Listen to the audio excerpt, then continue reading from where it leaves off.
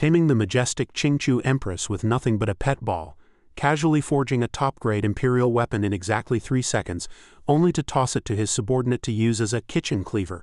That is Qin Tian, the guy who constantly whines about being a useless trash who just wants to till the soil and grow vegetables, but secretly harbors a cheat-like system that makes him the most overpowered existence in the 9 provinces. By his side is an ultimate lineup of disciples, from the reincarnated Unfeeling Empress who constantly plots to chop off her master's hands for daring to touch her, to princesses and empresses of the great empires who willingly drop to their knees begging him to be their master. Enemies think he's an easy target, fatal mistake. Qin Tian isn't one for small talk. Get in his way and he'll summon his 40-meter great sword, cleaving a demon emperor in 2 with a single slash. Royal families dare to cross him, slaughtered. The Emperor Alliance dares to covet his people, crushed into absolute nothingness. Welcome back to BALA Manhua Recaps. Today, join us as we witness Qin Tian's journey of using absolute power to face-slap every arrogant genius, and turning the most authoritative empresses into his devoted little wives. The story opens with a panoramic view of majestic towering mountains and grand magnificent architecture. This is the Kunlun Sword Sect. On Hidden Sword Peak, someone is diligently tilling the soil. A moment later, the youth is drenched in sweat. The 108th medicinal field is finally complete. A system prompt follows. The host's reward for today is the manifestation of self-existence Great Law, which has been upgraded to the 9th level. The youth is somewhat puzzled, wondering exactly how powerful he has become. The system opens the attribute panel and the information surfaces. Name Qin Tian, age 23, strength 3 star, speed 4 star, intelligence 1 star. Cultivation method, manifestation of self-existence Great Law, realm, half-saint level 1. HMPH, 1 star intelligence. System, that's a bit of a low blow, don't you think? At that moment, the image of a certain girl flashes through his mind, and he makes a silent vow. Now that I've reached the half-saint realm, I'll be able to find Qingshui very soon. He is lost in a fantasy of kissing the girl, unaware that a kiss from a hoe is waiting for him outside. Suddenly a woman approaches. Seeing the scene, she covers her mouth and stammers, "Junior brother, are you listening?" Realizing something is wrong, Qin Tian immediately drops the hoe. "Senior sister, you've got it all wrong." For suddenly, the senior sister reaches out and presses his head down, burying his face into her snowy white rounded chest. She whispers softly, "Junior brother, you've grown up. From now on your senior sister will be by your side often." Being buried in her embrace leaves Qin Tian gasping for air, nearly unable to breathe. After a while, Qin Tian finally manages to break free, his face flushed bright red. "Senior sister, could you be referring to that?" She makes a shushing gesture. "I understand. After all, you've reached that age and you've been the only one on Hidden Sword Peak all this time. In the silence of the night, it's only natural to feel lonely and restless." Hearing this, he immediately retorts, "I have absolutely no idea what you're talking about." Once Qin Tian composed himself, he asked seriously, "Senior sister, is there a reason you came by today?" She suddenly remembered. "Oh right, I almost forgot. Today is the day the Kunlun Sword Sect recruits new disciples, and the sect master wants you to be there." His senior sister continued to press her ample bosom against his arm as she added, "Ever since junior sister Zhang left, you've become the master of Hidden Sword Peak, yet you've never taken on a single disciple. The sect master has quite a few opinions about that." Upon hearing this, Qin Tian replied, "Taking on disciples, that's way too exhausting. I'll just go through the motions. All right, let me go change into some fresh clothes." "Wait for me, senior sister," she casually suggested, joining him to help him change, which sent him into a brief panic. "Thank you, senior sister, but no." Meanwhile, 2 black-robed figures stood before the sect gates.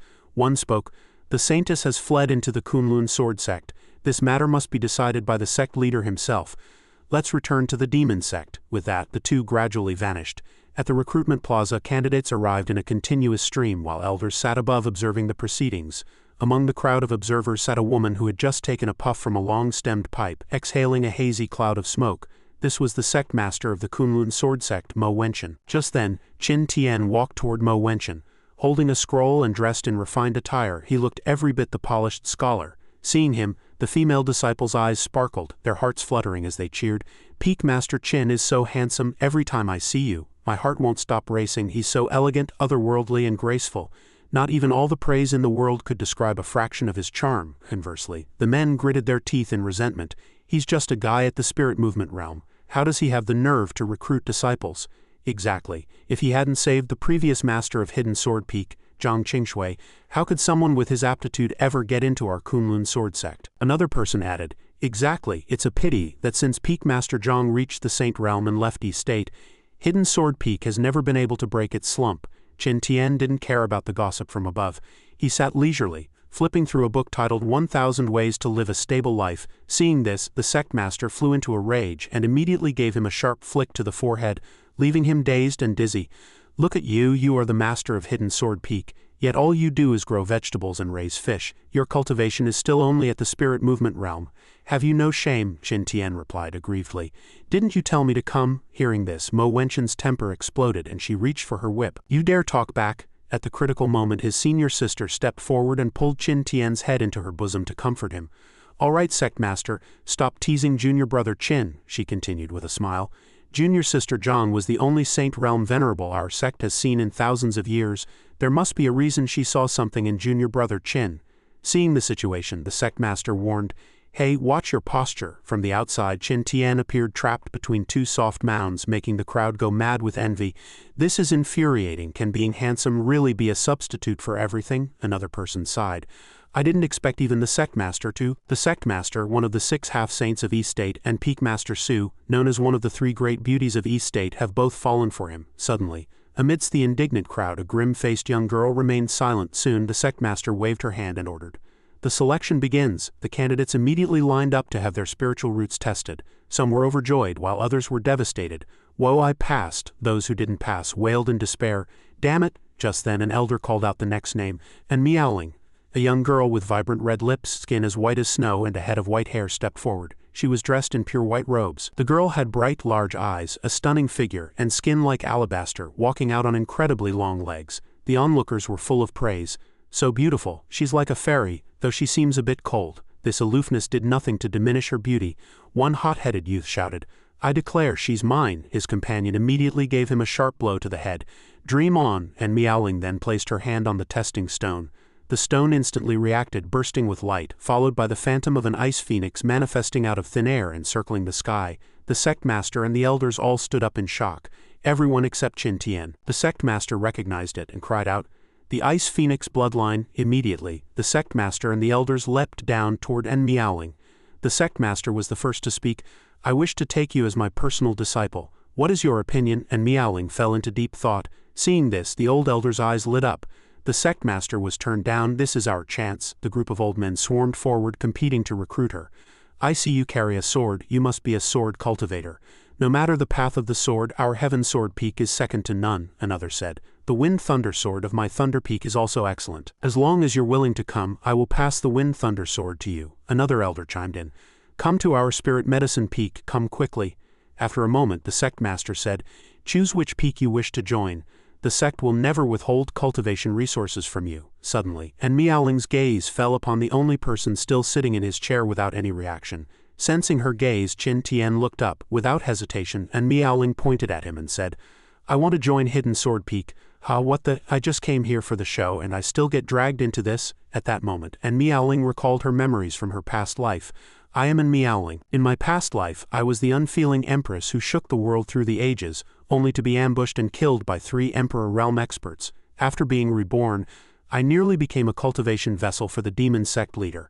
After escaping the demon sect, I joined the Kunlun Sword sect to find a mediocre peak master.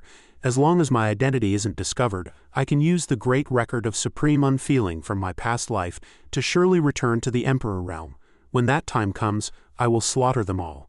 But now she was holding her head in regret because Qin Tian had brought her to a dilapidated room on Hidden Sword Peak. Cats had made messes everywhere, and the tables and chairs were covered in dust, looking as if they hadn't been wiped in 30 years. Qin Tian spoke from behind her. Just pick this room.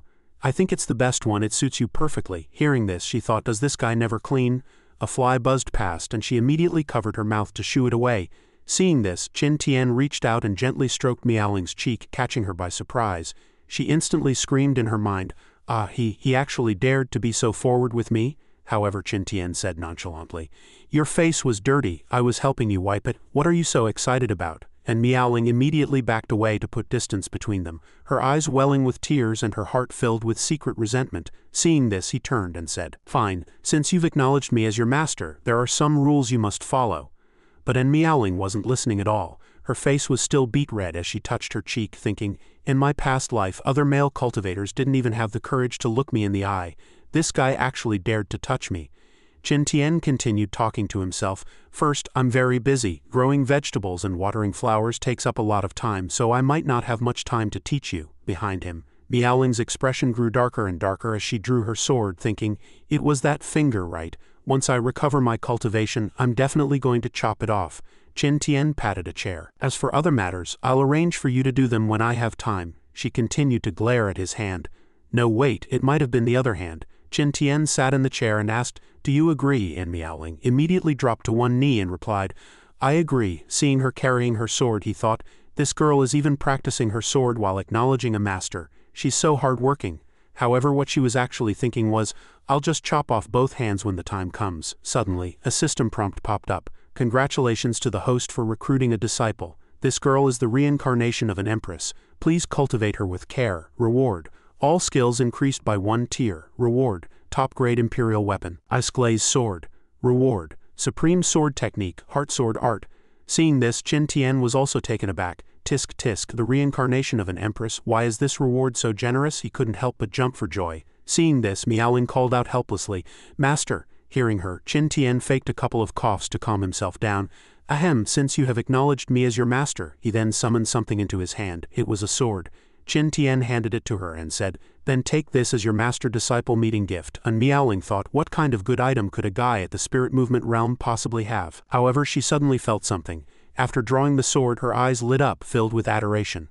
Ah, so hot it's gripping my hand tightly. No, this is a top-grade imperial weapon. Her expression twisted in shock, looking exactly like a certain meme. Miaoling pressed him. You're really giving this to me? Qin Tian replied casually.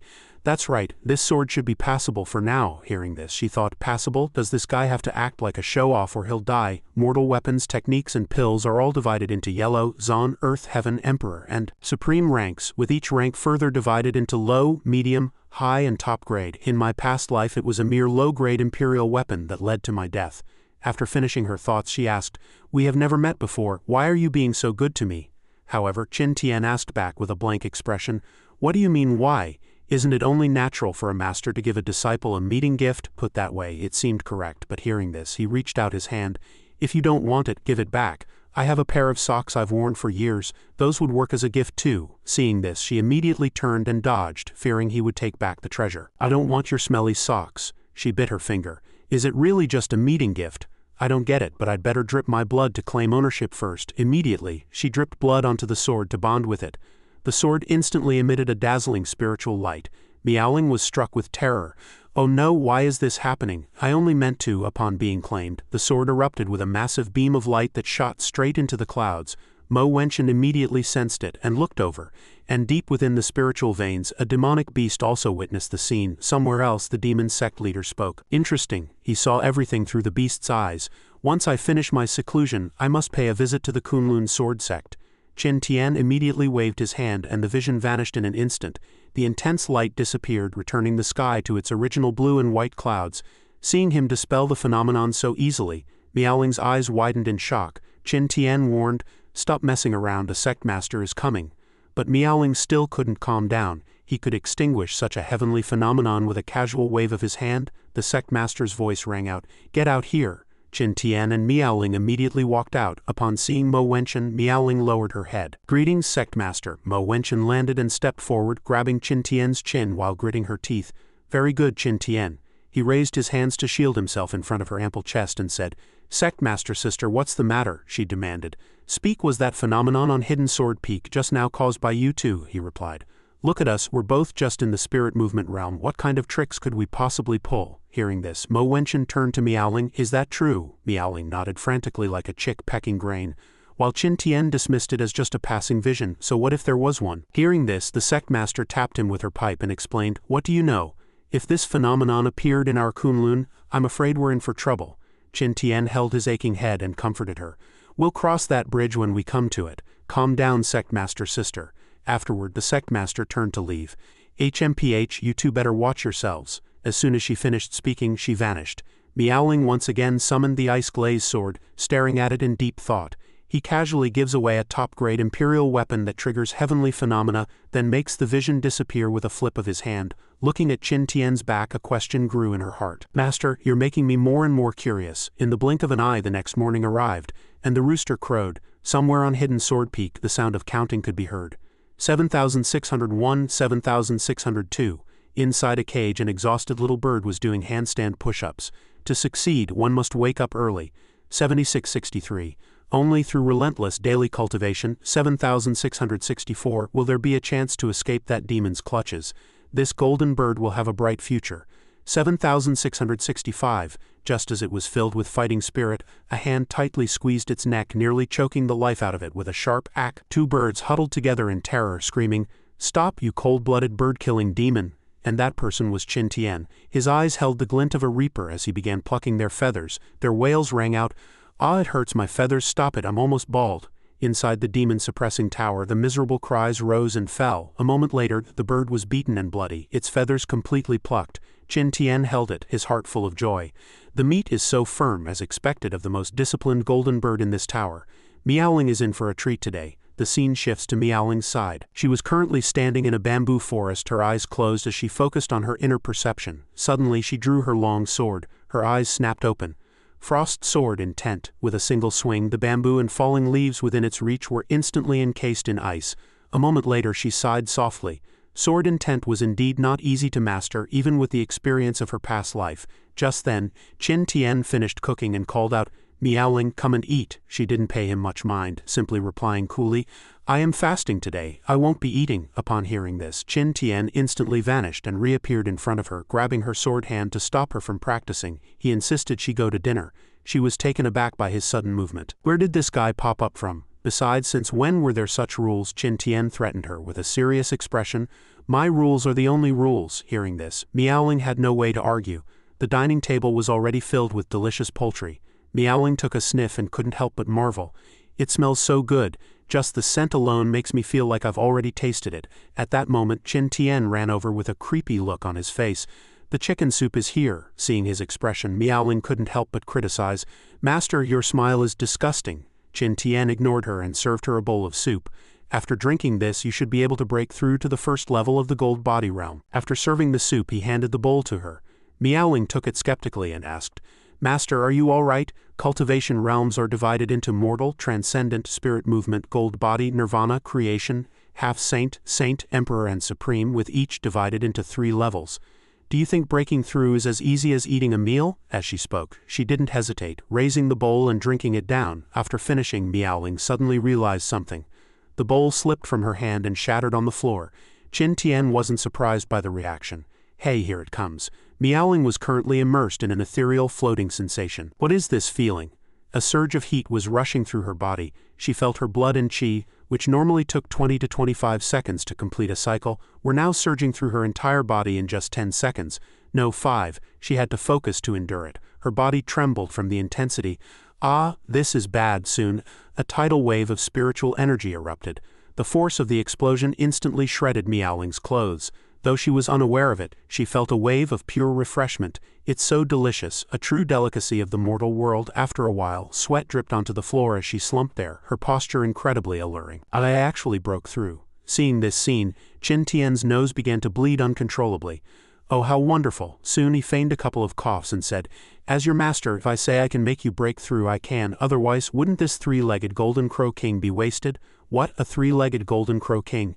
You actually used a 3-legged golden crow king to make soup?" Qin Tian didn't think much of it and continued devouring his food. Seeing this, she thought, this guy couldn't possibly be just at the spirit movement realm. Could it be as he ate? Qin Tian thought narcissistically, as expected of me. I'm one step closer to making glowing cuisine. Curious, Meowling stood up and asked, "Master, could it be that you?" Her small red lips were just about to continue. Qin Tian immediately stuffed her mouth with chopsticks. "Shush. A man must always maintain a bit of mystery. For instance, you have your secrets and I have mine." Hearing this, Meowling was startled. Could he have seen through my true identity? After finishing his meal, Qin Tian put down his bowl and chopsticks, pinched Meowling's little mouth, and reminded her, "Remember to finish the food and to clean the table and chairs." With that, he walked out. Although Meowling was exasperated, she was helpless. HMPH. He found another chance to take advantage of me. "One day I'm definitely going to chop off your hands." The scene shifts to a snowy mountain range. Qin Tian was currently confronting 3 demon emperors. The dragon demon emperor shouted, "You bastard, who exactly are you? You kidnap my colleagues every day. And today you actually have the nerve to deliver yourself to our doorstep." The giant gorilla also roared, "If you know what's good for you, return all the demon kings you've captured." The bird woman also spoke up, "You've got quite the personality. I like it. Why don't you stay and have a drink with me tonight?" Qin Tian replied, "Don't worry, they're doing great. It's an all-inclusive service with food, lodging, and free wine. Actually, I'm here today to borrow some Demon Emperor essence blood from you all. The more the better." He spoke with a calm expression, showing no sign of awkwardness or worry. The bird woman giggled upon hearing this. "That sounds quite interesting."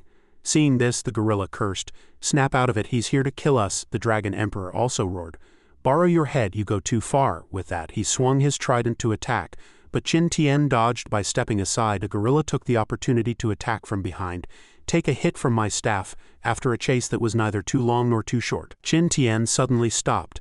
Facing the Qingpeng bird woman, he leaned forward slightly with his hands behind his back, appearing to be preparing something. A smile touched the corners of his mouth before he spoke, "If you won't lend it, I'll just take it myself." One would have expected Qin Tian's attack to be earth-shattering, but he simply threw a punch into the void. Immediately after, a giant turtle covered in jagged rocks and moss was summoned. In an instant, the opponent was beaten mercilessly, then tossed aside like a rag doll, landing on the cold ice in a bizarre, twisted position. Meanwhile, he casually picked his ear, his expression so nonchalant it was as if nothing had happened. He silently counted his progress. "That's 1 down." Qin Tian felt no pressure in the face of such formidable powers. He stepped forward steadily to face the remaining 2, the flood dragon and the cat monkey. He challenged them fearlessly, "Why don't you 2 just come at me together?" Qin Tian lowered his head slightly, a hint of a smile appearing on his lips. The provocation on his handsome face drove the flood dragon into a greater rage. He looked at the cat monkey and said, "Use that move." Hearing this, she didn't seem inclined to object. She felt a bit of pity, but she had no intention of surrendering. "I really hate to ruin such a handsome face." Soon their combined ultimate technique was unleashed. This powerful force was the heartless fusion of the 2. The wind and snow union technique, a powerful energy wave swept forward. Green and pink lights intertwined, merging into a brilliant pillar of light that destroyed everything in its path. This violent force was called Thundering Fury. But surprisingly, the combined technique vanished. Not only did it fail to destroy his body, it didn't even harm a single hair on his head. It hadn't even touched a single strand of his hair. Qin Tian still stood firmly before the 2, motionless. Both the flood dragon and the cat monkey were stunned. They couldn't believe their eyes, exclaiming, "The union technique failed?" Qin Tian merely had a faint smile on his lips. He closed his eyes, his features truly captivating. No wonder the cat monkey was entranced. Such world-toppling beauty was heart-stirring just to look at, indeed hard to resist. At that moment Qin Tian whispered, "What a coincidence, I know it too." Immediately following, Qin Tian suddenly crouched down, his palm nearly touching the freezing ice. He shouted, "White tiger transformation, 4 images lesser yin." A light manifested beneath his palm. It rose like a flame, yet it was pale blue. He spread his arms and the blue power seemed to condense before his chest. Then he shouted 2 words, "Heart sword." In an instant, the blue energy transformed into countless flying swords shooting straight toward the 2. This move was called Golden Blaze Sword Song. The cat monkey was struck with horror as she watched the sharp sword chi rain down upon herself and the flood dragon. She could only cry out, "How is this possible?" And then there was nothing more. The cat monkey and the flood dragon lay sprawled across the ice field. Between them was a long trench in the ice, carved out by the previous power. Looking at the state of the 2, their eyes were rolling back. They were likely dreaming of little stars flying around their heads. Immediately after, Qin Tian sneezed as if someone were talking about him behind his back. "Is someone thinking of me?" Qin Tian wasn't the brooding type. He wiped his nose and muttered to himself, "I've only been out for a few days. Could that girl Meowling be missing me? Once I have the essence blood, I'll head back to Hidden Sword Peak." The scene then shifted to the rolling mountains, and his voice could be heard. "Luckily I held back a bit, otherwise there wouldn't even be ashes left." At another time and place, the sky had already darkened. Hidden Sword Peak was a picture of peace with fresh, crisp air. In the ancient, elegant courtyard, a cat was lying on a tree trunk sleeping. Suddenly, a thunderous explosion shook the heavens and earth as if the very universe were being shattered. A massive explosion occurred deep within the courtyard, startling even the sleeping cat. The poor kitten was startled out of its sweet dream, nearly tumbling headfirst from the tree. The scene shifted again to a pair of small feet in exquisite embroidered shoes walking forward with light steps.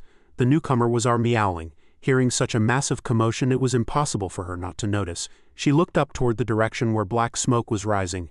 Miaoling reacted instantly, her beautiful eyes widening as a flash of joy crossed them. She thought, the alchemy lab, could it be that he's back? The scene shifted once more. The surroundings were filled with rolling black smoke thick enough to make one choke.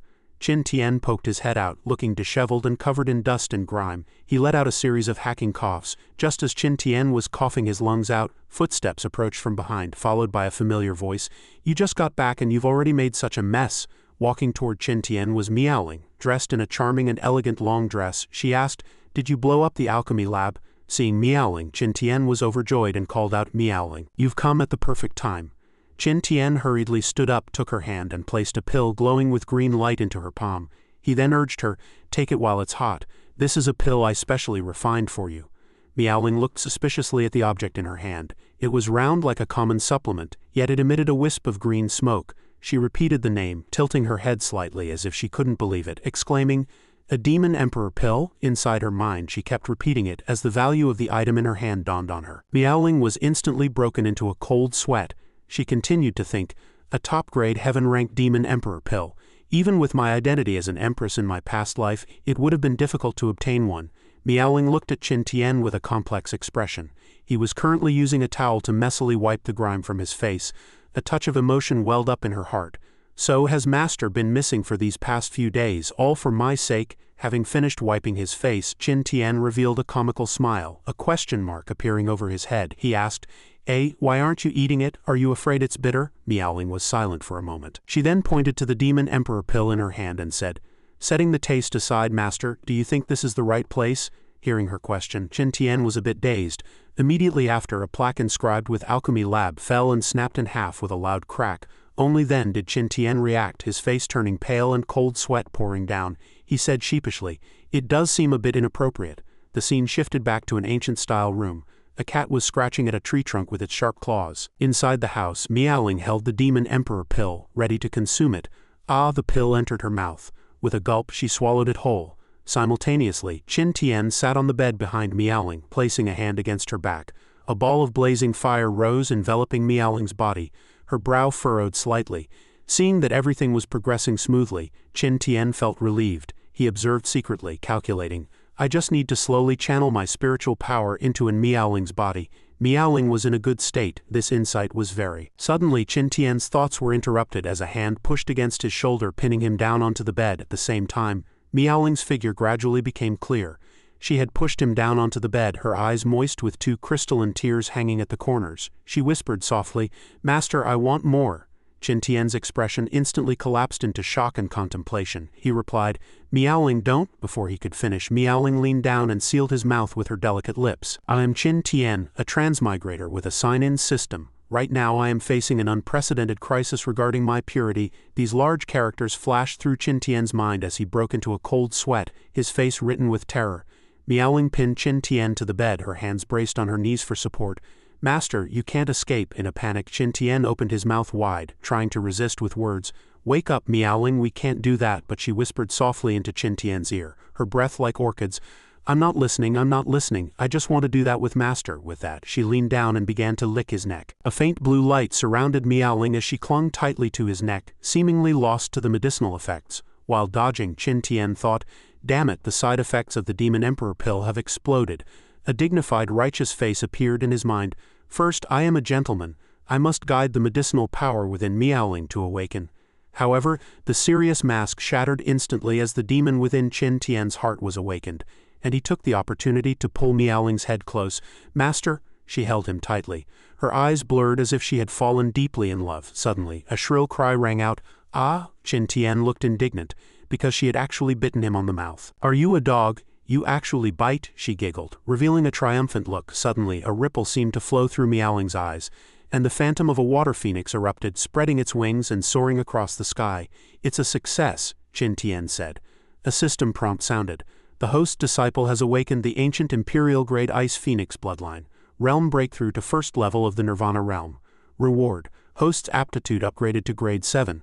Reward. Sign-in bonus increased by 60. Qin Tian remarked to himself, this is quite a haul. Then, with moist eyes and full of emotion, he declared, my purity was not sacrificed in vain after all. Only then did he remember Miaoling, who was lying unconscious on the bed. He pointed a finger at her face, a playful smirk dancing on his lips as he teased, Did you lose consciousness temporarily because of the awakening? The scene shifted back to the living room. After tidying up the chaotic mess, Qin Tian took a gentle sip of hot tea. You're awake. And Miaoling, still half asleep after her fainting spell, wore a dazed expression. What happened to me? Before she could even speak, Qin Tian took the initiative to plead his case. Let's get one thing straight. Your master is a man of integrity. You were the one who made the move, okay? He set down his teacup gently, adopting a preachy posture. Miaoling, you really need to be more careful in the future. Having said his piece, he bolted out the door with a "don't look at me, I didn't do anything" expression. After all, there are boundaries between master and disciple, leaving her frozen in place, still trying to piece together exactly what had transpired. She looked down at her hands, murmuring to herself with an innocent air, "Did I just do something?" Suddenly, her eyes snapped wide, her pupils shrinking. She had clearly remembered the scene from moments ago. A scream tore through the air, piercing the very moon. "You bastard master, get back here!" She rushed out of the room in a fury, only to be blocked by a group of people. Mo Wenchen scrutinized her and said, "Miaoling, your bloodline has awakened." She replied with a touch of self-doubt. Yeah." Mo Wenchen's face lit up with joy as she continued, "That's wonderful. This is a blessing for Kunlun, the hallmark of a saint. Our Kunlun sect is about to produce its second Saint Realm expert." Behind her, the crowd began to chime in one after another. "Sect master, I don't think and Miaoling can stay on Hidden Sword Peak anymore." Another person joined the fray. "Exactly. Someone with such high talent cannot be allowed to let Qin Tian hold her back." A plump elder squeezed forward and added, "She should be guided and taught by a renowned master." Every word made Mo Wenchen sink deeper into thought. Put that way, it did make sense. However, Miaoling swept the crowd with a stern gaze and responded firmly, "I only managed to awaken this time thanks to my master. If you intend to continue slandering him, then please leave Hidden Sword Peak. You are not welcome here." Her words left the group of powerful figures stunned into silence, the scene descending into a dead chill. Mo Wenchen thought to herself, "What's wrong with this girl? Could she really be infatuated with that kid Qin Tian?" Just then, a disciple came scrambling from a distance to deliver a report. "Sect master, something's wrong," the bearded elder barked. "Watch your conduct, don't lose face for the sect." The disciple's nose was running and his eyes were full of tears. He couldn't even speak clearly. Sorry, but the demon race is about to attack Kunlun." Mo Wenchen turned and whispered a quiet instruction. "Miaoling, you and Qin Tian go hide." Immediately after, the bearded elder grabbed the disciple's clothes in a panic and demanded, "Say that again, is it really the demon race?" Facing the aggressive questioning, the disciple cried out, "Master, my image, the phantom of the ice phoenix, must have drawn the demon race's attention." Only faint whispers remained in the strong wind. "Let's go meet these demons." By now, everyone had gathered at the plaza. They looked up at the sky, precisely where the demons had appeared. The Flood Dragon clan emerged from behind the clouds. "The Ice Phoenix bloodline, it really is here." His eyes were sharp, glinting with a cold, murderous intent. Shrouded in moonlight, the Flood Dragon circled in midair, his voice low and majestic. "Hand over the one with the Ice Phoenix bloodline immediately." Red light erupted from his eyes as he opened his massive maw to declare, "Otherwise, today, this emperor shall make Kunlun flow with rivers of blood." The Flood Dragon's massive wings flapped violently, creating a gale that felt as though it could blow people away. Trees snapped and broken branches flew everywhere.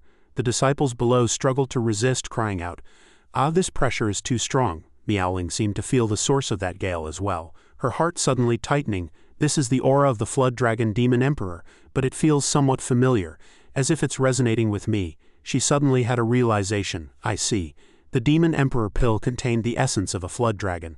There was dragon blood in that pill. When that dragon blood met the phoenix blood in my body, it triggered my deepest, most primal emotions.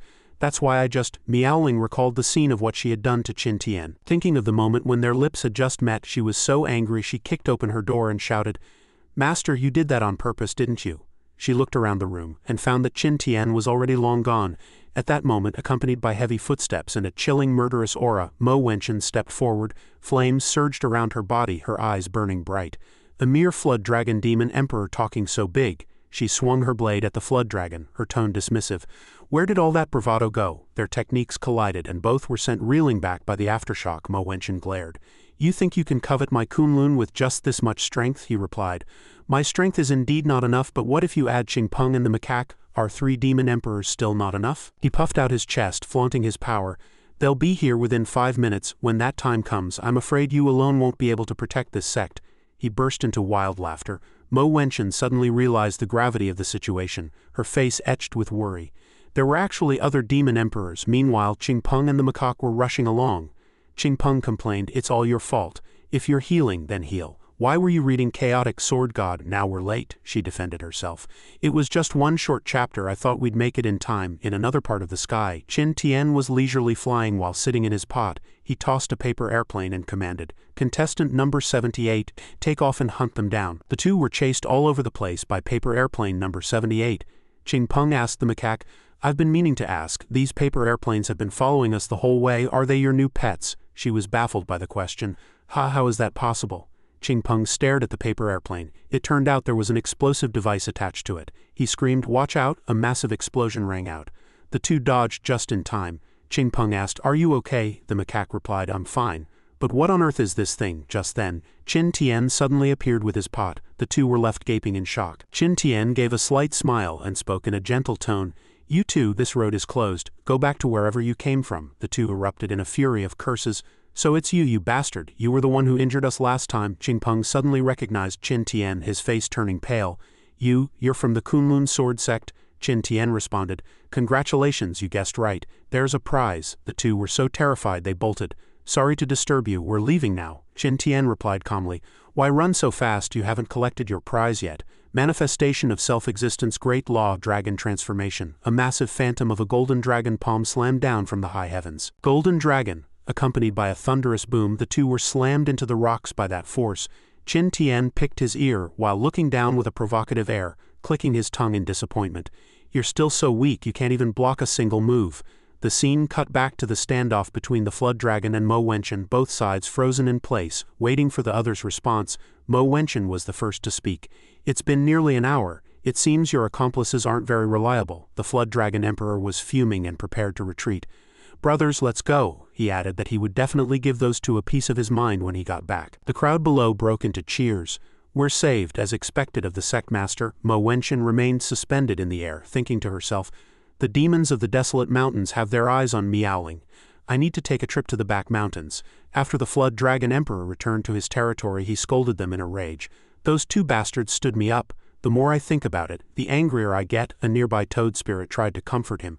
Don't be angry, boss. Have some tea." He took his anger out on the toad spirit, pinching its face and cursing, "Tea my ass, if you were a bit stronger and could have captured that bratty woman we wouldn't be in this mess." Qin Tian was sitting around bored, lost in thought.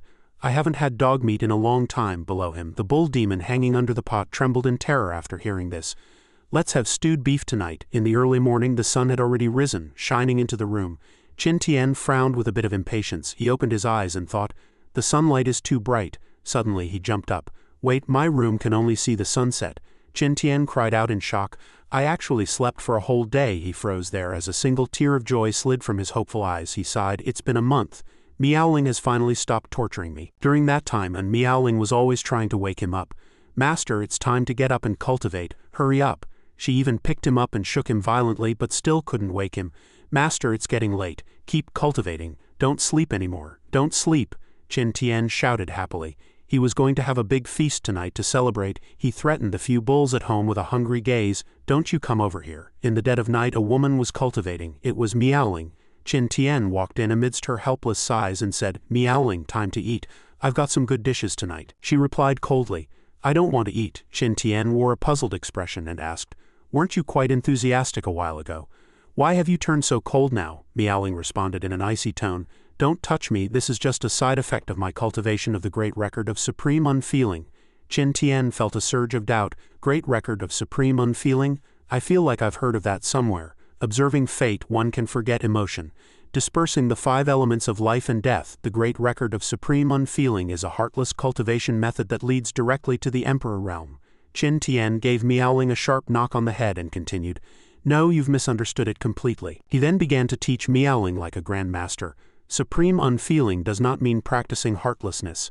It means having emotion but not being burdened by it, not being trapped by it, handling emotions with grace and freedom. Meowling folded her hands as if listening to her master's teachings and responded, "Heartless, emotional. I was wrong." Qin Tian continued like an elder, "Actually, whether it's heartlessness or emotion, neither quite suits your compatibility. As a sword cultivator, you are better suited to following your heart. Therefore you are better off practicing this sword secret manual, the heart sword art which leads directly to the supreme realm. How about it? Only 22. Meowling's eyes sparkled as she pressed. "Supreme realm? Is that a realm above the Emperor realm?" Qin Tian held up the book and replied smugly, "That's right." Without hesitation, Miaoling stuffed 2 copper coins into Qin Tian's hand. "I'll take it." Qin Tian joked along. "The boss is quite wealthy." He opened his palm with a look of confusion. It really was only 2 cents. Having obtained the book, Miaoling was ecstatic, a sly little expression appearing on her face as she thought, "Something I couldn't get in my past life despite 1,000 hardships is now in my hands so easily." She then turned her head as Qin Tian looked at her quizzically. Her lips curled into a tiny adorable smile. "Thank you, master." Seeing that smile, Qin Tian couldn't help but think shyly. Yeah, it was worth it. In a certain room, voices could be heard. "Ahem, let's go cultivate. We'll fix the influence of the great record of supreme unfeeling while we're at it." In the sky, a young girl was flying on her sword. It turned out the girl was heading for Qin Tian, and she hurriedly called out, "Little junior uncle?" Qin Tian quickly made a shushing gesture. "Shish." The girl's name was Yan Qingxi, and she was Mo Wenshan's personal disciple. "Little junior uncle, what are you two doing?" In the distance, Miaoling was cultivating her true qi. Qin Tian said, "Miaoling's previous cultivation method went off track." Hearing this, Yan Qingxi pressed, "Is Miaoling okay then?" Qin Tian replied with full confidence, "She's fine. Under my guidance, she has switched to a cultivation method even stronger than before." Yan Qingxi gave 2 thumbs up in surprise and praised him with satisfaction, as expected of little junior uncle.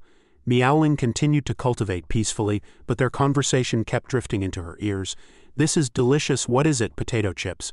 My cooking is good, right? Little junior uncle really is the most amazing person in the sect." Miaoling just furrowed her brows, feeling incredibly annoyed by the 2 of them. Finally reaching her limit, she shouted, "Enough, can you 2 find somewhere else? I'm cultivating." Despite this, Qin Tian and Yan Qingxi had already eaten until their bellies were round. "I know, but do you understand my intention for doing this?"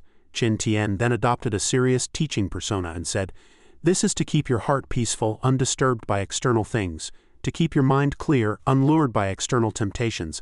Only with a calm heart that remains unruffled in the face of chaos can you go further on the path you pursue." The 2 then began to chat with more and more vigor, like they were holding a seminar.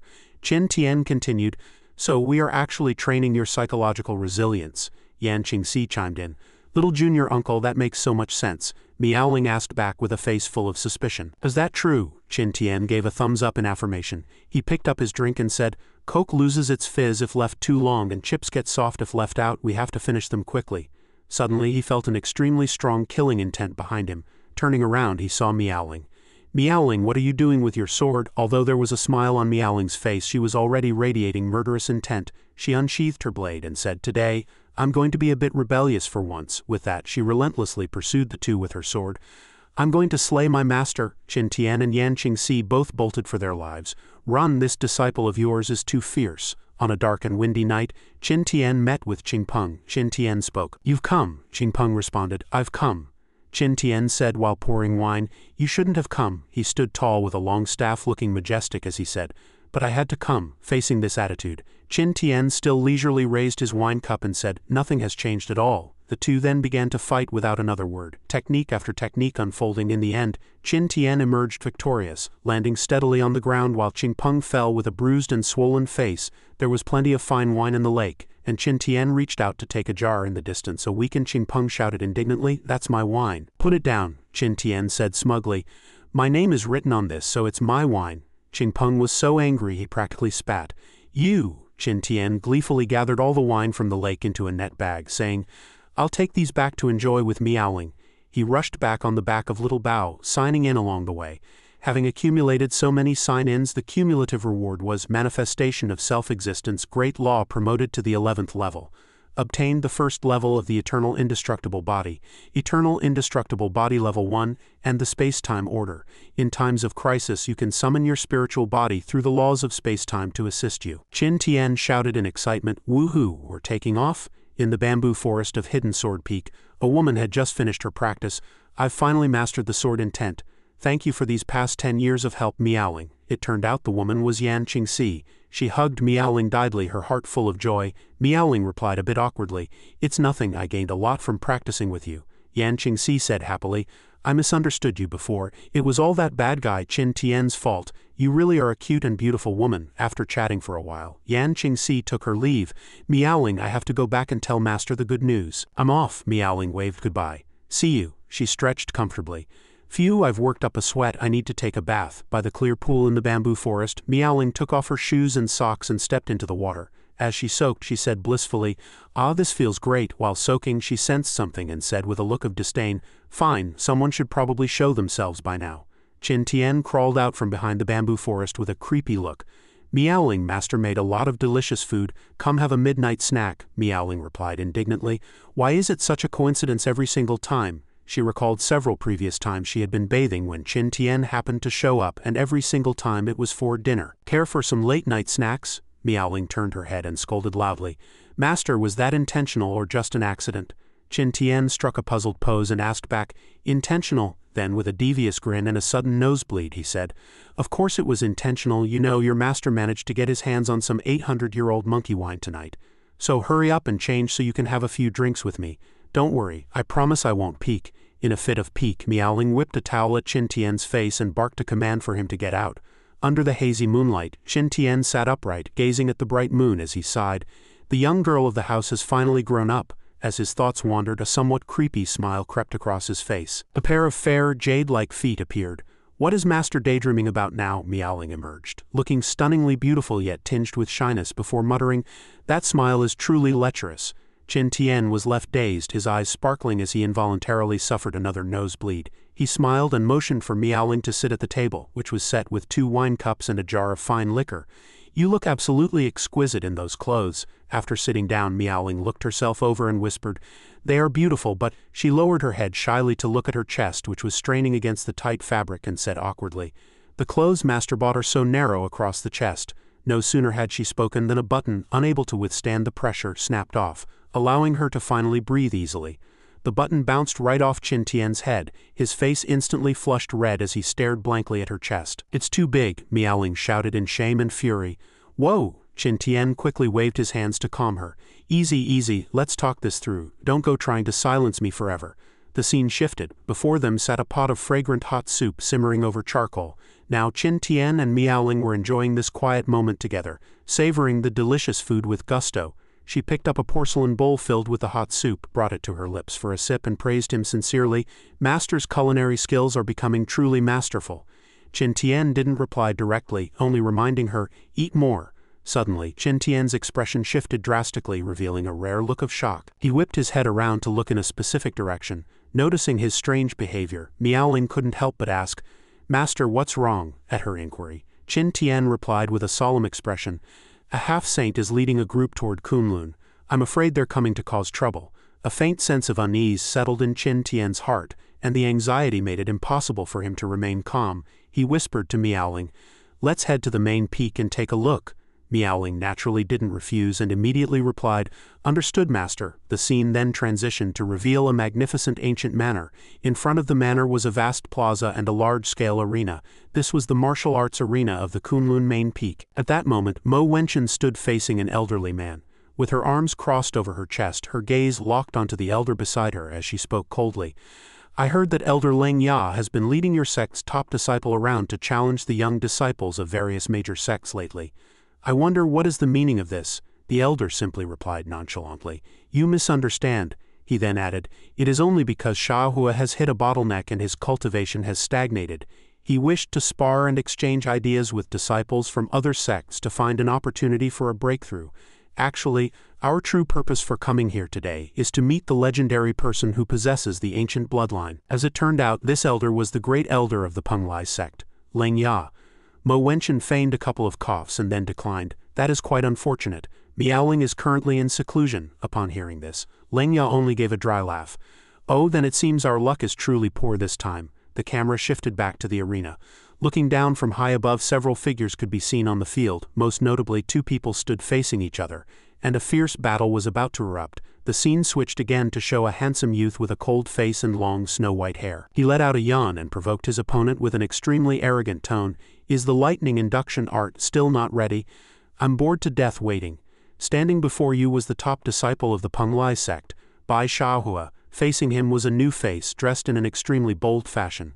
His clothes didn't even cover his midriff, revealing solid abdominal muscles. Veins bulged on his arms, and his physique was as burly as a steel general. He was surrounded by a surge of violent green energy that resembled lightning. He roared fiercely, Sorry to keep you waiting, I'll make you regret provoking my Hongcheng's lightning induction art. This youth was named Zhonlei, the son of the Thunder Peak Master. With just one step, the ground beneath Zhonlei collapsed and cracks spread across the floor accompanied by bursts of thunder. He charged at Bai Xiaohua like a bolt of lightning, swinging a heavy punch. Dazzling electric arcs flickered on his fist, and he didn't forget to mock his opponent. Don't go crying for your mother when it starts to hurt later. In contrast, Bai Xiaohua showed no hint of fear.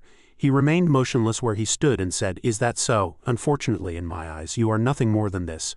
Bai Xiaohua slowly extended his index finger forward. A faint purple light gradually converged at his fingertip, and then he whispered, "Middle grade heaven rank martial art, one sword to settle the land." With a light flick of his finger toward a nearby brick wall, a violent explosion was instantly triggered. Once the smoke cleared, the crowd finally saw the scene. At this point, Zhonlei had been knocked down by just one of Bai Xiaohua's moves, left with no strength to fight back. A large section of the wall had collapsed, unable to withstand the massive impact. Seeing his son defeated in a single move, Zhonlei's father was struck with terror, his forehead already covered in fine beads of cold sweat. The onlookers were all dumbfounded as well. Someone cried out, "What just happened?" Another echoed, "Too fast, I couldn't see anything at all." Meanwhile, Bai Xiaohua stood there with a smug expression. He leaned back slightly, head held high, practically looking down his nose at everyone. He mocked contemptuously, "Ah, Senior Lei, my sincerest apologies.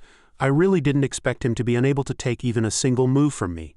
Seeing Bai Xiaohua's arrogant display, Zhonlei's father trembled with rage. He rushed forward in a fury, intending to teach the brat a lesson, but was held back. His eyes were bloodshot, as if a fire were burning within them. He stammered, You, the person holding him back urged. "Peak Master Lei, calm down." Bai Xiaohua swept his gaze provocatively over the crowd below, licking his upper lip with a look that was predatory. "All right, who's next?" As soon as the words left his mouth, Bai Xiaohua placed one hand on his hip and the other against his forehead. Beginning to scan his surroundings, he looked over everyone below one by one. Pointing randomly at someone, he asked, "Will you come up and be my opponent?" Then, pointing at another, he said, "Or you?" Seeing everyone shrinking back and exchanging hesitant glances, some avoided his gaze while others were indecisive, which left Bai Xiaohua deeply disappointed. He couldn't help but sigh. "What, is there not a single person with any backbone?" Just then, a young Yan Qingxi stepped forward holding her long sword. She came before Mo Wenchen and said, "Master, let me go." If they allowed the opponent to continue his arrogance, the Tao heart of the sect's disciples would shatter. Mo Wenchen clearly had no intention of refusing, only whispering a caution. "Fine, but be careful in everything." Yan Qingxi then added, "To be safe, Master should probably send someone to invite junior sister An as well." Mo Wenchen was surprised by the request and asked in confusion, "What use is calling her? Her cultivation is still shallow." Yan Qingxi immediately replied, "Master, there is something you don't know." Yan Qingxi explained to Mo Wenchen that under the junior uncle's guidance, Miaoling had already attained sword intent, and she herself had also stepped through the threshold of sword intent because of it. The scene shifted to Qin Tian teaching Miaoling, with Yan Qingxi present as well, both listening intently to his explanation. Yan Qingxi recalled what he had said at the time, to have no sword in hand but a sword in the heart, to transcend the past. Mo Wenchen stared intently at Yan Qingxi, her brow furrowing slightly as she pressed. Qin Tian teaching the way of the sword, and Miaoling attaining sword intent? Are you certain? Yan Qingxi looked at her master, who had her arms crossed in a serious expression, and nodded with absolute certainty. Hearing this definitive answer, Mo Wenchen couldn't help but fall into deep doubt. She thought to herself, "No wonder I always felt that kid was a bit strange. Could it be he has been hiding his strength all along?" Seeing Mo Wenchen so focused, Leng Ya was also slightly surprised. Yan Qingxi then slowly walked onto the arena and announced publicly, "I will be your opponent." Hearing the voice behind him, Bai Xiaohua whipped his head around. Seeing an opponent volunteer, he seemed exceptionally excited, a smile curling at the corners of his mouth. When Bai Xiaohua recognized her as Yan Qingxi, he felt it was an opportunity too good to miss. Thus he proposed a wager. "Since the eldest senior sister of Kunlun has taken the stage, why don't we have a bet? The stakes will be a slot to enter the Xiaoyao's secret realm." Bai Xiaohua spread his arms and announced arrogantly to the crowd below, "If you beat me, my slot is yours. If you lose, you must give me one of your slots." Standing high above, Mo Wenchen sneered inwardly. She hadn't expected Bai Xiaohua to be so calculating despite his arrogance. She thought to herself that their true goal was indeed the slots for the Xiaoyao's secret realm. Hearing Bai Xiaohua's wager, Yan Qingxi was a bit at a loss, as she didn't dare make such a decision on her own. So she turned to look at Mo Wenchen. The two shared a deep understanding, and Yan Qingxi immediately read her master's meaning, "Accept it." Thus she regained her confidence and responded loudly, "Fine, we accept." having received the answer he wanted. Bai Shaohua instantly drew his long sword, pointing directly at Yan Qingxi as he provoked, "Then let's begin, eldest senior sister of Kunlun." As soon as Bai Shaohua finished speaking, Yan Qingxi charged at him with her sword raised. Meanwhile, Bai Shaohua gripped his long sword, his fingertips sliding along the blade as a surge of energy, a mix of deep and light blue, instantly enveloped the edge. He gave a thunderous shout, "Gale sword intent!" Countless sword shadows lunged toward Yan Qingxi. Unflustered, she immediately unleashed a counter-move. City Wind Sword Intent. The two ultimate techniques collided in midair.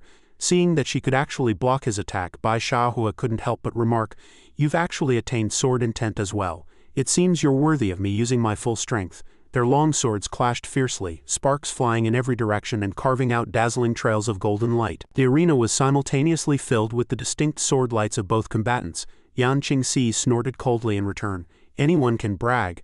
Let's see the truth in our skills." The two fell into a frantic, prolonged battle, with sword techniques and footwork unfolding in endless succession. The onlookers were left dizzy by the display. Seeing that she dared to look down on him, Bai Shaohua sneered, "Then watch closely." He suddenly leapt into the air, drawing his sword behind him as he prepared to launch a fatal blow. At the same time he said coldly, "This is the higher realm of sword intent." His face was like frost, yet he looked strikingly handsome, radiating an air of certain victory. He then shouted, "Fusion of sword intent and sword technique." Bai Shaohua swung his long sword, condensing a vortex that resembled a massive tornado. Deep blue and purple energies intertwined, interspersed with fine cracks of lightning. The power of this move was terrifying. It was the top-grade heaven-rank sword technique, Gale Sword. Yan Qingxi's face turned pale with shock as she realized something was wrong. That horrific power surged toward her, instantly shattering the floor of the arena.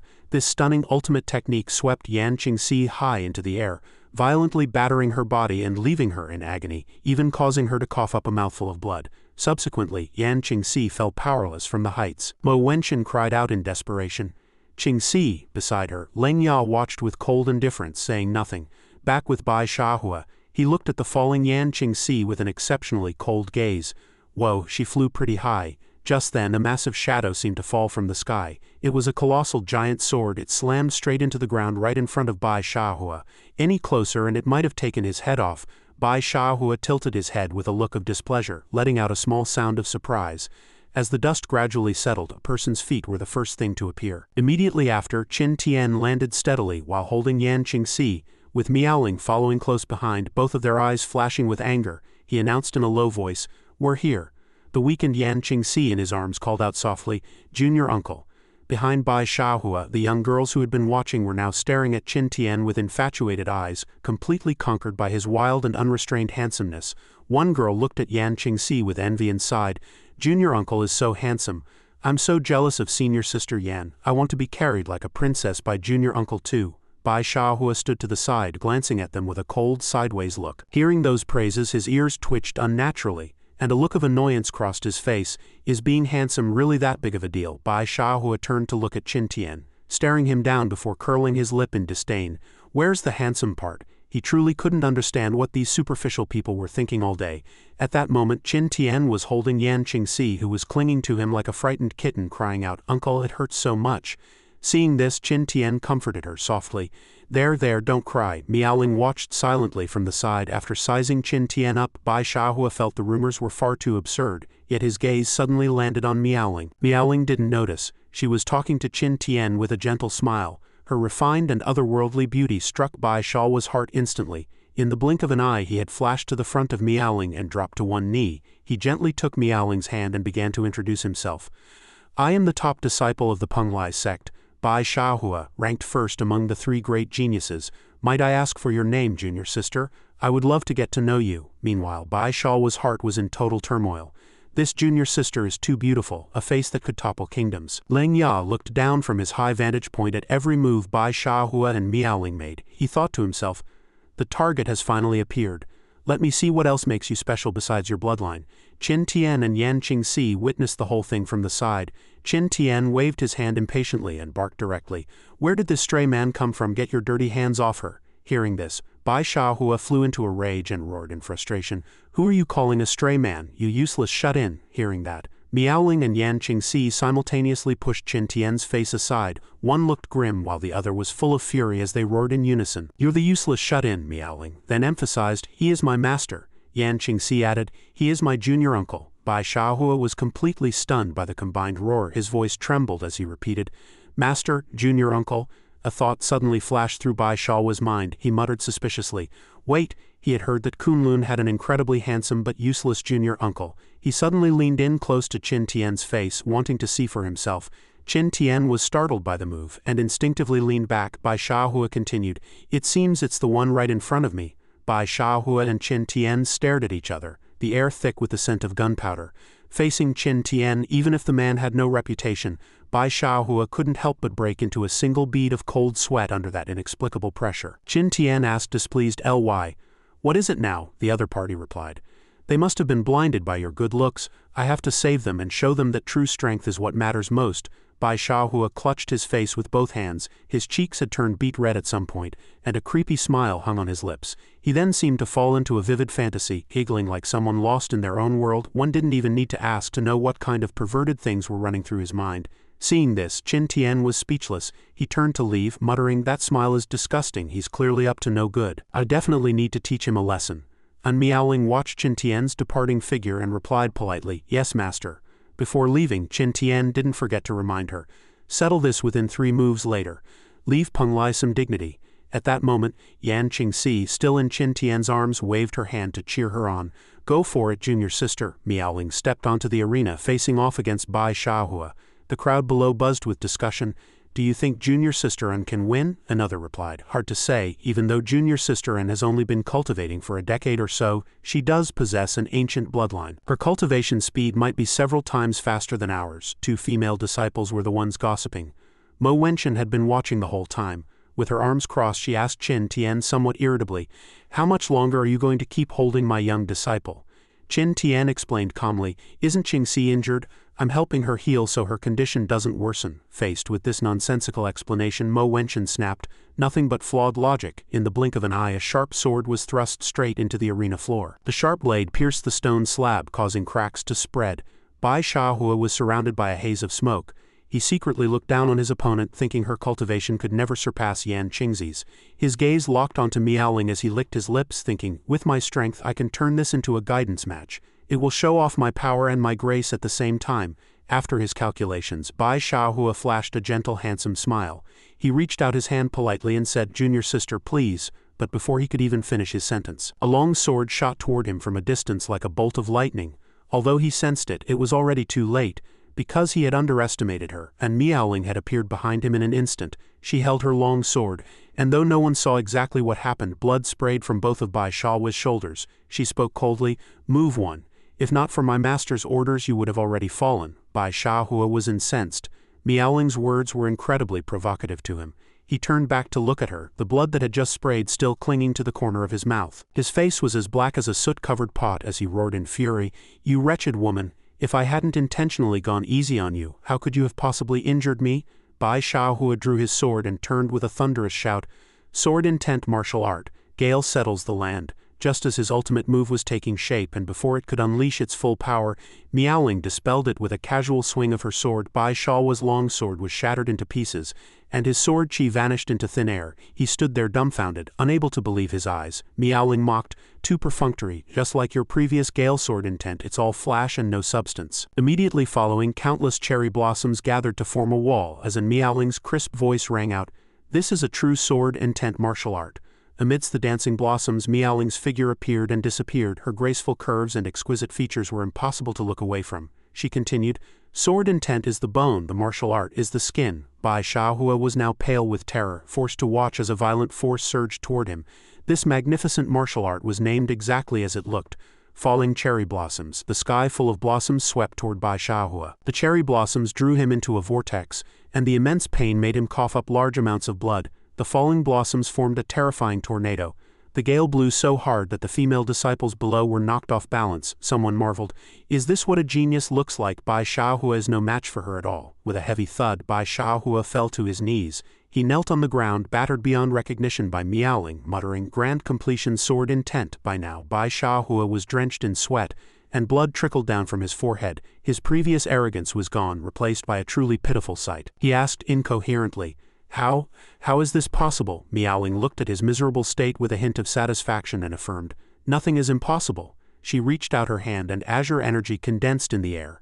The final move. Bai Xiahua was unable to resist. He wanted to flee, but his body was completely spent, and even speaking was difficult. A magnificent phoenix formed of ice and snow soared into the sky. This stunning technique was named Jade Bone Ice Phoenix. Bai Xiahua cried out in despair.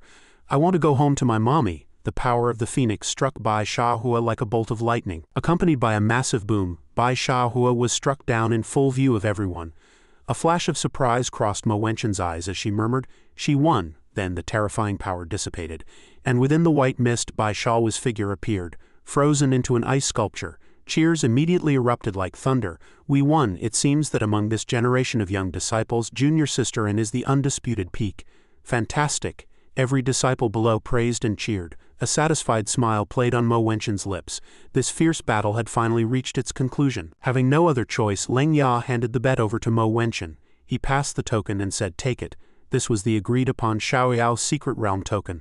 Mo Wenqin took it triumphantly and teased, "Thank you for the concession." Immediately after, Leng Ya leaped off the arena and departed. A sinister smile hung on his face as he thought finally found her. Outside the field, praises rose and fell.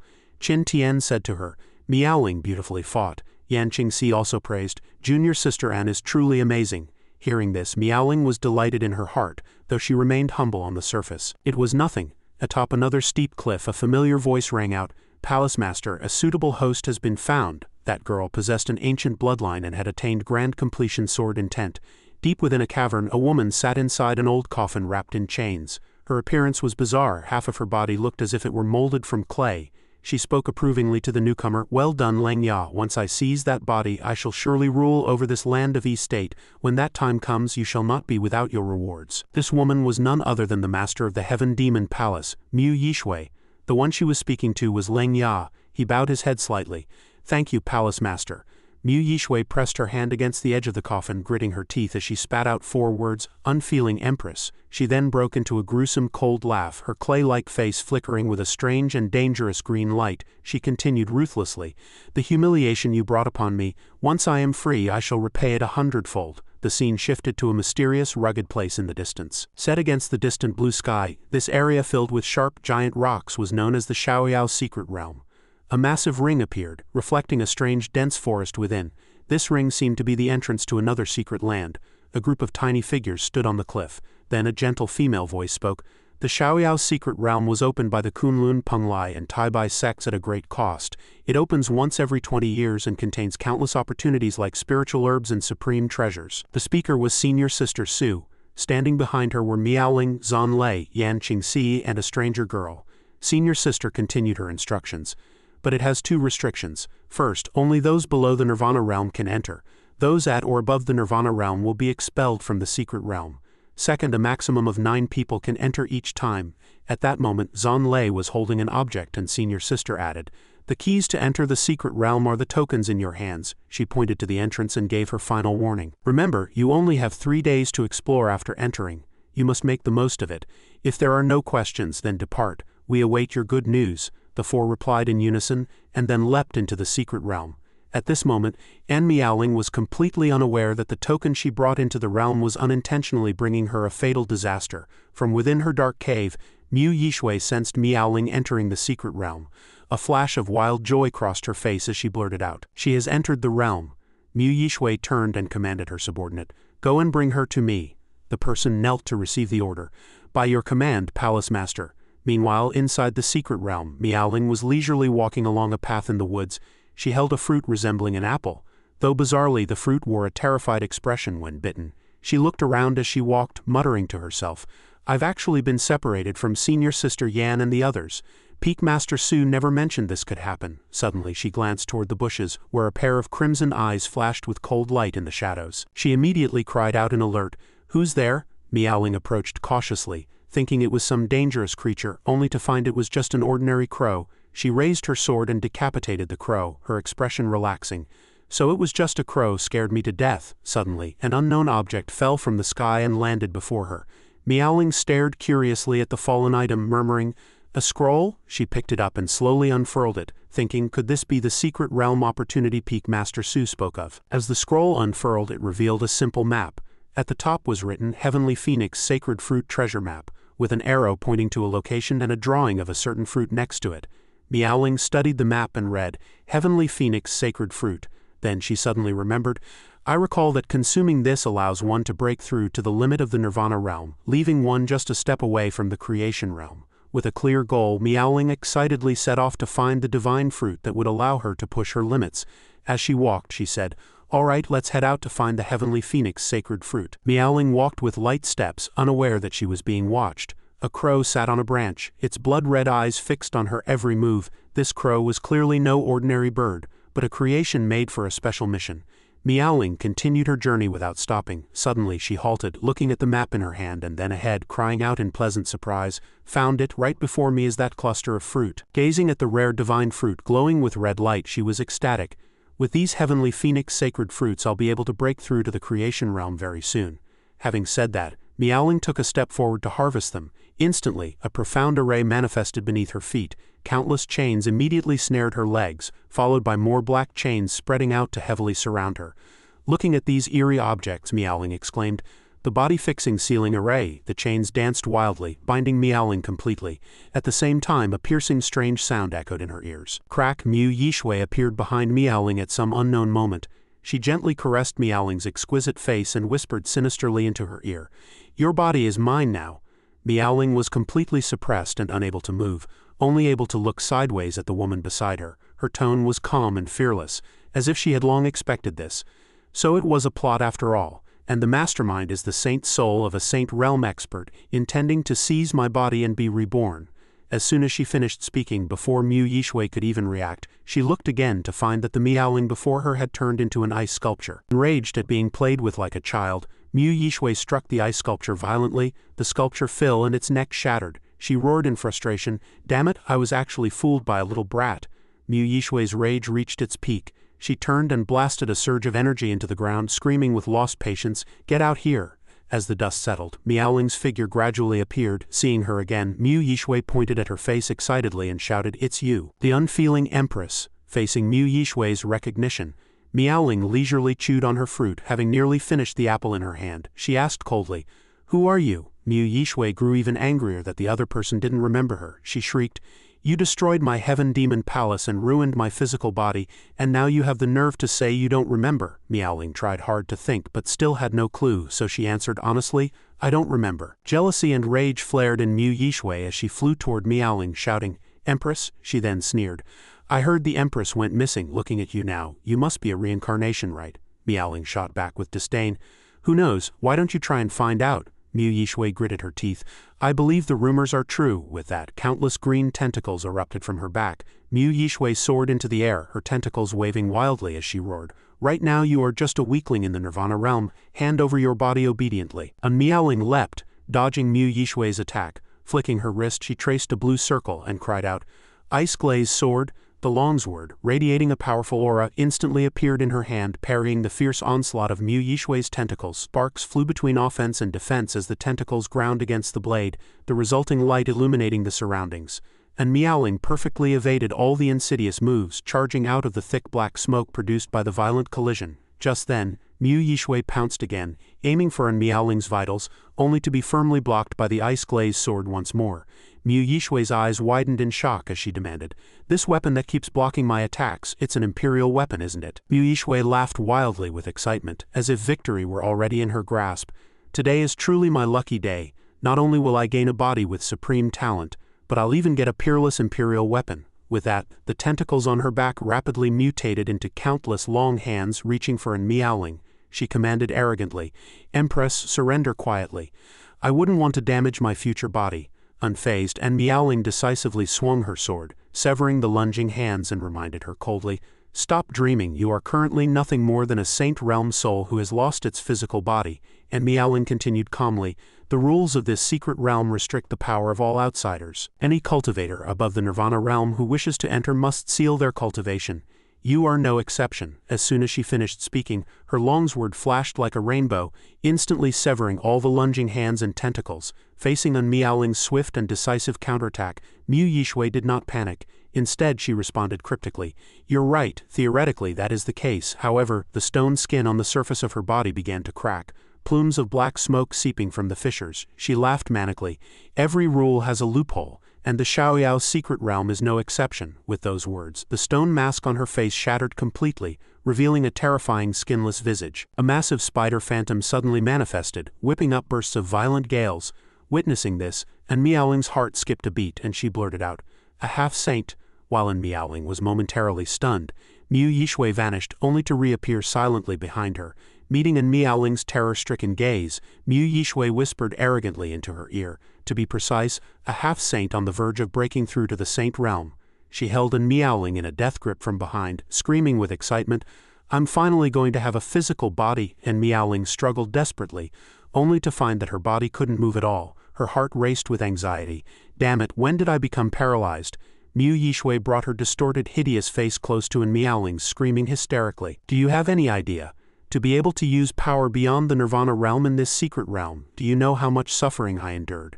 Mu Yishui fell into a painful memory. She recalled the helpless scene when she was attacked by a spider demon, her past self pleading and screaming, "Fix my soul, I cannot fall here." The spider demon, dripping disgusting saliva, had approached her step by step. In her despair, she wept, "I still have grudges to settle, I must have my revenge." Facing a fatal attack, she had roared in agony, "It cannot end here." Relying on her sheer willpower, Mu Yishui exploded with her full potential in her moment of despair, waving her hand to block the spider demon's attack and roaring at it. "You are nothing but a half-saint beast," she thought ruthlessly as she fought back frantically. "Even if my cultivation is sealed by the secret realm, I will kill you, kill you, kill you." Back in reality, she gripped Miaoling's neck tightly, strangling her until she could barely breathe. At that moment, Miaoling thought of the only person who could save her. "Master!" She reached out to touch the token on her chest, chanting in her heart, "Master, it's time for your entrance." The scene shifted to the street where everything remained peaceful and serene, people going about their lives as usual. Qin Tian seemed to sense something. A memory surfaced. On a quiet night under a crescent moon, Qin Tian and Miaoling sat side by side on the roof. He broke the silence saying, "There are only 3 days left before the Xiaoyao's secret realm opens." Qin Tian suddenly pressed an object into her hand and instructed, "If you encounter danger in the secret realm, activate this time-space token." And Miaoling examined the token in her palm as Qin Tian told her to keep it close to her person at all times. She asked in surprise, "Keep it close?" Qin Tian winked playfully, acting mysterious. "Of course, when the time comes, your master will fly out of the token to save you." She replied obediently, "Okay." With that, she tucked the token directly into the front of her robes. As she placed it, she added, "Master, make sure to be gentle when you come out." Witnessing this, Qin Tian's nosebleed instantly erupted like a fountain. He shouted in a panic, "Actually, you don't need to tuck it in quite so deep." Back in reality, the street was still bustling with people. Qin Tian was happily talking to himself. "My bachelor life is finally back." Unable to hide his inner joy, he began dancing in the middle of the road, drawing curious glances from passers-by. He didn't just dance, he even hummed softly, "Be happy, be happy." A steaming, generous bowl of beef noodles was served by the waiter. "Here's your beef noodles, sir." He beamed with joy, immediately grabbing his chopsticks and exclaiming, "It smells so good, it seems the beef noodles of Chongming City truly live up to their reputation."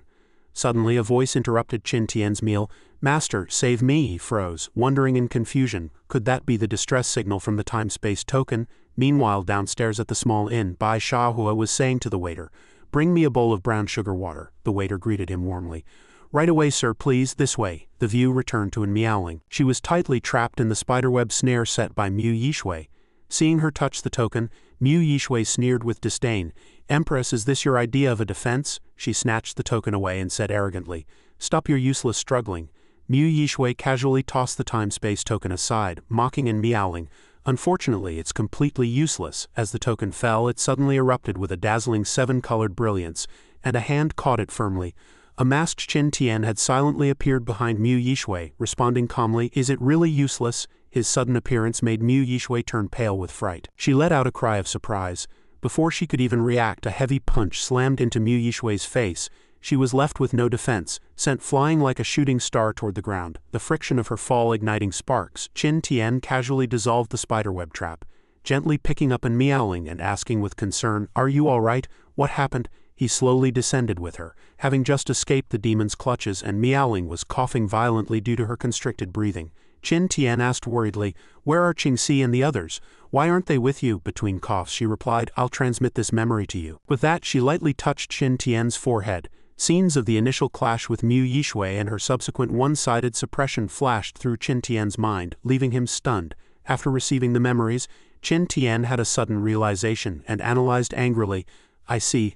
So Leng Ya and this woman are working together. Leng Ya led that idiot Bai Xiahua around to challenge people just so he could find a suitable physical body for her.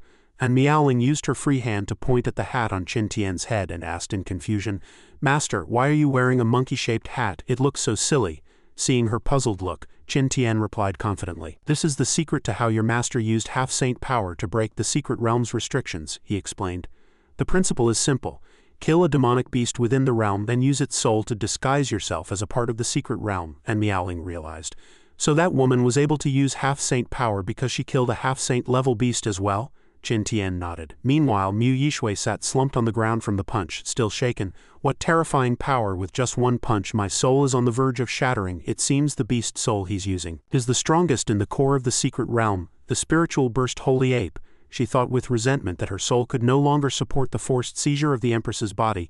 Furthermore, she was no match for that man, so she had to use her backup plan. She shrieked in a rage, Curse you, you're the ones who forced me to become a beast. With that, she began to cast a spell with both hands. As Mu Yishui moved, the mark of a spider demon appeared on the back of her hand. At the same time, and Miaoling remarked, Master, you came so fast. You appeared the moment I used the time-space token to call for help. Qin Tian beamed with pride, Of course. Your master is a man of his word. If I say I'll appear in a flash, I'll definitely appear in a flash. Suddenly, a massive black shadow loomed on the ground, and Miaoling shouted in alert, There's something underground. Qin Tian yelled for them to retreat. The two looked up to see that Mu Yishui had already transformed into her true giant spider form, pouncing toward them with a scream, Empress, and you meddling man, I'm going to kill you both. Having fully transformed into the spider demon, Mu Yishui spat out a beam of sickly green energy, Die Queen's venom, and Miaoling and Qin Tian flew in opposite directions to dodge the attack, warning each other, Miaoling, get out of here. Master, be careful. Qin Tian leaped into the air, the phantom of the holy ape manifesting behind him as he unleashed the ape-burst combo punch against her. Mu Yishui took all the heavy blows without fear, mocking arrogantly, Your punches are indeed much weaker than before. Qin Tian was surprised to find that her carapace was incredibly hard. Immediately after, she unleashed a banshee's roar to attack him. He was knocked back several steps by the sound waves before he could steady himself. His heart sank as he thought, This is even more troublesome than I anticipated. The biggest problem now is that I can't break through her defense. As soon as the thought crossed his mind, Qin Tian leapt to dodge a fatal blow from her tentacle. The tentacle brushed against the hem of his robe, which instantly turned to ash. He immediately judged, It seems to be highly toxic. I absolutely cannot be touched. After a roll to dodge, Qin Tian braced himself with one hand to steady his body. Just then, and Miaoling shouted a worried warning, Master, watch out. He immediately looked up to defend himself. But it was too late. He fell into the spiderweb god-sealing array she had laid with her silk threads. He cursed his bad luck. Thousands of spider threads erupted, binding Qin Tian tightly, and in an instant he was wrapped into a massive cocoon hanging in midair. Mu Yishui bared her fangs and cheered in excitement, Checkmate, hiding behind the bushes, and Miaoling witnessed the whole thing, nearly driven to tears by her anxiety. What should I do? Master is trapped in the spiderweb then. A flash of inspiration hit her. I've got it. At that moment, Mu Yishui burst into wild laughter. Ha, I win. She turned her attention to Miaoling, saying each word slowly like a cat playing with a mouse. Next, it's my enemy's turn. However, before she could act, the massive cocoon before her was suddenly torn apart by a dazzling light, and several sword beams instantly shredded the silk cocoon to pieces. Qin Tian emerged proudly amidst the flying remnants of the silk threads. He said to her with confidence, I almost forgot I had the ice glaze sword. Luckily, Miaoling reacted fast enough. Mu Yishui was struck with terror. How is this possible? He raised his hands to cast a mudra, saying coldly, Now it's my turn to counterattack. Hand seal, sun moon seal. Qin Tian leapt toward her, continuing to chant the incantation. Body seal, Vajra seal. Rays of golden energy blasted toward the target along with his hand seals, heart seal, treasure gourd seal. He charged at Mu Yishui at full speed, unleashing his final move. 3 seals in 1. Mu Yishui shrieked in extreme rage, Stop him! The lightning-fast pillar of light struck her instantly, its immense power tearing her upper body away from her lower spider body. Mu Yishui roared in despair, No! After completing the attack, Qin Tian landed steadily with a victorious smile. Facing the green lotus poison beauty, she crashed heavily to the ground under this blow, unable to rise again. Qin Tian turned around and said calmly, Returning your sword. Then he added, "By the way, I have some good news." With a casual wave, he threw the longsword back to Miaoling, who leapt up to catch it. Qin Tian shielded his eyes from the sun and looked up, remarking, "It really is here," and Miaoling followed his gaze and cheered in pleasant surprise.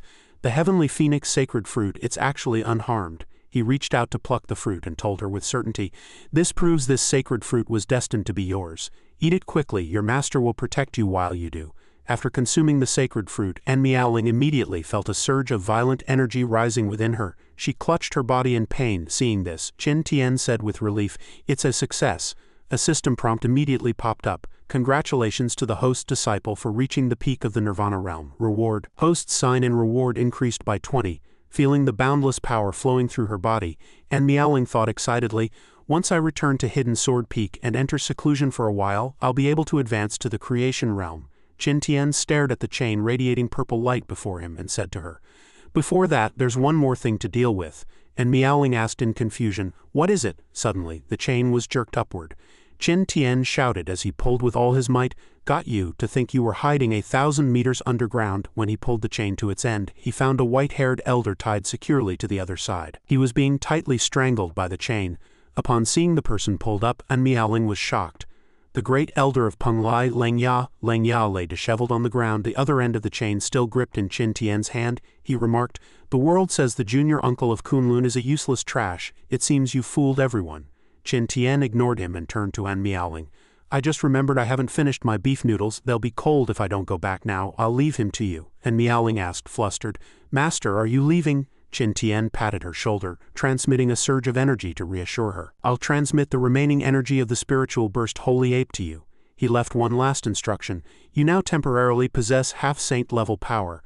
I'll be waiting for you back at Hidden Sword Peak." With that, Qin Tian vanished into thin air. The chain binding Lengya loosened. He stood up, shaking off the chains, and looked at Miaoling with disdain. "It seems he trusts you quite a bit. Believing a fake half-saint like you who relies on external power can defeat a genuine half-saint like me." A playful smile curled on her lips.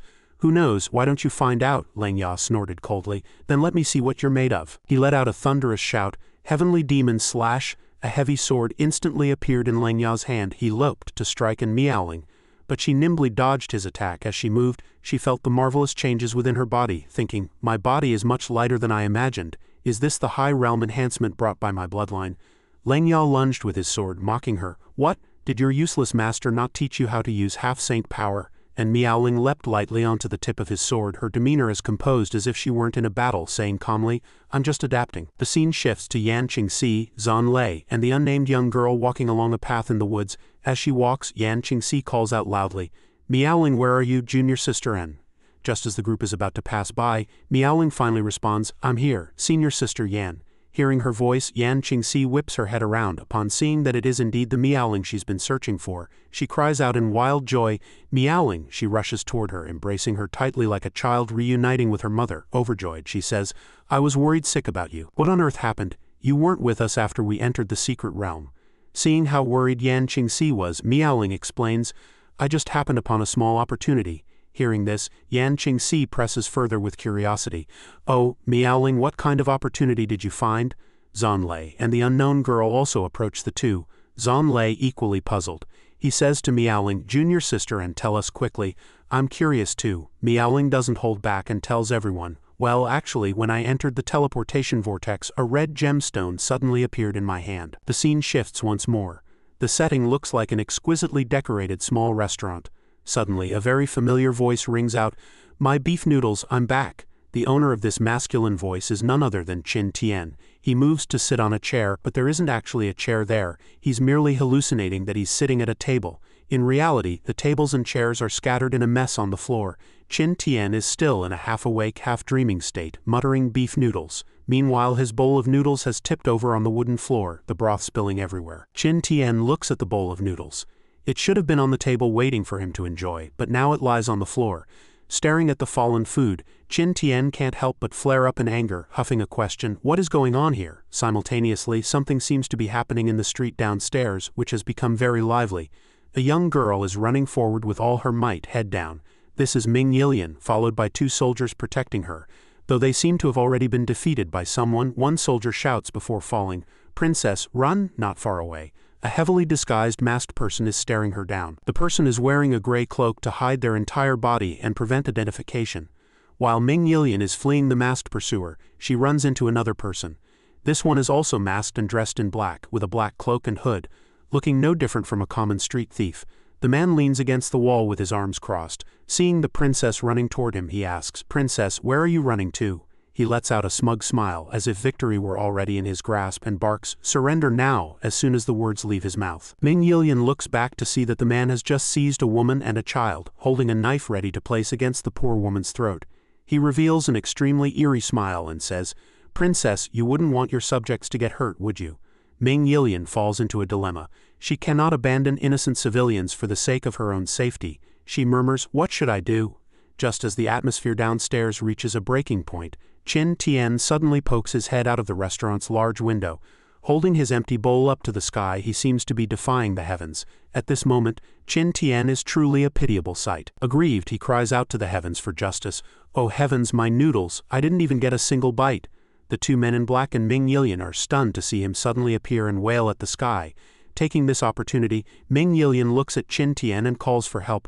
"Sir, I am the princess of Changming." Ming Yilian hopes this young man will lend a helping hand. Seeing this, the man in black flies into a rage, tossing the innocent mother and child aside, letting them fall face first onto the ground. He points at Qin Tian and roars, "Hey kid, the demon sect is conducting business. Get lost and mind your own business." Having done nothing only to be pointed at and cursed, Qin Tian feels even more wronged. Naturally furious, he retorts, "You're too noisy, can't you see I'm talking to the heavens?" Qin Tian shouts, "Dragon transformation art, kill."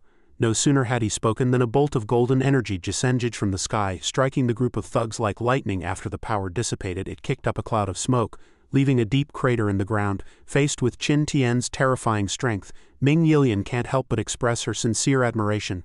"So powerful. I, Ming Yilian, will never forget to thank Master Qin Tian." She hurries to Qin Tian's side, expressing her deep gratitude. "Thank you for saving my life, sir. Why don't we return to the palace together to discuss how to repay your kindness?" Regarding Ming Yilian's suggestion, Qin Tian doesn't care much, refusing bluntly, "No need, I have other matters." Before Ming Yilian can say more, Qin Tian has already hopped onto his familiar big pot and flown away without a word. Standing below, she can only shout helplessly, "Hey sir, please stay a moment." By the time she speaks, Qin Tian is long gone. Clutching her chest, she says regretfully, "He's already gone." The clever Ming Yilian seemed to have foreseen this possibility, and had prepared accordingly. She takes out a purple stone, which projects Qin Tian's likeness from a moment ago. Looking at his image in the projection, Ming Yilian's cheeks flush slightly as she says fortunately, "Luckily I used a projection stone to record his appearance. I'll send someone to investigate when I get back to see which family this young master belongs to." Meanwhile, Qin Tian is muttering to himself while sitting on his beloved pot steed. There's still some time before Miaoling and the others return to the sect. He decides to head home first. In the blink of an eye, the scene changes to a grand mansion with a plaque that reads, "Qin Mansion." The entire estate is surrounded by a golden barrier. A crack suddenly appears in the barrier isolating the mansion, and the camera turns to Qin Tian. He is currently peering inside through the crack he created. He warily observes the surroundings for any anomalies, talking to himself. "Why has my home been set up with a Saint Realm formation?" Qin Tian's gaze scans inside the Saint Realm formation as he mutters, "There's no sign of life at all. It's been deserted for at least half a month. Father, mother, please don't let anything have happened to you." With that, Qin Tian cautiously jumps down from the roof. He lands on the ground softly, trying not to make any sound to avoid discovery by potential enemies. Just as Qin Tian is holding his breath and stepping silently, thinking everything is going smoothly, he steps on a floorboard that suddenly springs up. This sudden change catches him off guard, sending him tumbling backward. Qin Tian's survival instincts kick in and he immediately retreats. Just then, a loud shout comes from nowhere. "It's an ambush!" Qin Tian freezes, his face full of wariness. Cold sweat already beaded on his forehead. Meanwhile, Qin Tian remains silent, ready to face danger at any moment. The floorboard from before flies elsewhere on its own, and smoke begins to rise from the gap. Two small figures are vaguely visible in the smoke. Just as it seems like a threat is emerging, another floorboard rises to fill the gap. Standing upon it are two spring toys made in the likeness of two specific people. Immediately after, an image of his parents smiling and talking to him surfaces in Qin Tian's mind. His father says with a bright smile, "Son, we've taken the house servants out for a vacation." Standing beside his father is his mother, an elegant, charming, and youthful-looking woman. She covers her mouth and smiles gently. "Don't worry about us. Also, watch out for that book."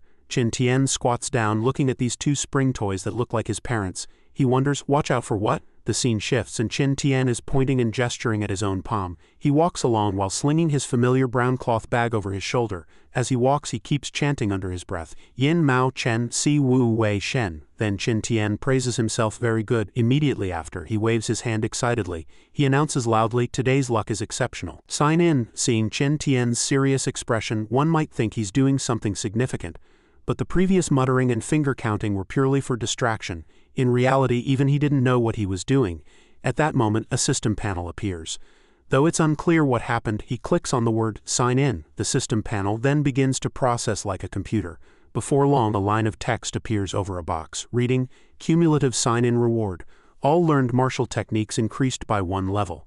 While Qin Tian is whispering to himself, something suddenly appears. It looks like a ball, but isn't perfectly round. Qin Tian stares at the thing rolling on the ground, completely speechless.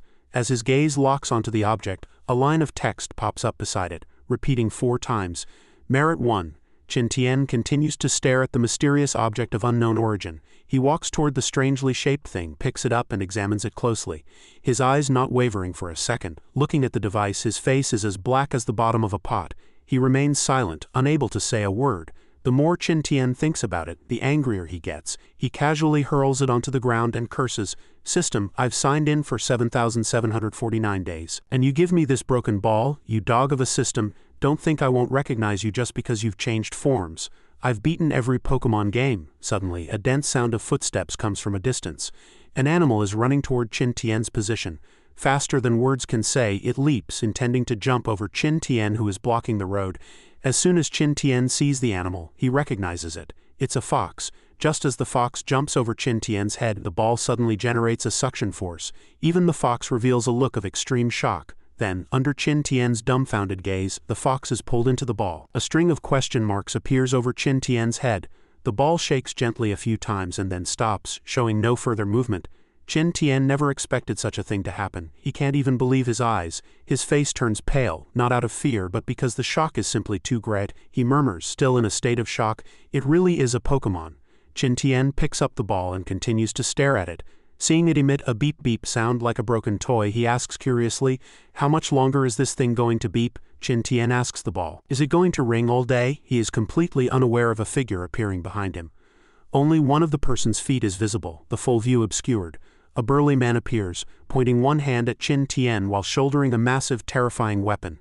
The man says, hey Spirit Movement Realm kid, beat it. The box that captured this Qingqiu Empress belongs to me. Hearing the voice behind him, Qin Tian looks back. His features are sharp and defined, his handsome and dashing face is enough to make anyone swoon. Holding the ball, he asks. She doesn't look much like the legendary Qingqiu Empress. Seeing Qin Tian's face, the man, as expected, is instantly smitten. The bandit cries out, little handsome guy, you're truly, truly beautiful. One would have thought this man, strong as a warrior, would have a personality as crude and tough as one too. Instead, upon seeing a beautiful man like Qin Tian, he actually approaches him. He pulls Qin Tian into his embrace, the intimacy so forced that Qin Tian is leaning against his chest, his cheeks are bright red and his hands roam inappropriately over Qin Tian's body. Then the bandit says to him in a flirtatious tone, this fox is the Qingqiu Empress, your uncle here is very sure, and she is someone the Emperor Alliance specifically ordered to be captured. The Emperor Alliance is terrifying, so hand her over obediently. Afterward, Uncle will take you to a very interesting place to increase your cultivation. Uncle is in the Saint Realm, you know. The bandit's hands continue to wander over Qin Tian's body, even giving him a perverted squeeze. The scene shifts to the blue sky and large trees. No one knows what Qin Tian went through. Only the bandit's voice can be heard. At that moment, a deeply memorable melody rings out powerfully. In the blink of an eye, the scene changes to what looks like an open-air restaurant. Other men are there, wearing only trousers and bare-chested. The bandit's voice rings in his ears again, exploding in his mind. Hearing these words, Qin Tian's skin crawls. He immediately dodges to the side and shouts, covered in cold sweat, don't come near me, you disgusting homosexual. At that moment, the bandit freezes and murmurs, homosexual. He slowly repeats the word, every syllable giving him a strange sensation.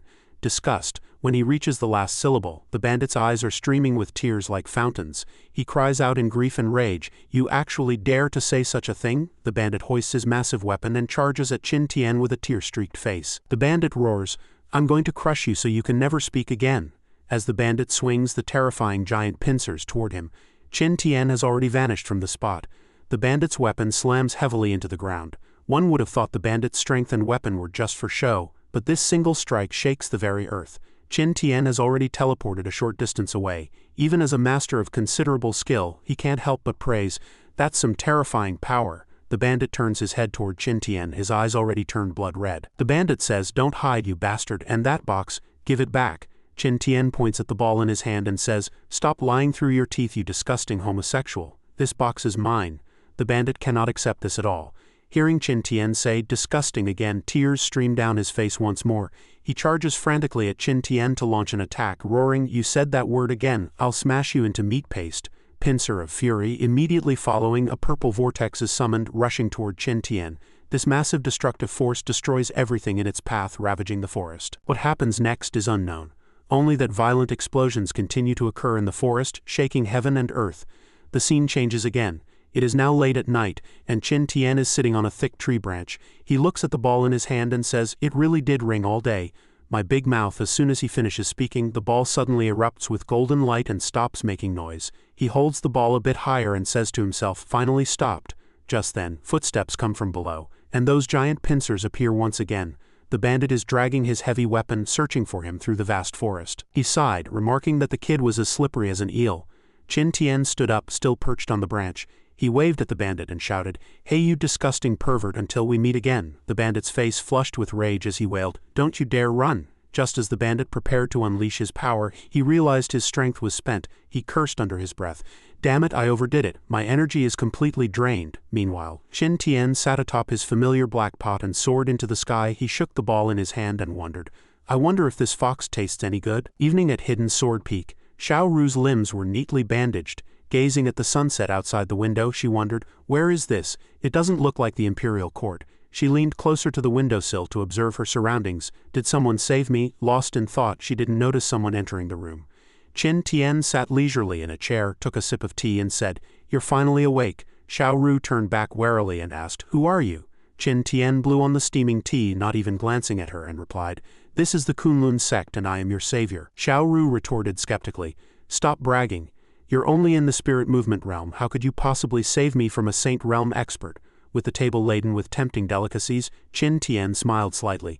"Believe it or not, that disgusting pervert has already been blown into fireworks." As they spoke, Xiao Ru prepared to escape through the window. Just as she leapt, Qin Tian picked up the box and added nonchalantly, "By the way, you hit my treasure when you fell earlier." Xiao Ru's eyes widened in shock. Qin Tian continued, "You've already signed a preliminary contract with it, so you can't get very far." With that, he activated the treasure. A beam of transparent golden light shot from the box, enveloping Xiao Ru and leaving her body paralyzed. Qin Tian commanded, "Come back." Dragged back into the room, Xiao Ru shouted, "Then undo the contract quickly, I have to leave now." Qin Tian responded calmly, "That's not happening. The manual says that if the preliminary contract is forcibly broken, you'll immediately explode." Holding the ball in one hand and checking the system panel with the other, he added, "Let me see. Afterward you must sign a full contract or you'll also self-destruct in 3 days." Xiao Ru countered, "3 days? Who are you trying to scare? If I say you'll blow up, you'll blow up. If you don't believe me, try it." Qin Tian looked at her and asked, "Oh, do you know how to perform internal perception? You can sense the contract signal in your sea of consciousness." Xiao Ru felt a jolt of electricity flash through her mind. She frowned and closed her eyes, thinking, "Damn it, it's exactly as he said. Is there really no other way?" She lowered her ears and tail, her eyes welling with tears as she put on a pitiful act. "I was framed and have offended many powerful forces. Signing a contract with me is equivalent to taking on my karma. It will only harm you." Qin Tian shrugged magnanimously and said calmly, "Harm? As long as we sign the contract, it doesn't matter. Besides, I'm quite powerful. I don't care about karma." Xiao Ru stared at the box in disappointment, thinking, "HMPH. I've run into an arrogant fool who can't be reasoned with.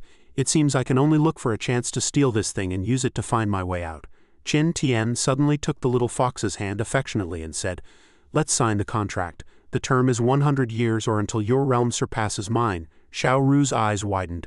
"Surpasses you?" She immediately panted excitedly with her tongue out and replied, "Why didn't you say so earlier? This condition is way too easy. As long as I cultivate hard for a while, I'll definitely surpass you." Let's sign it. Their foreheads pressed together as they shouted in unison. Contract formed, the system immediately prompted. Congratulations to the host for signing a master-servant contract with the Qingqiu Empress. Reward, Supreme Cultivation Method. Heavenly Fox Supreme Art, top-grade Imperial Weapon, Heavenly Fox Bead. Once the contract was complete, the little fox thought happily, from today on I will cultivate with all my might to recover my strength and break this contract. Suddenly, a sharp pain shot through her forelimb. Xiao Ru frowned and hissed in pain. She looked at her injured leg and thought, damn it, the injury is too severe.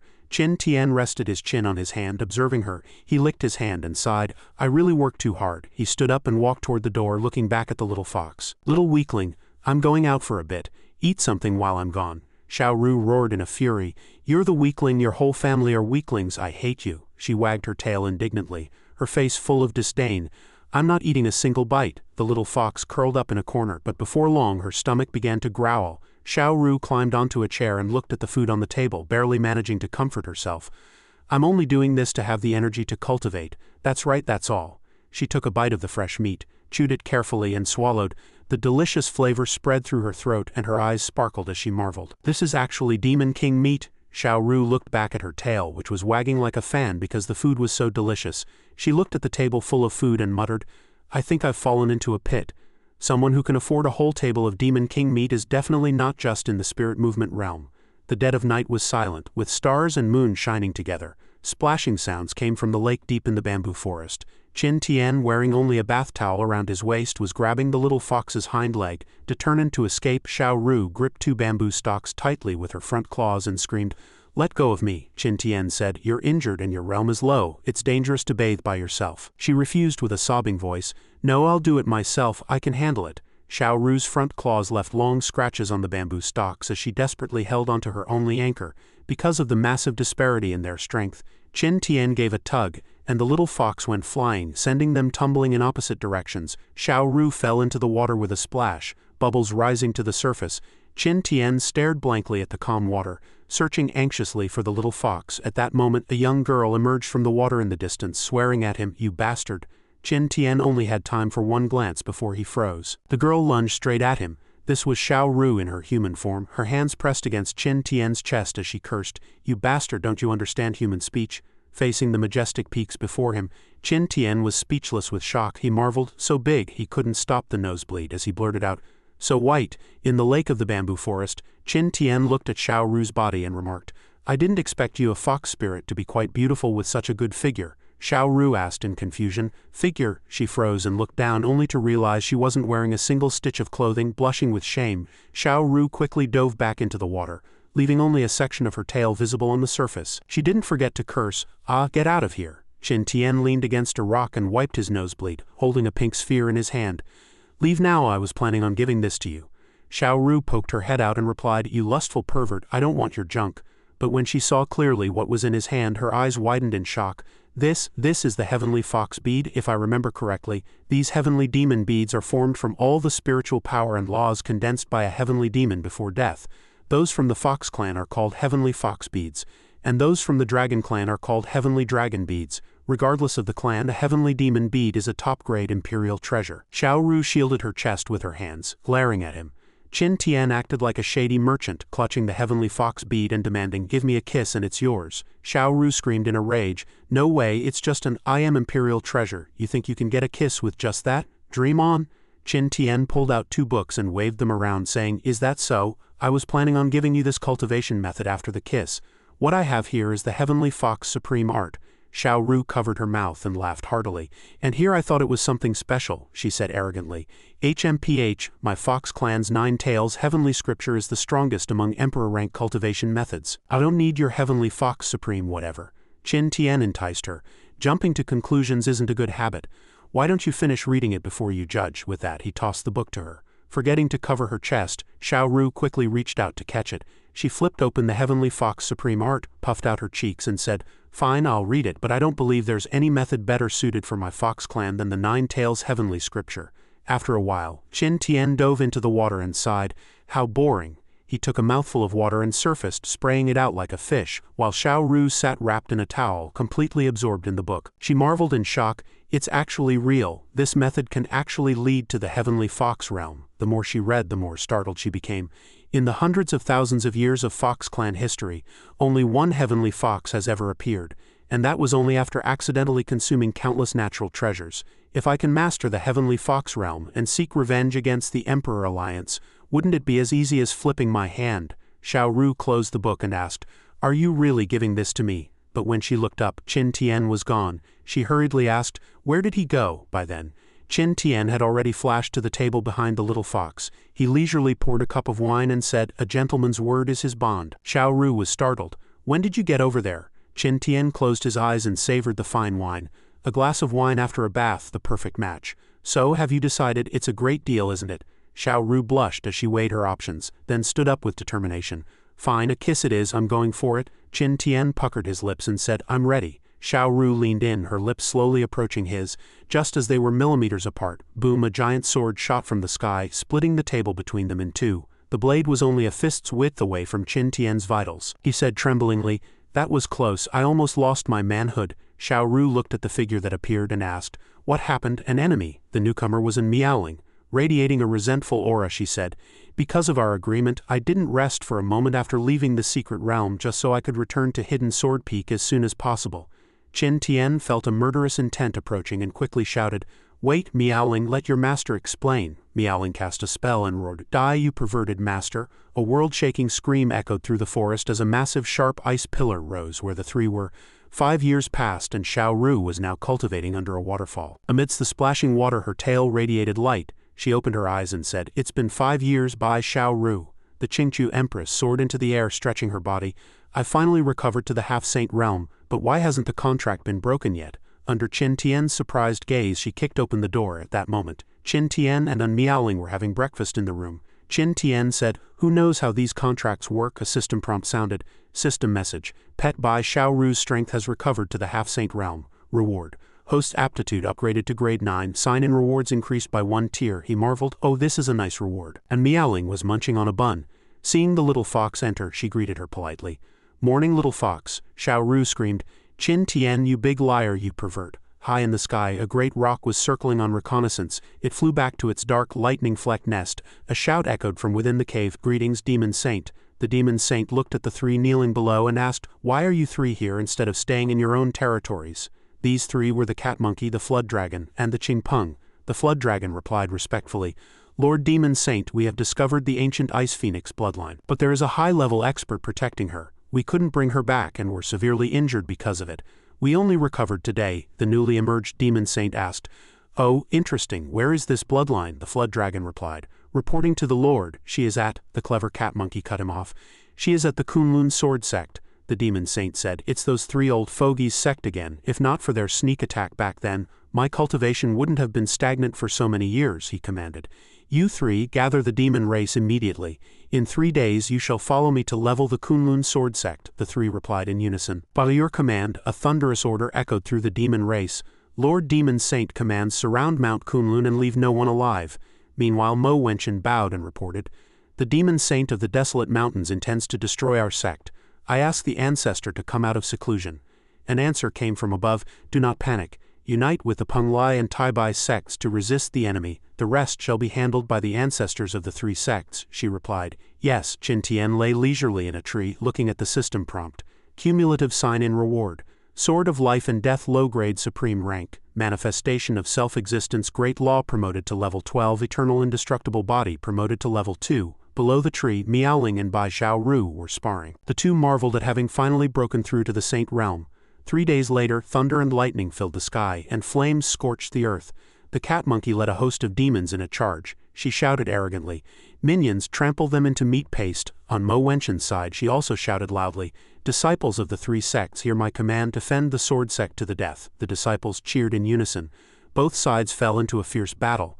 Su Lan, holding the Tai Cloud light sword, confronted the cat monkey. The cat monkey gave a contemptuous laugh and condensed a ball of lightning in her hand, saying, "It's my turn to attack." Su Lan's feet were tightly entangled by vines, leaving her unable to move. She cried out in alarm as she was heavily bound by the vines. Mo Wenchen turned her head and shouted, "Su Lan!" The flood dragon she was fighting sneered. "You still have time to look elsewhere," Mo Wenchen said angrily. "Damn it!" The cat monkey looked at the old tree spirit in the distance and shouted, "Good job, old tree, send her on her way."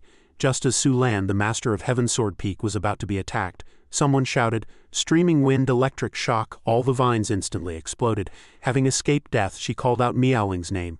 The newcomer was indeed Meowling, with the giant phantom of a flaming gorilla protecting them both. She barked sharply, "Your opponent is me," the cat monkey replied. "You finally showed up." Ice Phoenix bloodline Meowling turned to Su Lan and said, "Peak Master Su, please rest.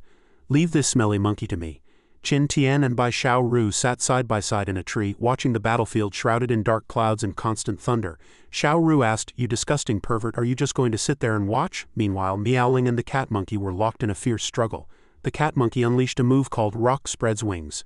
Meowling blocked it firmly, and the two fought with earth-shattering force, dazzling light flashing around them. A world-shaking collision blasted a massive crater into the ground, its aftershocks spreading for hundreds of feet. Onlookers marveled, so strong. A massive hole was torn into the dark sky. Meowling and the cat monkey fought amidst a sky filled with lightning. The cat monkey swung a massive hammer at Meowling. Taking advantage of the momentum, Meowling delivered a flying kick straight to the cat monkey's face, causing blood to spray from her nose. The cat monkey spun through the air like a vortex, her legs unsteady as she retreated repeatedly. Clutching her face, she roared, "A mere junior at the second level of the creation realm," touching her cheek, which now bore a footprint. She screamed, "You dare ruin my peerless beauty? I will never forgive you." With that, she swung her giant hammer from behind, building momentum as she hissed, "I'm going to smash your limbs to pieces." A deathly light flashed in her eyes, and a ghastly, cruel smile appeared on her lips. She threw a heavy punch toward Meowling. Meowling's earring seemed to emit a sharp crack, and she groaned inwardly, "This is bad. My power is nearly exhausted." Golden and purple light flickered incessantly across their bodies. Meowling's eyes widened, but she was powerless to block the incoming barrage of attacks. Mao Hu landed a heavy blow to her abdomen, making her cough up a mouthful of blood as she crashed to the ground. Immediately following, the demoness took advantage of the momentum to prepare a final fatal strike as a beam of purple light instantly pierced through a nearby tree trunk. Mao Hu formed a hand seal and chanted an incantation, letting out a thunderous shout. A purple lightning ball whistled through the air. Seeing this, Mo Wenchen and Su Lan cried out in terror. Meowling beside them, Bai Xiaoru also screamed in panic. "This is bad, you pervert. Why are you still just standing there? Go save her." She was about to rush toward Meowling, but Qin Tian grabbed her back by the collar, tugging so hard that Xiaoru's tongue stuck out. He remained sitting calmly in the tree, holding her back as he said, "Don't worry, she's fine." Xiaoru, being strangled until her eyes rolled back, replied, "Fine, fine, fine, I get it, just let go." Qin Tian rested his chin on his hand and muttered to himself, "I didn't expect her to still have a portion of that half-saint power I gave her last time." Meanwhile, and Meowling struggled to her feet, saying through gritted teeth, "You really are like a piece of gum I can't shake off." She swung her sword to counter the attack, thinking, "This is my last bit of strength." And Meowling gritted her teeth, her brow furrowed in deep worry. Her earring shattered completely. Mao Hu was diving from the high heavens, letting out a hideous roar, but in the next second her eyes were filled with horror. A golden light instantly pierced through her abdomen. As if it were about to split her entire body in two, she thought in terror, "She's going to kill me." Mao Hu sensed something was wrong and whipped her head around to look behind her.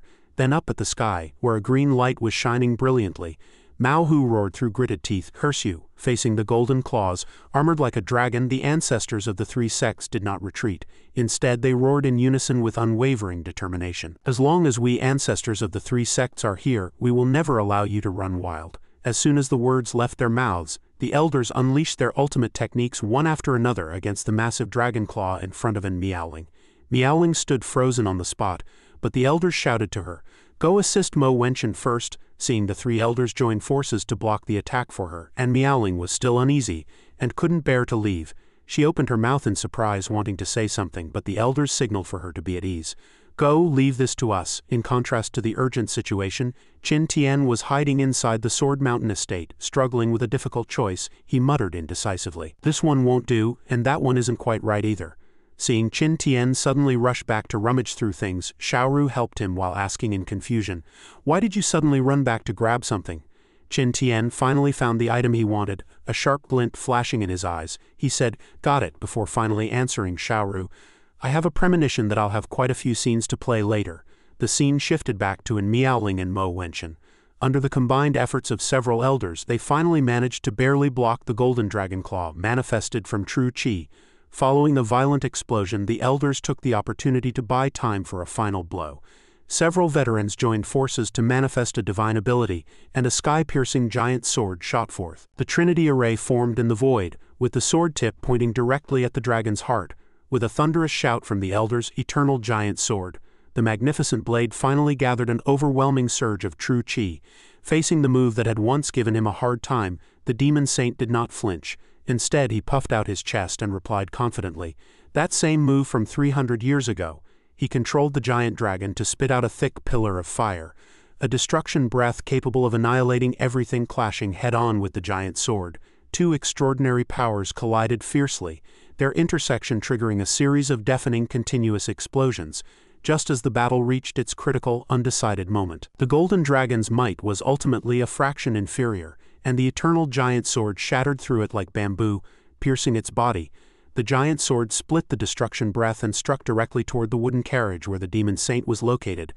A massive mushroom cloud rose into the air, and the violent blast wave sent everyone within range flying hundreds of meters. No one could withstand this terrifying shockwave, being flipped over by the air currents. When the wreckage of the carriage hit the ground, a deathly silence fell over the surroundings. Suddenly, a playful voice rang out. The demon saint blocked the giant sword with just one finger. While sneering, he mocked, "Not bad," as if it were a joke from the heavens. The ancestors' proudest killing move hadn't harmed the demon saint in the slightest. The sight of him blocking the giant sword with his bare hands and causing it to crumble plunged everyone present into despair. He even leisurely praised them. "You actually managed to destroy my mount. Unfortunately, if you want to defeat me, you're still a bit lacking." Without giving anyone time to react, he immediately summoned the dragon claw from before, reaching straight for and meowing as he arrogantly announced, "I'll be taking this Emperor Realm body." With that, the dragon claw lunged forward. And meowing didn't even have time to react. In the moment of crisis, Mo Wenchen was being pinned down by her opponent and had no way to help, only able to scream in Meowling's name with all her might. Meowling, at the brink of life and death, the demon saint's claw was already before her, just as Meowling thought she was doomed. Covering herself with her hands and screaming, "I'm finished," something changed. The jade pendant hanging on Meowling's chest suddenly erupted with a dazzling light.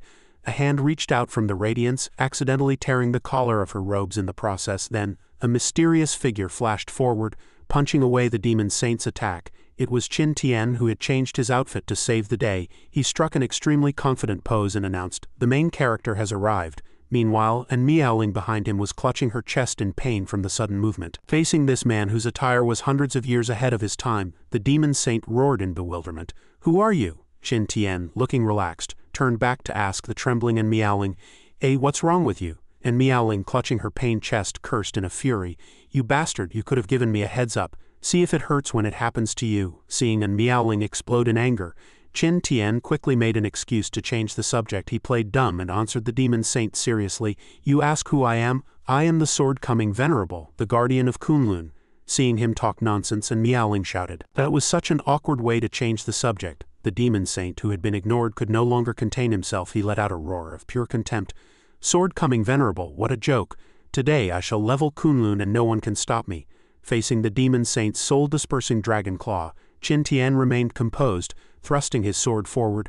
At the moment they crossed paths, the demon saint cried out in horror, "How is this possible?" He never expected that since his arrival anyone could harm him even slightly, let alone inflict such a severe wound. The moment he grazed past Qin Tian's blade, his entire arm was severed cleanly at the shoulder. He was struck with terror. "He broke my defense so easily." Qin Tian rested the longsword on his shoulder and mocked him arrogantly. "Never seen the supreme sword of life and death? It's loved by all. Even coffins flip their lids when they see it. Get used to it." Feeling deeply insulted, the demon saint's previous composure vanished. He roared in a rage, "Curse you, stop your posturing. What supreme sword of life and death? It's nothing more than a mere emperor weapon." Seeing that the other party still hadn't grasped the situation, Qin Tian, upholding the virtue of helping others by showing off, decided to enlighten him further. He slowly raised the longsword as pitch-black sword intent condensed wildly around the blade. He squinted at the demon saint and said coldly, "Is that so? Then take another strike from me." Because he couldn't grasp Qin Tian's true depth and had already lost an arm, the demon saint was on high alert, immediately channeling all his inner energy to protect his body. Qin Tian then unleashed a sword chi that seemed capable of rending the void itself, a seven-colored radiance sweeping toward the demon saint. Not to be outdone, the demon saint condensed his energy into a giant hand, attempting to catch the blow head-on. However, his true chi claw was not as stable as he expected, and fine cracks began to appear. With an overwhelmed roar, the giant claw shattered instantly under Qin Tian's assault. The violent explosion spread along his arm, directly destroying the demon saint's other hand. He cried out in shock, What? The mysterious power within the sword chi didn't stop, continuing to shred his mangled body. Faced with this miserable fate, the demon saint discovered to his horror that he couldn't even block a single enhanced sword chi. Before he could recover, the remaining force slammed him away, triggering a world-shaking explosion in the distance. The boom echoed through the clouds and the ground for miles was completely ruined. The once invincible demon saint was sent flying 10,000 miles away by this single strike. Qin Tian scratched his head in confusion. Carrying his sword, he muttered to himself, "That's it." Meanwhile, Mo Wenchen had also dealt with the flood dragon on her side. She tied the dragon up like a pig and tossed it aside, then hurried toward An Miaoling. While warily sizing up the mysterious man, she asked with concern about An Miaoling's condition. "Miaoling, are you all right?" Miaoling replied. "Sect Master, I'm fine." She then looked around and asked, "Is everything settled over there?" Mo Wenchen replied, "Almost. Who is that?" "I just saw him send the demon saint flying with one strike," and Miaoling was momentarily speechless. "That is my Moss." But she quickly caught herself. Looking at Qin Tian's strange outfit, she thought, "Oh no, Master must be dressed like this because he doesn't want to expose his identity." Left with no choice, she had to play along and coordinate with Qin Tian's act. After a moment's thought, she answered Mo Wenchen somewhat stiffly, "He should be the successor left by Ancestor Zhang, just recently activated by my master." Mentioning Ancestor Zhang, Mo Wenchen was convinced. She sighed. "Is it Qing Shui?"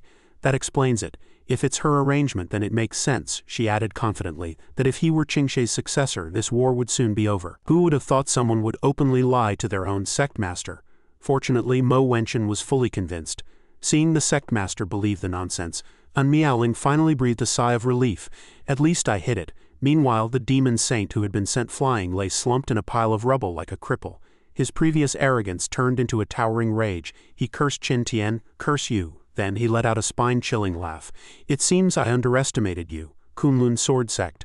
As soon as the words left his mouth, a murderous glint appeared in his eyes, veins bulging on his face. He frantically circulated his inner arts, and the wound at his severed arm began a bizarre writhing. His flesh began to melt and flow like liquid, appearing as if it had a mind of its own. He roared in pain. In a flash, a brand new arm grew back from the stump at a speed visible to the naked eye, its knotted muscles throbbing violently beneath the skin, appearing extremely deformed. He kept muttering this feeling. His body trembled from the rapid expansion of power. Finally, he roared toward the sky, announcing his move. Dragon's secret technique, Extreme Dragon Transformation. Instantly, a terrifying explosion occurred where he stood, gales sweeping across the field. The exhausted elders could only grit their teeth to stay upright against the pressure. An elder cried out, "What's going on?" Such a terrifying aura. As the dust cleared, the demon saint's arrogant laughter rang out. "Ha ha ha, thanks to you I broke through at the brink of death." He was now back at his peak, with not a single scratch on his body. He looked at Qin Tian with disdain and triumphantly declared, "Below the Emperor realm, I am now invincible." An astonishing pressure poured out of him. He sneered, "Now it's time to repay you, my lord." Mo Wenchen turned pale with shock at the demon saint's breakthrough. Sensing the suffocating pressure, she was terrified. He's even stronger than before. And Miaoling also looked at her master with worry, thinking, "He's broken through to level 3, can master really win?" The demon saint, intoxicated by his surging power, boasted arrogantly, "With the support of the Ice Phoenix bloodline, I am about to become a demon emperor and lead all demons, Kunlun Sword Sect. Prepare to die." But before he could savor the moment, a sharp sword was silently placed against his neck. He whipped his head around, horrified to find Qin Tian had appeared behind him at some unknown point. He was completely bewildered. What's going on?" He couldn't accept that he was killed instantly right after his breakthrough, still struggling as he fell. "I will never." He crashed to the ground, still muttering about his newly attained level 3 realm before he died. Qin Tian sheathed his sword and said calmly, "I wanted to play a few more moves with you." Striking a pose he thought was cool, he explained the reason for ending the fight. "Unfortunately, you talk way too much." The storm dissipated and sunlight pierced the clouds, illuminating the ruined battlefield. And while Yan Qingxi was dealing with the demon saint's remaining lackeys, she stuffed them into bags like rags and tied them tight, muttering, "Stay still." Qing Peng wailed over the demon saint's body. "Lord Demon Saint, you died such a miserable death." Mao Hu, caught and screaming, cried to Yan Qingxi, "A crude man like you will never be loved." Only the pervert seemed to enjoy the torment. Even as he was stepped on and told to move faster, a look of ecstasy remained on his face. Qin Tian, holding the golden gourd, stood thoughtfully before the demon saint's decapitated body. A moment later, he summoned the golden gourd and pulled the demon saint's body inside, looking for all the world like he'd found a treasure. He sighed happily. "Into the pot you go. A Saint Realm golden dragon's body is great tonic." After storing the body, he turned to An Miaoling. "Miaoling, I'm heading out." Miaoling was about to say I'm coming too, but saw Qin Tian giving her a wicked smile as he instructed. Be good, you stay here for a bit. Having seen all of Qin Tian's strange tricks, Miaoling asked with a hint of fear, what are you doing? Without a word, Qin Tian dove straight into the jade pendant nestled between the peaks of her chest. Because it happened so fast, she only had time to cry out in shame, don't, after he entered. She was left there like a startled fawn, blushing as she clutched her chest and cursed, you bastard, this trick again. Mo Wenchen saw her strange expression and approached to check on her. Noticing that Qin Tian had vanished, Mo Wenchen asked the victim curiously, has the sword-coming Venerable returned? Hearing the name sword-coming Venerable, and thinking of that rogue, she asked back, does anyone find this strange? We were just fighting side by side, yet he turns his back on us so quickly. Mo Wenchen sighed, noting that he was the one who had just saved them. We haven't even properly thanked him yet. Before Miaoling could respond, Mo Wenchen pointed at the tear in her clothes and asked, by the way, did it get bigger again? Why is it still smoking? The scene shifted to Qin Tian, where the demon saint's body had been turned into spiritual liquid by the golden gourd. He was pouring it all into his alchemy furnace. Like a child with a new toy, he watched the furnace and giggled happily. Into the pot you go, into the pot. Outside the alchemy room, Xiaoru was squatting bored by the door. The fox spirit, with nothing to do, let out a long yawn. Xiaoru complained about how boring it was. Qin Tian had been in the alchemy room for nearly half a day already. Having said that, the fox spirit looked at the leisurely little sparrows in front of her and said, are you all as idle as I am? Before long, Xiaoru unwittingly closed her eyes and fell asleep. After a while, a series of calls startled her from her dream. Xiaoru, Xiaoru, open your eyes quickly. Xiaoru looked confused, unsure of who was calling her, only to realize after waking up that it was Miaoling. Sitting opposite her, Miaoling asked, why are you sleeping here? Where is Master? In her grogginess, Xiaoru called out Miaoling's name. Miaoling, the fox spirit stretched and hugged Miaoling despondently, saying, you're finally back. Him, he's in the alchemy room. Hearing this, Miaoling asked again, the alchemy room. She tilted her head toward Qin Tian's alchemy lab, where a plume of eerie black smoke was currently emerging. Miaoling's expression shifted slightly as she said, I have an ill-omened premonition. Sure enough, in the next second, Qin Tian's alchemy furnace exploded violently. The explosion made Xiaoru scream in terror. Hidden Sword Peak is under attack. As for Miaoling, an explosion like this every 3 to 5 days was already a routine occurrence. She had already grown accustomed to it, saying with an unfazed expression, it's probably just Master's alchemy room exploding again. Amidst the smoke, Xiaoru and Miaoling vaguely heard Qin Tian's coughing. Worried about him, the two searched frantically through the thick haze. Miaoling shouted loudly, Master, because the smoke was too dense they could neither see the way nor breathe. Realizing she had to take action, she said, let's disperse the smoke first. Xiaoru agreed with Miaoling's idea and gave a quick nod. Shrouded in the thick smoke, Xiaoru shouted, Gale, heed my command. In the next second, Xiaoru swung her massive fan, blowing the thick smoke completely away. Once finished, she said, done. First mission, clearing the scene, successfully completed. Miaoling ran over and praised her happily. Xiaoru, great job, it's much more refreshing now, but business first, we have to find Qin Tian quickly. At that moment, Qin Tian was buried under the rubble, with only one struggling hand barely visible. Immediately after, he leaped out from the ruins, shouting excitedly, success, I've succeeded. Following that, the system panel lit up. Congratulations to the host for refining a special item, Saint Dragon Essence. Saint Supplementing Pill Recipe. Saint Dragon Essence, Saint Spirit Fruit, Chongming Flower. As night fell, Xiaoru and Miaoling were changing clothes inside Hidden Sword Peak. The outfits Qin Tian had given them seemed exceptionally tight, which left Xiaoru puzzled as she asked, what kind of clothing is this? How strange. Miaoling had already witnessed her master's various eccentricities, so she took the initiative to share her experience with Xiaoru. I don't know either, but compared to the ones Master used to buy me, as she dressed, she revealed a mysterious and highly charming expression. Miaoling continued, this one is actually quite pretty. Surprisingly, what Qin Tian had prepared for them were glossy, form-fitting suits that vividly outlined the beauty's curves. However, the clothes were too tight for Xiaoru, and she complained uncomfortably, it's too restrictive. The two were helpless and could only follow their master's arrangements to put them on. Miaoling comforted her. Master said we'll get used to it. Just as the two were happily changing, Qin Tian suddenly poked his head over the partition and asked, are you ready? He added with an excited look. Late night cultivation begins. But looking at that expression of his, it was hard for anyone to think his intentions were pure. In the next second, a piece of dried squid struck Qin Tian squarely on the chin. After they finished changing, Qin Tian took the two of them to a late-night hot spring. Qin Tian sized up the graceful, tight-curved beauties before him, warming up his wrists before getting down to business. Looking at the beauties, he revealed a hint of a comical expression. No matter what he planned to do, he had to warm up first. The upcoming work seemed to require manual flexibility, so Qin Tian stood there with his knuckles cracking. Starting with Xiao Ru first, Qin Tian unleashed his specialized acupoint striking technique, shouting, "Great desolate imprisoning sky finger, watch my frequency of 99 times per breath. I will surely make your body and mind submit." Since it happened so suddenly, Xiao Ru was like a fish on a chopping board, left with no choice but to let him have his way. Then it was Miaoling's turn. He switched to a more avant-garde massage and cupping style, shouting as he hammered her back with his fists, "6 paths reincarnation punch. My fist shall transform into a super Gatling at a frequency of 100 times per breath. I shall surely conquer your muscles, vessels, and bones." With that, Qin Tian began to accelerate. He closed his eyes and said to the two of them with deep focus, "I'm going to speed up now." Qin Tian's fingers danced rapidly over Xiao Ru and Miaoling's fair skin, tapping the acupoints on the fox spirit's body in sequence while calling out their names. Finger pressure.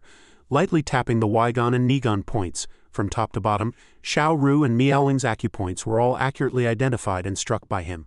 Bailey point friction. Finally, arriving at the last acupoint at the base of their spines, Qin Tian's eyes sparkled, signaling the final sprint. The Yaoyangguan point. Without giving them time to mentally prepare, he struck the final point with his thumbs with all his might, letting out a thunderous shout. "Tense your whole bodies. This is the end." Dressed only in a single cloth, Qin Tian utilized the concentrated muscular power of his entire body to clear the final acupoint for the two of them. He roared, "Made in heaven," a nod to the perfect coordination of his hands. Whether it was from the joy of becoming stronger by clearing their meridians or for some other reason, the moment Qin Tian finished, Xiao Ru and Miaoling both flushed bright red and burst into tears. The two lay on the bed, their delicate bodies trembling as they let out rhythmic gasps. Their moans echoed in the silent night. They couldn't help but wonder, why did it turn into this? Rewinding to half an hour ago, in Xiao Ru and Miaoling's dressing room, the two had just rewarded Qin Tian with a strike from a piece of dried squid, refusing in unison. No, absolutely not." Qin Tian clutched his cheek, which had been whipped red by the dried squid, and asked aggrievedly, Why not?" Xiao Ru was convinced Qin Tian was just a rogue looking for a chance to take advantage of them, staring at him angrily as she said, "I think you just want to eat our tofu. All that talk about enhancing the absorption of medicinal power is a complete lie." Miaoling also barked crossly, "Qin Tian, we won't be fooled by you." Seeing his good intentions treated like dirt, Qin Tian said to them aggrievedly, "You truly possess the hearts of petty people judging a gentleman." To convince them, he had no choice but to explain the real reason. Holding a bottle of Indian god oil, he explained loudly, "With your current cultivation, you cannot completely absorb the golden dragon blood essence in the medicinal bath on your own, which is why you need external assistance." Simply put, they were too weak to absorb the golden dragon essence Qin Tian had refined. Seeing they were still angry, he continued to scold Xiao Ru. "Don't you want to catch up to me, surpass me, and then break the contract between us as soon as possible?" Xiao Ru was speechless, and he turned to sternly correct Miaoling. "Miaoling, haven't you always wanted to rapidly increase your cultivation? This is a golden opportunity." Hearing Qin Tian's reasoning and realizing it was ultimately for their own good, the two looked at each other in silence. After careful consideration, Xiao Ru decided to let Qin Tian proceed. But to prevent him from taking liberties, the fox spirit warned, "I'm telling you, don't you try any tricks." Seeing Xiao Ru agree, Miaoling as his disciple also longed for a quick breakthrough and naturally had no reason to refuse. With a worried expression, she said to him, Then let's give it a try." Back in the present, the moans of the two still echoed in the medicinal bathroom. Qin Tian was doing his best with Xiao Ru's massage, every palm strike landing heavily on the fox spirit's body as she cried out with a flushed face, "Slower, slower!" Miaoling was not to be outdone. Her alluring little face was bright red as she panted loudly and said, "Master, it's too fast." Seeing the two beauties' emotions reaching their peak, he accelerated once more. Relying on that handsome face of his, he unleashed his final move. His hands slid gently down from their wet shoulders, roaming along their glistening bodies covered in medicinal oil and sweat. He suddenly roared, "Finger of God?" The two looked at Qin Tian in panic, shouting in unison, "Don't," ignoring their protests. He, as a man, struck the final acupoint heavily, bellowing, "Not here." The two instantly lost control of their emotions as if a surging mountain spring had erupted. After the massage to clear the meridians was over, he struck a proud pose and said, "Done, finished." Infuriated, the two threw their pillows at him. They cursed in unison, "Bastard," because she hadn't felt the effects of the massage yet. Xiao Ru scolded him angrily, "You're clearly just playing with me." Qin Tian retorted without a hint of shame, "You can insult my character, but you cannot insult my technique." As he spoke, he casually wiped away the blood trickling from his nose and loudly announced the next step.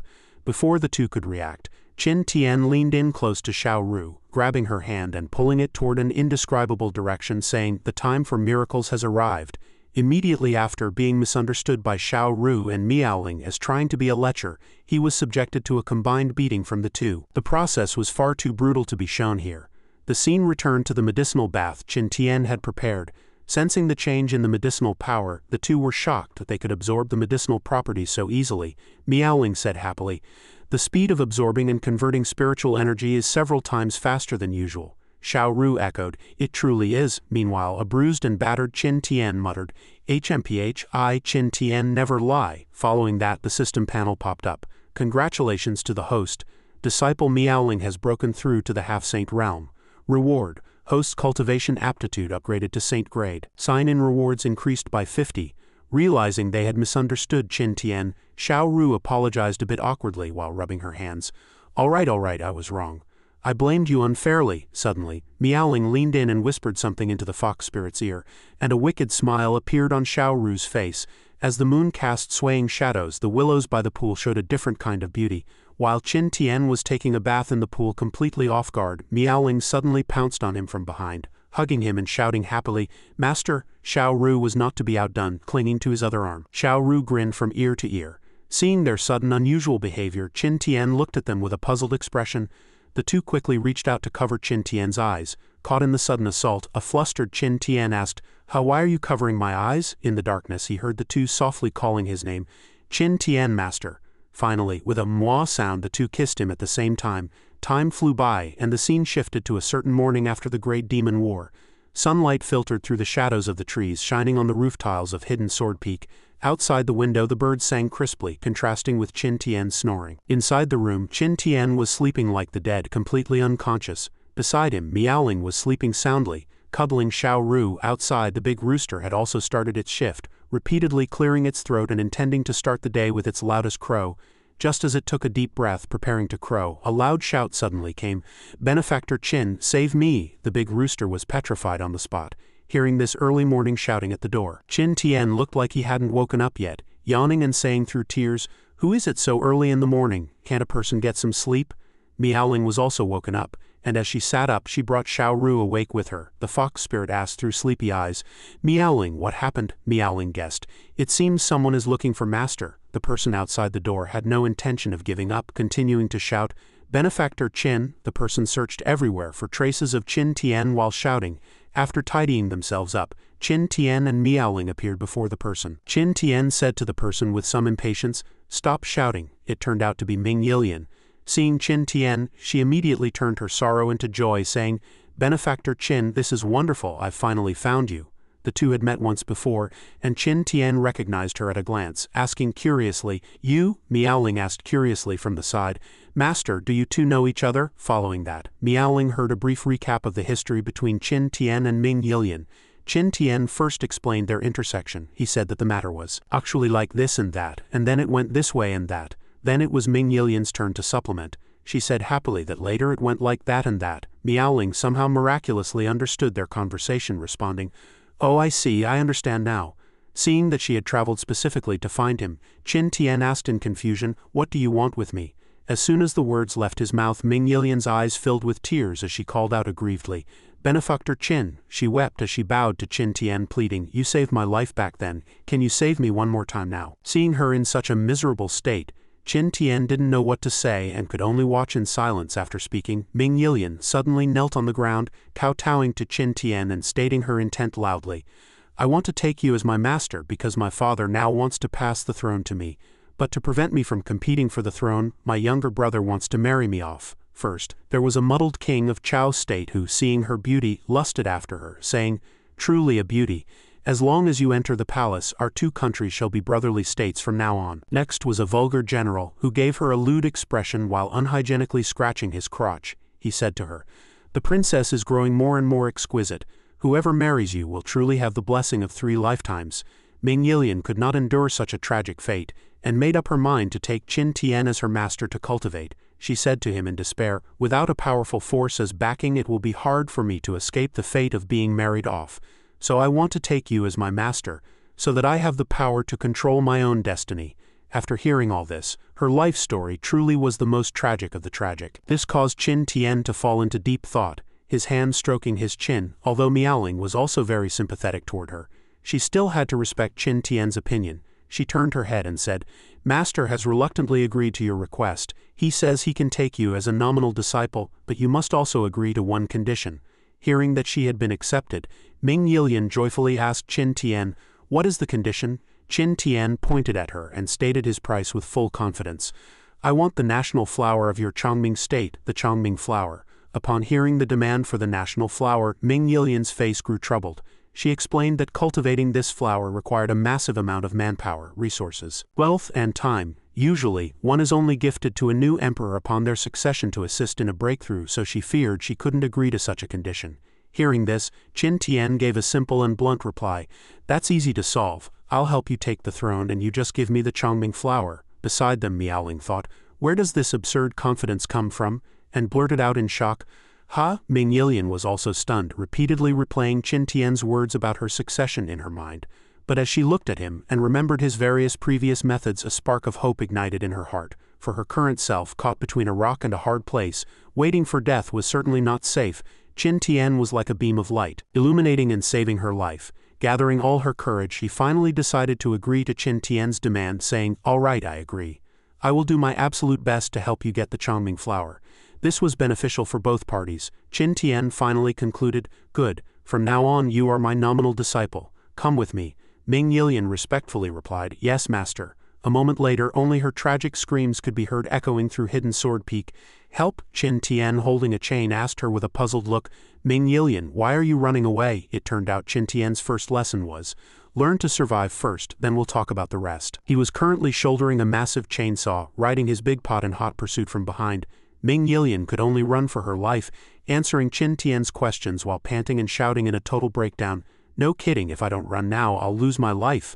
Looking at her wailing, Qin Tian remembered her previous words and cursed in a rage. What's with that expression, that look? And what's with those tears? Faced with Qin Tian's demonic training, Ming Yilian cried as she ran, "I'm not learning anymore, I don't want to be the successor." However, the more she spoke, the more violent Qin Tian's attacks became.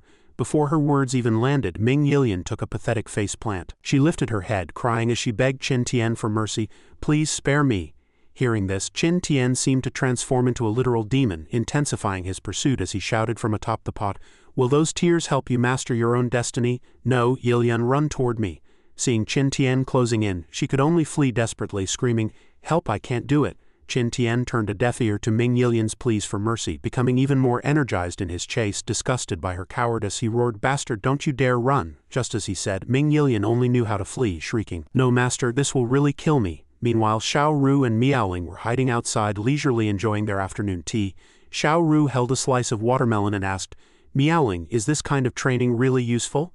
Already accustomed to Qin Tian's unconventional ideas, Miaoling answered slowly, "Who knows?" After nightfall, inside the magnificent and grand palace of Chongming State, a woman's cry for help rang out, "Your Highness, let go." Inside the Chongming Emperor's bedroom, a maid was being strangled by a man. She trembled all over, struggling to beg for her life. She managed to choke out 2 words, "Your Highness." The man violently squeezing her throat was actually the prince. He coldly spat out heartless words. "Didn't you say you wanted to bear everything for my father?" The girl could only struggle to call for help. This was Ming Guangjin, the prince of Chongming State. As he committed the murder of the maid, his eyes turned pitch black, his pupils flickering with a piercing red light. Looking extremely hideous, he tightened his grip, saying, "Don't blame me. Blame that old man who won't die and our dear big sister. They're the ones who caused your death." The maid could only feebly claw at his hands, crying, "Your Highness." A moment later, the girl's hand fell limp, and she breathed her last. He only released his grip after confirming the unfortunate maid was completely dead.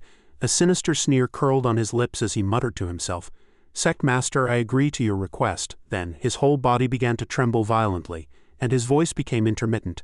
As if he had exhausted all his strength, he leaned against the wall and said, "It's time for you to fulfill your promise, isn't it?"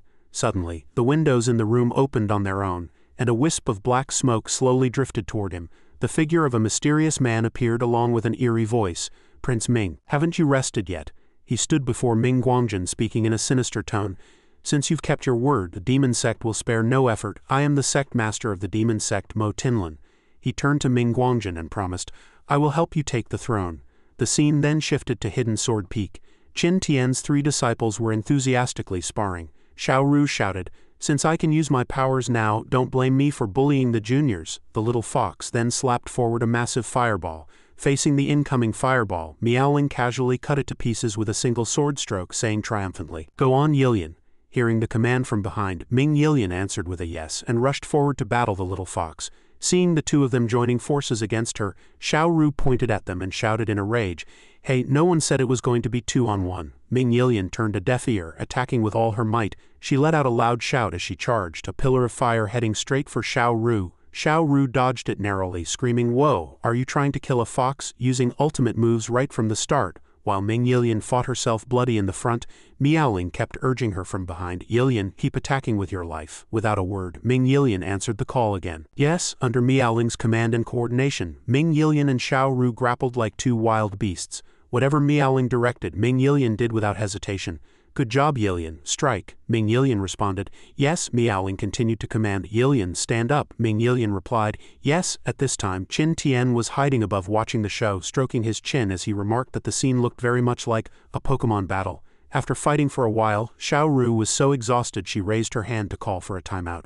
All right, let's rest for a bit." Ming Yilian, who was about to strike, instantly froze in place like she had been petrified. Then Miaoling walked over and patted Ming Yilian's shoulder, praising her.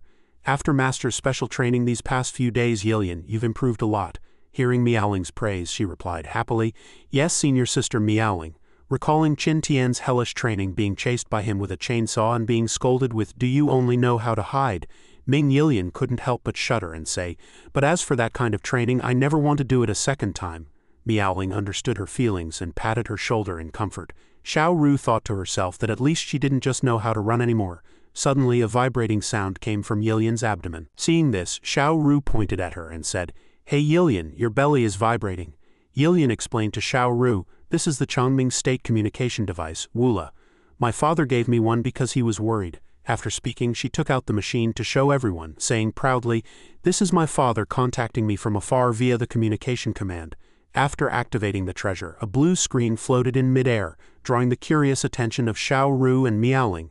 However, when the image transmitted through, everyone saw the Emperor's face filled with terror as he managed to choke out Yi Lian. Seeing this, she screamed in horror. "Father!" The Emperor only had time to shout, "Lianer, whatever you do, don't come back," before a hand pierced straight through his chest in the next second, killing him on the spot.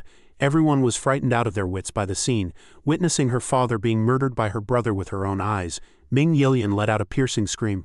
"Father!" On the other end, Ming Yilian kept pleading, "Father, answer me. Please don't let anything happen to you." Her voice caught the attention of her brother, Ming Guangjin.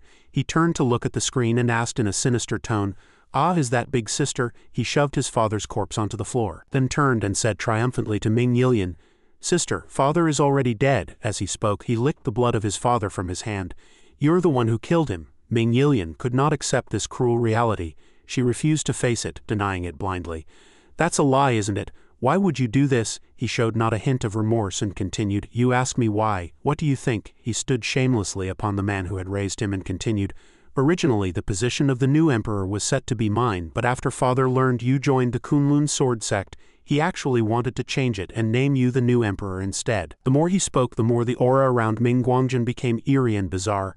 He continued to recount his plan. "For the sake of the throne I had no choice but to kill him, so this is all sister's fault." Ming Yilian shouted in a rage, "Bastard, I'll kill you." Xiao Ru hugged her tightly from behind to comfort her. "Calm down, Yilian." Ming Guangjin continued to provoke Ming Yilian, feigning an act as he said, "Why so angry? Sister, I'm so scared. You only have yourself to blame." He brought up the original plan. "If you had just obediently married off, none of this would have happened, would it?" At that moment, Mo Tinlin approached, shrouded in black mist, praising Ming Guangjin for a job well done. He stepped forward and patted Ming Guangjin's shoulder, mentioning the next part of the plan. According to the agreement, the demon sect would hold a sacrifice in Chongming City. He confirmed with Ming Guangjin once more, "You won't regret this, will you, Your Highness?" A sinister look appeared on Ming Guangjin's face as he said triumphantly, "Hey, of course not. You are the great contributors after all." Through the screen he could be heard saying the people in the city were at his disposal. Meanwhile, Miaoling recognized that the demon sect master was her enemy. Although she didn't make a sound, she had already locked onto her target. She thought to herself, "It's him." As soon as the words landed, Ming Guangjin crushed the machine in front of Ming Yilian, cutting off the connection. Amidst a mix of rage and helplessness, Ming Yilian shouted hysterically, "Come back, all of you, come back," she cried out in despair. "Make it clear, what on earth are you going to do to the people of Chongming City?" Seeing this, Xiao Ru hurried to comfort her. "Yilian, I know you're worried, but don't panic, the situation is urgent now." Ming Yilian explained that she had to go back but said, "Sister Xiao Ru, you heard it too. The demon sect wants to use the people of Chongming City as sacrifices. As Xiao Ru said, haste makes waste. It was better to leave it to someone capable of handling it." With that, the little fox turned and pointed at Qin Tian, who was nonchalantly munching on a watermelon, and said, "In this kind of situation, if you want to save Chongming City and defeat Mo Tinlun, who has half-saint cultivation, you can only rely on your master." Ming Yilian looked toward Qin Tian with eyes full of hope, whispering, "Right, I still have master." And Qin Tian, the man who always wanted to avoid trouble, had actually heard everything clearly long ago. Since taking these 3 women as disciples, he hadn't had a single day of peace. Qin Tian looked at her with a helpless face, muttering about how much of a hassle it all was. At this time in Chongming City, the demon sect had already begun the sacrifice ritual. Some clever people sensed something was wrong and were trying to flee the city. One man ran while encouraging the group, "Faster, everyone, faster!" After some struggle, the group finally saw the city gate, with someone shouting that it was the gate.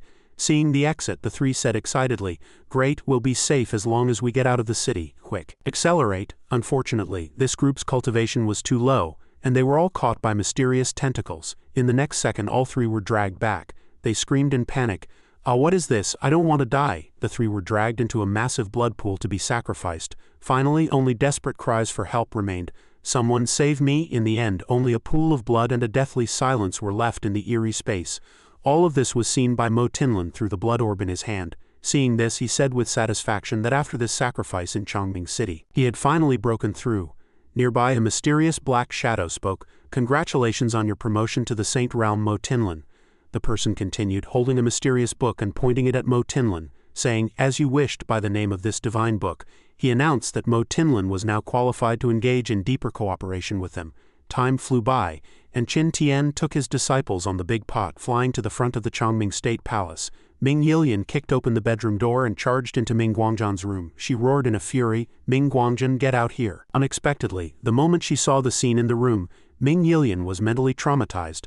Left speechless with shock, a thick long snake tail trailed unmistakable blood, extending all the way to the dragon throne of the main hall, where 3 mysterious figures stood. Ming Guangzhan, appearing before her, was sitting on the throne, transformed into a hideous monster with 3 heads. He wasn't the only one turned into a 3-headed freak. His 2 other brothers were there as well.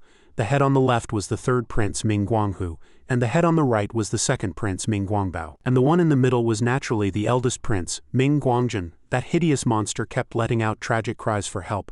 "Sister, save me! Sister, save me!" The group of 4, including Qin Tian, were dumbfounded by the sight.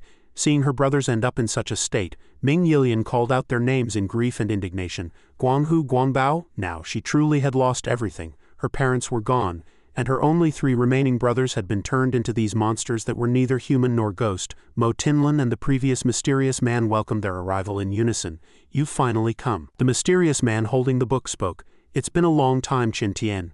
For Qin Tian, who had experienced countless bizarre events, he remained exceptionally calm, asking placidly, "What have you done?" Seeing him so eager to learn, Mo Tinlun answered, "Guangzhan turned to me for power, so I used a secret technique to fuse him and his brothers together to help increase his strength." That monster who had been pleading a moment ago turned his face in the next second and laughed manically. "Ha, sister, you can't save us." Then he looked at Ming Yilian and mocked, "You, the big sister, joining the Kunlun sword sect, it really put a massive amount of pressure on him, you know." Having suffered such a devastating blow, Ming Yilian's emotions spiraled completely out of control. She screamed in a fury, "You bastard!" With that, she raised her sword and charged forward, roaring, "I'll kill you!" However, her valiant posture didn't last long. She was blocked by an invisible barrier, her face slamming hard against the translucent shield. Standing on the outside, Ming Yilian pounded on the barrier in frustration, cursing, "There's actually a shield, indeed, quite cunning." Qin Tian calmly addressed the mysterious man, "Hey you, the bald guy holding the book, who exactly are you?" The man slowly flipped open the book in his hands, preparing a technique as he said to Qin Tian, "Before I introduce myself, let's change our location." Under the mysterious man's control, the text within the book began to radiate a dazzling light. As the eerie glow dissipated, the main hall was left completely empty. In an instant, the scene shifted to a vast, boundless desert, surrounded by nothing but swirling yellow sands. Xiao Ru looked as if a flashbang had been thrown directly at her. She covered her face and screamed, "Ah, my eyes, I've got sand in my eyes." Ming Yilian quickly recognized their situation, saying, "This is a desert." Meanwhile, the monster had been teleported to a place as black as ink, calling out sister with great difficulty in the darkness. High in the sky, Mo Tinlin spoke to an meowling. "My saintess, I didn't expect us to meet again." Mo Tinlin stared at her and said, "I've missed you to death." And meowling shot back with equal vitriol. "Hey, I've missed you to death too," she added triumphantly. "Missed you so much I can't wait to tear you into 10,000 pieces." Meanwhile, the mysterious bald man also began to introduce his origins. "Let me introduce myself first. I am Wen Na, a saint-ranked devotee of the bald cult." The book also let out a voice. "I am a clone of the Book of Space, one of the 9 divine books," the book continued. "My main body resides in the heavens, entangled in a conflict with your Qin family." Qin Tian seemed to recall something and said, "The Qin family of the heavens." He asked the two before him what they meant by that. Wen Na froze, about to explain, but before he could finish his sentence, Qin Tian suddenly clapped his hands and shouted, "Oh, I remember now, I almost forgot, it was that night, those 2 eerie puppets said some very strange things." Recalling that night, Qin Tian had returned home to find 2 pairs of eyes hidden beneath the floorboards. Immediately after, 2 puppets resembling his parents jumped out. They delivered a message to Qin Tian on his parents' behalf, with the father puppet saying, "Son, we've taken the house servants out for a vacation." The mother puppet followed up, "Don't worry about us and remember to beware of the book." At the time, Qin Tian had asked the 2 puppets with a face full of confusion, "Beware of what? A book?" Now, as if waking from a dream, he began to connect the previous clues and said seriously, "So the beware of the book mother mentioned referred to this. I thought it was another puzzle designed to test my IQ, and it kept me thinking for ages. This is great," but then on second thought he wondered curiously to himself, "It seems father and mother are hiding quite a few secrets. I'll have to make them spill everything the next time we meet." Qin Tian looked at the 2 before him, attempting to glean some useful information. "What exactly did the Qin family do? Why are you targeting them?" A voice emerged from the book responding to Qin Tian's question. "That is a story that begins with the universe." Along with the book's mysterious words, the scene shifted back to the heavens. The book began to explain that after the Great Void explosion swept through everything, the universe was born. It believed that to prevent the universe from collapsing due to a lack of order after its birth, the 9 divine books appeared, including the Book of Swords, the Book of Destruction, the Book of Spirits, the Book of Tao, the Book of the Body, the Book of Death, the Book of Time, and the Book of Space. They complemented each other and filled each other's gaps, with the Book of Fate serving as the connection point for them all. Leaving the battle between Qin Tian and the bald man aside for a moment, we return to Ming Yilian and Xiao Ru. At this time, the 2 were working together to fight the monster-transformed Ming Guangjin. He drew his longbow, preparing to attack Ming Yilian again, mocking her triumphantly as he pulled the string. "Haha, sister, you've stayed at Hidden Sword Peak for so long. Have you really learned nothing at all? Die quietly." Every arrow he fired sped toward Ming Yilian like a meteor. Every place the arrows landed triggered a violent explosion, forcing her to dodge in a panic while she racked her brain for a way to defeat the enemy. In a rage, Ming Yilian shouted, "Damn it, the attack speed is too fast, I can't even get close." Seeing his sister could only run, he laughed wildly. "Is this all you've got?" Suddenly, Xiao Ru appeared behind him, ready to launch a surprise attack. The fox spirit said, "Here's my chance." But in the next second, Xiao Ru was struck speechless by the extremely eerie sight before her. On Ming Guangzhan's back a face had actually appeared, and that face shouted in surprise. No, the features are too unfamiliar, but this is clearly the Emperor's face." Seeing Xiao Ru approach, the face became filled with terror, screaming loudly to alert the body. You, what are you trying to do?" Xiao Ru was also startled, crying out, "There's actually another face on his back." Suddenly, a powerful light gathered in the Emperor's mouth. He shouted in terror, "Don't come over here." Immediately after, a beam of light shot from his mouth, forcing Xiao Ru to quickly open a shield around her body. She cried out in panic, "Oh no!" Fortunately, that strike only sent Xiao Ru flying back and didn't cause her any substantial harm. Seeing Xiao Ru sent flying by the sudden move, Ming Yilian shouted her name in anxiety. The monster prince turned his head back and praised, "Well done, my father." Although the Emperor could not control the body, he still retained a sliver of consciousness. He struggled to call out his daughter's nickname, Yilian.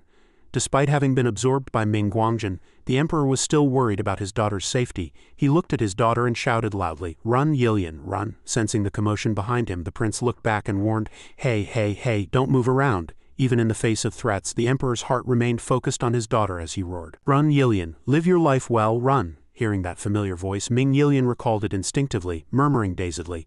This voice, seeing her father harmed like this by her brothers, Ming Yilian called out "Father" with a sob. She murmured in shock, "Fa." In the next second her tears could no longer be held back as she shouted, "Father!" Meanwhile, the Emperor urged her even more desperately. "Run, be good, run!" He continued to glare with wide eyes, scolding fiercely, "Why did you come back?" Although his tone was harsh in Ming Yilian's memories back when she was just a little girl. Because she had been scared by her brother, she had hidden in a secluded corner. Then a warm voice rang out, "Found you. So this is where you were hiding." At that time the Emperor was in his prime. He picked up her brother with one hand and said, "It's all your brother's fault for wearing a mask to scare you. Hurry up and apologize to your sister." The little boy cried and said, "I'm sorry, I was wrong." The Emperor reached out his hand to Ming Yilian and comforted her gently. "It's okay now." While stroking Ming Yilian's head, he whispered, "To be so timid despite being a princess, Father will protect you well. Don't be afraid, don't be afraid." Ming Yilian looked at the Emperor with tearful eyes and called out emotionally, "Father!" Those memories flashed through her mind, making it even harder to restrain her tears, as her whole body trembled. "Father, I..." Ming Guangjin felt his body's movements were uncoordinated and grew impatient, turning back to scold, "You talk too much, old man." Until his final moment, the Emperor did everything in his power to drive Ming Yilian away. Ming Yilian had always lived under the Emperor's protection, right up until the smoke of war reached Chongming's state. In that moment of crisis, the Emperor had already planned a way out for his daughter. While fighting, he had said to Ming Yilian, "Yilian, leave the palace and hide for a while. Once I've settled this war, you can come back." But Ming Yilian didn't want to leave him at all, saying in terror, "But father..." Despite his reluctance for his daughter's safety, he ordered the servants to take the princess away. Even so, she still wanted to stay by the Emperor's side. "Father, I'm not leaving." The guards had to take the princess away by force. One guard, his face full of sorrow, said, "Princess, let's go." Until the very last moment, out of worry, he had turned to scold the princess.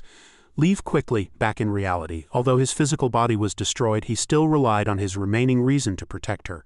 He roared through his tears, "Leave quickly." At that moment his final shred of reason dissipated, and Ming Guangjin triumphed over him completely. After many instances of shrinking back and fleeing, Ming Yilian was now mature enough to face hardships alone.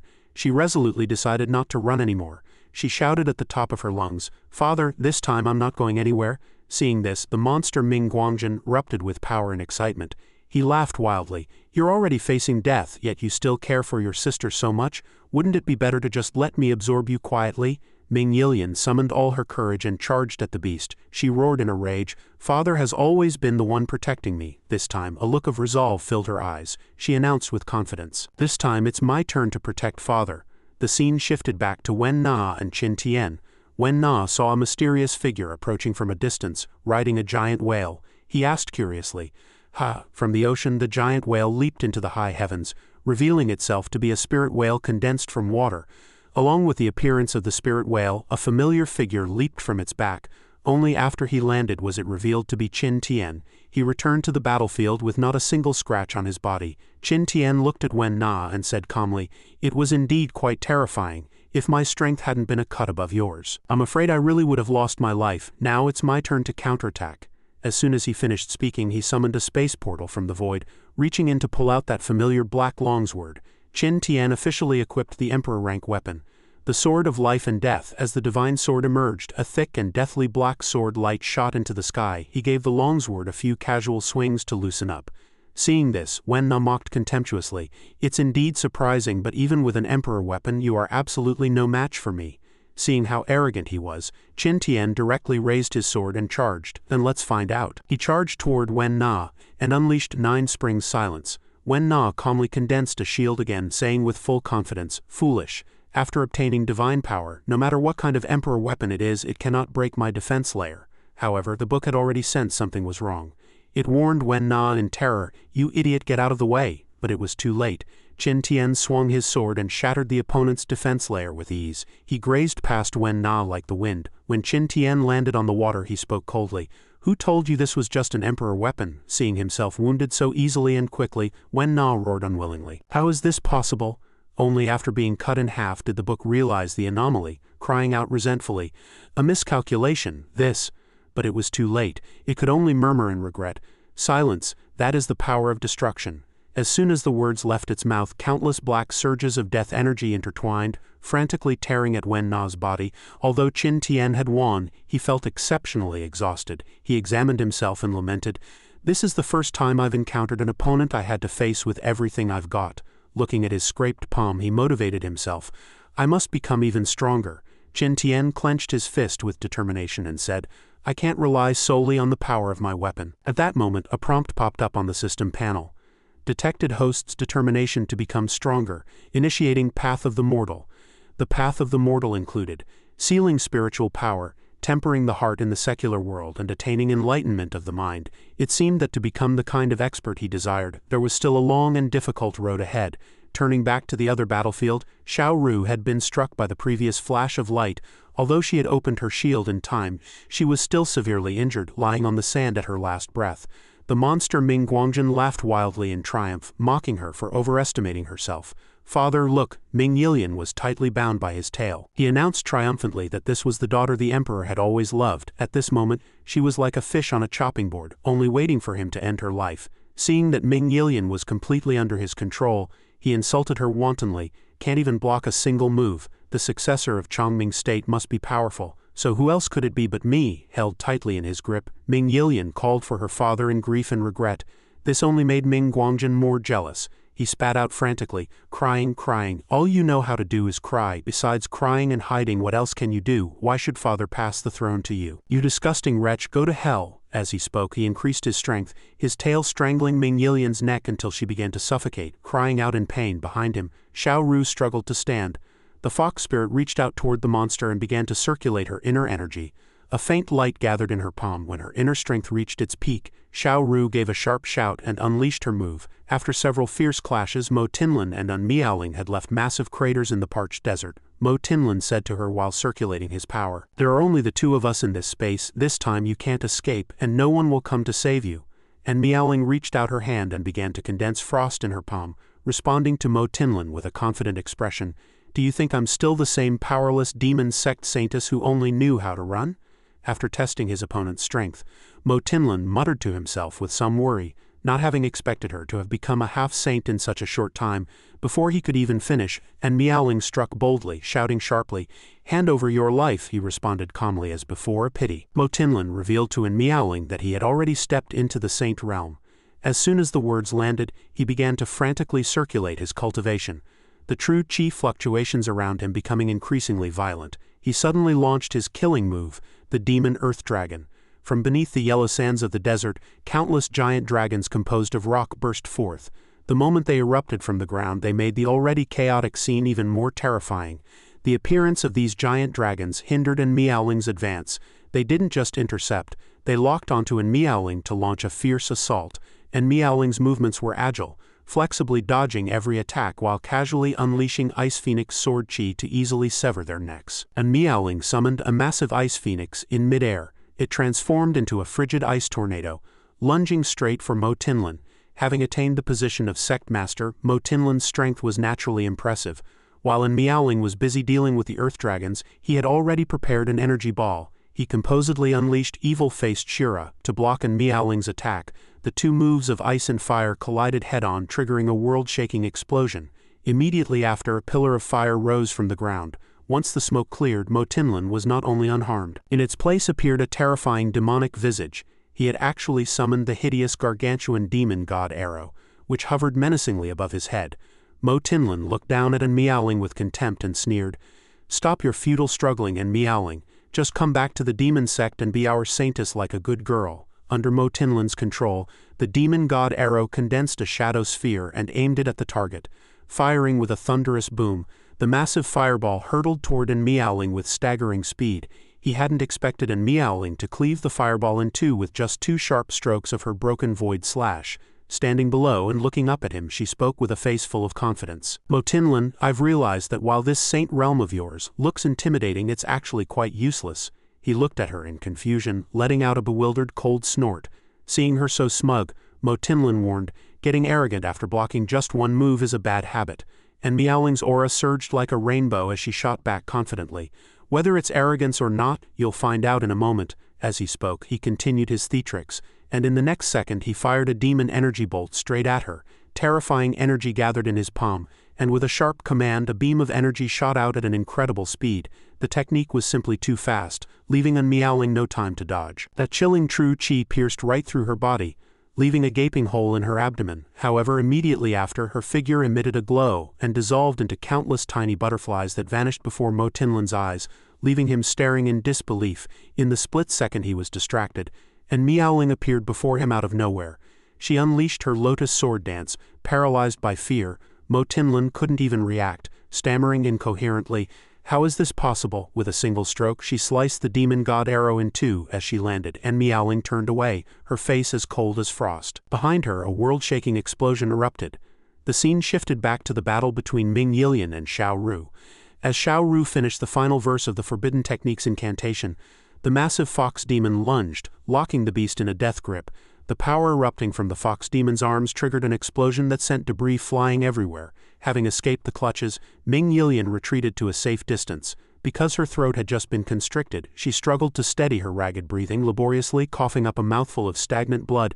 Xiao Ru looked at her and shouted, "Yilian!" While the fox demon maintained her hand seals to keep the beast pinned, she signaled to Ming Yilian, "Now's your chance. I can only trap him for a moment, the rest is up to you." Hearing this, Ming Yilian picked up her longsword and answered, "Yes." The trapped beast roared frantically, "Bastard, let me go!" Ming Yilian approached step by step, her grip on her sword tightening. She recalled the first lesson after taking Qin Tian as her master and the words he had once said to her.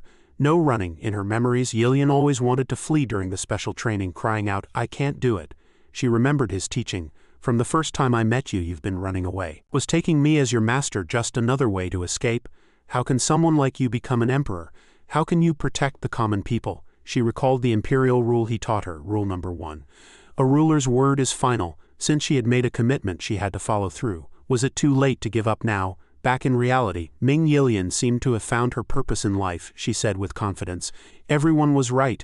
The old me only knew how to run. At this moment, her gaze was entirely different, filled with the courage to face evil, she said firmly, "But now I won't run anymore." As soon as the words left her mouth, Ming Yilian charged at Ming Guangjin with her sword. Seeing this, he shouted in terror, "Wait, are you kidding me? Don't force yourself. Can you really bring yourself to kill me?" Seeing that pleading for mercy was useless, he began a psychological offensive, his foul mouth screaming, "Don't forget, Guanghu and Guangbao are your beloved brothers, and they're both a part of me now." Not only that, he even dared to threaten her. "And father is still behind me. I don't believe you would." Ming Yilian had had enough of the pain he caused. It was time to end this personally. She swept past Ming Guangjin like a cool breeze. She unleashed every sharp sword technique she had, lunging forward to slash her fallen brother as she said, "You're wrong." With eyes like burning torches, Ming Yilian delivered a clean, decisive strike, saying, "I will." Even after being struck, Ming Guangjin was still too arrogant to accept reality. He shouted unwillingly, "This is impossible. I can't die here. I'm going to be the emperor." Subsequently, he gradually dissipated into the void without making a sound. Ming Yilian's face was covered in tears as she whispered, "Goodbye, father." The scene returned to the second round of the battle between Meowling and Mo Tinlin. After his demon god was sliced apart, he staggered to his feet. Standing before Meowling, he still maintained his high and mighty act, saying, "Unforgivable, how can you have reached the half-saint realm in less than 100 years?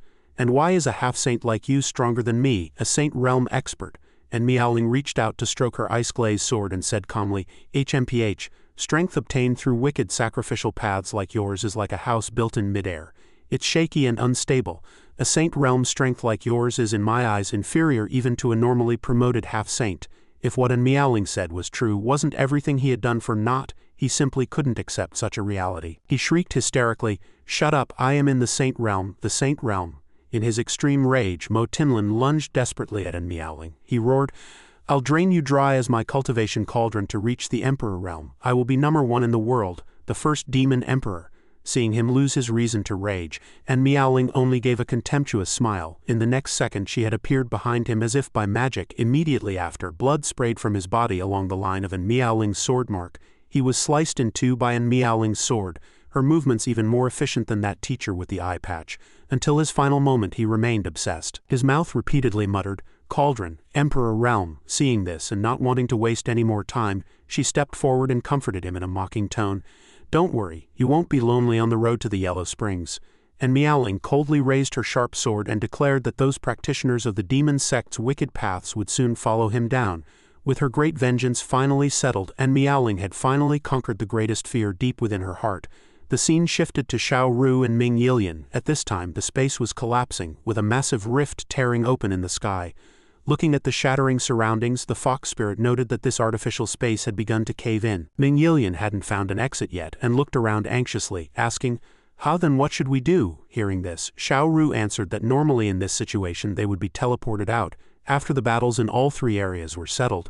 Back with Qin Tian, the puppet that looked like his father drifted over from somewhere. A voice came from the puppet. "My precious Tianer, long time no see." To avoid wasting Qin Tian's time, the mother puppet also drifted over and scolded, "You disgusting old man, get to the point." Seeing his wife speak, the father puppet coughed twice and said, "Then let's skip the nonsense." The father puppet said to Qin Tian, "If you see this puppet again, it means you've come into contact with the divine book and successfully handled this mess." Their mouths emitted two beams of energy condensing the residual aura of the divine book. The two announced in unison that their puppets would activate to help him condense the power of the divine book and gradually repair it. Witnessing this scene, even a genius like Qin Tian was greatly shocked. He wore a surprised expression and asked, "The book is actually repairing itself?" In just a short moment, a brand new divine book was reshaped before Qin Tian's eyes. As they were about to depart, the father puppet said to him, "I know you have many questions in your heart. When we meet later, I will answer them for you." After a while, the divine book named Void was fully formed. As the ritual ended, the mother puppet said, "Now you need to concentrate on your cultivation and put all your effort into breaking through to the Emperor realm." The father puppet looked at the reconstructed book and remarked, "Not bad." This scene left Qin Tian extremely shocked as he muttered in confusion, "This is truly miraculous." He stared at the divine book for a moment before finally reaching out to take it. Qin Tian held the Void divine book, which had been perfectly reshaped by the two puppets. He stared at the book in his hand for a long time, finally saying, "All right, I will break through to the Emperor realm and then wait for you." After the Great War, a ceremony was held in the Chongming State Palace with thousands of soldiers lined up in neat rows. Ming Yilian stepped out from the palace dressed in magnificent dragon robes. Seeing this, the surrounding guard shouted, "Greetings to the Empress." Thousands of civil and military officials bowed their heads in unison and shouted, "Long live the Empress, long live, long live, long live." Ming Yilian had officially ascended the Chongming throne. Her status had also been updated. Empress of Chongming State, Ming Yilian, draped in dazzling dragon robes. Ming Yilian ordered the officials to rise.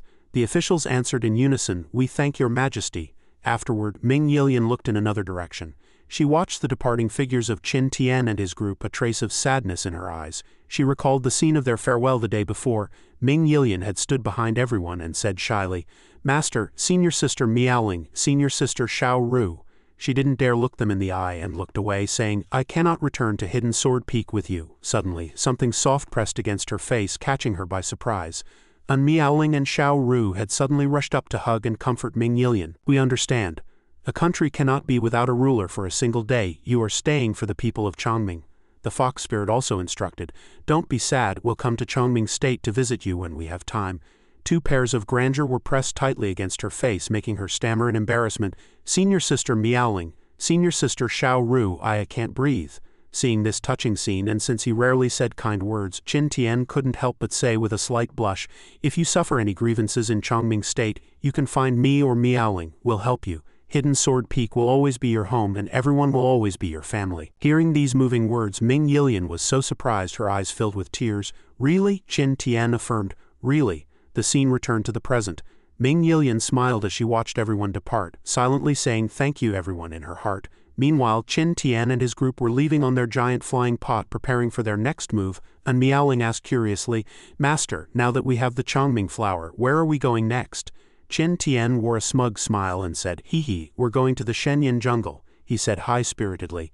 "While you two were helping Yilian rebuild the palace for those 10 or so days, I wasn't just wandering around aimlessly. I was asking around for news everywhere." What Qin Tian meant by asking around for news was actually going to brothels to drink and chat with beautiful women. He even teased the two women there smugly, making them blush and scold him, "How annoying, you're so wicked." After recalling this, Qin Tian said happily, "That's right, I finally heard that someone once saw the Saint Spirit fruit." Hearing his tone, Xiao Ru and Miaoling knew he was definitely talking nonsense. The two women whispered privately, "Do you believe him?" "I don't." Regardless, the destination was set, and Qin Tian excitedly announced, "Anyway, we're off to the Shenyan jungle." The camera shifted to a primeval jungle. Lightning flashed and thunder rumbled over the jungle, which contained a small lake. In the center of the lake was a protruding rock, and on the rock was a flower emitting a mysterious light. Around that glowing flower, 3 giant pythons were constantly circling. When Qin Tian and his group arrived at the Shenyan jungle, a vast and boundless primeval forest unfolded before them. Birds soared freely in the sky and the trees were lush with no signs of human activity. Qin Tian took advantage of the relaxed atmosphere to educate his 2 disciples. The Shenyan jungle is a forbidden zone in the east state of the 9 provinces. It covers an area of over 5 million square kilometers. Qin Tian shielded his eyes from the sun and looked deep into the jungle, remarking that this Shenyan jungle was indeed large enough. How long would it take to find the Saint Spirit fruit? Seeing this, and Meowling suggested, "Why don't we split up to search and meet back here after the sun goes down?" Xiao Ru also chimed in. "I think that's a fantastic idea." Seeing the 2 happily reach an agreement, Qin Tian also answered plainly, "Is that so?" After some detailed discussion, the 3 split up, each going a different way. Qin Tian instructed the 2 to meet after sunset. Xiao Ru didn't take Qin Tian's words too seriously. The fox spirit excitedly strode away, happily shouting as she departed. After dark, everyone returned to the original spot to build a fire for the night. But only Qin Tian had appeared on time. He was currently sitting and roasting a hind leg of some creature that was even larger than he was. The search results weren't ideal, and he said dejectedly, "I searched all day and didn't even see a shadow of the Saint Spirit fruit. Let's put the search aside for now and enjoy this delicious roast meat first." Qin Tian took a deep breath of the roast meat's aroma, looking intoxicated as he said, "As expected of me. My culinary skills have improved again. It's actually glowing." Suddenly there was a sound from the nearby bushes.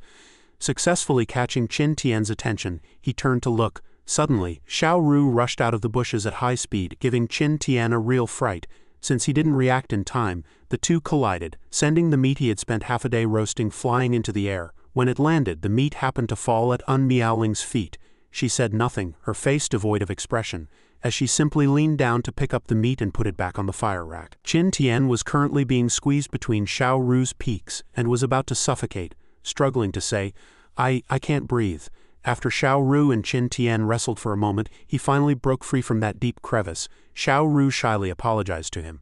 Qin Tian, on the other hand, looked satisfied, excitedly saying with a nosebleed, "That felt so good." In the interval while waiting for the meat to re-roast, Xiao Ru seemed a bit restless, while Meowling was full of gloom, seemingly deep in thought. Seeing the atmosphere was a bit strange, Qin Tian asked to break the silence. "What's wrong with you 2? He then mentioned the details he had just observed. "One is as cold as an ice queen, and the other is as frantic as if being chased by a dog." Suddenly, the 2 said in unison, "Actually," after speaking at the same time, they both fell into silence, looking at each other because they wanted the other to speak first. Seeing that this was wasting too much time, Qin Tian pointed randomly at one of them. He looked at Xiao Ru and said, "Xiao Ru, you go first." The fox spirit began to tell everyone what she had just seen. "All right, actually, I just saw people from the Emperor Alliance at the edge of the jungle. While I was searching for the fruit, I happened to run into the Emperor Alliance people chasing someone else." For being so mysterious, Xiao Ru recalled them, saying, they had claimed the Emperor Alliance was conducting business, and that it was none of her concern, ordering her to leave immediately. At the time, she could only cover her ears and hide behind a tree to avoid their notice. Qin Tian, holding his chopsticks and preparing to eat, asked her, "That reminds me, I haven't asked you yet. Why exactly are you being hunted by the Emperor Alliance?" Xiao Ru put on a serious face and began to explain. "Let me see, this goes back to when the Chishan Empire and the Daliang Empire declared war." As she spoke, her expression grew increasingly solemn. Ultimately, both of those countries had been conquered by a third nation. She recalled that before the war broke out, she had met the Daliang Emperor and the Chishan Emperor in a secret realm. "Because of that, the Emperor Alliance framed me, claiming I was the culprit who incited the war. They said I was the one behind it all. Consequently, Tianming, the leader of the Emperor Alliance, ordered their experts to hunt her down. Misfortunes never come alone." After hearing the story, and Meowling asked curiously, "Aren't you the Imperial Princess of Qingchu? Why didn't Qingchu step in?" Xiao Ru said with a look of sorrow, "Due to the Emperor Alliance's instigation, the entire central region now wants my head. Facing such a massive power, even Qingchu cannot protect me, unless I can find evidence to prove that the Emperor Alliance framed me."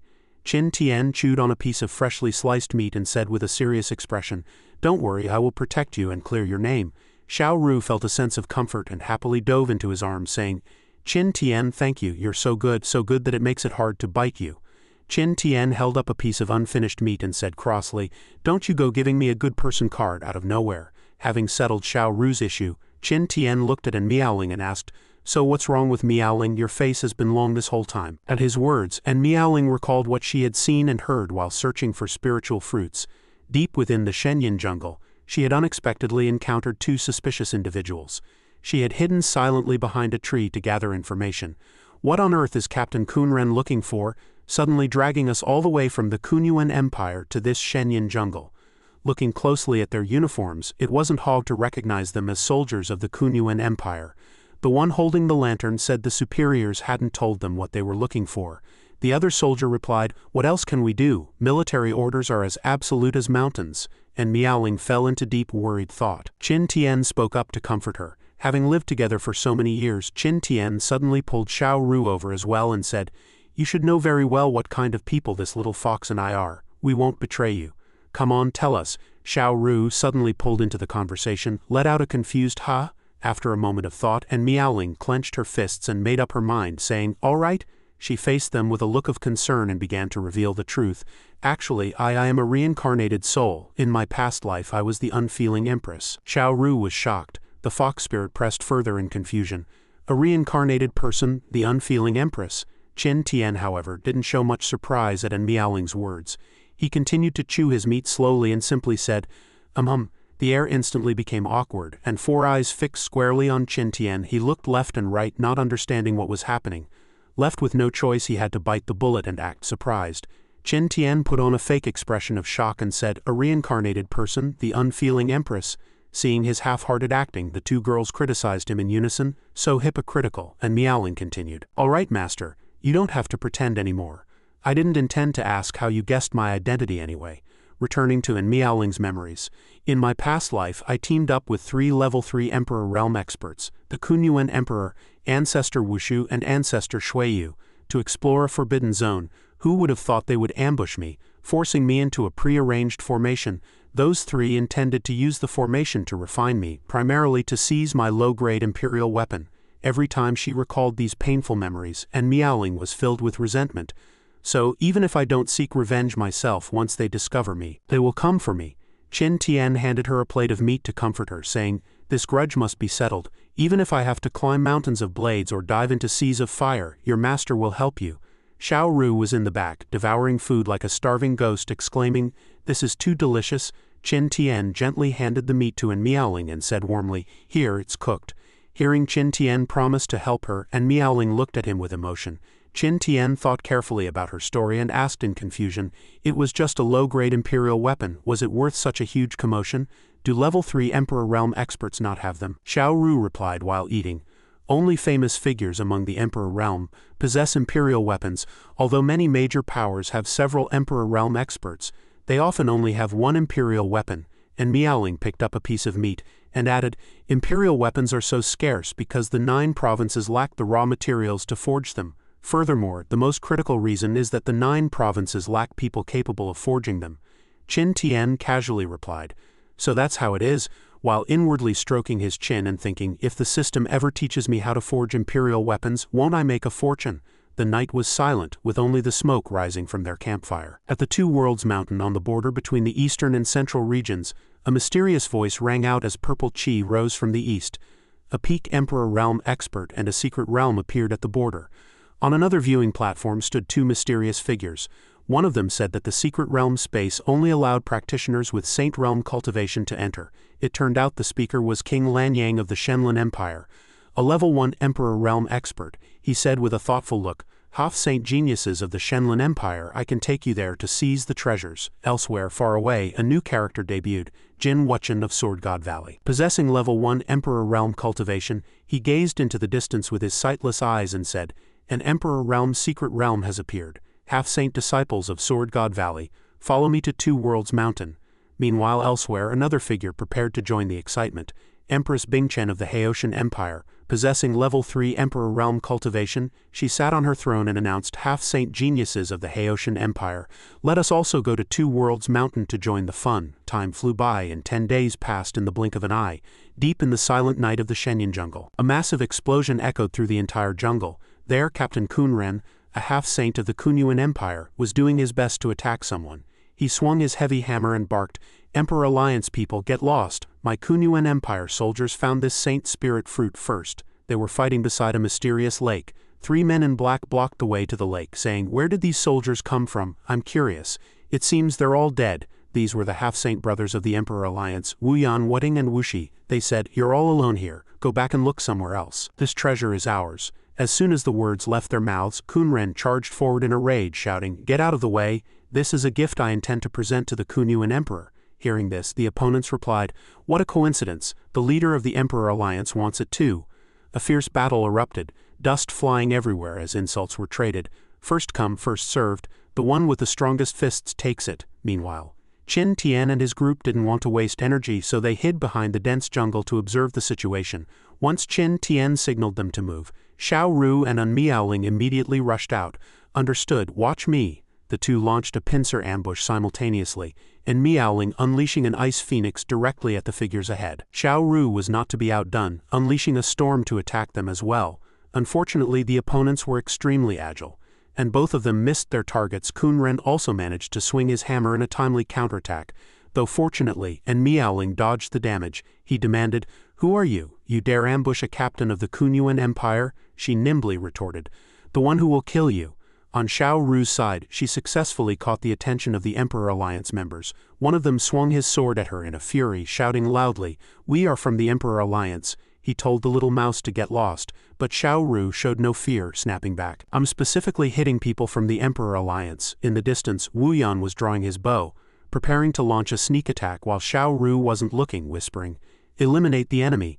Suddenly, Xiao Ru used water ripples to create air currents around her, disrupting the opponent's attack formation.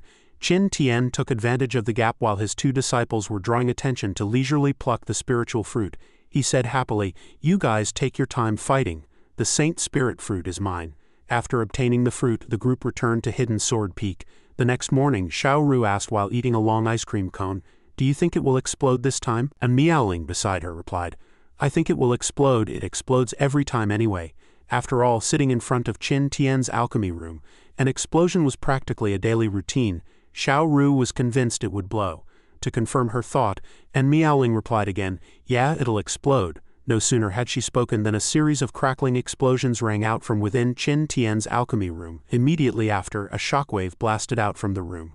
Qin Tian's alchemy room was operating well as usual, blown completely to pieces, and Meowling and Xiao Ru were long since accustomed to it, remarking with blank expressions, "Look, it exploded." Xiao Ru followed up, "Yeah, finally exploded." Amidst the black smoke after the explosion came Qin Tian's excited voice, "Success, oh heavens, I've succeeded." Qin Tian, his face covered in soot and practically naked, held a pill bottle and said happily, "Ta-da, the Saint Supplementing Pill. Taking it can increase one's realm by 1 minor level for those under level 3 of the Saint realm, valid only for the first consumption." Xiao Ru was stunned by the pill's effects, calling it amazing. Meanwhile, and Meowling looked at Qin Tian, who was nearly stark naked with only a few rags hanging off him, and blushed, half closing her eyes and not daring to look directly. She said, "Good things are good things, but you should put some clothes on first." Qin Tian went back to his room to change into a new outfit. As he dressed, he said to Meowling, "Go back and refine the pill now.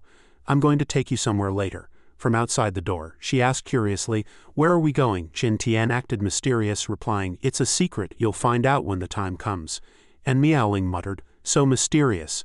Qin Tian suddenly threw the bottle of newly refined pills at her, and she hurried to catch it. He stepped out of the changing room dressed in a sharp new outfit and gave Meowling one last instruction. "Go back, take it, and focus on refining it before coming back to find me.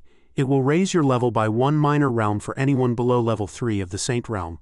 I won't help you with the refining this time."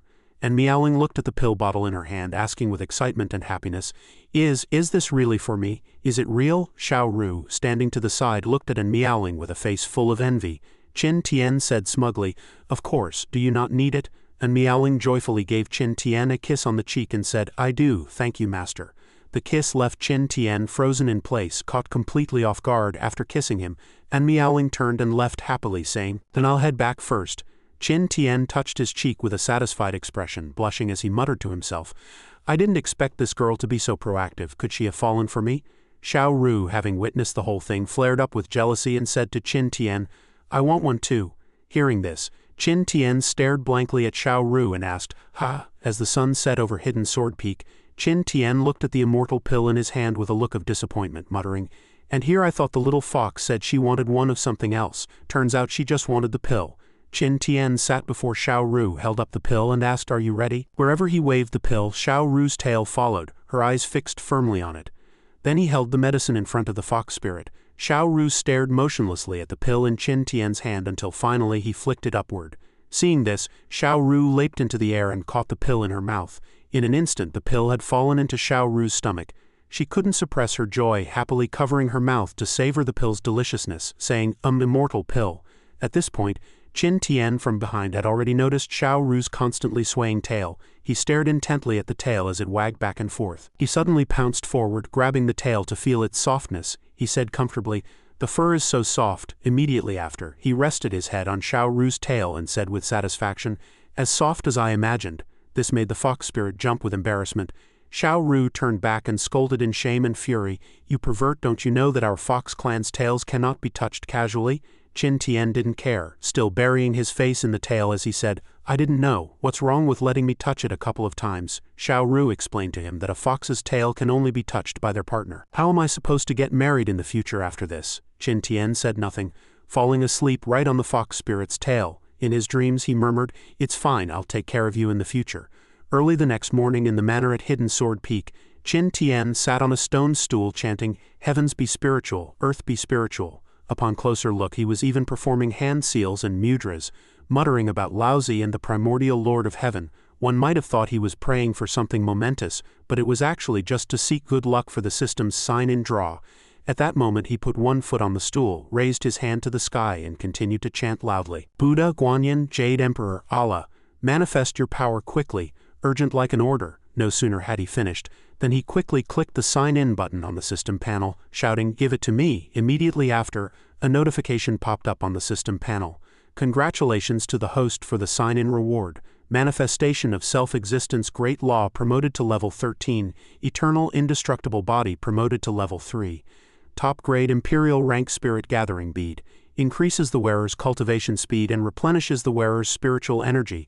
After seeing the new rewards, Qin Tian trembled with rage. He raised his middle finger at the system panel and cursed, "No good items again." While he was cursing his own system, and Meowling walked over and asked, "Master, what are you doing?" He wasn't very surprised, saying plainly, "Meowling, you're here."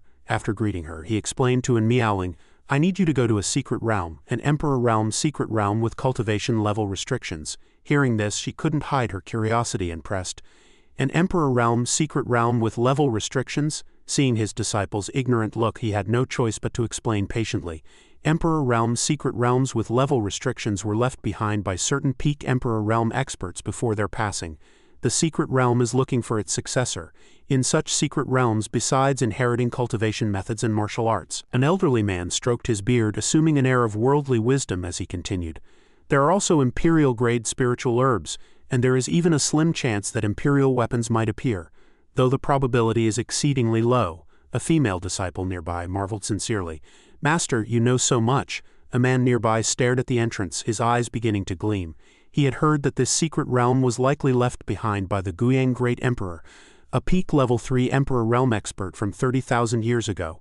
If I can obtain the Guyang Great Emperor's inheritance in this secret realm, I too can become a powerhouse of my generation. Seeing his companion's lofty ambitions, a friend beside him cautioned, "Stop daydreaming. Rogue cultivators like us don't stand a chance. Just give it up." The gates of Two Worlds Mountain were swarmed with people sharing the same goal, including many hidden experts. He reminded his friend, "Look around you. The 3 strongest forces near Two Worlds Mountain have all arrived. Rogue cultivators like us have no hope. You'd better give up now." The young man was arrogant at first, but after observing his surroundings he had to admit, "You're right. They are all top-tier geniuses at the 3rd level of the Half-Saint realm, personally trained by peak Emperor realm experts. Some even have records of holding their own against the Saint realm." A warrior in white beside him comforted him. "We truly cannot compare to them." The young man echoed with a look of disappointment. "How annoying. I really wish they'd all get diarrhea and couldn't make it." Prince Lan Feng of the Shenlin Empire also joined the gathering, remarking from the side, "I didn't expect you all to show up as well." He was speaking to Mu Qingqing, the daughter of Empress Shui Bingxuan of the Haitian Empire. She replied with a teasing tone, "Since you're here, how could we be absent? This is a major matter involving imperial weapons." Jian Baikun, one of the successors of Sword God Valley, also spoke up, "HMPH. The Guiyang Great Emperor's imperial weapon will only belong to our sword god Valley. Suddenly, Lan Feng pointed in a direction and exclaimed, stop arguing for a second. Everyone look over there. He pointed at a mysterious figure arriving at high speed in the distance, saying, it seems a formidable character has arrived. That mysterious figure was a Miaoling, approaching as if treading on the wind, her face still concealed by a light veil. And Miaoling landed gracefully and walked forward slowly. Jian Baikun instantly sensed her extraordinary nature, thinking to himself, her sword intent is not inferior to mine at all. Mu Qingqing began to grow curious about her origins. I've never seen this person before, could she be a genius from another region? As soon as Lan Feng saw a beauty, his eyes lit up and he approached her smugly, saying, though you are veiled, this prince can still tell you are a peerless beauty. Seeing this, Mu Qingqing warned him that acting recklessly would bring no good results. Before she could finish, Lan Feng had already flashed in front of an Miaoling. As he approached, and Miaoling asked politely, does sir have business with me? He maintained his high and mighty attitude, saying, I am the prince of the Shenlin Empire. Woman, remove your veil. With that, he reached out to grab an Miaoling's veil, but she nimbly evaded him.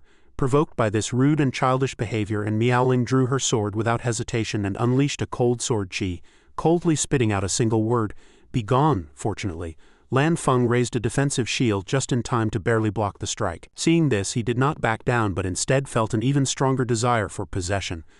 Lan Feng maintained his superior posture and replied arrogantly, with just one sword strike you shattered my protective aura and even managed to wound me. Those witnessing the scene were shocked. So strong to be able to wound the prince of the Shenlin Empire so easily. Another person chimed in. I wonder which power this genius belongs to. Could she be a talent from the core area of the central province? Having taken a hit, Lan Feng stared intently at an Miaoling, analyzing her realm, only the second level of the half-saint realm, just with slightly stronger sword intent. He then fixed his gaze on the weapon in an Miaoling's hand. After careful observation, he concluded that her longsword was no ordinary item.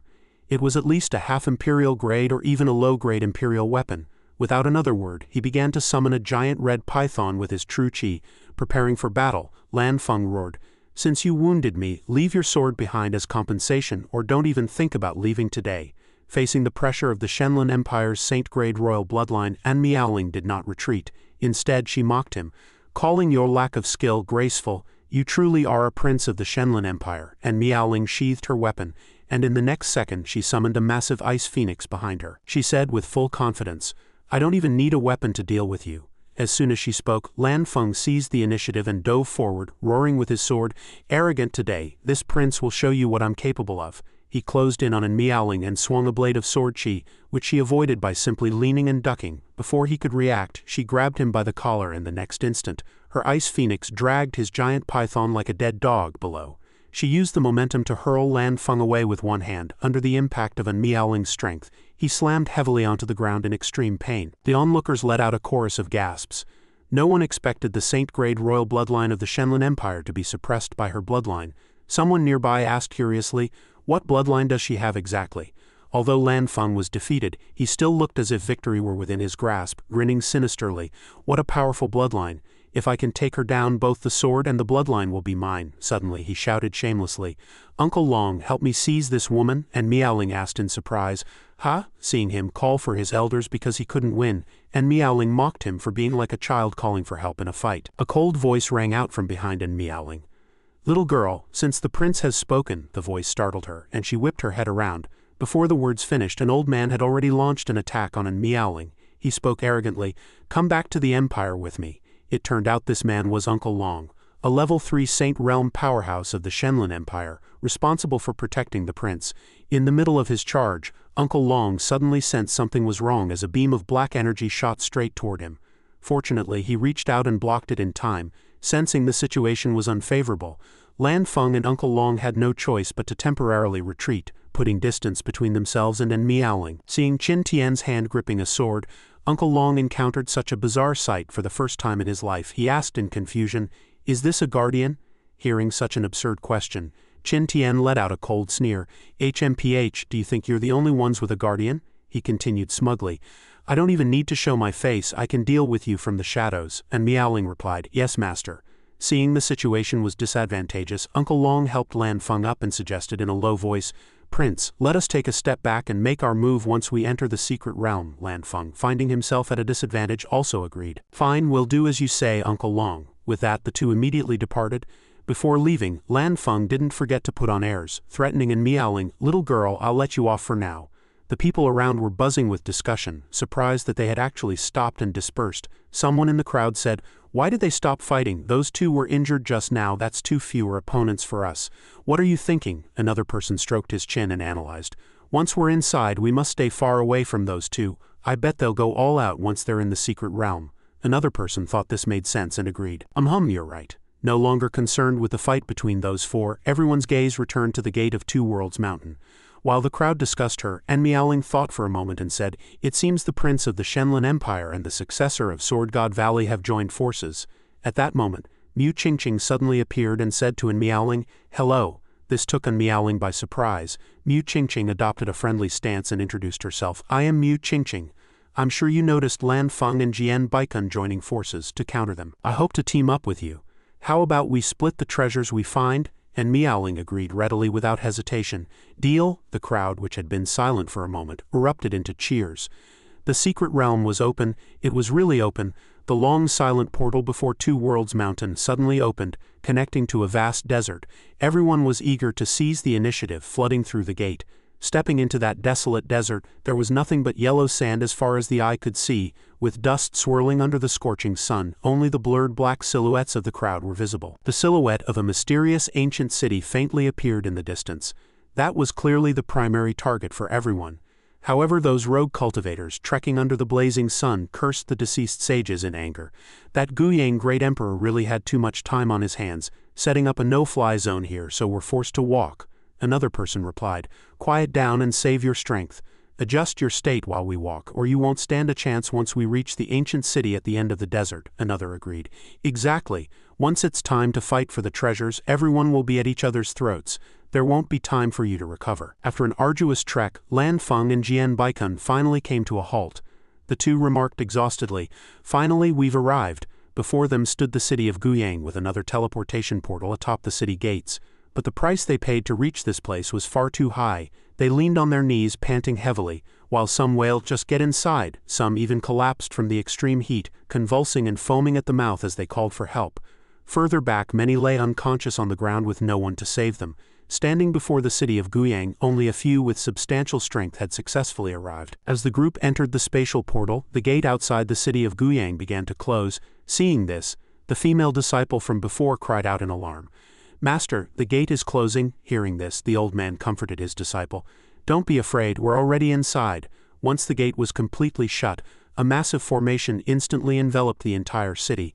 A bizarre scene suddenly unfolded between the master and disciple. While the master was running with all his might, the previously normal disciple suddenly became hideous and distorted, chasing after him with a piercing scream, "Master, wait for me!" Meanwhile, her master was fleeing desperately. He cried out in terror as he ran. "How did it turn into this?" The disciple continued to chase her master relentlessly, her tone sinister.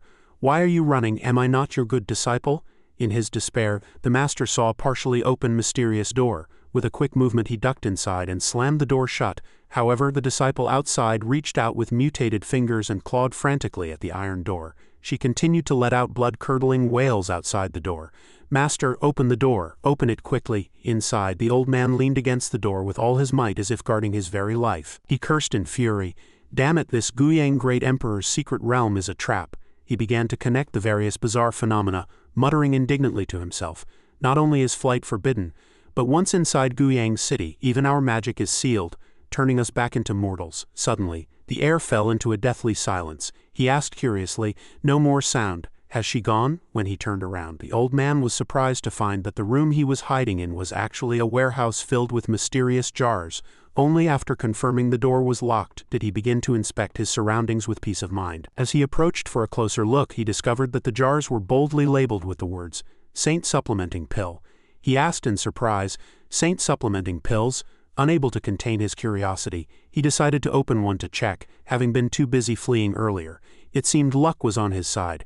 This room appeared to be specifically for storing pills. He looked into the jar and was astonished to find it filled with pills radiating a faint light. He cheered excitedly. "There are so many in just one jar," he shouted in ecstasy. "I'm rich." But in the next second, as if he had seen something extremely terrifying, his face instantly turned from joy to horror. Suddenly, a familiar hand reached out from the jar, nearly stopping his heart. The sinister voice from before rang out again. "Master, I found you." In his panic, he knocked over the jar, which rolled across the floor. However, his disciple crawled out of the jar in an incredibly bizarre manner, saying, "Master, don't run." She stared at her master with a face covered in blood and said, "Accompany me to hell." His screams echoed through the sky, audible even to the bones outside the city. Outside the teleportation portal of Two Worlds Mountain, three mysterious figures were observing the situation. It turned out these three were Jian Wuchen of Sword God Valley, King Lanyang of the Shenlin Empire, and Mu Yun of the Haoshan Empire. Behind them, a familiar figure was faintly visible. It was Qin Tian, secretly observing An Miaoling's condition. He gazed at the backs of the three and said, "So you've all arrived." Thinking about how many people had gathered at Two Worlds Mountain, Qin Tian smiled. "I have a premonition that the system's reward this time will be very special." He then began to fiddle with his system panel, saying happily, "Let me see, things need to speed up on Miaoling's side as well." The scene returns to An Miaoling, who along with other major figures had been teleported to a room filled with ancient patterns. An Miaoling's group of 4 was kneeling before a golden statue, allowing it to freely drain the spiritual energy from their bodies. The absorbed energy gathered directly into the golden ring above the statue's head. Even so, the 4 showed no sign of resistance, allowing their spiritual energy to slip away. Seeing their dazed state, little Qin Tian poked his head out from between An Miaoling's robes and said in surprise, "Strange, have we completely fallen for it?" He looked into the distance and asked curiously, "Ha?" The scene before him revealed the truth. A golden statue had cast a spell on the 4 and was leisurely draining their spiritual energy for its own cultivation. Sensing things were wrong, he decided to take action personally. He climbed out and said, "This isn't good. This thing is draining the spiritual energy from Miaoling and the others." Suddenly, he manifested a sword and instantly unleashed the Sword of Life and Death, sending out a crescent-shaped sword chi as black as ink toward the golden statue. The strike shattered the ring that was frantically draining spiritual energy, blowing it to pieces. With the ring destroyed, the golden statue awoke, roaring in fury. "Who has ruined my great plan?" Seeing the threat removed, Qin Tian breathed a sigh of relief. "Done." Retreating. In the next second, with a soft poof, little Qin Tian vanished without a trace. At this time, An Miaoling's group was still in a daze, but they immediately regained their senses. An Miaoling asked in surprise, "This is..." Beside her, Mu Qingqing rubbed her head in terror and said, "Damn it, after entering the secret realm, we actually fell into an illusion unconsciously." Lan Feng also echoed while wiping away his drool. This golden statue was actually devouring the blood essence of the fallen geniuses. What is he trying to do? Is he trying to resurrect? Bai Kun also voiced his thoughts, wondering if the bronze statue might be the corpse of the deceased Guiyang Great Emperor himself.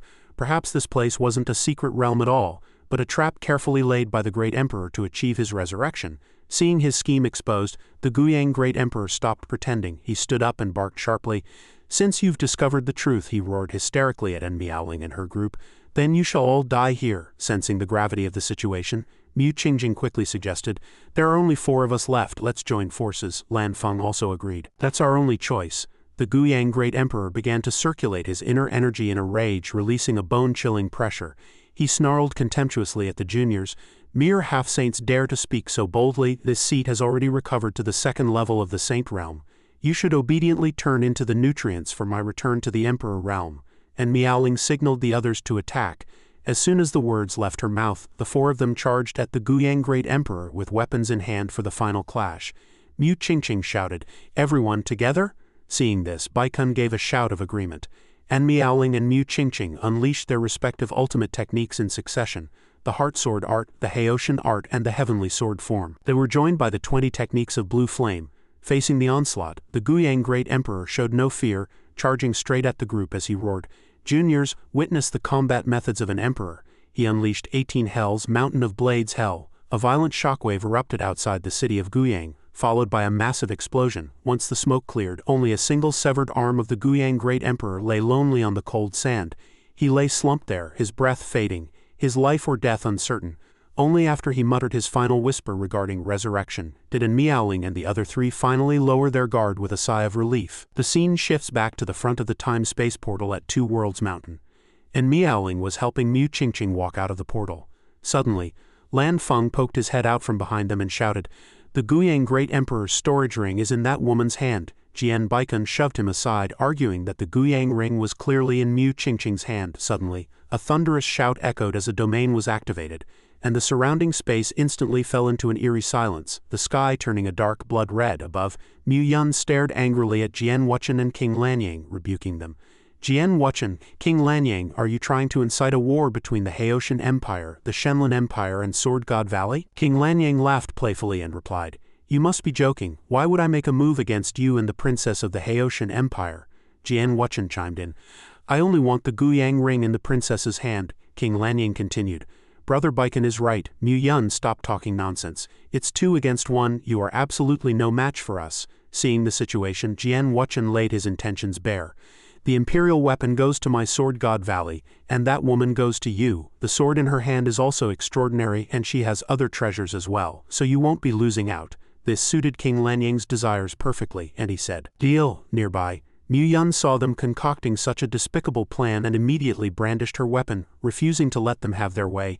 She said angrily, "I won't let you succeed."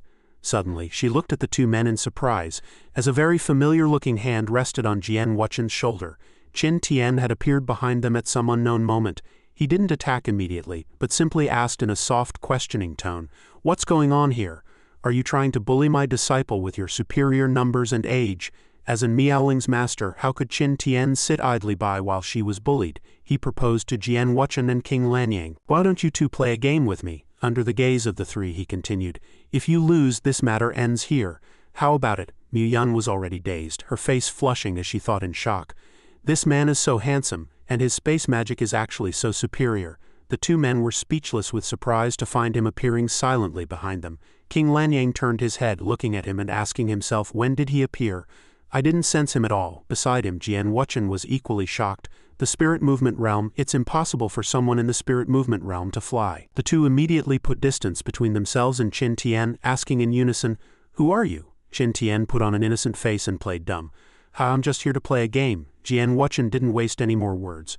Drawing his sword and lunging at Qin Tian, "You dare play me for a fool." The 2 took turns launching attacks at Qin Tian, but they couldn't even touch the hem of his clothes. King Lanyang shouted in a fit of rage, "Even if you disguise yourself as the spirit movement realm, I'll tear off your mask." Seeing how much fun the 2 were having, Qin Tian responded high-spiritedly, "Is that so? Then let's fight." With a shout of sword of life and death, 2 beams of sword light, 1 black and 1 white, shot toward Qin Tian's position. The impact shook heaven and earth. Mu Yun, watching from the side, thought in terror, to have such power just by drawing his sword. Who on earth is this man? Qin Tian rested his signature sword of life and death on his shoulder and challenged the 2 provocatively.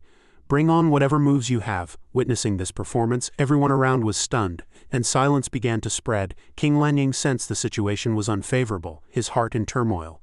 "This is bad. This man is definitely no ordinary person," Jian Wuchen guessed nervously. "The weapon in his hand is an imperial weapon. No, that's..." While the various masters above were at each other's throats in a tense atmosphere, their disciples were calmly sitting below in a circle playing Go. Baikan asked in confusion, "So what exactly are we doing right now?"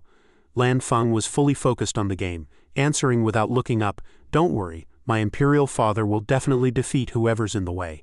Their side will collapse without a fight." Mu Qingqing retorted smugly, "Ha, you must be joking. Do you think my aunt is a pushover? My aunt is definitely going to win this round." After weighing things carefully, Lan Feng looked warily at Miaoling. "The main problem is that this woman is hard to deal with. Otherwise I would have made a move long ago." Sensing a prying gaze, Miaoling whipped her head around and glared at him, frightening Lan Feng so much that he quickly lowered his head to continue the game.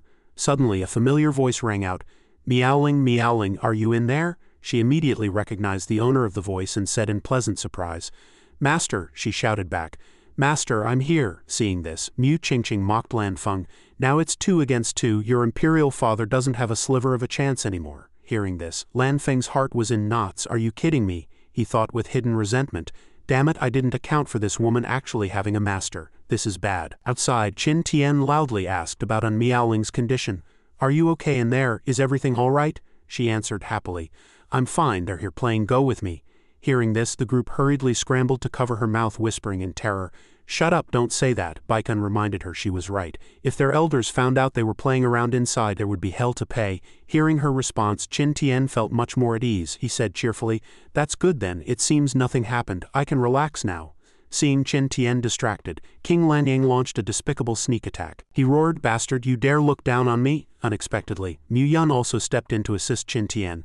Several ice pillars shooting toward King Lanyang and forcefully cutting off his offensive. Seeing this, King Lanyang shouted in a fury, "Mu Yun, stay out of this." Mu Yun shot back bluntly, "You're wrong, I'm protecting my niece." At this time, Jian Wuchen was just standing aside watching the battle. She looked at Qin Tian and smiled, suggesting, "Leave King Lanyang to me."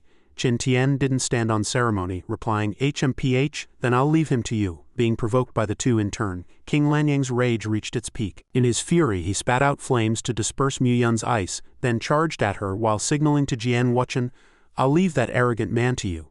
Jian Wuchen had been waiting for this moment and immediately replied, "Fine." Before charging at Qin Tian, he activated his own domain. Jian Wuchen flew in front of Qin Tian, forming hand seals to unleash a spatial technique. With his command, a small space instantly enveloped both Qin Tian and Jian Wuchen, swallowing them within. Inside his own domain, Jian Wuchen said triumphantly to Qin Tian, "Now there are only the two of us. That woman can't help you anymore." Qin Tian showed no fear, asking back, "Is this the domain that can only be comprehended at the Emperor realm?" He observed the surroundings while thinking to himself, "Interesting. Besides the increased spatial gravity, I can feel a distinct pressure. I can only rely on consuming spiritual energy to hold out." But he immediately realized that his spiritual energy couldn't be replenished after being consumed because he couldn't absorb external spiritual chi under the influence of the domain. He channeled power to his feet and said confidently, "But this is useless against me." In the next second, Qin Tian soared into the sky, lunging straight at Jian Wuchen as he activated the eternal indestructible body. Initiate, facing the charging Qin Tian, Jian Wuchen didn't panic, calmly evaluating his opponent's strength. "Trying to contend with my domain using only physical strength without a domain of your own. A body cultivator," he responded placidly. "What a pity, I am a sword cultivator, the one with the strongest offensive power." With that, he let out a thunderous shout and used 1,000 swords become one, drawing his sword to meet the attack. Qin Tian was not to be outdone, unleashing the heart sword art. The two swords collided, sending out fierce sparks. However, to everyone's surprise, Jian Wuchen's longsword actually began to show cracks when it went head-to-head with Qin Tian's sword of life and death. This scene forced Jian Wuchen to admire him. Such incredible force, as expected of a body cultivator. And his sword skills are also extremely high. As he spoke, he gathered true chi into his other hand, saying, "But in the hands of a sword cultivator, a sword is not restricted by its physical form." In an instant, a light sword condensed from sword chi appeared in his hand, giving his opponent no time to breathe. He unleashed light sword slash, striking at Qin Tian's neck with lightning speed. Fortunately, Qin Tian's reactions were swift, and he dodged the blow just in time. The power of the move triggered a world-shaking explosion behind Qin Tian, leaving him surprised by Jian Wuchen's combat style. Stepping out from the smoke of the explosion, Qin Tian praised, "Sword cultivators truly do have some skill." Following the rules of the martial world, Qin Tian began to circulate his power, saying, "Courtesy demands a return, you take a strike from me as well." Seeing that Qin Tian had actually survived his previous move, Jian Wuchen said in shock, "How did I not just cut his head off?" He couldn't help but grumble, "What incredible luck." Qin Tian struck a pose, preparing the heart sword art. As soon as the words left his mouth, he casually swung his sword at Jian Wuchen, sword immortal without trace. Jian Wuchen only felt a breeze brush past his face and looked blankly, not knowing what had happened. Suddenly, countless invisible sword chis carved hundreds of wounds across his body, and Jian Wuchen screamed in agony, "What's going on? It was just a casual swing, yet the sword move was so powerful it severed my origin. Within my own domain I can't even repair my own hands." Seeing himself completely suppressed, he had to re-evaluate Qin Tian's strength. "This is impossible. A move like this, could this guy be a peak great emperor?" Outside, Mu Yun, who was fighting King Lanyang, saw Jian Wuchen's domain suddenly shatter. Qin Tian descended gracefully from the fragments, completely unharmed. Jian Wuchen was not so lucky. Falling before the other two with a blood-curdling scream, looking utterly pathetic, he slammed heavily onto the ground, thoroughly defeated. Seeing the situation settled, Mu Yun asked triumphantly, "King Lanyang, what do you say now? Do you want to keep fighting?" The domain jointly opened by King Lanyang and Jian Wuchen was subsequently lifted, and Miaoling's group regained their freedom. Lan Feng shouted in surprise from within, The domain has been broken. Baikun rushed to the side of the defeated Jian Wuchen, crying out, "Uncle!" Ultimately, King Lanyang had to support him as they retreated. Lan Feng followed closely behind, not forgetting to leave a parting threat. "HMPH, consider yourselves lucky. Brother Wuchen, let's go." Seeing Qin Tian approaching, An Miaoling waved happily and shouted, "Master!" beside her. Mu Qingqing watched him, her heart fluttering as she remarked, "So handsome." An Miaoling handed the Guyang ring to Qin Tian. "Hee, I got the storage ring." Qin Tian patted her head and praised, "Great job." Mu Yun walked up from behind to introduce herself. "Hello, I am Mu Yun, Mu Qingqing's aunt." Qin Tian also replied politely, "Hello, I am Qin Tian and Miaoling's master." Mu Qingqing couldn't resist his charm, blushing as she stepped closer and called out, "Uncle Qin." Hearing this form of address, Qin Tian looked disgusted, pointing at his own face and asking back, "Uncle Qin, do I look that old?" Qin Tian said somewhat narcissistically, "Little girl, don't talk nonsense, I'm still a dashing young man." Seeing her disciple offending the handsome man, Mu Yun angrily pressed down on Mu Qingqing's head and scolded, "Show some respect, apologize to Senior Qin immediately." She quickly bowed repeatedly to Qin Tian to seek forgiveness. "I'm sorry, Senior Qin." After the pleasantries, to express her gratitude to the two, Mu Yun politely suggested, "The Haitian Empire is not far from Two Worlds Mountain. If fellow Taoist Qin has time, why not come to the Haitian Empire as a guest?" He didn't want to be too prominent in the martial world and politely declined. "I think I'll pass. Miaoling and I have been away from the Kunlun sword sect for too long. We need to return and report our safety." Seeing him refuse, Mu Yun didn't push further, simply placing a golden token into his hand and instructing, "Very well. Whenever fellow Taoist Qin has time in the future, you are welcome at the Haitian Empire at any time. You can contact me through this token." Qin Tian took the token and gave a polite "all right." With these trifles settled, it was finally time to set off back to the Kunlun sword sect. Qin Tian and An Miaoling sat on the flying pod, and he muttered curiously to himself, "All right, this Emperor Realm secret realm trip has concluded successfully. I wonder what reward the system will give." The system panel popped up. "Congratulations to the host disciple for successfully completing the secret realm mission. Reward, top grade Imperial weapon forging method. Sign-in rewards increased by 20. It was exactly what he needed. Qin Tian shouted in wild joy. "It's actually the Imperial weapon forging method." Seeing her master's unusual behavior, An Miaoling thought in fright, "What kind of madness is this now?" The scene shifts to the capital of the Haitian Empire. In the early morning, An Miaoling was woken up by the sound of smithing. She yawned as she walked into the courtyard and saw Qin Tian forging iron. Qin Tian greeted her.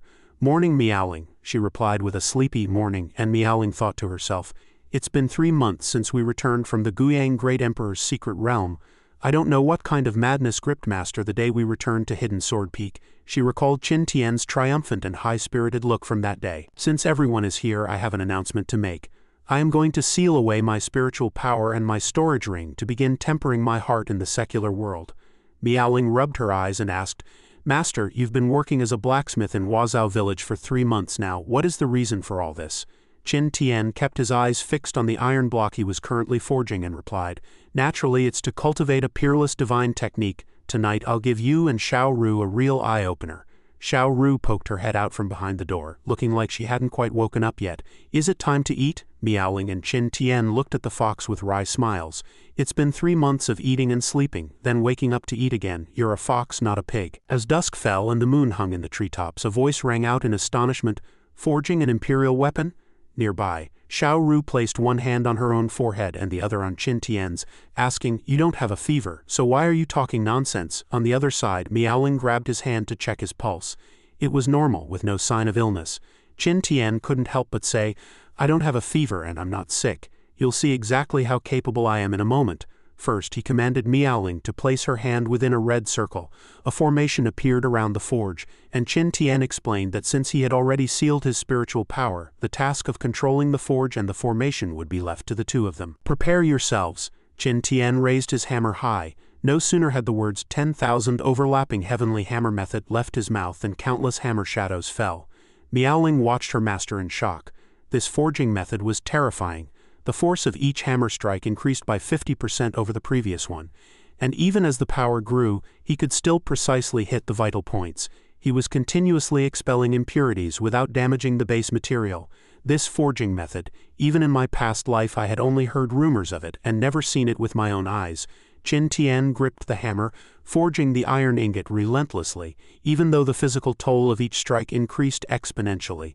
The current Qin Tian had no spiritual power, meaning he was relying entirely on his powerful physique to endure. Xiao Ru covered her face in deep worry.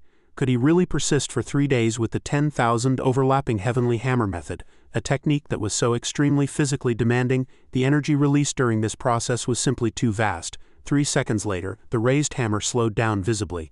Qin Tian gripped the hammer with trembling hands, his face turning pale as if he were on the verge of collapse. "I can't do it anymore, let's leave it at this." Miaoling looked at him helplessly and shouted, "You gave up way too fast." Suddenly, a 7-colored radiance caught her attention. A weapon that looked like a short blade had appeared in the forge at some unknown point. Miaoling grew tense. Could this be? Xiao Ru was equally panic-stricken upon seeing it. "Is it real? It's come out," Qin Tian said calmly.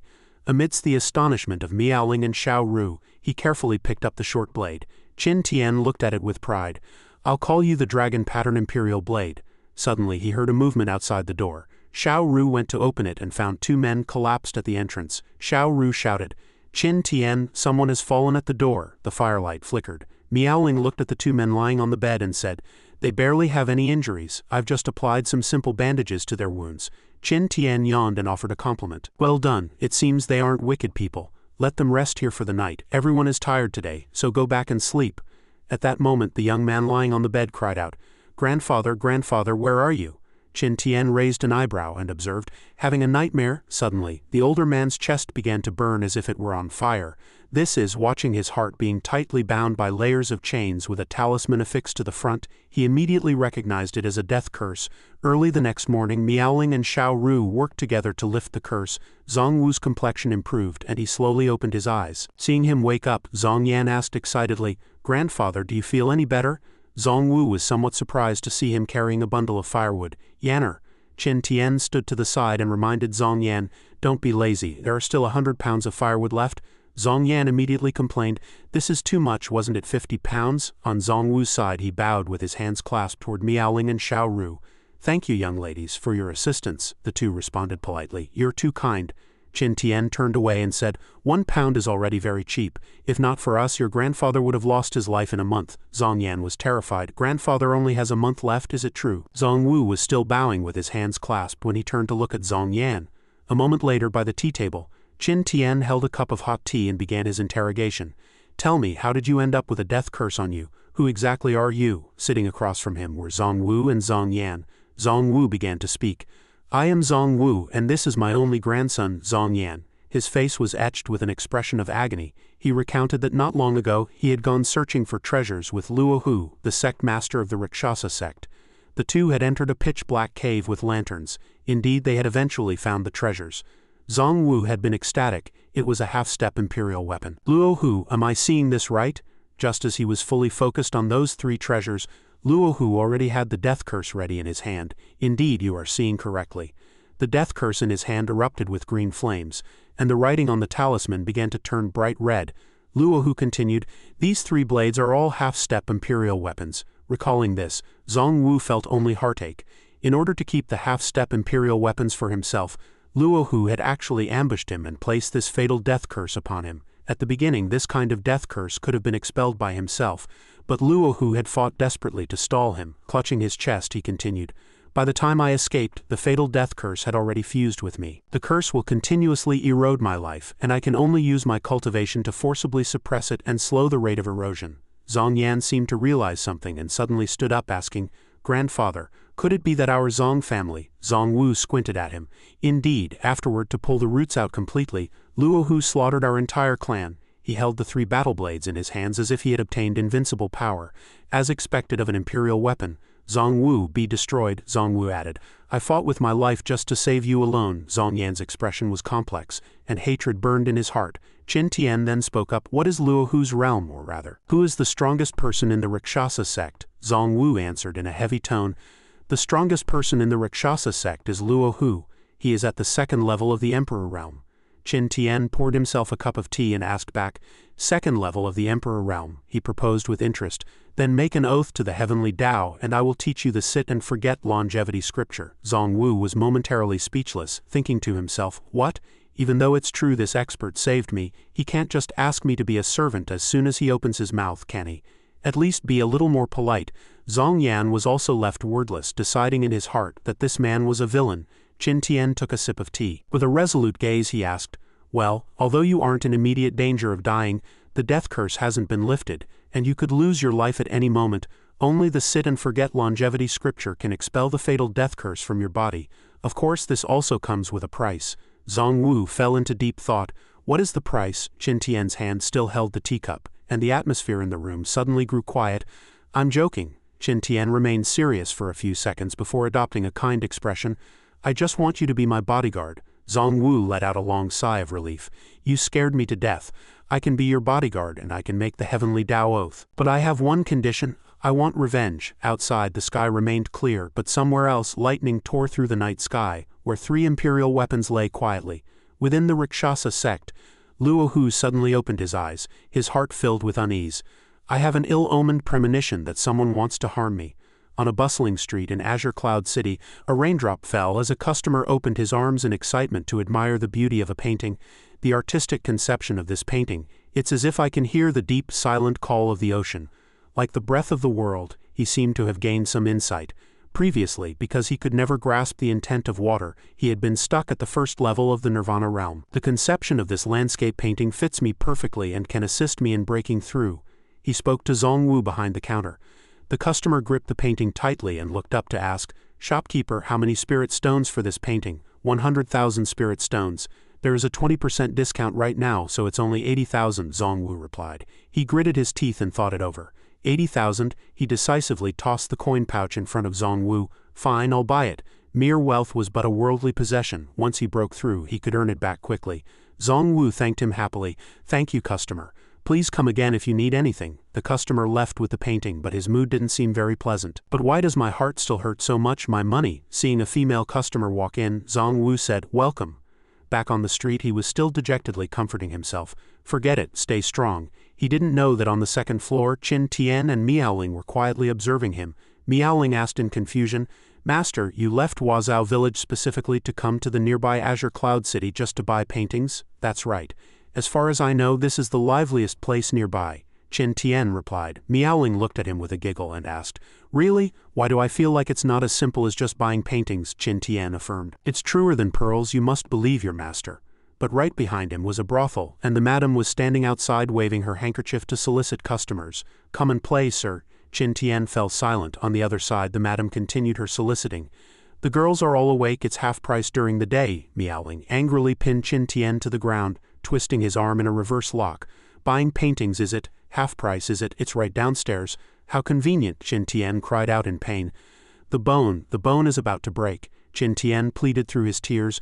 "Actually, I just wanted to complete the system task," he recalled when he was forging the weapon. The system window popped up with a notification to initiate the Tempering the Heart in the Secular World side quest. Branch 1. Wealthy and powerful. Earn 1 million spirit stones. Reward unknown. Branch 2. Famous throughout the world. Gain the recognition of 1 million people. Reward unknown. Returning to Huazhao village that evening, Qin Tian sat in the courtyard leisurely drinking wine when Zhong Wu approached him and said, "Sir, you sent for me." He spoke calmly. "It's been almost 2 months since we first met." Zhong Wu replied, "Yes." Qin Tian rummaged through his clothes for something. "The fatal death curse in your body has been expelled now, and your cultivation has recovered to the 2nd level of the Emperor realm. I think there's no need for you to stay here any longer. You should set off and leave tonight." Every word he spoke made Zhong Wu feel a sense of panic. Qin Tian took out the battle blade he had forged earlier. "I see you don't have any handy weapon. If you don't mind, I have a butcher's blade here. Do you want it? For the usual chopping of vegetables and meat, I think it's quite useful." He introduced the item in his hand to Zhong Wu. He felt a succession of shocks that finally turned into terror. This was actually an imperial weapon. Who exactly was this gentleman? A treasure that others would fight to the death for, and he just gives it away so casually? Is this a test? And why does this imperial weapon look so ugly? Thunder roared as Zhong Wu charged into the Rakshasa sect. "Luohu, you old thief, get out here!" Footsteps approached. "I'd like to see who has the gall to come here." "So it's you," Luohu appeared arrogantly. "You've certainly made it easy for me to find you." He hadn't expected him to walk right into the trap. He stood on high, looking down with contempt. Zhong Wu gripped the hilt of his blade tightly. "I hope you'll still be able to smile in a moment." He drew the battle blade. Luohu was somewhat surprised upon seeing it, but then he and the others couldn't help but double over with laughter. One subordinate asked, Sectmaster, do you think this Zhang Wu has lost his mind? Luo Hu replied, probably so. Another subordinate mocked him. Zhang Wu, if you don't have a weapon, I can lend you one. Zhang Wu flushed bright red with shame, attempting to demonstrate the power of the blade in his hand. Luo Hu, enough nonsense. Today I shall slaughter your entire clan for revenge. Luo Hu laughed until he cried. My apologies, my apologies. The Grand Zong clan master actually brought a cleaver to a life-and-death fight. He laughed incessantly. Is your Zong family so poor they can't even buy you a weapon? Suddenly he thought of something. His expression became bizarre. No, I remember now. Your Zong family was wiped out by me long ago. Zhang Wu charged forward desperately. Hand over your life. Luo Hu pulled out a half-step imperial weapon and said dismissively, You overestimate yourself. Along with a massive explosion, a dazzling light flashed. Luo Hu blocked Zhang Wu's attack with two blades. A crack appeared, and that blade barely managed to block another attack. A few fragments chipped off the blade. Luo Hu fell into a passive state, retreating repeatedly to avoid Zhang Wu's storm-like assault. Ultimately, the battle blade in his hand could not withstand the pressure and shattered. Luo Hu's face turned pale. How is this possible? These two blades were half-step imperial weapons. Zhang Wu's eyes turned white as he said coldly, Surprised? What I have in my hand is an authentic imperial weapon. Zhang Wu launched a frantic attack against him, forcing him to call for help from others. Elder, save me! Now even calling for his father would be useless. The two elders of the Rakshasa sect placed their palms together and began to chant the death curse. Secret technique. Rakshasa cultivator, a massive monster appeared, reaching out to grab Luo Hu. He commanded, Defend quickly! Zhang Wu felt a hint of alarm upon seeing that monster. The monster roared as countless scriptures flew through the air. The scriptures surrounded the monster, generating a massive force. Luo Hu held the death curse and commanded, You two elders, stall him for me. The two of them steadied themselves, focusing on chanting the death curse. I'm going to cast the death curse again. Luo Hu held the fatal death curse in one hand and the short blade in the other as the monster swung its fist down toward Zhang Wu. Luckily he dodged it just in time, he said angrily. Do you think I can't do anything to you if you hide in your turtle shell? You underestimate the power of an imperial weapon too much. Zhang Wu used his full strength to unleash a move. Zhang Famli sword blade dragon roar. A sharp blade glint sliced straight through the monster's body. The defensive shields of the three Rakshasa sect members disintegrated instantly, and an explosion sent one elder flying. Zhang Wu charged forward like an arrow. No one can stop me now. Luo Hu, prepare to die. Luo Hu retreated as he unleashed the fatal death curse. Zhang Wu, you're still a step too slow. The death curse is complete. He raised the straw doll with the activated curse. Fatal death curse. Die! The curse in his hand resonated with the death curse at Zhang Wu's heart. His heart, which was already bound by chains, suddenly manifested a surge of demonic power and instantly became stronger. Chains tightened around his heart as the talisman emerged. Luo Hu said triumphantly, You escaped last time, but this time. Zhang Wu clutched his chest in pain. You won't get away. Die here. Luo Hu manipulated the curse in his hand, and the death curse within Zhang Wu reacted violently. Yet the chains wrapped around Zhang Wu's heart actually shattered inch by inch. The fatal death curse in Luo Hu's hand actually destroyed itself. How is this possible? How could the fatal death curse fail? Zhang Wu explained righteously.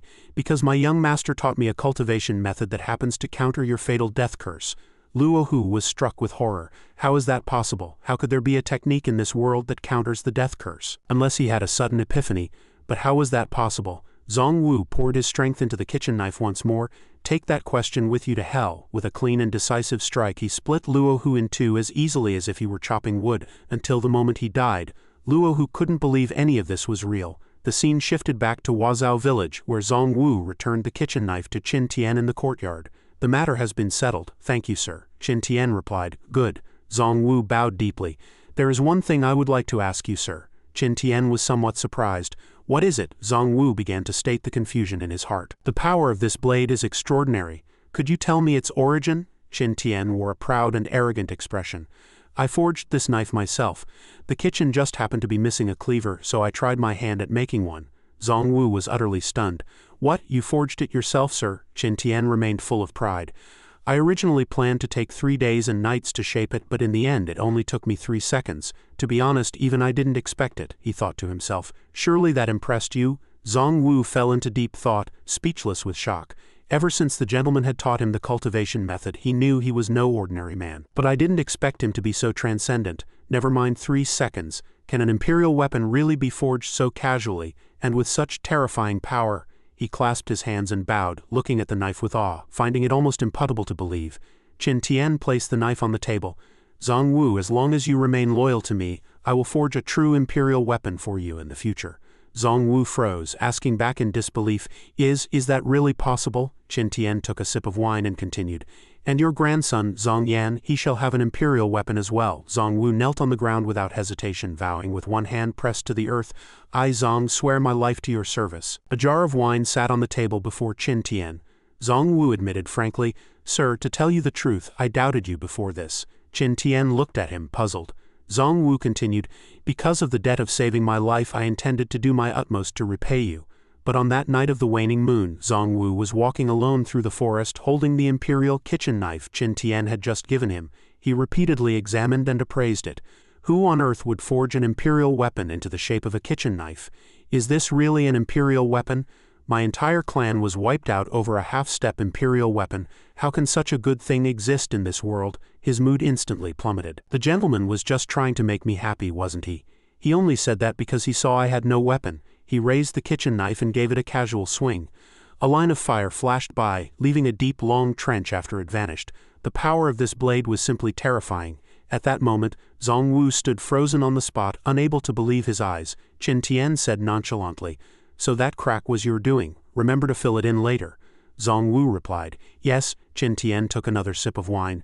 "Before that, we need to settle one thing. Zhong Yan fell into the crack while out gathering firewood this morning and got stuck. I couldn't pull him out. I'm out of ideas this time." Zhong Wu froze where he stood. Could it be that the one he fell into was the very crack I split open? Meanwhile, outside Wazhao village, at the bottom of a fissure in the ground, Zhong Yan was wailing with a bundle of wood on his back. "Help!" Tears and snot covered his face. "I don't want to die here. I still want to get married." His cries for help echoed through the forest. The scene shifted back to the shop in Azure Cloud City, where Qin Tian was sitting listlessly behind the counter greeting a customer.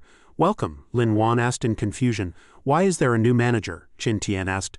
"Do you have business with Zhong Wu?" Lin Wan looked at Qin Tian and gave a sweet smile. "I previously reserved 3 famous sword paintings with the manager and said I'd come to collect them today." Qin Tian seemed to remember.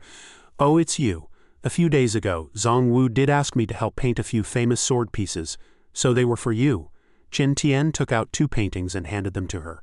Lin Wan recalled the former manager Zhong Wu once saying, "I am not the master of this shop, and I am not the one who painted these works of profound artistic conception." She asked in surprise, "Could it be that these masterpieces were all painted by you?" Qin Tian was noncommittal. "What of it?" Lin Wan observed him secretly, finding that she couldn't sense any aura from him, yet he could produce paintings of such deep conception. Could this senior be in the Emperor realm? Suddenly she was drawn to a book on the table. Lin Wan pointed at the book and asked, "Senior, did you write this too? May I have a look?" "Of course," Qin Tian agreed readily. She opened the book and read The Legend of the White Snake. Legend has it that 800 years ago 2 immortals from the celestial realm descended to the mortal world because of love. After cycles of reincarnation, they were reborn as snakes, later transforming into a beauty named Bai Sujun and her maid, Xiao Qing.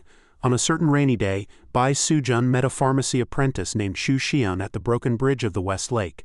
Qin Tian rolled up the paintings and handed them to the accompanying maid. "The paintings are rolled up, take them." The maid responded politely, "Yes, shopkeeper, thank you for your hard work." Meanwhile, Lin Wan was reading with rapt attention, becoming more and more absorbed. This story was so interesting. Flipping to the last page, it said, "To know what happens next, listen to the next installment." Lin Wan shouted, "Oh no, why does it end here?" Qin Tian saw her reaction and asked, "What do you think of the legend of the white snake I wrote?" She blurted out without thinking, "It's wonderful, very interesting." She hid half her face with the book, her eyes stealing glances at Qin Tian. "It's just too short, it's not nearly enough." Qin Tian feigned a cough. I'm writing it." But in his heart, he was thinking, "I'm not the original author anyway. It's quite a struggle just relying on memory fragments from the real world. Plagiarism isn't a good habit, but I'm truly powerless here." A flash of inspiration struck Lin Wan. "I've got it," she introduced herself. "My name is Lin Wan. Our Shanghang Lin clan is one of the 2 major merchant firms in Azure Cloud City. Senior, you could consider giving this to our firm to print and sell."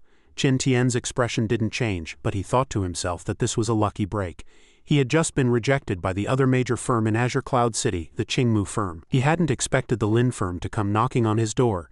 Qin Tian decided decisively, "I agree. I'll leave the printing and distribution of the Legend of the White Snake to you." Lin Wan beamed with joy. "Fantastic. Regarding the profits from the Legend of the White Snake, our Lin firm will only take 20%, while the remaining 80% will go to you, Senior." After leaving the shop, the accompanying maid asked in confusion, "Miss, I don't understand, with a split like that, won't our firm make no profit?" "You're so silly. We split it this way because the book itself isn't worth much, but most cultivators lead very dull lives and need some entertainment. Reading is one of the pastimes of cultivators." She explained that the purpose of the legend of the white snake was to attract traffic. When more people read it and found it enjoyable, everyone would remember their firm. The foot traffic at the firm would naturally increase significantly. The maid finally had an epiphany. "Oh, so that's how it is?" Lin Wan chided. "You girl, you need to learn more." A month later, as expected, the entire city of Azure Cloud was talking about the contents of the legend of the white snake. "Have you seen the latest chapter?" "I have, and let me tell you that Xu Xian is really a piece of work." "Exactly.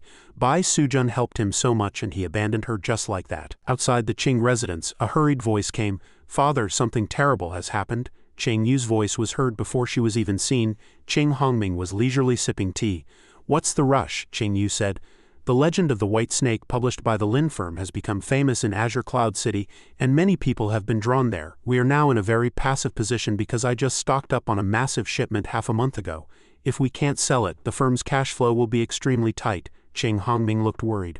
"What did you say?" "Quickly, call a meeting of the managers and shopkeepers of all branches." A moment later, everyone arrived. Qing Hongming sat at the head of the table and ordered, "Quickly, find a solution for me, or you can all get out." Shopkeeper Chen lowered his head in silence. Li Li, who was nearby, suddenly spoke up. "Master, I have something to say." Chen glared at him with gritted teeth, thinking that this bastard Li Li surely wanted to step over him to move up. Back then, Qin Tian had come to the door with the manuscript to recommend it, and the legend of the white snake was excellently written. But at the time, Chen had driven him away directly. "Get lost, our Qingmu firm doesn't take trash that is useless to cultivators."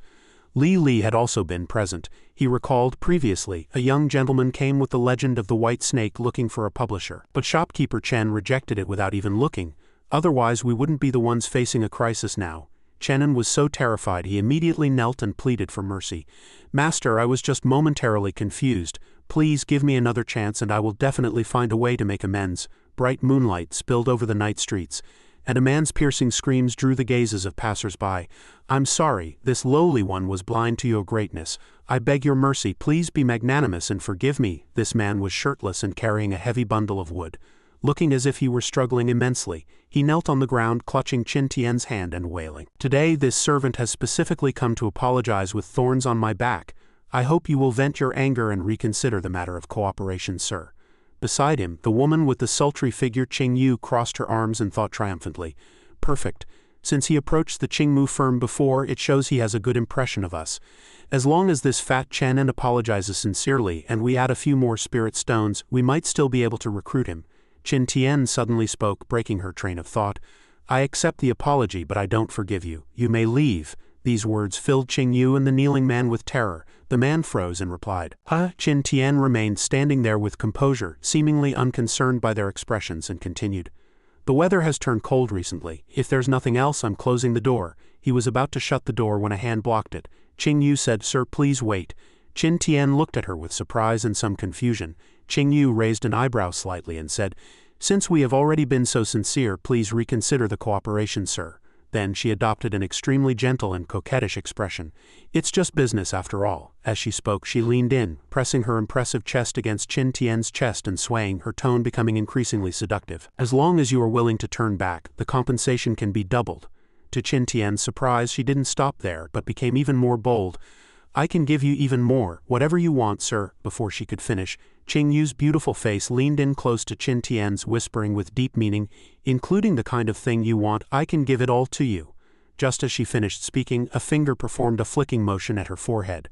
With a soft thud, her head and body fell backward from the momentum, having received a heavy flick to the forehead. He simply spat out a short, powerful word, "Get out!" Then the door was heartlessly slammed shut. Qing Yu was stunned into a daze, frozen in that posture like a statue. Chen, kneeling on the ground, didn't even dare to breathe. Qing Yu couldn't believe that her, a dignified beauty's honey trap had actually failed. Her eyes widened, tears welling in them, as she remained leaning back. "Damn it, I'm one of the top beauties in Azure Cloud City, yet this Qin Tian had absolutely no reaction to my seduction. Is he even a man?" In the next second, she turned around in a fury and delivered a punch to the head of Chen, who was kneeling on the ground. "It's all your fault for dragging us down." The fat man Chen apologized repeatedly while clutching his swollen head. Suddenly a voice rang out, "Is this my niece Qing Yu? Long time no see." Qing Yu turned around. "You are Master Gu He." An old man with a long silver beard and a large mole at the corner of his mouth was smiling at her. "The man called Master Gu," he replied. "Indeed, I happened to be passing through Azure Cloud City, so I specifically came to see you and my old friend Hongming." The setting sun enveloped the courtyard. Lin Wan's cool voice rang out as she checked the accounts. Half a month ago, the Qingmu firm suddenly gained a shipment of grade 3 pills. The price was 20% higher than ordinary pills, but the medicinal effect was 50% better. Since then, everyone coming to the Lin firm to buy medicine had demanded a price cut. Most of the pills were piled up in the warehouse. She frowned as she looked at the ledger, her expression focused. A little maid entered with soup, placing it on the table and gently interrupting, "Miss, have breakfast first." The maid added politely, "You have an appointment to see the gentleman today, miss." Lin Wan's eyes didn't leave the ledger as she replied casually, "All right, I understand." A sign with the character for painting hung at the door of Qin Tian's shop. Lin Wan handed Qin Tian a large pouch of money and said, "Mr. Qin, this is the royalty from the Legend of the White Snake last month." Qin Tian took the money pouch and said, "I heard that the Lin firm hasn't been having an easy time lately." Lin Wan gave a bitter smile. "You've heard of the Lin firm's recent difficulties, sir." Qin Tian replied, "I've heard a bit." He wore a thoughtful expression. He spoke up, "The way I see it, as long as the Qingmu firm's alchemist is still there, the Lin family will never have their day." Meanwhile he pondered to himself, "I wonder when this mortal tempering will end. Before my spiritual power is restored, I happen to need a force to help me handle chores." Lin Wan sighed with a melancholic look. "True, I've tried contacting alchemists in big cities before, but no one is willing to come to a small place like Azure Cloud City." After a pause she continued, "If this goes on in a few years, the Lin firm will likely—" Before she could finish, Qin Tian snapped his fingers. With his hands on his hips, he asked Lin Wan with full confidence, "What if I can provide grade 3 pills for you?" Lin Wan was shocked and immediately pressed, "Could it be that you also know an alchemist, sir?" Qin Tian coughed twice and replied with a smug expression, "Come find me again in 7 days." Time flew by, a streak of light crossing the clear sky. Birds returned to the forest as black smoke slowly rose only to be dispersed by a light breeze. Golden sunlight filled the forest and a puppy curled up quietly beside a small hut where smoke drifted from the chimney. In the next second a massive explosion came from inside the house. Boom, black smoke billowed into the sky and the puppy was so startled it jumped up, nearly losing its soul. Thick black smoke rolled from the doorway as Qin Tian coughed violently while waving his hands to disperse the haze. Zhong Yan followed behind him, his face covered in soot, but his hands were deadly clutching something. When Zhong Yan opened his palms, a pill shimmering with golden light was lying quietly in his hand. Although his face was black and his hair was a mess, Zhong Yan shouted excitedly to Qin Tian, "Young master, I've finally succeeded in refining a grade 4 pill." Qin Tian looked just as disheveled as Zhong Yan, his face a bruised shade of ashen gray. He looked utterly soul-crushed as he responded with a hollow, "Yeah." Zhong Wu, on the other hand, picked up Zhong Yan in excitement, his eyes glowing with pride as he exclaimed, "As expected of my grandson, in just 7 days you've mastered the refining methods for both Tier 3 and Tier 4 pills." Zhong Yan laughed heartily, filled with joy and excitement. "That's right, your grandson is a genius after all." As Qin Tian walked away as if he had seen a ghost, Bai Xiaoru and Miaoling were nearby, eating coconuts. Xiaoru remarked, "Even though I've seen this several times now, it's still so bizarre. The furnace explodes, yet he still ends up with finished pills." And Miaoling nodded in agreement. "Yeah, it just goes through a lot of alchemy furnaces." Qin Tian suddenly collapsed to the ground, his blackened face twisting as he clenched his fists and growled, "Why is it like this?" Looking like he had just crawled out of the furnace himself, surrounded by lingering wisps of black smoke, he stared blankly at the ground, unable to believe his eyes. He continued to mutter to himself, "Zhong Yan's alchemy never used to explode, but the moment I started guiding him, it began blowing up. Am I a cursed man? Is it my fate that any furnace I touch must explode? This isn't scientific. This isn't scientific at all. Is this even cultivation? This doesn't feel like cultivation." He roared his final sentence toward the sky. What kind of curse was this? It was neither scientific nor consistent with the laws of cultivation. A cold wind blew through the main hall of the rival firm. Yu Qing, fuming with rage, stomped on the person before him and roared, "Where is everyone? Where did all our regular customers go?" The man on the floor curled up, protecting his head and trembling as he replied, "Mercy please, they've all run off to the Lin family firm. There's a massive line at their door and people are practically crushing each other to get in. The people at the front are shouting for Tier 3 pills and those in the back are screaming for Tier 4 pills," someone else added. "Give me 2 bottles as well." Bursts of laughter echoed from within the Lin residence. Lin Wanner's father, Lin Zhou, was in high spirits as he flipped through the ledger, praising his daughter incessantly. As expected of my precious girl, beautifully done, simply beautifully done. Meanwhile, the Qingmu firm had devolved into utter chaos. In contrast to Lin Zhou's joy, Lin Wanner appeared somewhat reserved and worried. She said, "Thank you for the praise, father, but there is something I must discuss with you. It's a bit difficult to bring up." Lin Zhou, still buzzing with excitement, replied. "Go ahead, speak your mind," Lin Wanner said.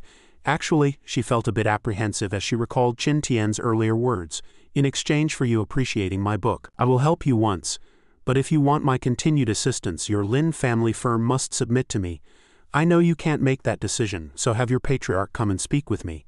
She then told her father that these pills came with conditions, and that the gentleman had said if they submitted to him, even providing imperial pills and weapons wouldn't be impossible in the future. Lin Zhou immediately interjected, "Did that gentleman really say that?" Lin Wanner replied politely, "Yes, what should we do?" Lin Zhou let out a sigh and said, "Young people these days are so full of themselves, becoming so self-important over a few small achievements." "Fine," Lin Zhou's voice echoed through the residence as he spoke to his daughter.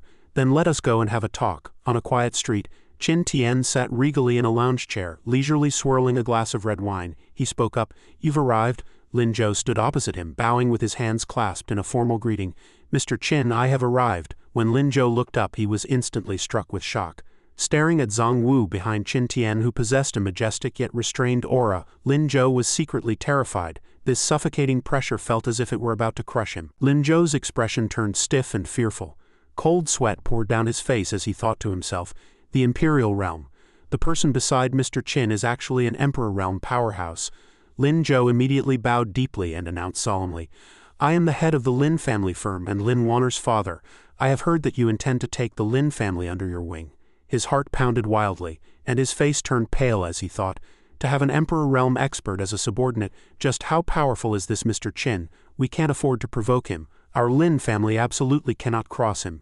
Qin Tian gave a small smile and said, "I presume your daughter has relayed my words to you. You need not doubt me. In the future, I will provide you with imperial weapons and imperial-grade pills. However, you are not yet qualified to possess such things. You must continue to grow and strengthen the Lin family." After a brief pause, Qin Tian placed his wine glass on the table next to a large blade and said, "And I will help you achieve that goal." As soon as the words left his mouth, Qin Tian suddenly hurled the large blade forward. It landed with a thunderous crash right at Lin Zhou's feet. Lin Zhou's legs went weak, and his face was filled with absolute terror as he let out a sharp cry. Qin Tian, however, just laughed and said, "You might want to take a look at this blade." Lin Zhou grew even more flustered, his body trembling as his face paled and sweat poured down like rain. For a moment he was speechless. He reached out with shaking hands to grab the large blade, struggling to lift it as he thought to himself, "Is this a cleaver?" But in the next second, Lin Zhou seemed to sense something and was suddenly struck with a realization. "No, this isn't an ordinary kitchen cleaver." Clutching the blade, his heart raced with fear and awe. Good heavens, this brilliant radiance, this mesmerizing texture, this intoxicating heat. Then his face filled with shock, his eyes widening and his mouth hanging open. Right here, his heart was filled with profound shock as he thought, this, I never expected this to be an imperial weapon. Why? Who on earth would do such a thing? Who would forge an imperial weapon and not make it look sophisticated and otherworldly? Seeing Lin Zhou's expression, Qin Tian reached out to stroke his chin and said nonchalantly, "This azure dragon pattern imperial blade is something I forged for cooking." Qin Tian gave a kind smile and added, "Dishes made with an imperial weapon taste exquisite, don't they, Zhang Wu?" Zhang Wu agreed, "Indeed, sir. They are a true delicacy of the mortal world." Hearing this, Lin Zhou collapsed to his knees, his eyes shining with fervor. Clinging to Qin Tian's leg with a flattering expression, he said with great anticipation, "On behalf of the Lin family, I swear to the heavens that the Lin family is willing to serve young Master Qin for the rest of our lives." Afterward, Lin Zhou looked like a madman, laughing and talking in a state of extreme agitation as he thought to himself, "Good heavens, this isn't just some senior, this is a super senior. If I miss the chance to cling to this powerful thigh, I'd be the biggest fool in the world." Sitting in his lounge chair, Qin Tian laughed with a happy and gratified expression, saying, "Zhang Yan, you come in as well." Hearing Qin Tian's words, Zhang Wu remained expressionless behind him, but Lin Zhou stared at the door with wide eyes, looking utterly bewildered. Lin Zhou looked behind the door, wondering in confusion, "There's someone else." Before the newcomer even showed their face, a voice rang out, "Hello there, everyone." The moment Zhang Yan walked in, he began striking poses, waving his hands and feet exaggeratedly. He pointed at himself with a smug smile and shouted, "I am the one." He was intentionally cultivating the air of an invincible, charismatic alchemist master as he shouted, the handsome and charming invincible across the universe alchemist master, Zhang Yan. The air instantly froze, and it was as if a flock of crows flew over Qin Tian's head. Although Lin Zhou was still clinging to Qin Tian's leg, his eyes widened as he thought, "Did I swear my oath of loyalty a bit too early?" Qin Tian, sitting in his chair, said, "This is Zhang Yan, our alchemist." Lin Zhou couldn't believe his eyes and asked, "What?" Zhang Yan placed his hands on his hips and smiled smugly. "Hee, that is indeed I." Lin Zhou turned to look at Zhang Yan, his brow furrowed with skepticism.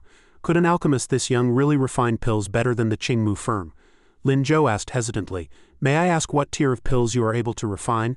Zhang Yan raised an eyebrow, looking extremely self-assured. He held up 4 fingers and said, "In the past I could only refine tier 2, but under the guidance of the gentleman I can now refine tier 4 pills. All the pills sent to the Lin family firm previously were refined by me." As soon as he finished speaking, a pair of hands suddenly grabbed Zhang Yan under his arms. Lin Zhou lifted Zhang Yan high into the air, looking exceptionally excited as he said, "So all those divine pills from before were refined by Mr. Zhang Yan? This is wonderful. With Mr. Zhang Yan's help we will surely defeat the Qingmu firm." Zhang Yan struggled, shouting with an unhappy face, "You bastard, put me down." Qin Tian said, "I'm handing the person over to you.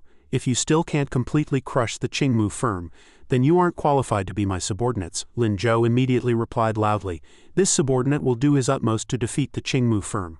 Zhang Yan, however, roared in a fury, "Put me down." At the beginning of the month, someone at the Qingmu firm was shouting, "Come and buy. New stock on the shelves, quality guaranteed. Over at the Lin family firm, we have even better stuff." Customers were flocking to them. By mid-month, the Qingmu firm was dead silent, holding a clearance sale. In the final 3 days it was practically deserted. The Lin family firm cut prices by 50% on a first-come, first-served basis, and customers swarmed them once again. By the end of the month the Qingmu firm was filled with gloom. "Is anyone there?" The wind blew down the Qingmu firm's sign. On a flyer it read, "Announcement of transfer. Contact the Qingmu Chamber of Commerce." As night fell over the streets. At the Artistic Conception Gallery, a hand pressed down on a ledger. Qin Tian looked at the accounts with satisfaction and said, "They've done a good job. In just 1 month they've caused the Qingmu firm to lose half its inventory. At this rate, the Qingmu firm will be driven out of Azure Cloud City soon." Qin Tian saw that spirit pill sales were at 1,100, and spirit-boosting pill sales were at 2,700. Qin Tian suddenly asked, "But why are the sales of spirit pills and spirit-boosting pills so high?"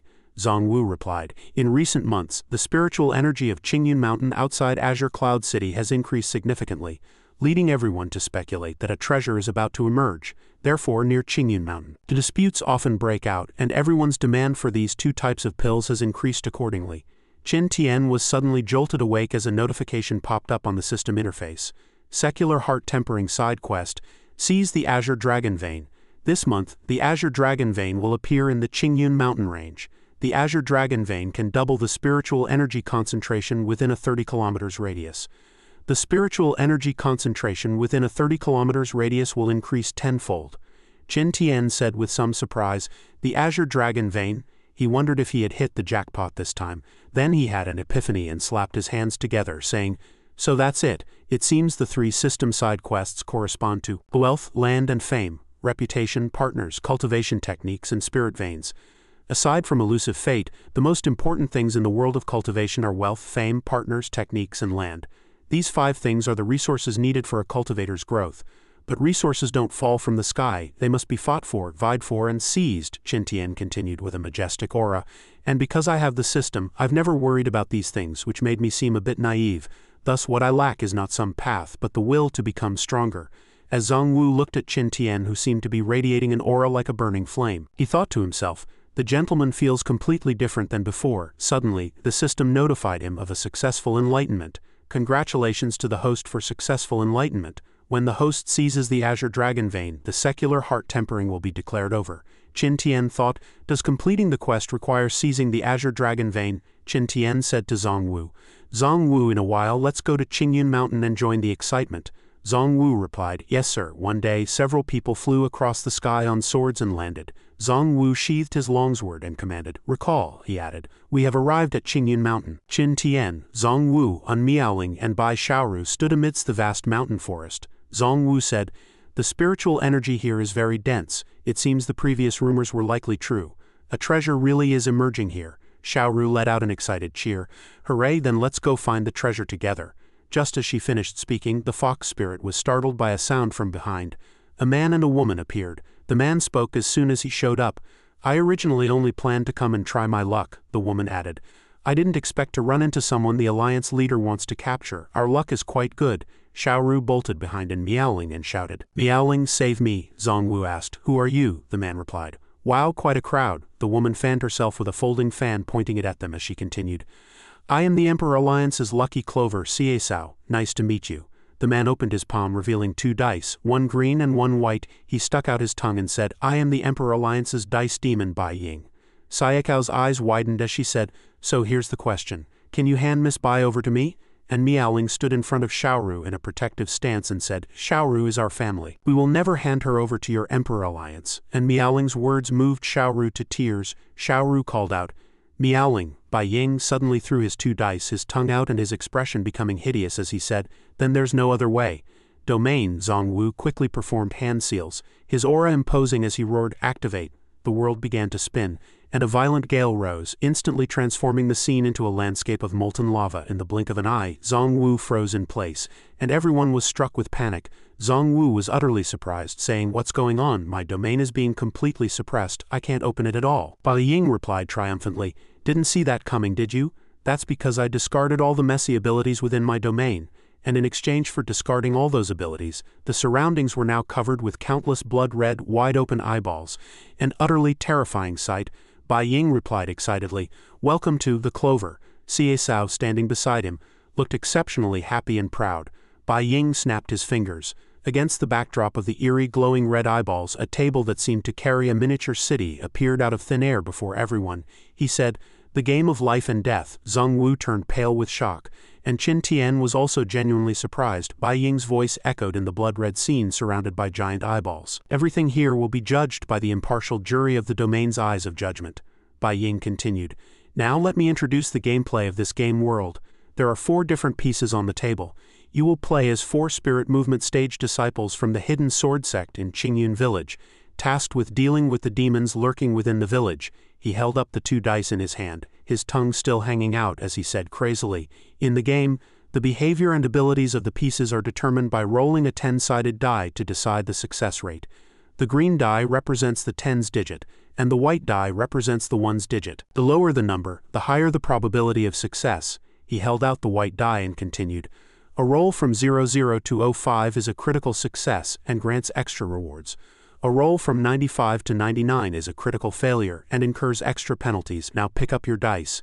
And Meowling opened her hand and said in surprise, When did these appear?" Qin Tian looked at the 2 dice in his hand and said with an amused expression, "Humph, this seems quite interesting." Bai Ying bared his sharp teeth and narrowed his eyes as he said, "Let us begin this interesting game. I am currently changing your roles. You. On the board, the 4 soldiers from before transformed into Qin Tian, Zongwu, Meowling, and Xiaoru one by one. Character sheet. Qin Tian, weapon, common flying sword, equipment, swordsman's robes, pills, HP recovery pill, 10-year spiritual power pill X5, attributes, strength 9, agility 9, constitution 18, intelligence 5, perception 9, charisma 10, HP 28.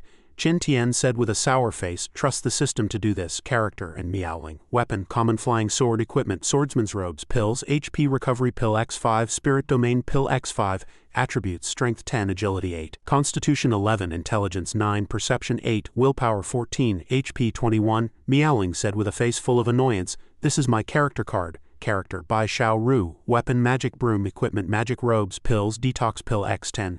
Attributes, strength 6, agility 7, constitution 10, intelligence 16, perception 8, willpower 14, HP 20. Xiaoru said thoughtfully, "Can a mage use 5-element spells? This isn't much different from my actual self." Character Zongwu, weapon, cleaver, equipment, bladesman's robes, pill, strength pill X5, berserk pill X5. Attributes, strength 15, agility 11, constitution 12, intelligence 9, perception 8, willpower 5, HP 22.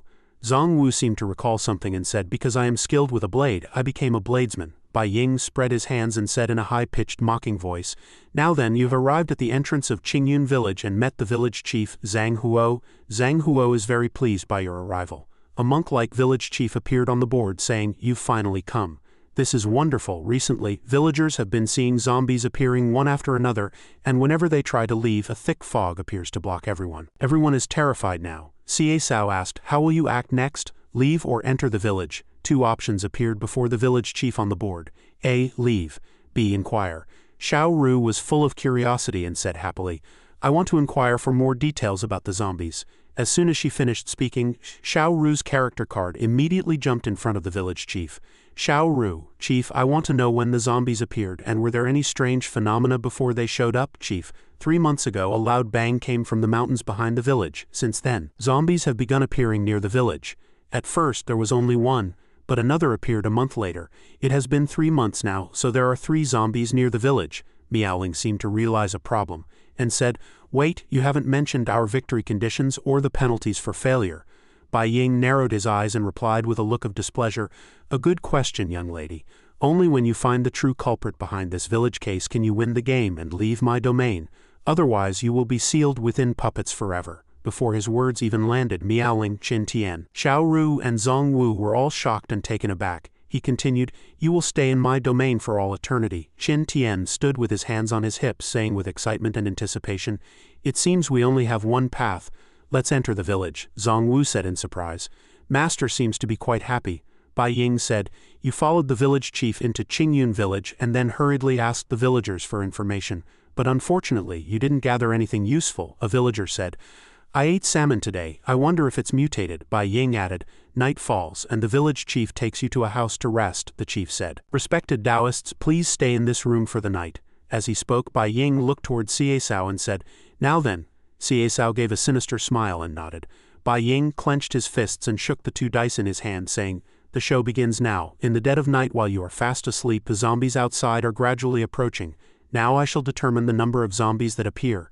He then laughed triumphantly. Beside him, Siesao held a cage containing 3 little puppets with a 4-leaf clover in her other hand, saying, O clover, dear clover, curse them to harm others. A wisp of black smoke passed through the puppets, making them fall into a frenzy. Their eyes turned blood red and their faces became hideous and terrifying. Siesao said, Bring good luck to Master Bai Ying.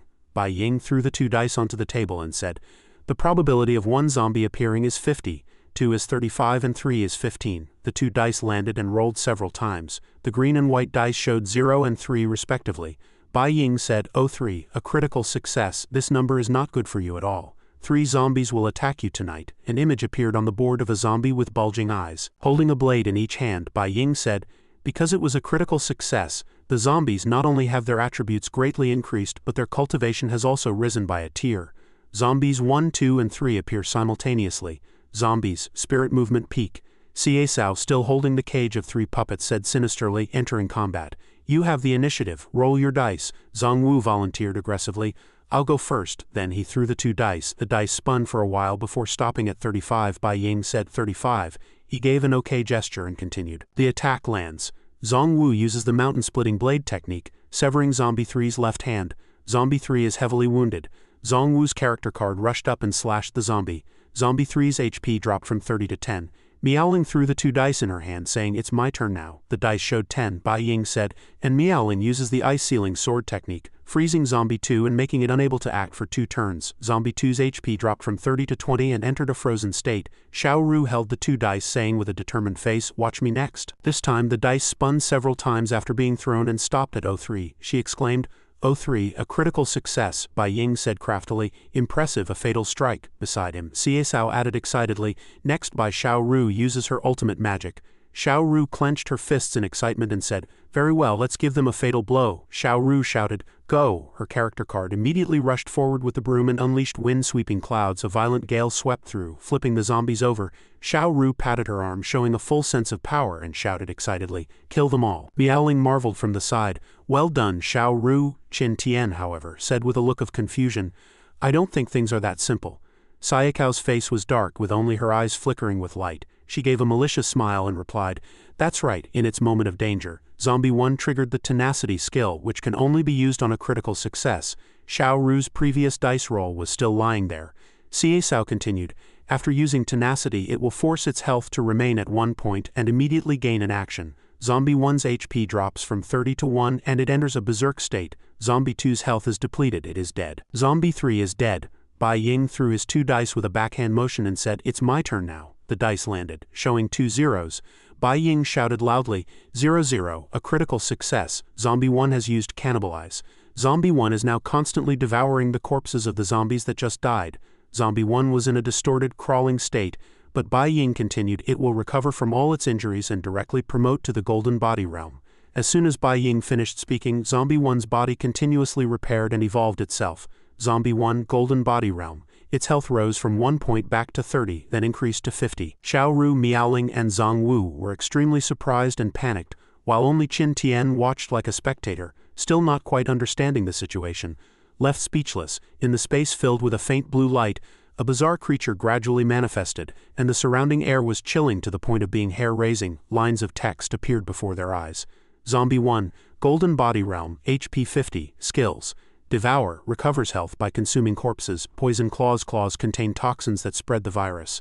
Those scratched by a zombie who do not purge the toxin will turn into a zombie after 7 turns. It was indeed a sinister attack. He held a die in his hand that was clearly divided into green and white sections. He curled his lips slightly, saying with a smug expression, "Because Zombie 1 has promoted to the Golden Body Realm, it has the initiative." With that he threw the dice, his tone filled with extreme pleasure. 01, a critical success, using poison claws on Zhang Wu and An Miaoling. Twin flying poison claws, the puppets of An Miaoling and Zhang Wu were torn by the toxin-filled claws. Miaoling's HP dropped from 21 to 10 and she was poisoned. Zhang Wu's puppet didn't fare much better. Its HP dropped from 22 to 11, and it was also poisoned. At this moment the sky was as red as blood and countless eyes were staring fixedly at them. At the same time, Zhang Wu's hand was bleeding constantly. She discovered in panic and confusion that the wound on her hand was exactly the same as the puppets. Just as she finished speaking, a raspy voice came. "Could it be that the damage the puppets take is transmitted to our actual bodies?" Bai Ying gave a bizarre smile, as if falling into a frenzy. "That's right, this is the true effect of this prince's domain. Of course, this effect is mutual, although my puppets can also be injured. Can you hold out until the puppets for Xiesao and me appear?" Bai Ying laughed uncontrollably in the back. Then Xiesao spoke up, "Not only that. Within this domain I also have the blessing of my clovers' good luck. Basically, whatever number we want will appear." Xiao Ru felt a wave of irritation and shouted sharply, "You despicable cowards!" At this, the despicable coward Bai Ying stood up and with a look of contempt, threw the 2 dice once more, challenging them. "Xiao Ru, Zombie 1 has the swiftness skill, allowing it to act twice per turn, so I can attack once more." As soon as he finished speaking, the 2 dice landed on the ground, and he shouted excitedly once again, 0-0, a critical success. Bai Ying ordered the monster on the board. "Go Zombie 1, use twin flying poison claws again to attack Zhang Wu and An Miaoling." He wore a disdainful smile, believing he had already won.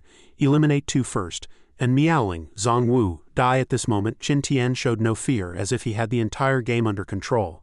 He spoke mockingly. That might not be the case. The puppet representing him was tall and lean with one eye larger than the other. It caught 2 of the zombie's fingers just in time. The crisp sound of finger bones snapping rang out. The zombie wailed loudly in pain, its 2 fingers becoming red and swollen from the fracture. Seeing his zombie injured, Bai Ying was thrown into a panic, his face pale and sweat pouring down like rain as he began to stutter. What is going on?" Qin Tian curled his lips smugly. "Let's update the stats." The character panel emerged. Simpleton Qin Tian. Weapon, common flying sword. Equipment, swordsman's robes. Pills, HP recovery pill X5, spirit domain pill X5.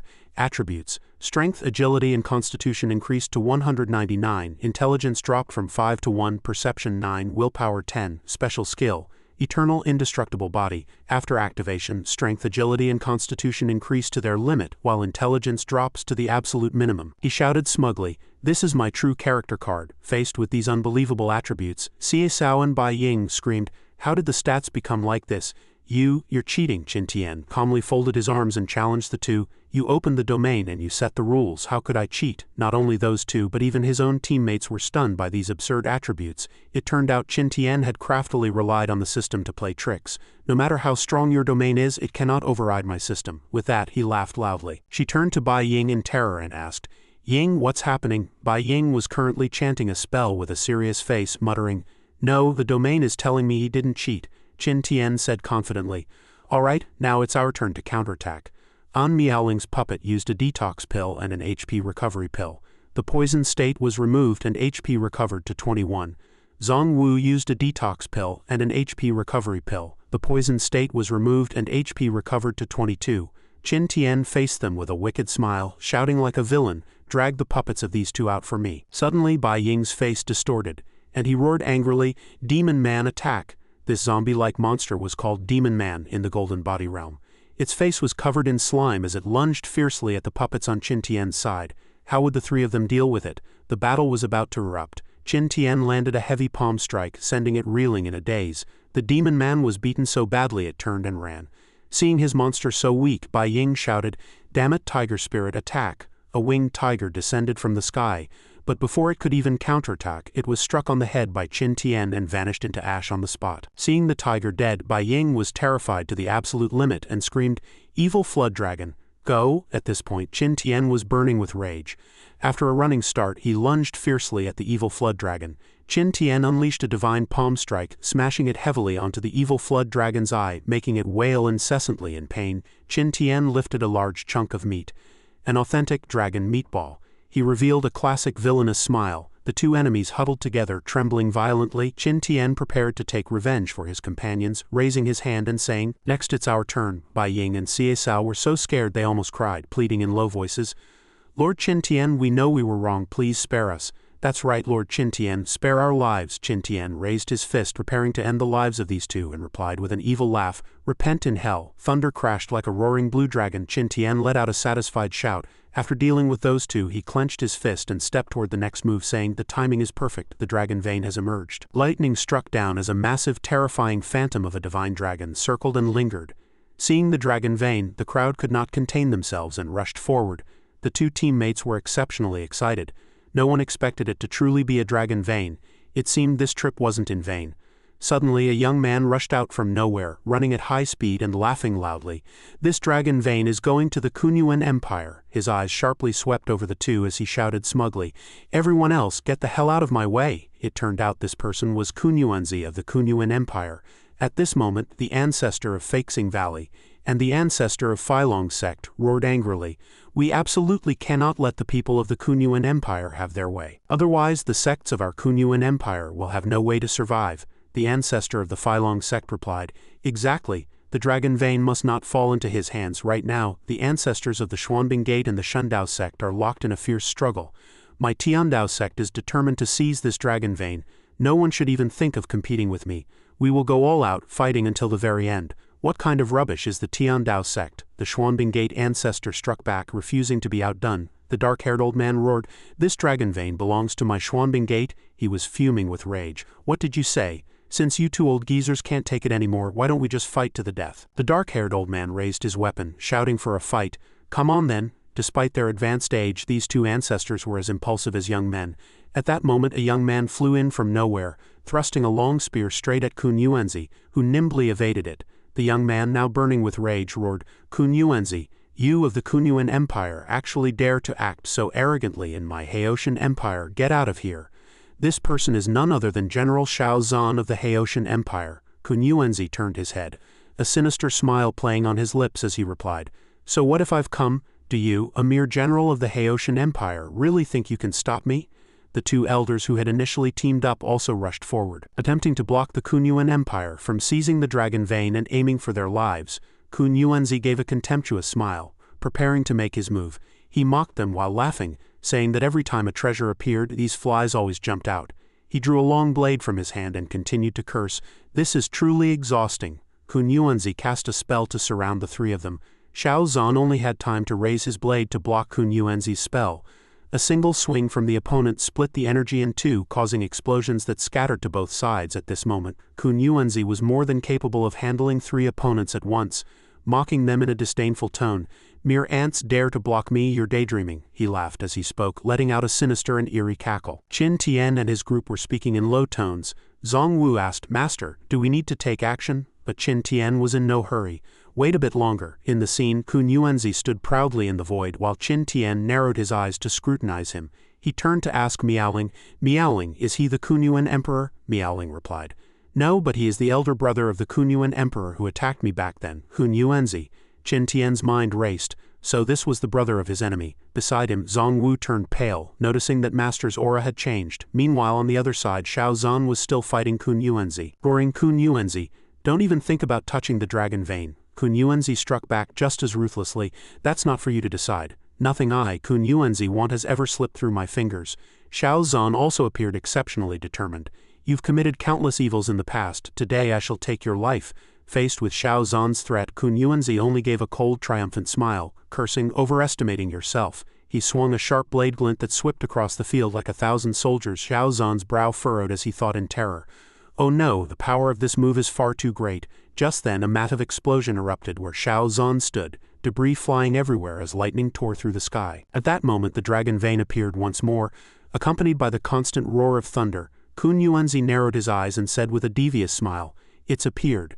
Everyone present was stunned by the majesty of this giant dragon, crying out, "Look, it's the crystal dragon vein." The crystal dragon vein had emerged. Although Elder Zhang of the Feilong sect was exhausted, he still hallucinated about seizing it. "Sure, help me up so I can grab the dragon vein." The youth, overcome with worry, refused his request.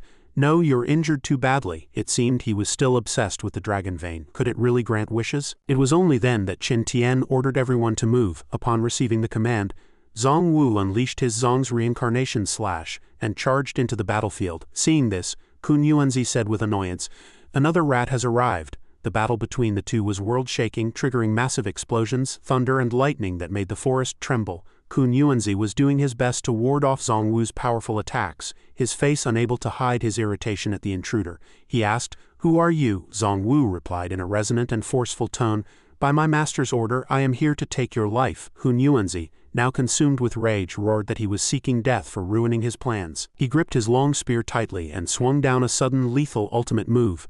Million meteor spears. Kun Yuanzi launched a frantic assault, his dense attacks constantly pressing in on Zhang Wu. Faced with such overwhelming power, could Zhang Wu hold his ground? Zhang Wu continuously swung his blade to cut through Kun Yuanzi's offensive. However, Kun Yuanzi's attacks were endless, which surprised Zhang Wu. He cursed inwardly, "Is there no end to this?" The collision of their powers produced a violent explosion, and the offensive surged toward him like a tide. Kun Yuanzi said triumphantly, "Though you are strong, as long as I don't let you get close, you have no chance at all." He ordered the surrounding motes of light to kill Zhang Wu. The explosions from the battle swept through the entire forest, causing severe destruction. Zhang Wu seemed to be on the verge of exhaustion. He lowered his weapon, wiped the blood from his face and said, "As expected of a veteran Emperor realm expert, this kind of continuous attack is impossible to defend against." Suddenly, a voice came from a distance, "Fellow Taoist, I've come to help you." Zhang Wu looked up in surprise as Xiao Zan dove from the sky to attack Kun Yuanzi. He unleashed his aura of 100 battles, slamming his spear heavily toward the opponent's head. Seeing the perfect opportunity, Zhang Wu also charged forward. He shouted, "Leave the chance to me." He swung his great blade, unleashing the Zhang's Dragonroar blade. As he lunged at Kun Yuanzi, intending to heavily wound him in a 2-on-1 assault, Kun Yuanzi fell into a disadvantage but still fought back desperately, roaring, "Even if the two of you come at me together, you're absolutely no match for me." The clash of blades and spears produced a piercing screech. As the battle between the three reached its climax, Qin Tian, hiding behind the bushes in the distance, raised his grappling hook and signaled, "It's our turn to enter the fray. Xiao Ru, take us to the dragon vein." Qin Tian pointed toward the dragon's tail, saying, "Zhang Wu has the dragon's head pinned down. We're going for the tail." With that, Qin Tian took out his magical grappling hook and flew toward the tail of the dragon vein with Miaoling and the fox spirit. Upon reaching their destination, Xiao Ru observed intently and discovered that the dragon vein was actually emerging from this cave. Below, disciples from other sects were fighting frantically for the dragon vein. The scene exceptionally chaotic. Someone cursed, "Bastard, why do you keep competing with me?" Another roared, "It's all the same, if you know what's good for you, give it to me." As the two old geezers argued, the white-haired elder seemed to sense something and shrieked, "Wait a second, someone is approaching the dragon vein." The dark-haired elder also stopped fighting and looked back in terror. "What?" Taking advantage of the distraction, that person landed a heavy kick to the elder's abdomen, catching him off guard and sending him flying into a tree trunk. The elder wore a sinister and devious expression, thinking, "I've truly grown old to have fallen for such a dirty trick." He let out a cold, mocking laugh. "I told you long ago you were no match for me. Who taught you to look away during a fight?" The Xuanbing Gate ancestor ran in front of Qin Tian's group, looking up and saying, "You kid haven't even reached the Emperor realm. Even if I gave you a whole day, you couldn't seal this dragon vein." Qin Tian turned his face toward him, seemingly completely uninterested in listening to this idle gossip. He looked down at the old man with a cold expression and said, "I've really been looked down upon." Finally, Qin Tian and his group entered the cave. After quickly slipping inside, he ordered, "We're here. Miaoling, guard the cave entrance." Hearing the order, Miaoling stayed outside to watch for movement. Inside the cave, Qin Tian activated the system to prepare for sealing the dragon vein. Subsequently, the system began the sealing process. A powerful beam of energy shot into the sky, connecting directly to where Qin Tian was. In a moment, the intense light gradually dissipated. The dragon vein vanished completely, leaving only the silhouettes of Qin Tian and his group at the cave entrance. On the other side, Zhang Wu and Xiao Zhan were fighting fiercely with Kun Yuanzi, but they were interrupted by the bizarre disappearance of the dragon vein. Kun Yuanzi looked toward the cave entrance with a face full of confusion. The old man who had wanted to snatch the dragon vein was also frozen on the spot, his mouth hanging open in surprise. The dragon vein had been sealed at the cave entrance after Qin Tian finished the sealing. The system panel popped up with a notification. The secular task was complete. The seal was lifted. The reward received was top-grade Imperial rank. The Nine Heavens Mysterious Fire Cauldron, top-grade Imperial rank, Celestial Hammer, Supreme Secret Technique and Demon Sound Corpse Control Technique. Sign-in rewards were increased by 30%. Various reward items appeared before Qin Tian one after another. First was the Nine Heavens Mysterious Fire Cauldron. This alchemy furnace could significantly increase the success rate, quality, and quantity of Imperial rank pills. Next was the Celestial Hammer. This forging hammer could improve the success rate and grade of forged Imperial weapons. Finally, the Demon Sound Corpse Control Technique.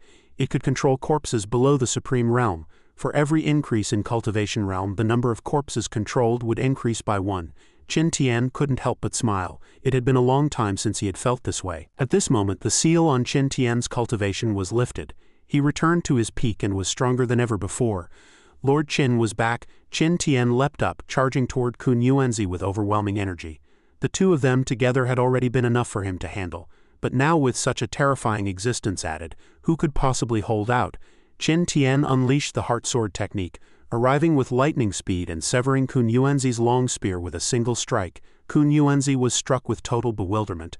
It actually broke. My Yuan long spear is a high-grade Imperial weapon. Before he could even recover from the shock, the battle-hungry Zhang Wu had already charged over. A dog in the water beat him to death, unleashing the Zhang's reincarnation slash. Xiao Zhan also attacked alongside him.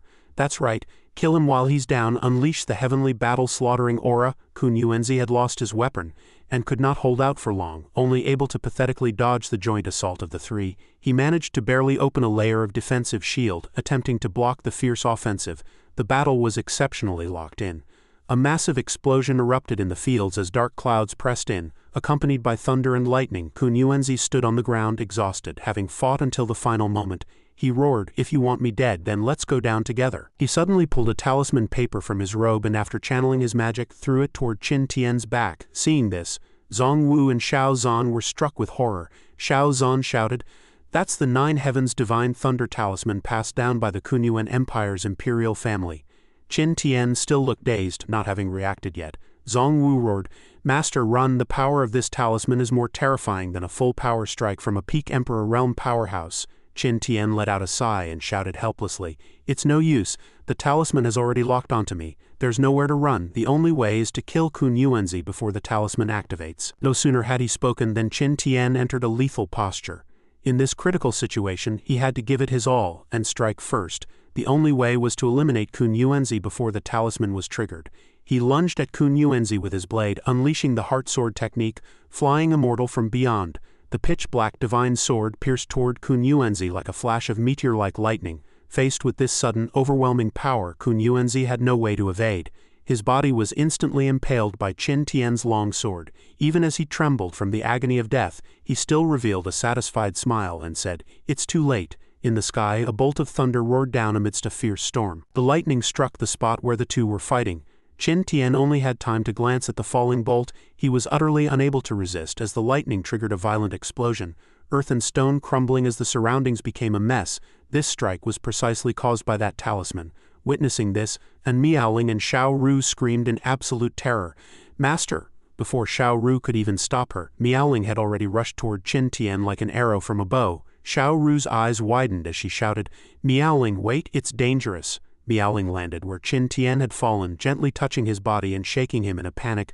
"Master, are you okay, Master?" She helped him up, but he seemed to be unconscious due to the severity of his injuries. He suddenly spat out a mouthful of blood. Miaoling was frantic with worry. "Master, please don't let anything happen to you. I beg you, please don't let anything happen." She reached for her waist, pulled out a pill bottle, and quickly fed Qin Tian a spiritual pill for treatment. Miaoling sobbed uncontrollably. her tears falling onto Qin Tian's face. Subsequently, Qin Tian woke up in a daze, muttering a sentence, "So salty." Seeing this, Miaoling cried even harder. Seeing her state, Qin Tian reached out to wipe the tears from her cheeks, scolding her affectionately. "Silly girl, why are you crying? Stop it, I'm fine." Though he said that, his consciousness was still a bit blurred due to excessive blood loss. Xiao Ru arrived afterward, staring in horror at the ruins before her. She called out Qin Tian's name in worry. Xiao Ru asked loudly, "How do you feel? Are you all right?" Qin Tian slowly sat up and replied, "I'm fine. I've made you all worry. Being cared for by 2 wives like this makes it all worth it." He gripped his sword and looked toward the now dead Kun Yuanzi, who was buried under a pile of rubble. Qin Tian thought to himself that it was fortunate his eternal indestructible body and the supreme divine artifact Sword of Life and Death had blocked most of the damage. Otherwise, I really would have checked out here. Qin Tian stood up, leaning on his sword, and said to Miaoling and Xiao Ru, "Let's go. Kun Yuanzi has finally reaped what he sowed. Before long, I will take you on a trip to the Kunyuan Empire." Several bolts of lightning lingered around Qin Tian as he finished speaking and reached out his hand. The pure-hearted Miaoling couldn't stop sobbing as she called out, "Master." She wiped away her tears and took Qin Tian's hand. The scene shifted to an island floating in midair surrounded by massive stone pillars carved with dragons and phoenixes. Black clouds churned in the sky, accompanied by earth-shaking thunder. Qin Tian stood alone. In the distance, Xiao Ru and Miaoling were watching him. The fox spirit spoke with worry. "Qin Tian is so badly injured. Is it really okay for him to cross the tribulation now?" Miaoling's worry was written all over her tear-filled eyes. She whispered Master's name. Just then, Mu Qingqing came up from behind and gave Miaoling a sudden hug, startling her. She said with a smile, "Honestly, you came to the Haotian Empire without even saying hello to me. If General Shao hadn't mentioned it, I wouldn't have known you were here." Miaoling was very surprised. "Qingqing, why are you here?" Qingqing replied, "Because I missed you." It turned out it wasn't just Qingqing. Zhang Wu and Xiao Zhan had also followed along. Xiao Zhan hurried to apologize. "Because Master wanted to cross the tribulation here, I was truly worried. So I reported it to the superiors." A voice came from a distance. "Insolent as a princess of the nation, how can you be so ill-mannered?" While hugging Miaoling, Qingqing replied happily, "It's okay, mother. Miaoling isn't an outsider." It turned out that person was Empress Bingchen, a level 3 Emperor realm powerhouse of the Haotian Empire, who spoke with a face full of helplessness. "Honestly, this girl always acts like she'll never grow up. I hope you don't mind." Mu Qingqing, full of enthusiasm, reached out to introduce her mother to everyone. "By the way, let me introduce you. This is my mother, Empress."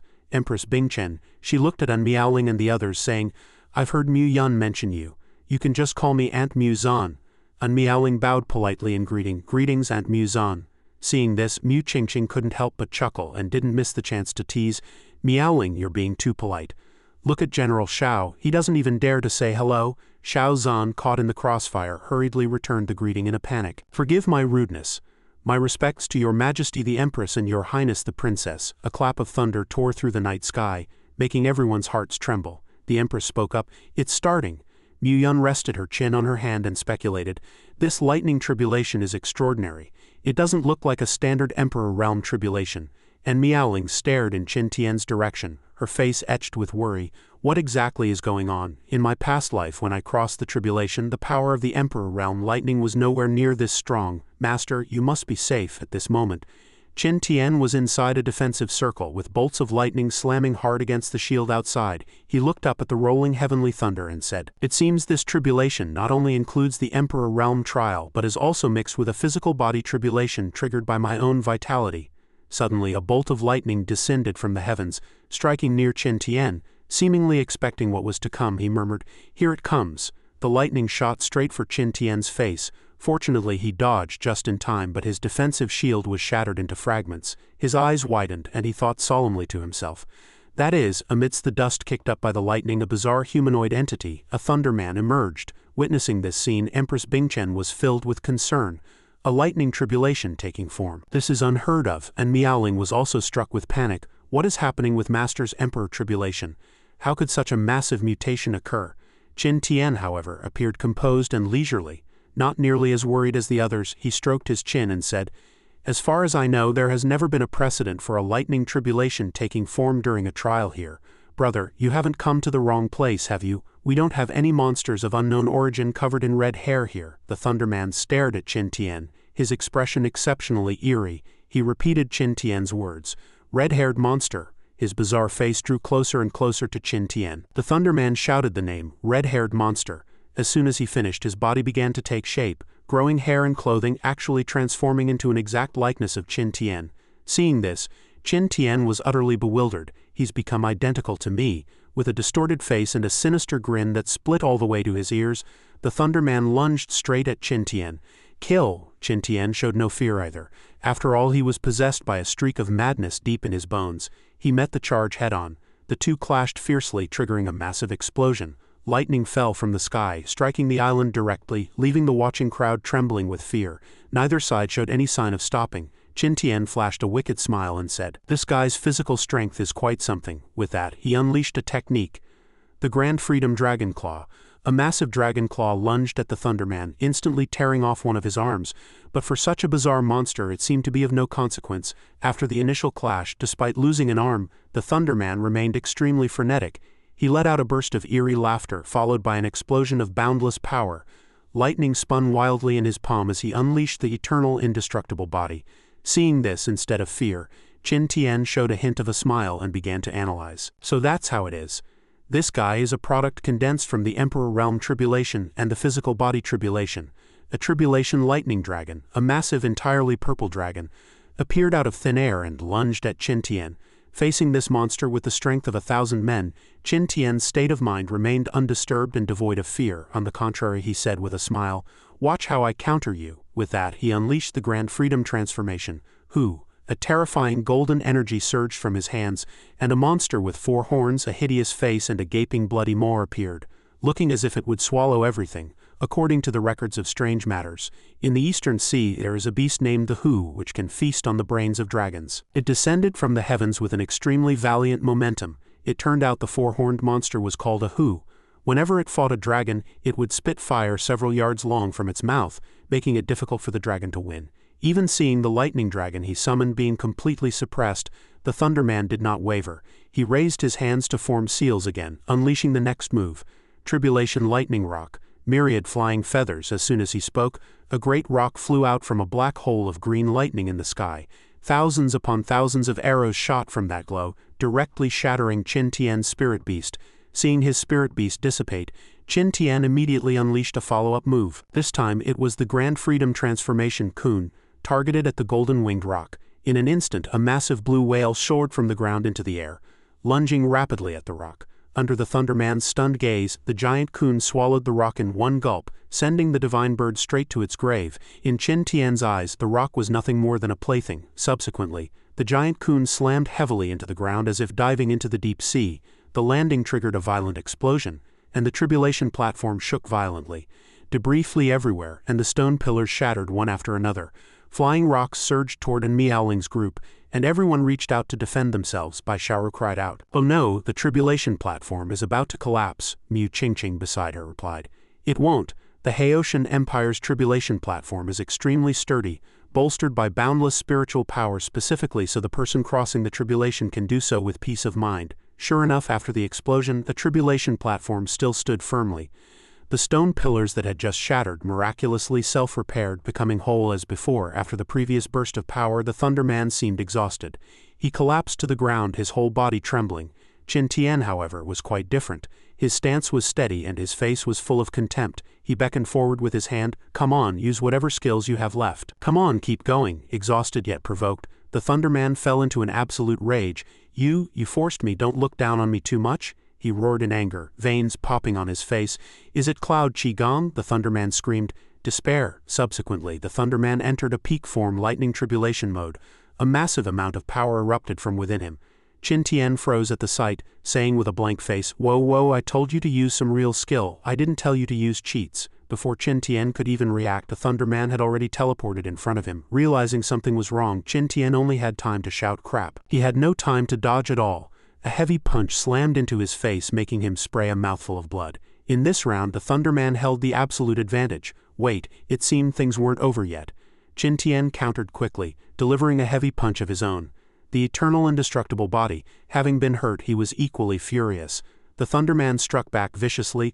Overload charge. The collision of the two triggered a massive explosion, with thunder and lightning shaking the heavens and earth. Bai Xiaoru and Meowling were terrified at the sight. yet they could only call out to their master powerlessly. Amidst the strikes of lightning, a tortoise was shimmering with light. That massive divine tortoise roared in the dark night. Before that gargantuan body, the Thunderman appeared exceptionally tiny. The Thunderman wore a face of contempt. Do you think hiding in a turtle shell will let you survive this tribulation? With that he manifested multiple clones, shouting arrogantly, "You underestimate the lightning tribulation itself." Qin Tian wagged his finger to correct him. No, I used the black tortoise shell just to buy a little time." He revealed a dangerous smile, and reached out to draw his longsword. "Since you've split into clones," his gaze instantly became sharp, "then I have no choice but to use my weapon." The Thunderman and his clones were quite startled by Qin Tian's move and hurriedly tried to stop him. "Wait, that's a supreme artifact. That's not fair. This is just an Emperor Realm lightning tribulation plus a little bit of physical body tribulation." Qin Tian didn't take his words to heart at all, instead whistling and teasing, "Magical treasures are also part of a cultivator's strength. This is very fair." He tossed 2 useless weapons onto the ground and gave a sincere warning. "Next, don't blink." He launched an extremely provocative offensive. "You are the first to personally witness an Emperor-level heart sword technique move." The boundless power erupting from the sword move filled the surroundings with dust as Qin Tian struck. It was as if thousands upon thousands of beautiful flowers bloomed in the surroundings. The dark night was replaced by a boundless vast sea of flowers surrounding both the Thunderman and Qin Tian. Witnessing this sword move, Mu Yun and Mu Qingqing were greatly shocked. Mu Yun couldn't help but cry out, "One person becoming an array!" Qin Tian shouted loudly. "Heart sword technique, green lotus seed immortal array." Thousands of beams of light pierced the sky, shooting toward the Thunderman like meteors.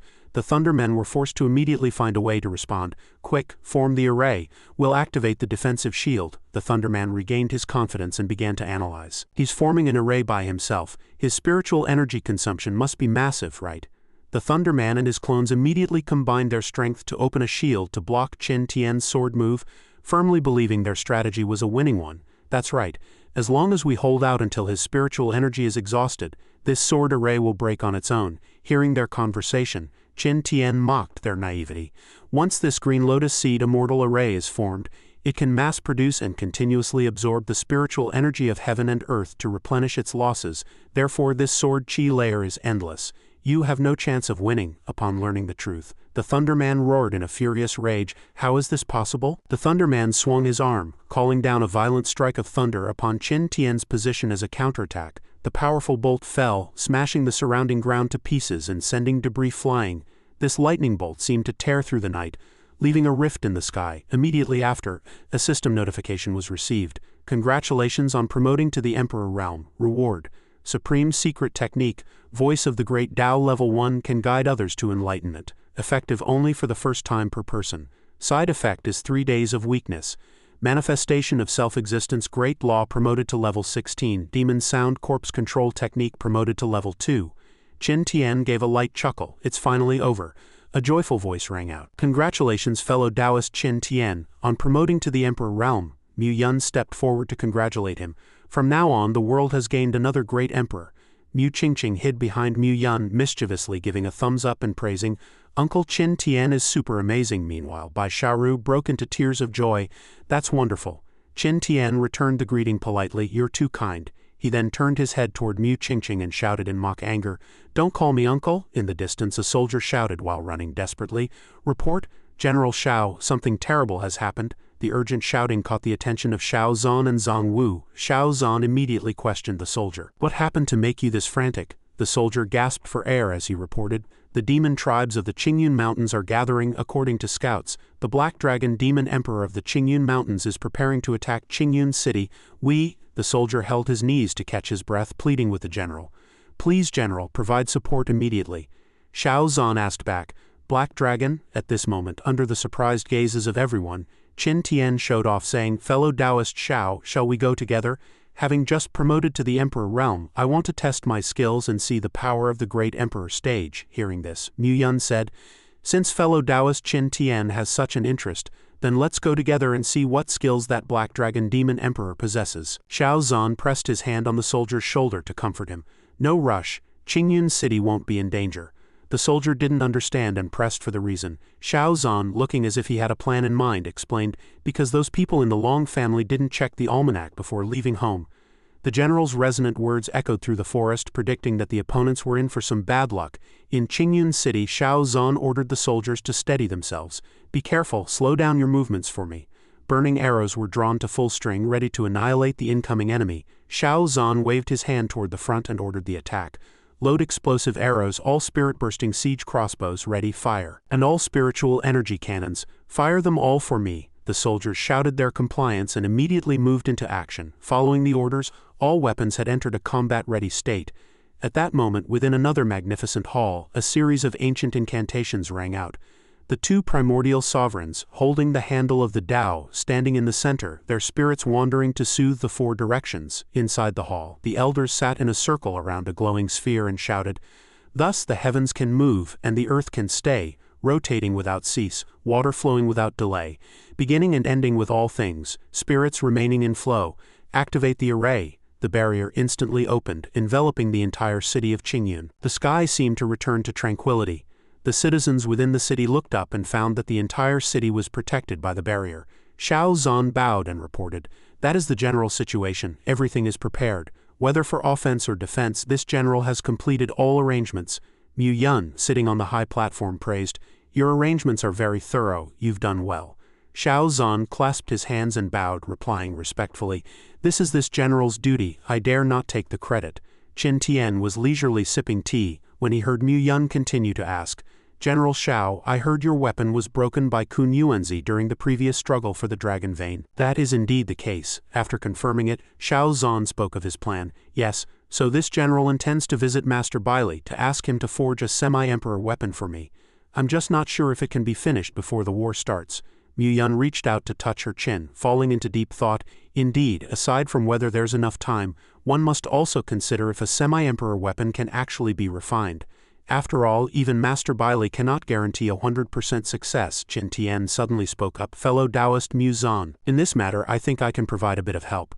Mu Gun asked in confusion, "Why do you say that, fellow Taoist Qin Tian?" He put down his teacup and said, "Today I'll show you my skills." Qin Tian stood up slowly and said with a smile, "Zhang Wu, the weapon I promised you before, let's fulfill that this time as well." Hearing this, Zhang Wu was moved almost to tears, yet he still asked back uncertainly, "Really?" Qin Tian answered without hesitation, "Of course." He kowtowed excitedly in gratitude. "Thank you, young master."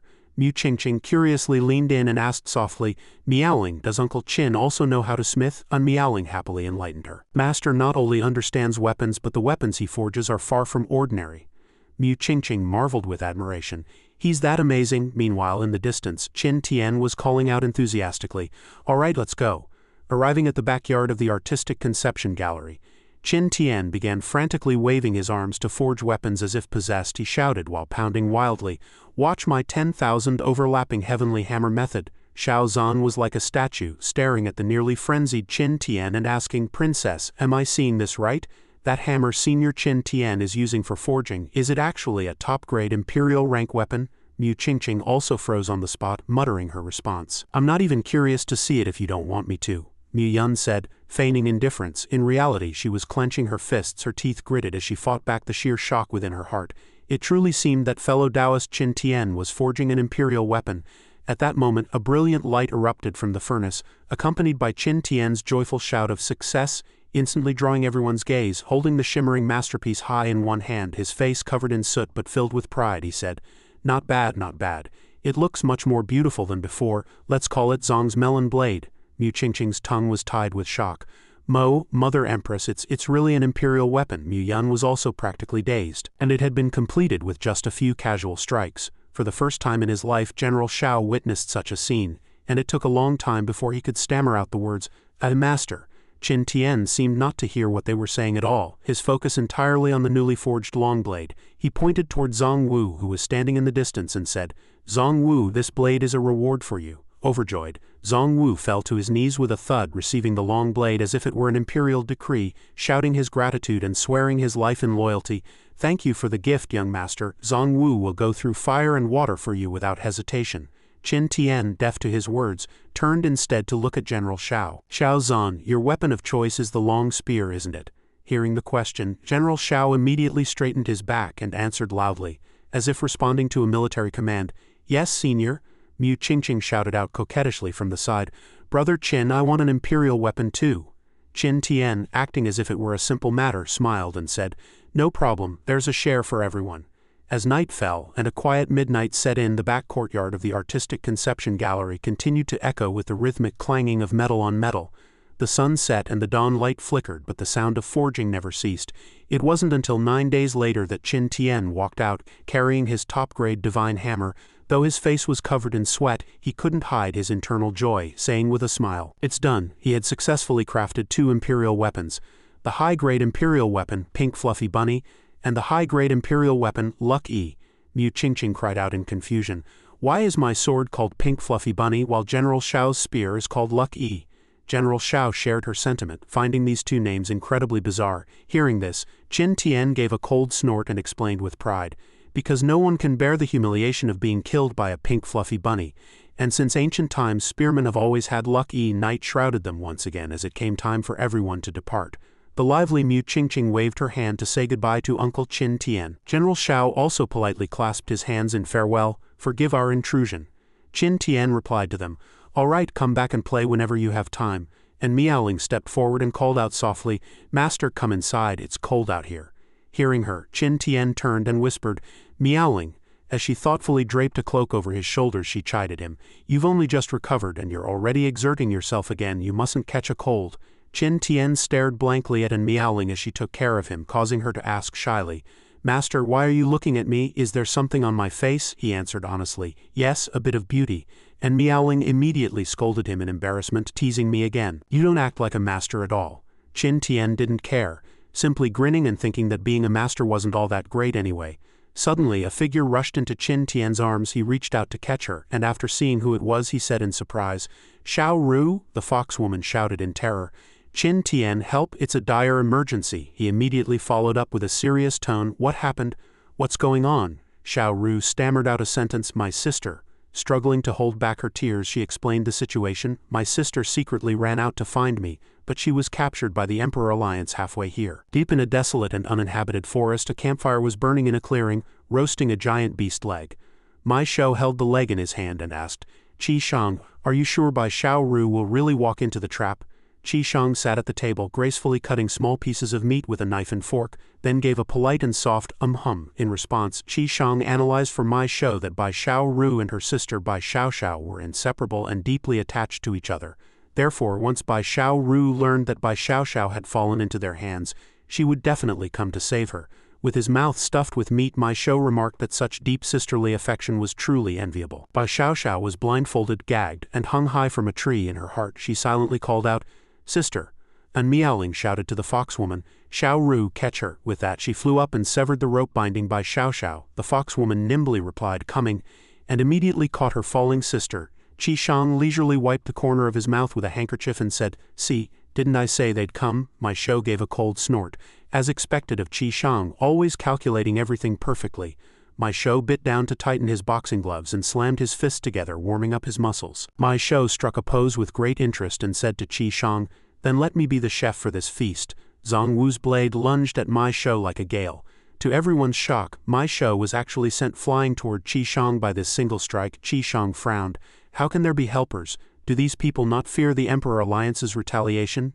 Qin Tian struck back mockingly. Your intelligence is several years out of date. You don't even know who is by Xiao Ru's side. Qi Shang didn't care about the sarcasm, replying calmly, "We too have been in seclusion for 100 years and only just emerged, but it doesn't matter." Mai Shou followed up. "It's the same if we kill you all and then take Bai Xiao Ru." Zhang Wu warned in a low voice, "Young master, be careful. It looks like they are veteran Emperor Realm experts." Qin Tian answered calmly, "Don't worry." After entering the domain, Qi Shang smiled with self-satisfaction. "All familiar sights. It seems your domain has already been suppressed by mine." Qi Shang controlled his chess pieces to hover in midair, mocking Qin Tian, "But you can't be blamed for this. After all, I am a level 2 Emperor Realm, while you are only level 1. Qin Tian raised a barrier to block the incoming chess pieces, picked his ear and sneered. "Another boring domain. Have you ever considered that it's because I think you're too weak that I haven't used mine?" Qi Shang angrily gripped a black piece between his fingers and snorted coldly. "Arrogant. No matter how strong your defense is, it's nothing more than a decoration in my infinite domain." Qin Tian's gaze gradually became sharp as he provoked. "Is that so? You'll find out in a moment." Qi Shang flicked the chess piece at Qin Tian and shouted, "Die!" He bellowed the command, "Endless chess path." and the giant chessboard and countless pieces before him began a fierce assault on Qin Tian. Qin Tian silently chanted the mantra and drew his weapon, the manifestation of self-existence great law. When he shouted eternal indestructible body, blue flames erupted from his hands. Qin Tian gripped the hilt with both hands, his mouth continuously shouting his ultimate commands, sword of life and death, Trinity Force, 40-meter great sword manifest for me. With Qin Tian's final roar, the longsword in his hand instantly expanded into a giant blade, sweeping toward Qi Shang. Qi Shang screamed in terror. What kind of power is this? Qin Tian continued to chant his finishing move, raising the giant sword to execute one blade, two halves. The giant sword swung down and that incredibly powerful strike shattered the domain directly. Subsequently, under the gaze of the Bai sisters and Meowling, the domain exploded violently. The fox woman held her sister tightly in her arms. Qin Tian walked gracefully out of the dust and smoke, and Meowling cheered. "Master," he said nonchalantly. "That's one settled." Qin Tian looked provocatively at the other side. "There's still one more." The long blade in Zongwu's hand was engraved with suppression runes. He stood tall, ready to receive the next move like a towering mountain. Mai Shou lunged from a distance like a hurricane, grinning as he attacked. "Bladesman, you're pretty strong." Sparks of lightning seemed to burst from his gaze. "Fighting you gets my blood pumping." He launched a fierce assault on Zongwu, but Zongwu blocked with his blade just in time. Zongwu snorted, "Hey, you're not bad either." He executed a terrain-controlling move, but for Mai Shou, who had been in seclusion for 100 years, these moves were still too green, and he dodged them nimbly. Mai Shou struck a hook punch pose like a professional boxer and mocked, "Pity you've grown old." Zongwu's blade swept past, trailing bursts of purple lightning, but the opponent dodged it easily. Mai Shou followed up with a powerful magic-infused punch, saying, "This kind of attack lacks the masculine vigor of youth." A trace of worry appeared on Zongwu's face, and he comforted himself inwardly. "This is bad, this guy's stamina seems inexhaustible." Mai Shou opened his mouth wide, his eyes dark, and said in a confident tone, "How many times can you block a fist like mine?" He threw a punch like a whirlwind, heading straight for Zongwu's blade. Unsurprisingly, Zongwu was sent flying a great distance by this move, slamming into a mountain with a massive explosion. This time Mai Shou followed up with a heavy kick. Seemingly intent on ending the fight, he left a final die. But he didn't know that these words were actually meant for himself. A red light, like a cosmic black hole, suddenly blocked his path, causing him to blurt out in shock, "Manifestation of self-existence great law." A giant hand manifested from the formation, leaving both Mai Shou and Zongwu stunned. Suddenly that thing grabbed Mai Shou, catching him off guard and causing him to curse. "Damn it, what is this?" A tremor shook the earth as the ground cracked and stones flew everywhere. Amidst golden sparks, Qin Tian descended with a graceful air, floating down with his hands on his hips and announcing plainly, "Done." Zongwu was utterly astonished, not yet realizing what had happened. Afterward, Qin Tian joined the others amidst the cheers of Meowling and Xiao Ru. The foxwoman shouted happily, "Qin Tian, you're too strong." He responded plainly that he was just average. Zongwu remained standing in a daze, marveling inwardly. The opponent was a veteran Emperor Realm expert, yet he was insta-killed by the master in one move. Qin Tian and Xiao Ru embraced, and the foxwoman said with deep gratitude, "It's all thanks to you. Otherwise I really wouldn't have known what to do." He replied that everything was fine now and both assassins had been eliminated. Xiao Ru suddenly remembered something. "Oh right." She let go of Qin Tian and pointed toward Bai Xiaoxiao to introduce her. "This is Bai Xiaoxiao, my sister." Bai Xiaoxiao called out blankly, "Sister." Bai Xiaoxiao asked with an expectant look, not hiding her curiosity at all, "Is he my brother-in-law?" As night fell, a crescent moon hung in the dark sky. Bai Xiaoxiao seemed unable to accept the truth, sobbing softly, "This is too unexpected. My proud sister, the Qingqiu princess who has always had such high standards, is actually hugging a man. I'm going back to tell everyone this news." Xiao Ru flushed bright red, explaining awkwardly, "Wait, it's not what you think." Seeing that Bai Xiaoxiao wasn't listening at all, Xiao Ru shouted somewhat angrily, "You brat, don't talk nonsense, he's not your brother-in-law." Bai Xiaoxiao continued to sob. She cried out, "Sister," her voice full of grievance. Hearing that he wasn't her brother-in-law, Bai Xiaoxiao turned her head, stopped crying and asked, "Ha, not brother-in-law, then what is your relationship?" Xiao Ru looked serious, but her heart was racing. "Oh no, she's misunderstood," the thought flashed through her mind. "Wait, I can't exactly say my relationship with Qin Tian is master and servant, can I? If I say that, how will I save face in front of my sister in the future?" She screamed inwardly. A new day began, and before the ancient-style house, the laughter of Meowling and Qin Tian could be heard. And Meowling said, "We're taking Xiaoxiao out to play." Qin Tian replied, "All right, come back early." After the two left, Qin Tian sat alone savoring his tea. The fragrance of the tea filled the air as Zongwu walked out of the house and said, "Young master, there are many people of unknown origin in the city right now. Do you need me to protect them in secret?" He answered, "No need. They're just wandering around the city, nothing will happen." Qin Tian replied to Zhang Wu while sipping his fragrant tea. Besides, I've already given that to an Miaoling. He seemed to be observing the little girl through the reflection in his teacup. The sister Bai Xiaoxiao was restless, looking around playfully. Seeing something new, she ran over and asked, "Sister, what is this?" a man said to them. "Little girl, this is a specialty of my shop, mighty wine." It appeared he was the shop owner. The owner boasted that as long as you drink this wine, you're guaranteed to sleep until the sun is high in the sky. Isn't that impressive? As soon as he finished, the little sister seemed very interested. "That's amazing, sister, I want to buy this." A look of longing appeared on Xiao Xiao's face. Xiao Ru interjected angrily, refusing seriously, "No, children can't drink. I'll buy you candy when we get back." The little sister was upset because she couldn't buy the wine and grumbled, "I don't want candy," and Miaoling stood guard behind them with a serious face. The fox woman noticed Miaoling's unusual behavior and approached to ask with concern, "Miaoling, what's wrong?" And Miaoling replied that it was nothing, just that she had encountered an acquaintance. She then said to Xiao Ru, "You take Xiao Xiao to play first, I'll be back in a moment." A sudden noise startled the birds in the forest at this time, and Miaoling was closely pursuing a man in red into the depths of the forest. The man landed nimbly and steadily. It turned out that the man was the son of the blood ancestor, Shui Quangquang. Shui Quangquang said, Hey, time to stop. You've been following me the whole way." At this time, Miaoling also landed steadily. He turned around coldly to confront Miaoling.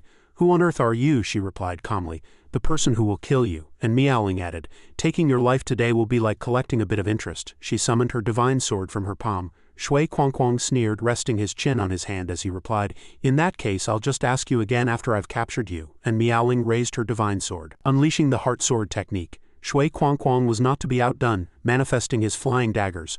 Blood domain art, the red flying daggers lunged forward menacingly. The two treasures confronted each other, the divine sword on one side and the flying daggers on the other. In this round, Miaoling seemed to be at a disadvantage. The area where the two were standing was shrouded in a thick aura of blood. The battle grew increasingly fierce, the surrounding trees shredded by the shockwaves. The scene was extremely chaotic. With eyes full of killing intent, Miaoling swung her sword at Shui Quangquang and barked sharply, "Son of the blood ancestor, Shui Quangquang, prepare to die." Subsequently, she unleashed the heart sword technique upon him. Thousands upon thousands of sharp swords shot toward Shui Quangquang. He asked himself in absolute terror, "A domain." However, before he could react, a sword intent domain had pierced through his body in an instant. Ordinary people simply couldn't see what had happened. He let out a piercing scream of agony, desperately trying to flee the domain. He thought through the extreme pain.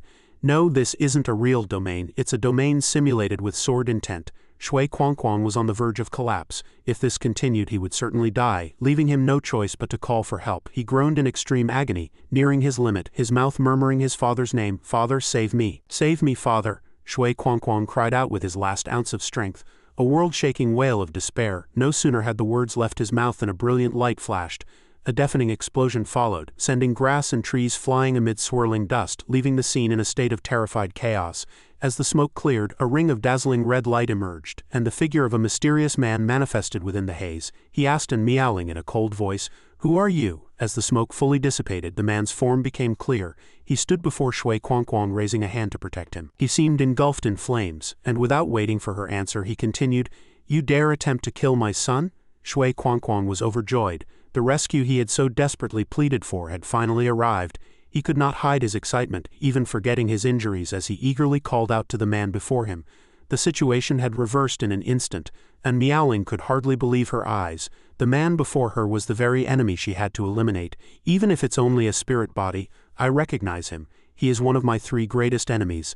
The Shuiyu ancestor." Shui Quangquang, who had looked like a stray dog moments ago, now regained his confidence. A smug, cruel smile played on his lips as he said to his father, "Father, quickly help me capture her. I want to play with her properly later." Truly, like father, like son, the Shuiyu ancestor made no effort to hide the desire within him. Leering as he said, "She is indeed a peerless beauty. Why don't we?" Before he could continue his humiliation, Miaoling snapped her fingers and let out a contemptuous snort. "Do you really think you've already won?" She then gave an order. "Who will go and stop the Shuiyu ancestor for me?" At that moment, the youth holding the long spear, Kunyuanzi, charged toward the father and son to launch an attack. The two sensed it, but it was already too late. A massive explosion erupted, and the violent tremors left them unable to stand steady. A tremendously powerful shockwave erupted. The youth swung his spear once more, preparing for a decisive victory, but unfortunately the strike was blocked. Following the collision, both sides retreated to prepare for the next round. The spirit body of the Shuiyu ancestor roared in a fury, "Kunyuenzi, have you gone mad? Why are you attacking me?" At this moment, Kunyuenzi appeared to be controlled by some mysterious power. His eyes were blood-red and filled with killing intent. He said nothing, only letting out an eerie, bone-chilling laugh. Why had Kunyuenzi become like this? The scene flashed back to the past, where the lower half of his body had been crushed by falling rocks, leaving his life or death uncertain. Inside a nearby cave, a startling scene unfolded. Standing beside Kunyuenzi's corpse were Qin Tian and An Miaoling. Qin Tian appeared heavily injured, his body swaying. An Miaoling knelt and asked, "Master, how should we handle Kunyuenzi's corpse?" Qin Tian replied, "I have a clever use for it." Subsequently, Qin Tian taught her the demon sound corpse control technique. This was a secret technique that used demonic sounds to control corpses below the supreme realm. For every level the skill increased, one more corpse could be controlled. Back in reality, Shui Quangquang felt a chill down his spine as An Miaoling's lightning-clad longsword swung toward him. Die! By the time he noticed, it was already too late. The Shuiyu ancestor cried out in alarm. "Quanger, look out!" His spirit body swept past like a gale, blocking the combined attack of An Miaoling and Kunyuenzi for his son. It seemed the Shui family duo could not escape their fate this time. A series of fierce assaults followed in quick succession, the heart sword technique and shattered stars, each lethal move aimed directly at Shui Quangquang. The scene was too grisly to watch as blood splattered everywhere. Shui Quangquang's eyes widened and he sprayed a large mouthful of blood in extreme pain, collapsing to the ground in agonizing convulsions. His father, the Shuiyu ancestor, let out a wail of despair. That shrill cry tore through the sky as the ancestor completely lost his reason and lunged forward frantically. In his frenzy, he launched a fierce blow at Kunyuenzi, attempting to save his son whose life hung by a thread. Kunyuenzi reacted with lightning speed, instantly teleporting to create distance and dodging the fatal strike. At this point, the chips of victory had completely tilted in An Miaoling's favor. She stood before Shui Quangquang's corpse, slightly tilting her head as she said coldly, "Shuiyu ancestor, this is only the beginning." The ancestor stood frozen, his heart filled with indignation and his eyes full of pain, yet he could not utter a single word before the woman. And Miaoling stared directly at the flickering fierce spirit body with a gaze that was resolute and sharp. Her voice was low and murderous. "Sooner or later, I will send you to accompany your son." The Shuiyu ancestor glared at An Miaoling in a rage, wishing he could tear her into 10,000 pieces. Unfortunately, he was exhausted and could only squeeze a deep hateful curse through his teeth.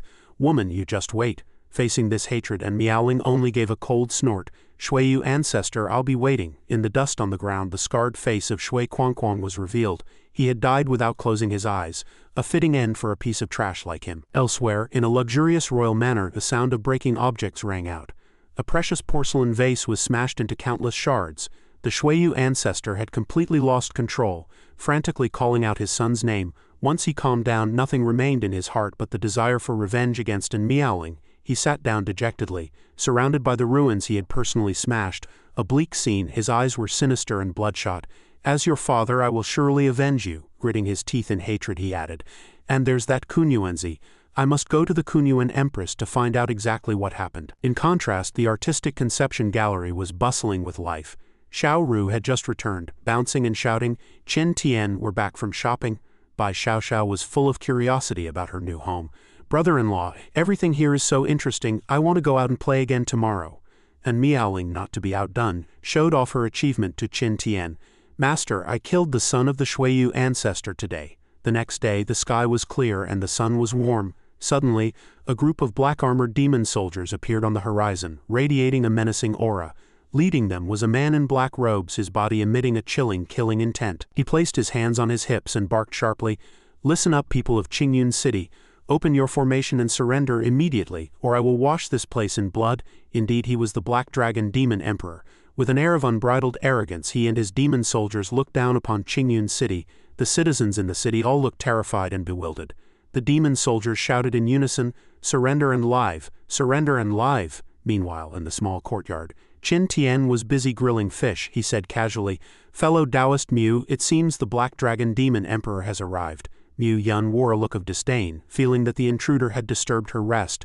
"It smells so good. That guy certainly knows how to pick his timing." As he fanned the charcoal fire for the grilled fish, Qin Tian said, "Let's go over and take a look."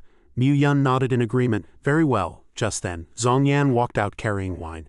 "Young master, this jar of wine has just finished brewing." Qin Tian clapped his hands and said calmly, as if he were merely going to handle a trivial matter, "It's fine, we'll be back soon. Remember to help me flip the fish." Faced with Qin Tian's optimistic attitude, both Mu Yan and Zhong Yan were stunned. It took a long time for Zhong Yan to react. At this moment, bursts of angry curses echoed from the city. A group of treacherous traitors was plotting something sinister. Qin Tian heard those unbearable words as soon as he walked in and immediately asked Xiao Zhan, "What happened? Xiao Zhan, why are you covered in blood?"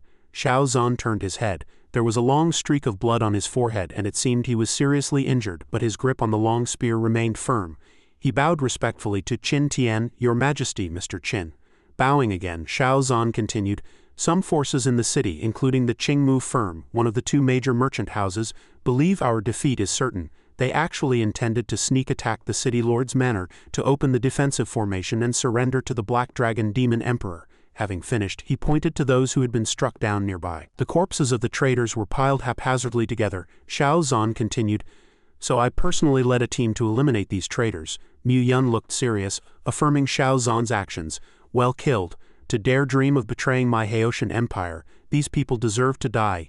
Qin Tian felt the blood in his body warming up, his fighting spirit soaring. He cracked his neck, a confident cold smile appearing on his lips. "In that case, leave what comes next to me." Mu Yan cast a look of trust at Qin Tian, encouraging him with a smile. "Next we shall witness fellow Taoist Qin's divine might." The Black Dragon Demon Emperor looked down, appearing somewhat surprised. The battlefield situation gradually became clear. On one side was Qin Tian, standing alone, with the citizens and defensive lines of Qingyun City behind him. Everyone's hope rested on him. On the other side was the ferocious and powerful army of demon soldiers under the Black Dragon Demon Emperor. The Emperor looked down with contempt, his arms crossed as he arrogantly questioned Qin Tian. "To send out an unknown nobody to his death, has the Haitian Empire run out of people? Where did Xiao Zhan go?" Qin Tian's expression was cold, and he scoffed at the insult, the corners of his mouth turning up slightly. "Xiao Zhan is slacking off in the city. Besides, I didn't come to die, I came to take your dog's life." The Black Dragon Demon Emperor was clearly provoked by Qin Tian's trash talk and lost his cool, while Qin Tian maintained his nonchalant attitude, infuriating the opponent to the point where he wanted to lunge forward and tear him apart immediately. The Emperor roared, "Arrogant, how dare a mere nobody be so insolent?" As soon as the words left his mouth, the Black Dragon Demon Emperor dove down, triggering a violent shockwave. He was so fast he was merely a black shadow, but Qin Tian was completely unmoved, standing with his arms crossed. "Come on," the Emperor bellowed. "Today I will teach you the meaning of misfortune comes from the mouth." He believed this one strike would insta-kill Qin Tian. His face was full of self-satisfaction, a cruel smile on his lips as if he could already see the scene of Qin Tian being killed. Die, however, just as he launched the fatal blow, Qin Tian only let out a cold snort as if everything were under control. "That's more like it." Qin Tian performed a spell, summoning a pitch-black longsword, radiating a red glow. Even though the Black Dragon Demon Emperor was approaching at high speed, Qin Tian remained as steady as a mountain, his face as cold as frost. If it were a ranged attack, the aim might be off. But now the corners of Qin Tian's mouth curled up slightly. 40-meter great blade manifest. He gripped the gradually demonizing divine sword tightly. He swung down fiercely with a clean and decisive motion, his voice cold and steady. "Sword of Annihilation." It was only then that the Black Dragon Demon Emperor sensed the terrifying power of the youth before him, but it was far too late to retreat. His eyes widened in the face of this unprecedented, overwhelming strength. Feeling more helpless than ever before, dust filled the level ground as Qin Tian calmly swung the enlarged longsword, instantly splitting the Black Dragon Demon Emperor in two. It all happened in the blink of an eye, an unbelievable scene.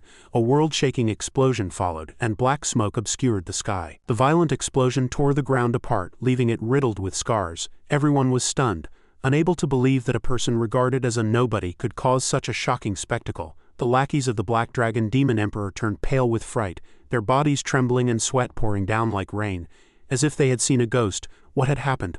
Lord Black Dragon was killed in an instant. How could this be? But they hadn't yet realized that since their master was dead, they would find it difficult to save themselves. Qin Tian looked up with a cold expression at the group of remnants in the sky, a wicked and cruel smile appearing on his lips. "Now it's time for you, small fry." The giant sword in his hand instantly expanded, towering into the clouds and leaving the demon soldiers dumbfounded. They never expected this blade could grow to such an extent. Before they could react, the sword of death was already swinging down upon them. Qin Tian's expression was indifferent as he unleashed the heart sword technique. The horizon turned a blood red, and everywhere the giant sword passed, explosions were triggered. As the earth cracked and heaven crumbled amidst the recurring blasts, he executed one blade, two halves. The longsword swung down like the sky was falling.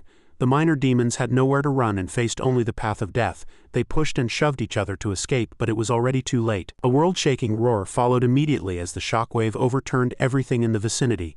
The flames from the explosion were terrifying, appearing as if they could devour anyone attempting to flee. In truth, no one could escape. Not even a single whole corpse remained of those minor demons. After the explosion, the battlefield was a mess beyond words. On the city walls, Xiao Zhan stood with his mouth wide open, his body stiff with shock at Qin Tian's incredible power, cold sweat pouring down.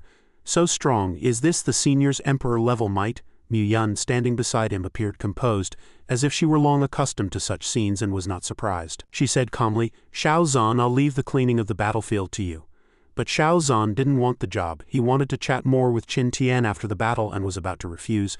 "I want to go eat grilled fish with the senior." "Hasn't the senior yet?" Before he could finish, Mu Yun vanished, and when he turned around, Qin Tian was also gone. Xiao Zhan stood frozen in place, asking in bewilderment, "When did they leave?" Back at the manor, Zhang Yan was pouring wine into a cup. The liquid was clear and the aroma was pungent, clearly a fine-aged wine. Qin Tian happily handed 2 skewers of steaming grilled fish to Mu Yun. "The timing is just right. Try this fish skin, it's the most fragrant part." Mu Yun nodded in agreement, slightly lifting her chin. It really smells good." Zhang Yan looked up, overjoyed to see his 2 masters return. "Young master, Empress, you're back." The scene was peaceful, as if the fierce battle from a moment ago had never happened. The aroma of grilled fish lingered in the air. Qin Tian generously invited Zhang Yan to join them instead of making him stand aside. "Zhang Wu, come and eat with us." Zhang Yan replied happily, "Coming, master." Late at night, the bright moon hung high, its light like silver. A gentle breeze brushed past, carrying the cold frost and dew. Everything was silent, as if heaven and earth had fallen into a deep sleep. In stark contrast to this tranquility, the manor was a mess. Wine jars were overturned, cups and plates were scattered, and the meat and fish had been devoured, leaving only bones. Only the crickets chirped leisurely. Mu Yun was tipsy after several rounds of drinking. She spoke to Qin Tian, swaying slightly, her tone full of delight. "Fellow Taoist Qin, slaying the Dragon Emperor with a single sword, I truly admire you. This cup is to you." Mu Yun's face was flushed and she was already somewhat incoherent. She raised an empty cup only to find the wine was gone. "Fellow Taoist Qin, there's no more wine." Beside her, Qin Tian wasn't faring much better. He was dead drunk, clutching Mu Yun's leg with one hand and raising a wine flask with the other as he mumbled, "There's wine." He called out Zhang Wu's name. "Zhang Wu, bring wine." Unfortunately, Zhang Wu no longer had the strength to serve his 2 masters because he had also passed out drunk. Zhang Wu was deathly still as he hugged a wine jar on the ground, murmuring, "Wine, the wine is right here." Qin Tian looked up and called his name a few times before finally giving up in exhaustion. "Zhang Wu is drunk too." Qin Tian sat up swaying, held the wine flask toward Mu Yun and waved his hand as he shouted, "Zhang Wu, wake up quickly. The wine is gone, every last drop is finished," Mu Yun remarked, leaning back with a look of deep satisfaction as she admired the moon through her intoxication. She hadn't expected Qin Tian's brew to be so potent that it could actually get an Emperor Realm powerhouse drunk. Qin Tian, half sober and half dazed, corrected her. "Naturally, I used a vast quantity of spirit fruits and premium aged wine, combining them with the principles of alchemy to brew this." He gestured grandly as he boasted about his creation, rambling on about how it took countless refinements and exhaustive research to perfect this jar of Emperor's drunk.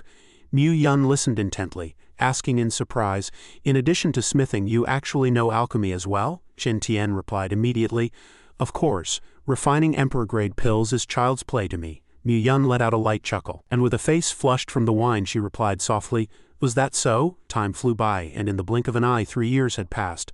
The scene returned to their warm home where by Xiaoru, by Xiao, Qin Tian and a group of friends were gathered. Suddenly, Xiaoru let out a sharp cry, "Qin Tian?" This was immediately followed by An Miaoling's voice, "Master." At that moment the air seemed filled with the shouts of An Miaoling and Xiaoru. In Qin Tian's room, the door was suddenly flung open as brilliant sunlight spilled onto the floor, silhouetting the figures of 2 women. An Miaoling and Xiaoru shouted in unison, "Get out of bed right now." Xiaoru reached out and gave Qin Tian's hair a sharp tug. Holding a toothbrush in her hand, she said, "Hurry up and get up. Today is Qingqing's coronation ceremony. You absolutely cannot be late." Xiaoru continued to nag while brushing Qin Tian's teeth for him.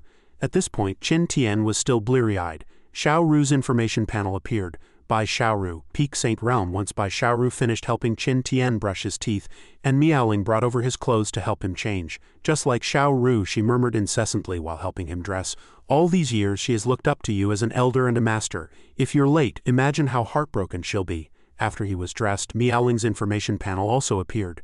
and Miaoling, level 3 Saint Realm. Having completed her task, Xiao Ru turned to Miaoling and said, "You go ahead and attend the ceremony alone this time. Miaoling and I won't be going." The fox girl laughed as she spoke, and Miaoling shared her amused expression. "That's right, I suddenly have a premonition that I'll need to enter closed-door cultivation soon." Since Bai Xiao didn't want to leave the house either, Bai Xiaoru needed to stay behind to look after her. A letter lay on the table which read, "My coronation is in 3 days, I hope you can attend. Also please take this token, it grants you free passage in and out of the palace." Beside the envelope lay an imperial medallion. Qin Tian tucked away the letter and the token, saying with a weary face, "Fine, what a pair of plastic sisters you two are." Suddenly, a bundle flew through the air, seemingly thrown from someone's house. As Qin Tian passed by, he glanced at the residence where the bundle had originated. The door was being slammed so hard it seemed it might fly off its hinges. He looked on in surprise, as his own information panel manifested. Qin Tian, level 2 Emperor Realm. At this moment the capital was exceptionally lively, for this was the seat of the Haitian Empire. Within the opulent rooms of the palace a young woman's voice could be heard. "Mother, did you choose me to succeed you because I have the best relationship with Uncle Qin?" It turned out to be Mu Qingqing, whose hair was being combed by her mother. Mu Yun replied, "Precisely. Fellow Taoist Qin is an alchemist capable of refining emperor-grade pills and a master smith who can forge imperial weapons. Furthermore, your own breakthrough to the Emperor realm was only possible thanks to his emperor-grade pills. It is only natural that we maintain an excellent relationship with him." Mu Qingqing spoke to her mother. It turned out she was now at the first level of the Emperor realm. A hint of melancholy touched her face as she spoke. Her mother, Mu Yun, comforted her, saying, "Don't overthink things. Beyond your connection with fellow Taoist Qin, your own strength is exceptional, and that is what matters most. That is why I chose you to be the new Empress of the Haitian Empire." Mu Qingqing finally understood her mother's painstaking efforts. Just then, a sharp shout rang out from the Grand City battlements. "Halt!" A guard stopped Qin Tian, declaring, "The imperial capital is a restricted area. Unauthorized entry is strictly forbidden." Qin Tian held up the token in his hand. Seeing it, the guard immediately opened the gate to let him pass. Qin Tian walked with steady strides, his robes fluttering in the wind as he entered the gate. The soldiers on both sides knelt in unison and shouted, "Greetings, my lord, please enter the city." Qin Tian gave a brief acknowledgement and walked in slowly. Clutching the token, he muttered to himself, "Having a token certainly feels good." He hummed a tune aimlessly as he walked, just happening to run into the young lady Xiao Meng. Xiao Meng stepped out and saw Qin Tian singing while strolling leisurely, and she called out, "Master Qin." She was Xiao Meng, the daughter of Xiao Zan, one of the 4 great families of the empire, and her voice was sweet and moving. Hearing someone call him, Qin Tian turned and replied, "Hi, you know me." He was still wondering how this girl knew who he was. She stepped forward to greet him. "I am Xiao Meng. General Xiao Zan is my father." Realizing she was General Xiao Zan's eldest daughter, Qin Tian marveled, "So he already has a daughter this old?" Gong Yu Ce watched Qin Tian and Xiao Meng talking from the shadows, his heart burning with jealousy. He thought resentfully, "Damn it, I can't hear a thing. Who is this pretty boy?" Gong Yu Ce continued to mutter to himself, "How dare he get close to my little Meng Meng?" It was clear that Gong Yu Ce was deeply infatuated with Xiao Meng. Seeing Qin Tian approach her, he was so enraged that he struck a nearby rock, shattering it. Suddenly, a resonant bell chimed through the quiet palace surroundings. Hearing the bell, Qin Tian said to Xiao Meng, "The bell has rung, we can go in through this path, let's walk together." Xiao Meng replied excitedly, "All right." The previously quiet entrance was instantly swarmed by a massive crowd. At that moment a man produced a box and said, "This is a night luminescent pearl, specifically offered to congratulate the new empress on her coronation." The Bai family presented a night luminescent pearl. When Qin Tian heard the official announce the gift, he leaned in to take a look and secretly groaned, "Crap, I forgot to bring a gift. Those 2 girls, Miaoling and Xiao Ru, didn't even remind me." Qin Tian stood frozen on the spot, his face full of shock. Behind him, hundreds upon hundreds of people were still waiting in line. Upon learning that Qin Tian hadn't brought a gift, Gong Yu Ce let out a contemptuous laugh, his expression full of schadenfreude. Among the crowd of citizens in the capital preparing to enter and witness the coronation were Qin Tian, Xiao Meng, and Gong Yu Ce. Gong Yu Ce said to the 2 of them, "Hey pretty boy, which family are you from? You didn't actually come without a gift, did you? You're a total disgrace to your family." He mocked Qin Tian's forgetfulness without restraint. From behind, Xiao Meng shouted angrily, "Gong Yu Ce, shut your mouth. Do you even know who Master Qin is?" Gong Yu Ce continued his cold mockery. "Hey, I know every young master of status in the Haitian Empire," Gong Yu Ce scoffed. "But this young brat at the spirit movement stage, I've never seen him before. Xiao Meng knit her brows in anger, about to retort. When it finally became Qin Tian's turn, he held up a piece of paper and said, "This is my gift." Luo He, the official receiving the gifts, asked with a look of confusion. "Paper?" "Precisely." Qin Tian's answer left the surrounding crowd in shock.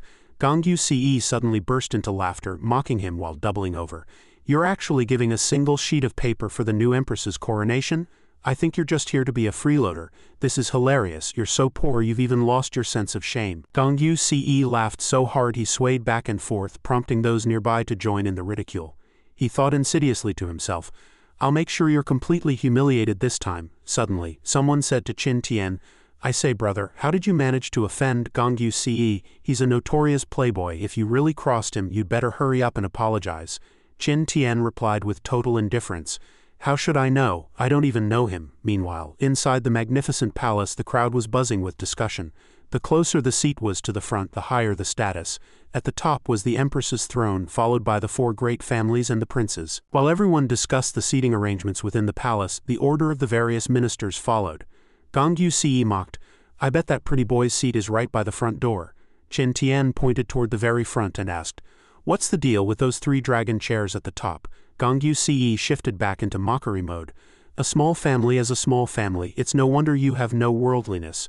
Gongyu Ce informed Qin Tian that among those 3 dragon chairs, one was for Empress Bingchen, one was for the new Empress, and the other was reserved for the Emperor-grade Master Smith, Master Qin. He chuckled with a smug look. "Only someone of Master Qin's stature is qualified to sit as an equal to 2 generations of Empresses." Qin Tian feigned surprise.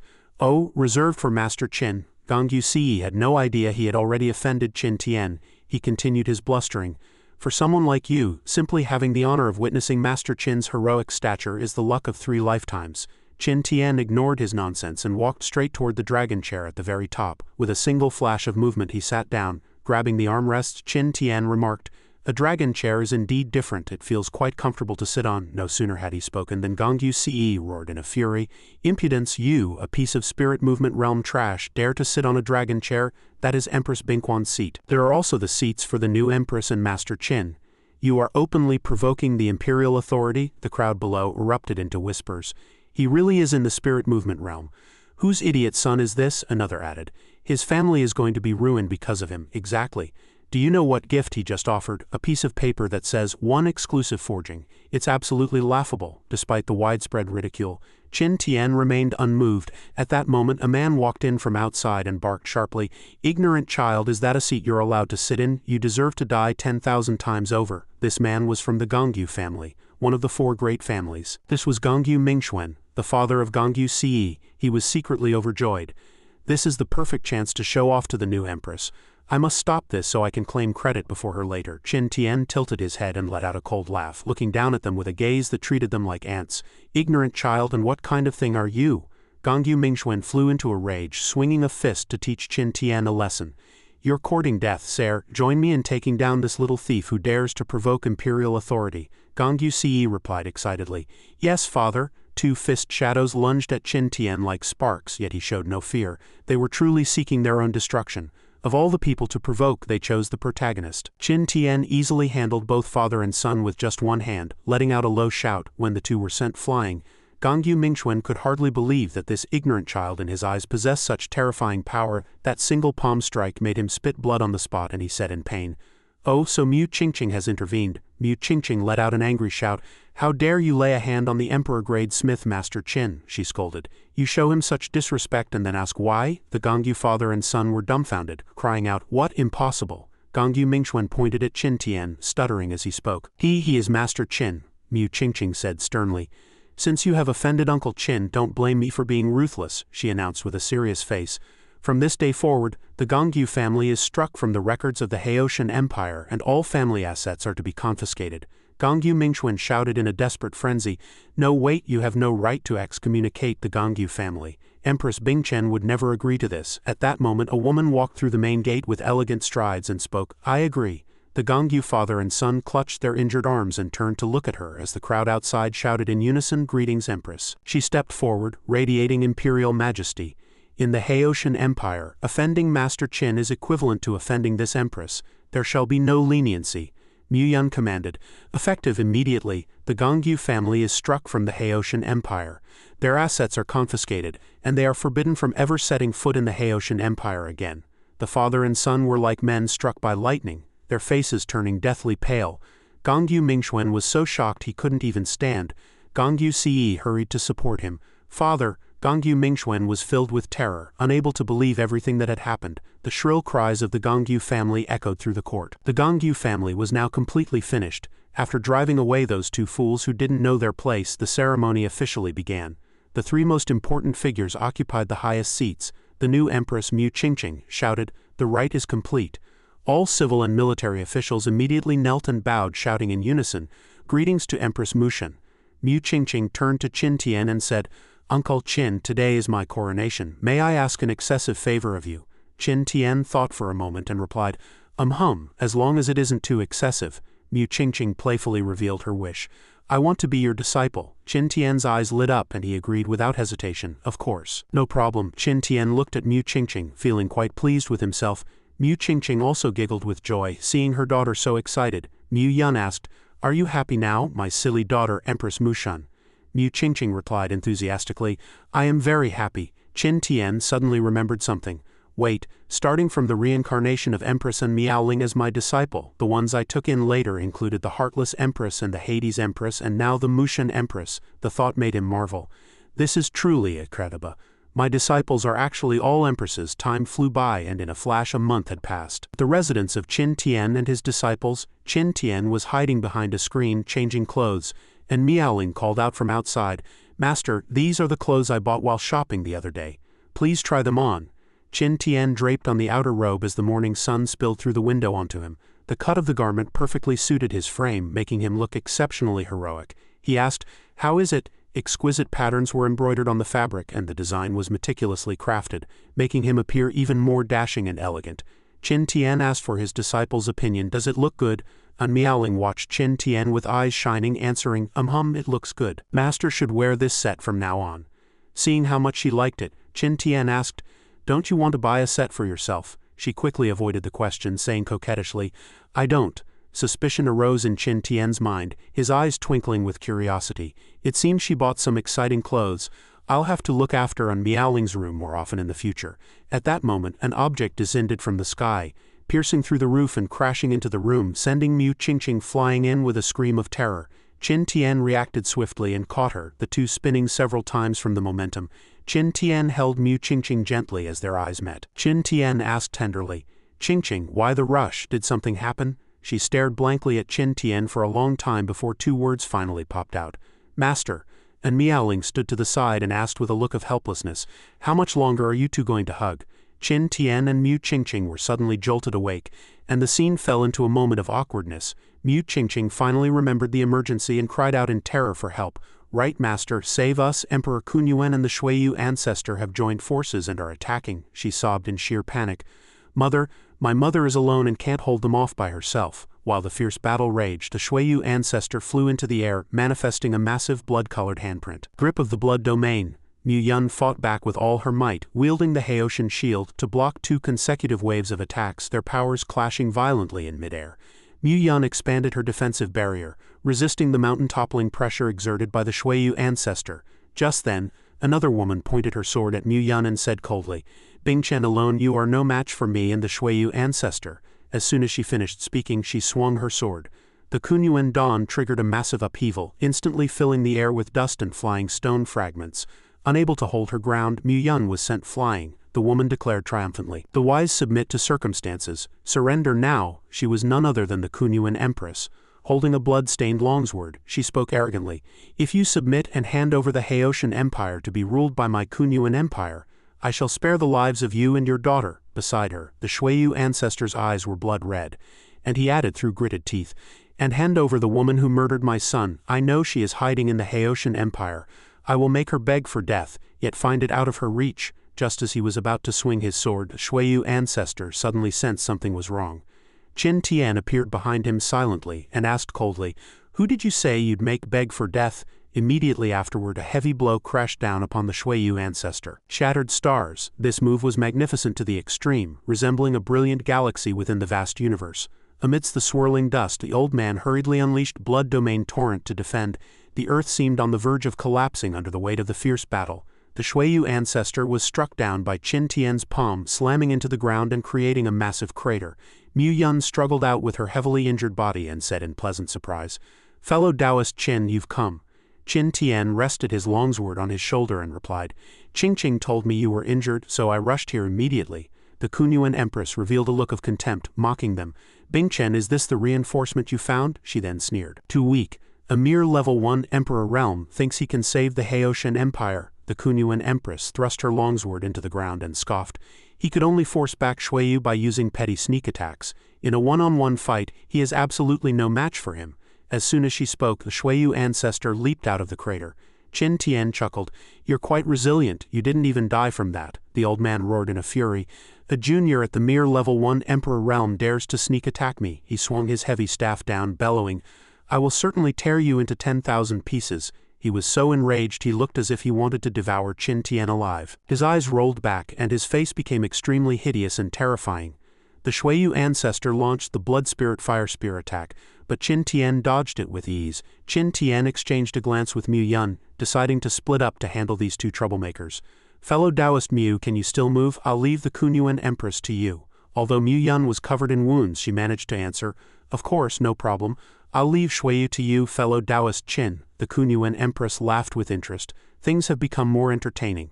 Killing intent seethed in the Shuiyu ancestor's eyes. His heart was filled only with the desire to avenge his son. In the open field, Mu Yun faced off against the Kunyuan Empress, while Qin Tian took on the Shuiyu ancestor. The battle entered a fever pitch. Qin Tian taunted, "Old ghost Shuiyu, before we fight I have to tell you something." The Shuiyu ancestor looked confused, and the Kunyuan Empress in the back also looked over, waiting for Qin Tian to continue.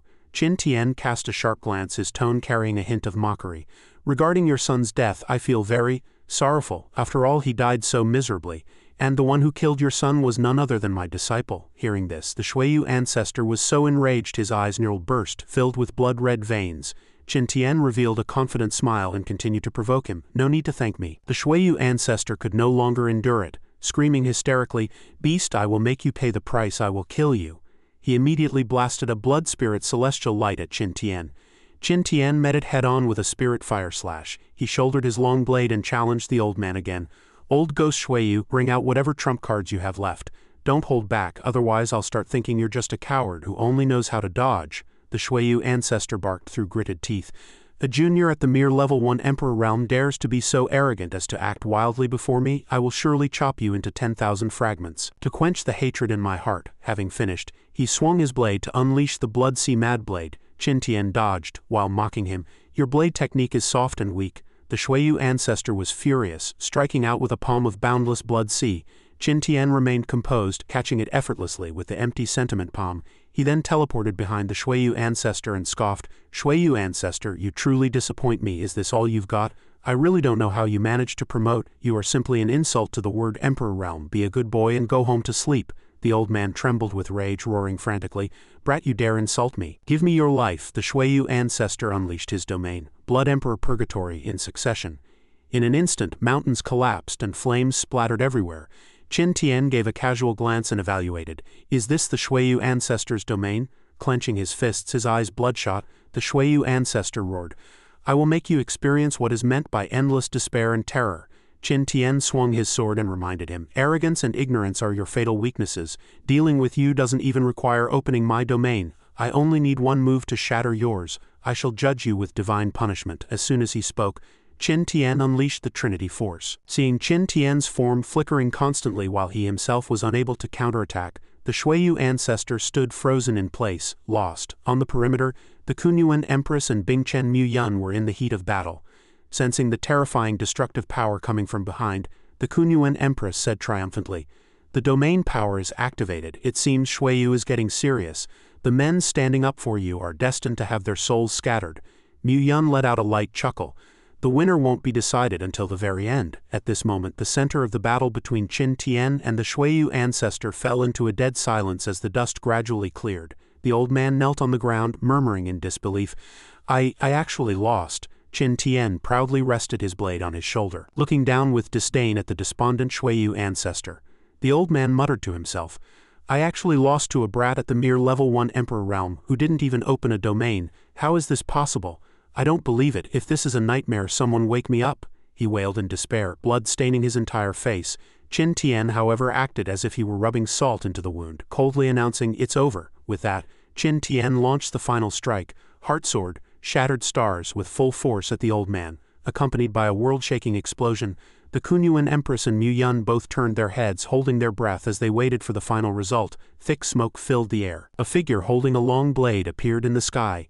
Qin Tian held the head of the Shuiyu ancestor and said with slight regret, "Tisk, I actually let his emperor soul escape." Watching the distant emperor soul, he added, "But having lost his physical body, a mere emperor soul will be much easier to deal with. Sooner or later I will find him and scatter his soul to vent Miaoling's anger."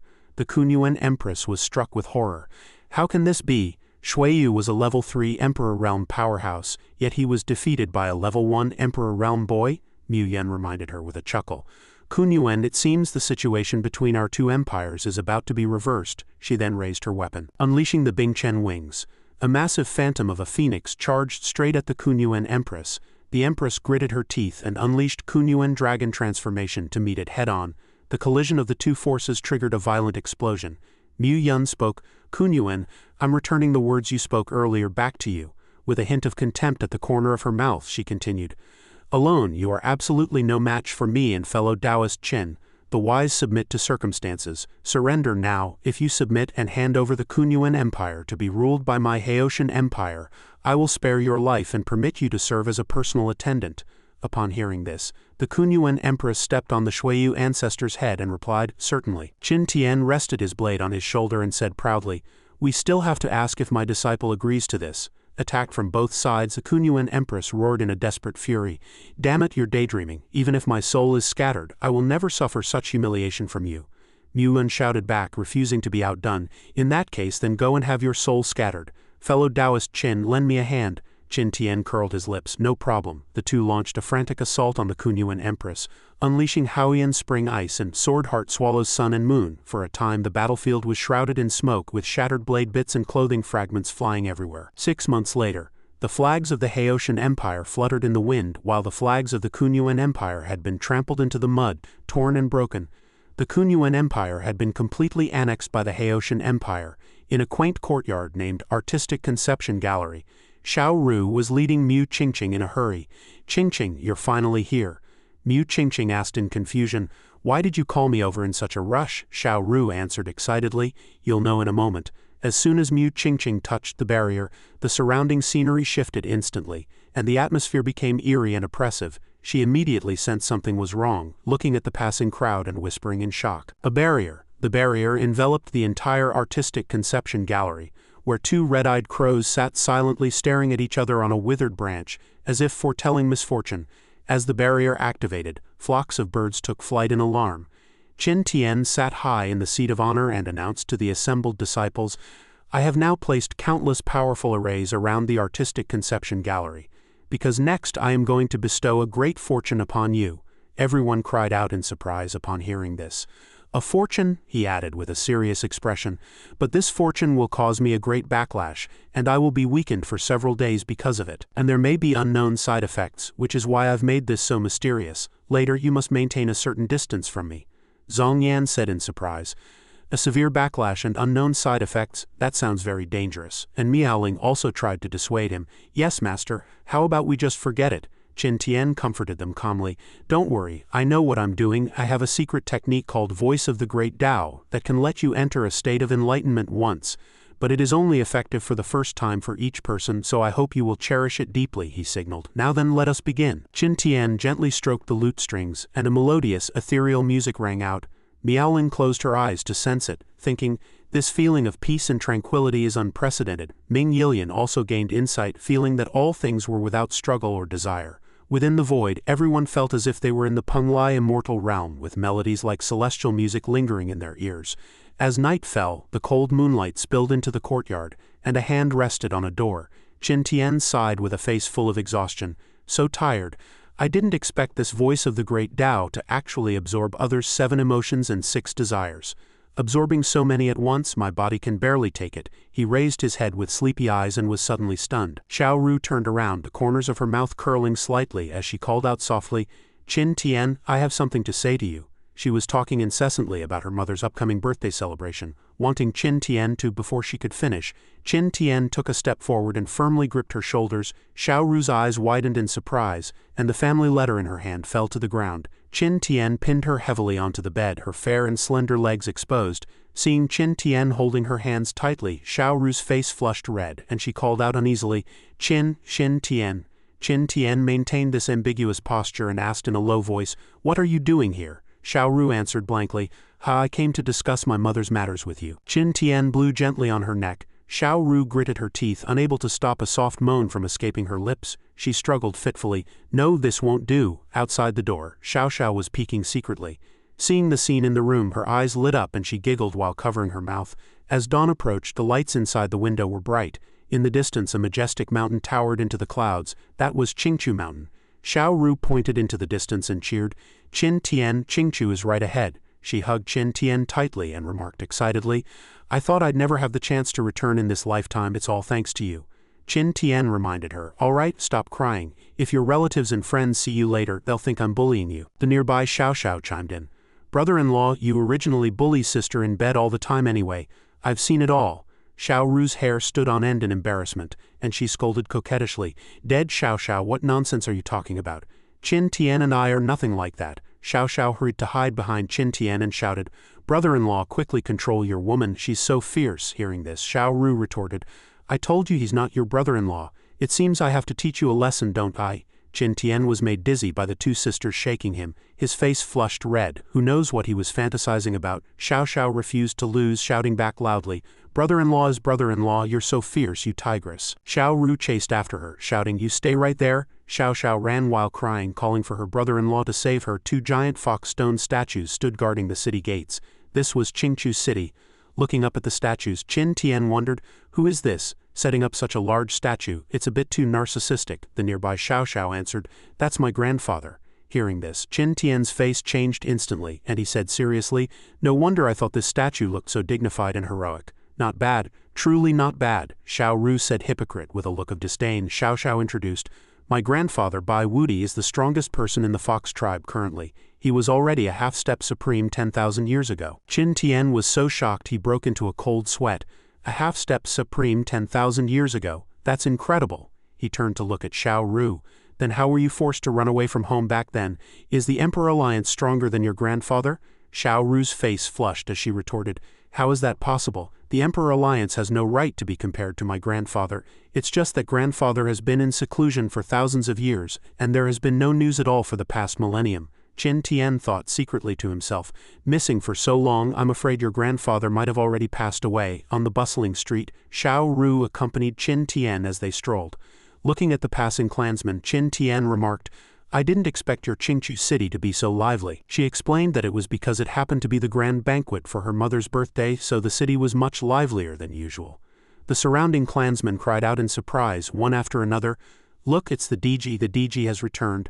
Really, who is that man beside the Empress? He's so handsome." Discussions broke out along the streets. People remarked that the DG had become even more beautiful after not seeing her for so long. But they also worried if she could return successfully. After all, the Emperor Alliance had been pressing too hard. Being able to return this time was truly not easy. Straight ahead, Bai Hao was waiting for them.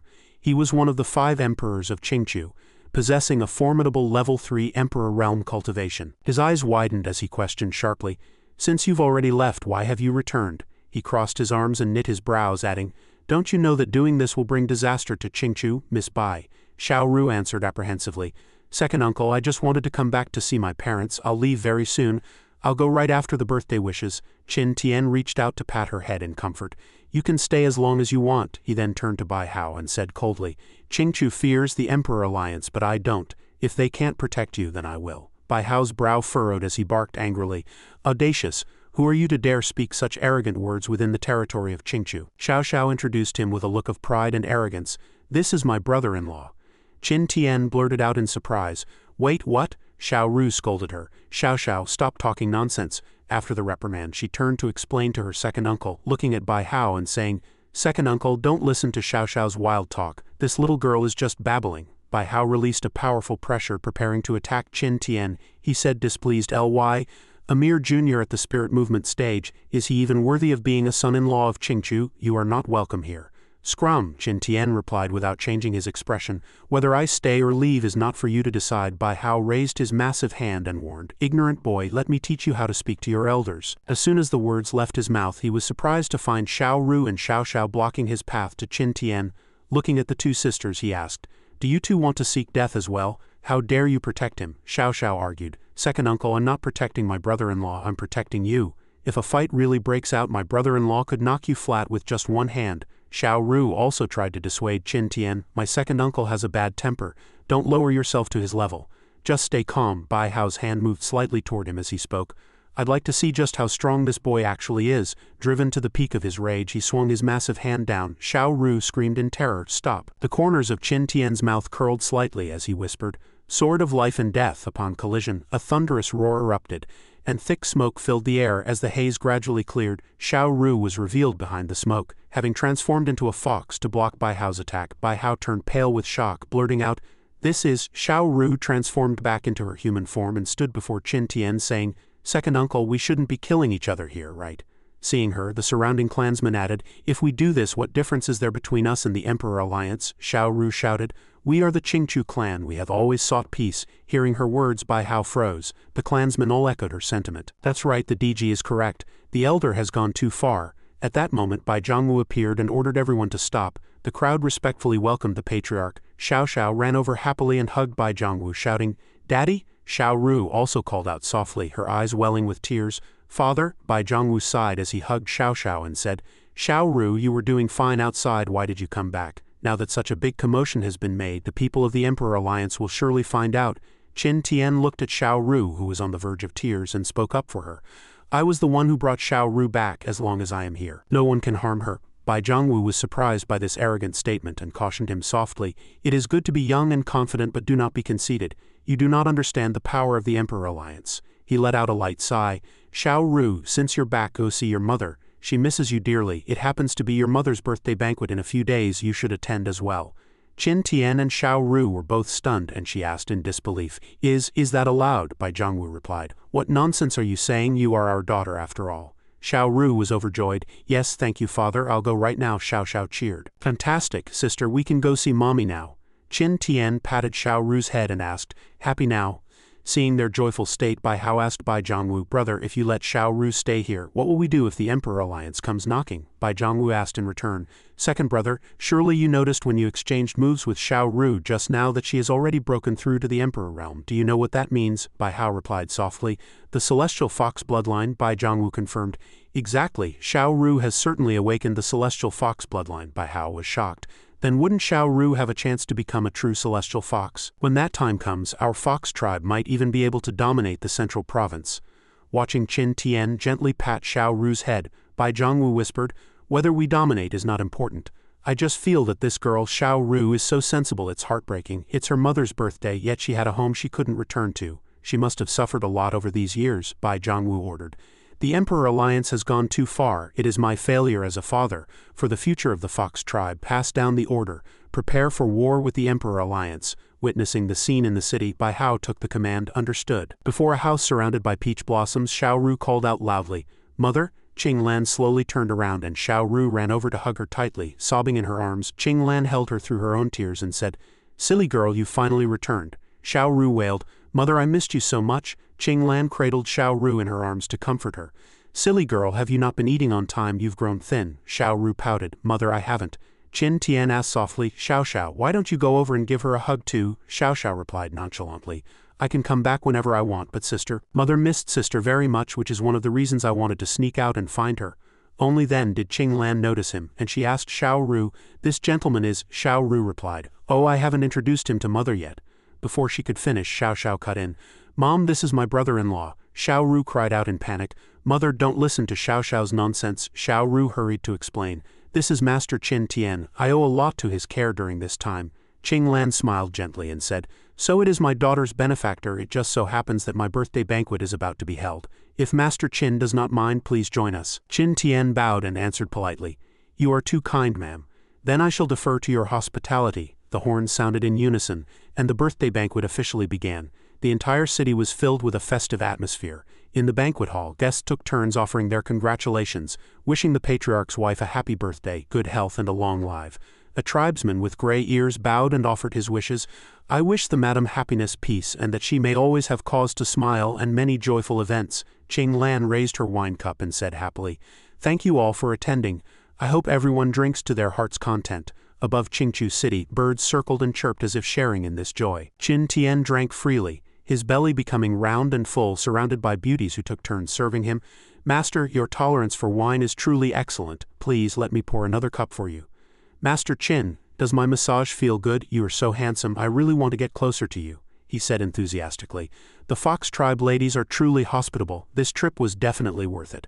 Seeing this scene, Xiao Ru suddenly slammed the table and roared, "Mother, how could you entertain him like this?" Qing Lan covered her face and laughed as she replied, "Master Qin Tian is a distinguished guest of my Qingqiu. It is only right to entertain him warmly." She then turned to Qin Tian and asked, "Is Master Qin Tian satisfied?" With a beauty on each arm, Qin Tian replied contentedly, "Satisfied, very satisfied." Xiao Ru stared at him with eyes burning with fury.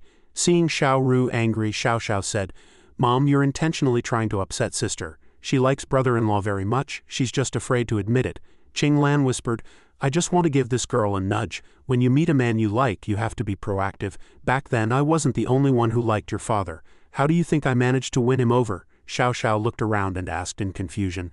"But why haven't I seen Daddy?" Qing Lan replied. "He's been discussing state affairs with your second uncle all day. He said he can only come by later." She raised her wine cup and urged, "It's fine, let's enjoy ourselves first." Suddenly, Xiao Ru slammed the table, startling everyone. She walked to Qin Tian's table and barked, "All of you back off, let me serve Master Qin Tian." Qin Tian was taken aback and the fox spirits also replied in a panic, "Yes, DG." The banquet hall remained brightly lit as the celebration continued. Xiao Ru squeezed Qin Tian's shoulders forcefully and asked, "Well, how is it, dear guest?" He replied in pain, "It's all right." Xiao gave a thumbs up and praised, "Mother really is impressive." Qing Lan covered her face and giggled secretly when suddenly a commotion came from outside. A reporting soldier rushed into the banquet hall to announce, "Madam, the Emperor Alliance has launched a sudden attack. They demand we hand over the DG. The Patriarch and the elders probably won't be able to hold out much longer." Hearing the report of the Emperor Alliance's attack, Qing Lan's expression became worried and she said, "I didn't expect the Emperor Alliance to come so quickly. Xiao Ru, stay here and don't run around. Leave this matter to your father and me to solve," she continued. "Master Qin Tian, if the situation turns dire, please take Xiao Ru and Xiao and leave."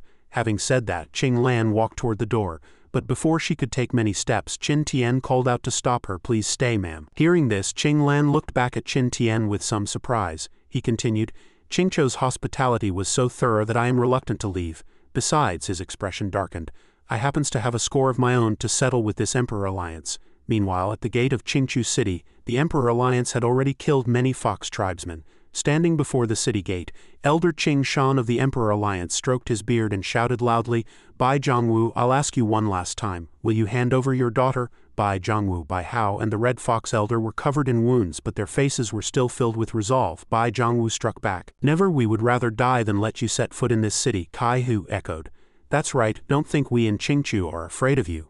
Bai Hao was currently clutching his blood-stained arm, barely able to stand steady. Seeing this, the Emperor Alliance member gave a cold laugh and mocked, while stroking his beard, "The only ones left who can fight are the three of you, and one of you is a cripple," he continued with a tisk-tisk. "Then I shall just kill you all." As soon as he finished speaking, a brutal black shadow lunged at Bai Zhongwu and the others.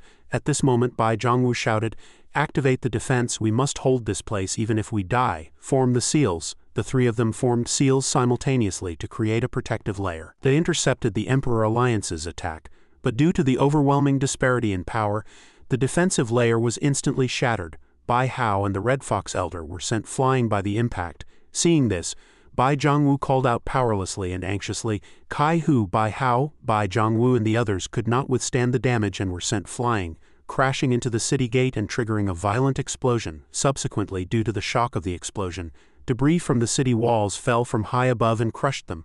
The Red Fox Elder could not hold out and spat out a mouthful of blood in agony. The Emperor Alliance member said triumphantly, "Don't just hang on, brother. Finish off the injured one first." As soon as the words were spoken, the black shadow lunged at Bai Zhongwu and the others once again. At this moment, Kai-Hu gritted his teeth in fury, while Bai Zhongwu turned his head in worry and shouted, "Second brother." The black shadow drew closer and closer, and Kai-Hu powerlessly closed his eyes to wait for death. Just then a voice came from out of nowhere. "Sword of life and death." Immediately after, a long sword streaked across, cleaving the black shadow in two.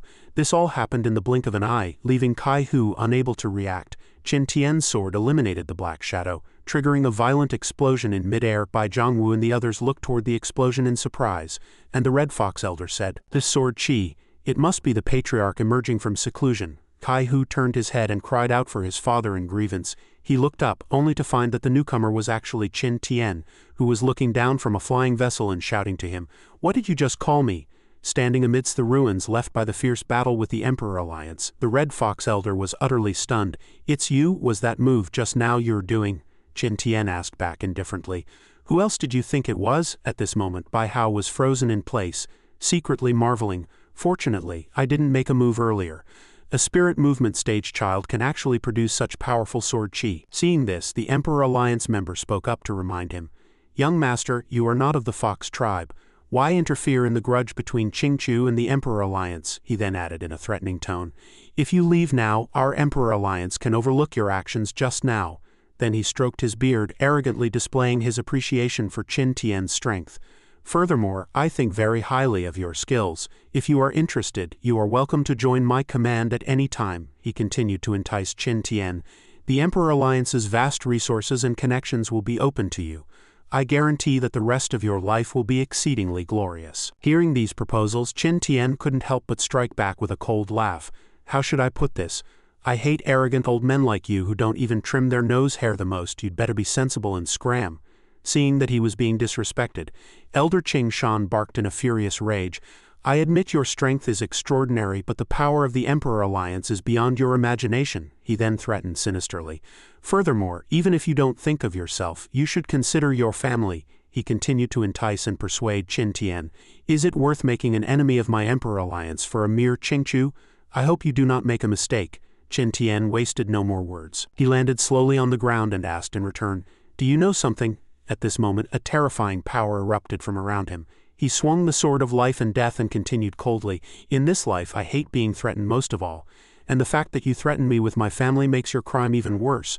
As soon as he finished, Qin Tian held the sword of life and death high to gather power, shouting out the name of the technique, "Manifestation of Self-Existence Great Law, Swallowing the Sun and Moon." With a heavy swing of the sword, a massive beam of sword Qi struck toward the Emperor Alliance crowd. Seeing this, Elder Qing Shan hurriedly shouted, "Combined skill, Vajra Guardian." Instantly his power transformed into a massive figure to block Qin Tian's attack. Meanwhile, inside the city, the two sisters Xiao Ru and Xiao Xiao saw the sky turn dark due to the fierce battle between Qin Tian and the Emperor Alliance. The wind howled and lightning flashed. Both were stunned. The sisters stared intently at the battle at the city gate in worry. Outside the city, the phantom manifestation of Qing Shan had already been shattered by Qin Tian. The Emperor Alliance crowd wailed in terror. "I didn't expect Qingqiu to have such a person. No, he's too strong." At this point he gave the order in a panic, his face ashen. "This person's cultivation can likely rival the Alliance leaders. Retreat quickly." As soon as the words were spoken, the Emperor Alliance members immediately responded. "Retreat, retreat quickly." They then transformed into several afterimages and vanished. Qin Tian shouted triumphantly at their retreating backs. "Go back and tell your Alliance leader that Bai Xiao Ru is my Qin Tian's person," he continued. "If he still dares to target Xiao Ru, I will wipe out the Emperor Alliance." These words echoed through the clouds, and the two sisters Xiao Ru and Xiao Xiao happened to arrive at the city gate and hear them. Xiao Xiao's eyes shone as she looked at Qin Tian with admiration and said, "Brother-in-law is truly so cool." Hearing this, Xiao Ru also softly agreed. He is a peerless hero." A while later, as night fell, the scene shifted back to Qing Lan's birthday banquet. The hall was filled with laughter. "Master Qin, you not only took care of my daughter, but you also," she continued, "stepped in to save us in a moment of crisis. On behalf of Qingqiu, I toast you." Bai Hao also stood up and walked toward Qin Tian, saying, "Master Qin, I was disrespectful earlier." He expressed his apology and continued, "I am here to make amends to you." Hearing this, Qin Tian returned the gesture with some embarrassment. "Uncle Bai, second uncle, you are being too kind. Given my relationship with Xiao Ru and Xiao Xiao, Qingqiu's business is my Qin Tian's business. Cheers." With that, Qin Tian drained the wine in his cup. At that moment, Xiao Ru's mother leaned into Bai Zhongwu's ear and whispered, "Husband, look. Why don't we take this opportunity to settle the matter between Qin Tian and Xiao Ru? Seeing how quickly things were progressing, Bai Zhongwu hesitated. Isn't it a bit too fast? Below them, Qin Tian and Bai Hao were still being polite to each other, clinking glasses and chatting happily. Sensing her husband's hesitation, Xiao Ru's mother continued to persuade him. Xiao Ru needs a man who can protect her, and Qin Tian has exactly that capability. At that moment, Xiao Ru walked over to Qin Tian's side and loudly rebuked Bai Hao. Second uncle, let go of Qin Tian. Seeing her daughter's behavior, Madame Bai continued. Besides, our daughter's heart is already entirely tied to Qin Tian. We would merely be fulfilling her heart's desire. Over on Qin Tian's side, Xiao Ru snatched the wine cup from his hand and announced loudly, I'll do it. With that, she raised the cup and drained it in one gulp, leaving both Qin Tian and Bai Hao utterly stunned. Watching this scene and listening to his wife's persuasion, Bai Zhongwu readily agreed. Fine, then it's settled. He smiled slightly, deciding to find an opportunity to arrange the matter. Late at night, under a brilliant starry sky with a crescent moon hanging high, the group was gathered in merry conversation when Long Ao, the Dragon Clan patriarch, arrived with his son, the Dragon Crown Prince Long Fifan. Brother Bai have arrived late. As soon as he entered, Long Ao asked, I heard the Emperor Alliance came to Qingchu to stir up trouble, so I rushed here to help. I didn't expect you to have already settled it personally, Brother Bai. Could it be that the old master has emerged from seclusion? Bai Zhongwu pointed toward Qin Tian, who was currently laughing and chatting, and replied, a distinguished guest, a distinguished guest. My father is still in seclusion, he continued excitedly. We were able to repel the Emperor Alliance this time entirely, thanks to the great assistance of young Master Qin Tian. By now, everyone had drunk quite a bit, and they were all hazy with intoxication. Only Xiao Ru had completely collapsed, falling asleep on the table. Seeing this, Qin Tian called out to her in a daze, while Bai Hao asked worriedly, has she fallen asleep? Hearing Bai Zhongwu's introduction, Long Ao turned his head in confusion to look. Young Master Qin. Qin Tian gently massaged Xiao Ru's head, softly injecting a trace of aura into her while scolding affectionately. Out after just one cup, the drunken Bai Hao stopped him, refusing to let him wake Xiao Ru so they could continue drinking. Leave her be, come let's keep drinking. Long Ao's pupils constricted as he thought solemnly to himself, spirit movement realm, is he hiding his cultivation? Standing composed in the hall, he praised Qin Tian. For this young Master Qin to possess such capability, he is truly a hero who has emerged in his youth. This caused Qin Tian, who was teasing Xiao Ru, to stare with wide eyes in surprise, while the nearby Long Fifan was so jealous he looked ready to spit fire. Long Ao then turned to Bai Zhongwu and said with deep meaning, but Brother Bai, one can guard against a thief for 1,000 days, but one cannot prevent a thief for 1,000 years. Do you not want to settle this matter once and for all? Bai Zhongwu held his wine cup and pondered for a moment before answering, of course I do, but it is easier said than done. Long Ao said softly, to be honest, my son fell in love with the DG at first sight. Hearing this, Bai Zhongwu froze and blurted out, huh? Long Ao continued proudly, if the two children unite in marriage, my dragon clan will surely exhaust the strength of the entire tribe to join hands with Qingchu and wipe out the Emperor Alliance. As he spoke, Long Fifan flushed red with a deep gaze and added, only in this way can Qingchu's future worries be resolved. At this moment, a tribesman sitting below spoke up, if we can truly join forces with the dragon clan, we might actually be able to wipe out the Emperor Alliance. Another person echoed, the DG marrying the Dragon Crown Prince is also a match of equal status. Hearing these words, Bai Zhongwu spoke up with difficulty. I cannot easily interfere in my daughter's marriage. As long as she likes it herself, it's fine. Before his words had even landed, his wife beside him was already fuming with rage. Madame Bai was secretly becoming suspicious. Long Ao said happily, as long as Brother Bai doesn't object, it's fine. Of course, we've also brought betrothal gifts. He then gestured to his son standing behind him. Fifan, open it and let them see. Hearing his name, Long Fifan responded with a slight start. Yes. He then unwrapped the bundle on his back. Once the cloth was removed, a wooden box was revealed. Opening the box, a radiant sharp sword appeared, emitting waves of powerful aura. Seeing this sword, the crowd in the hall cried out in surprise. A medium-grade imperial weapon. The Dragon Clan is truly generous. Only Qin Tian gave a contemptuous chuckle, and then he couldn't help but burst into loud laughter. Bai Zhongwu and Long Fifan looked at him in shock. Long Fifan asked in confusion, what are you laughing at? Qin Tian continued his mockery. You want to marry Xiao Ru with a mere medium-grade imperial weapon. Your Dragon Clan is far too insincere. Hearing himself being belittled, Long Fifan couldn't help but point at Qin Tian's nose and curse. Kid, do you even know what an imperial weapon is? Forget a medium-grade one, even a low-grade imperial weapon is something a person like you doesn't deserve to possess. Seeing Qin Tian being insulted, Xiao Xiao couldn't help but sharply retort to Long Fifan, you're hilarious. My brother-in-law is the most powerful Emperor-grade master smith, the little girl continued. He's forged who knows how many imperial weapons. Who cares about your family's medium-grade one? Bai Zhongwu barked a scolding. Do not be rude, however. Both Madame Bai and Xiao Xiao wore expressions of dissatisfaction and anger. The little girl even gave a huff of defiance. Seeing this, Qin Tian comforted the little girl. Xiao Xiao, it's not worth getting angry with this kind of person, he said with a gentle gaze and a calm tone. Do you want an imperial weapon? I'll forge one for you right now. I feel like it's been a while since I practiced. Xiao Xiao could hardly believe her ears, pointing at herself as she asked stutteringly, Forge an imperial weapon for me? In the quiet of the night, under the shimmering stars, the Qingqiu palace was brightly lit as discussions rose and fell. It should be true, right? If he can't refine it, how will he save face? Someone asked in confusion. Could young Master Qin Tian truly be an emperor-grade master smith? The crowd in the hall was half skeptical, curiously clamoring to go and see. 2 members of the demon tribe were laboriously moving a wooden table according to Qin Tian's instructions. Just put it here. The fox maiden woke up with narrowed eyes, lazily propping herself up. She saw the surrounding noise and realized everyone was discussing the outcome. One tribesman remarked, regardless of anything else, if our Qingqiu truly recruits an emperor-grade master smith as a son-in-law, won't we have hit the jackpot? Another responded excitedly. It's more than a jackpot. It's practically a guaranteed win, isn't it?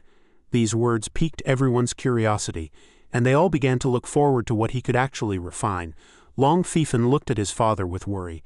Father, Long Ao comforted his son. Don't worry. I don't believe he's truly an emperor-grade master smith.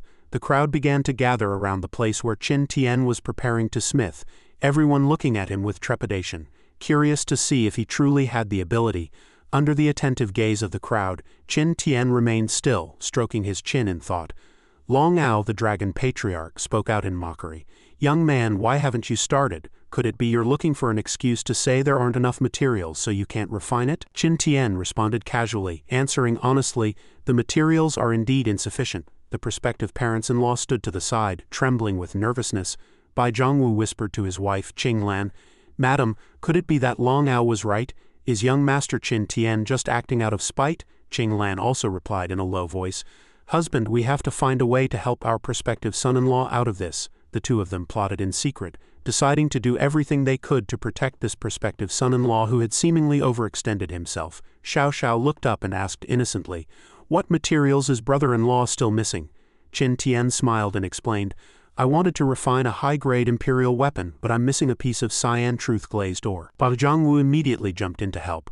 Oh, right, that's exactly what's missing. Claiming they had just coincidentally used it all up, he hurried to turn to his wife for support. Qing Lan also chimed in with a cold sweat.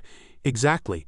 Moreover, that's a rare item to begin with. We in the Fox tribe also suddenly can't find the last piece, Qin Tian said regretfully. Then there's no other way. I only have enough now to refine a medium-grade imperial weapon. Xiao Xiao won't mind, will she? Xiao Xiao cheered with excitement, her smile so wide she couldn't close her mouth.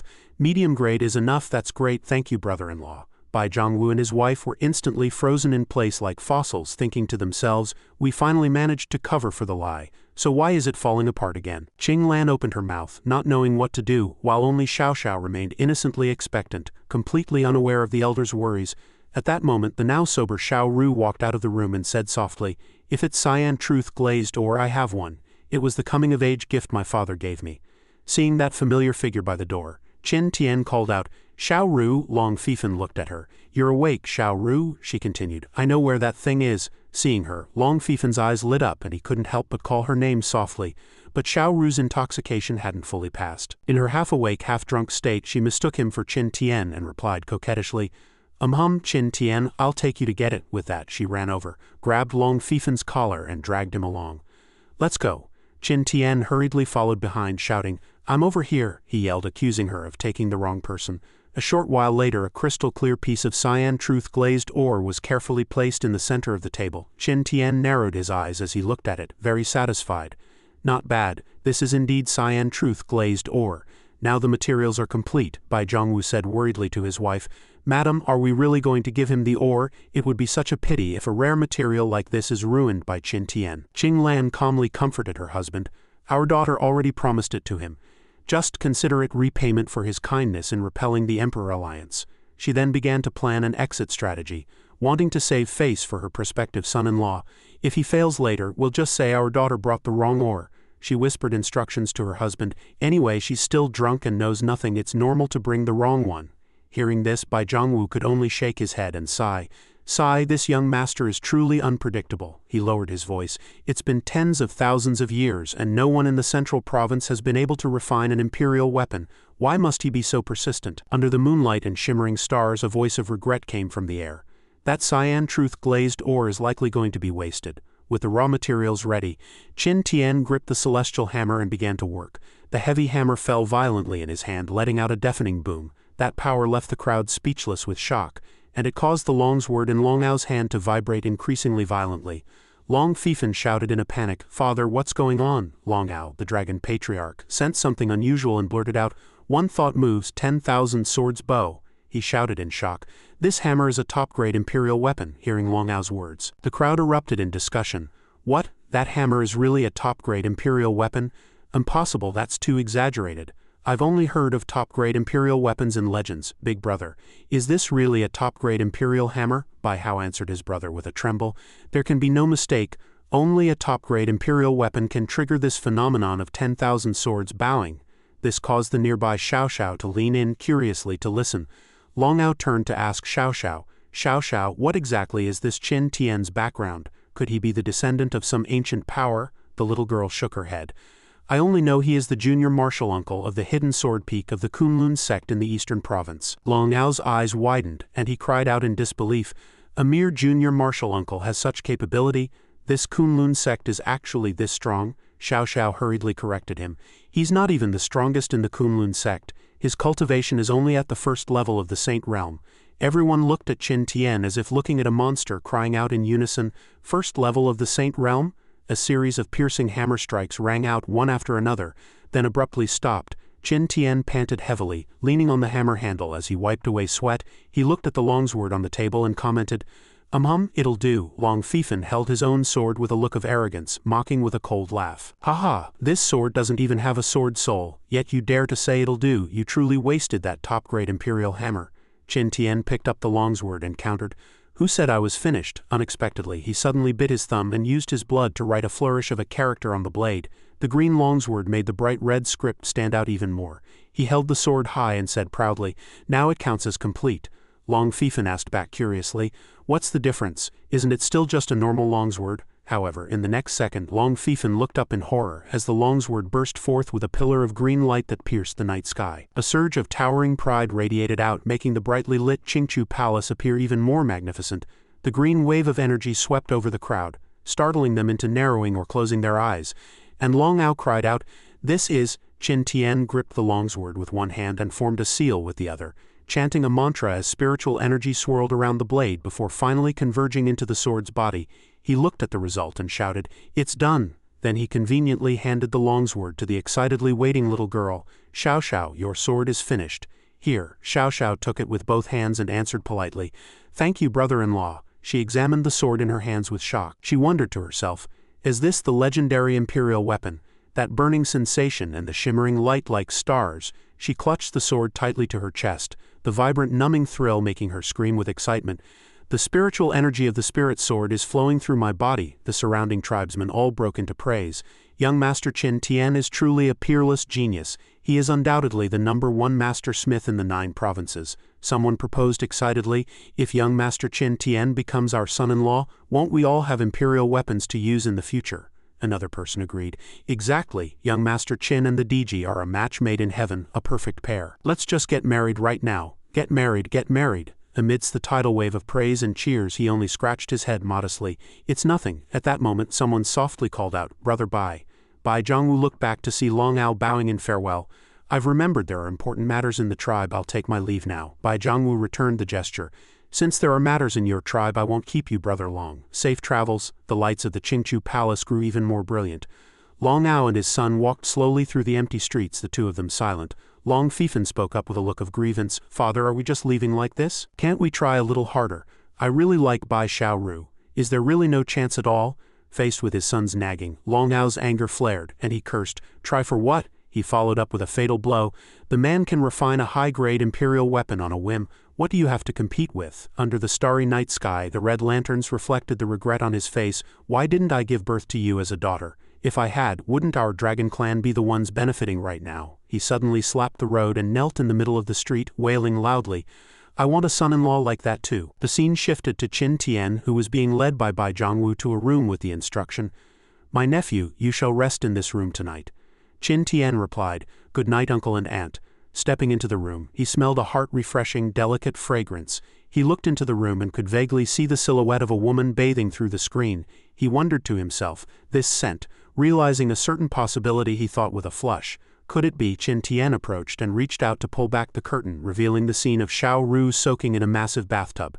Seeing this, he couldn't help but instantly turn bright red. Qin Tian wiped away a nosebleed and marveled, truly a magnificent sight.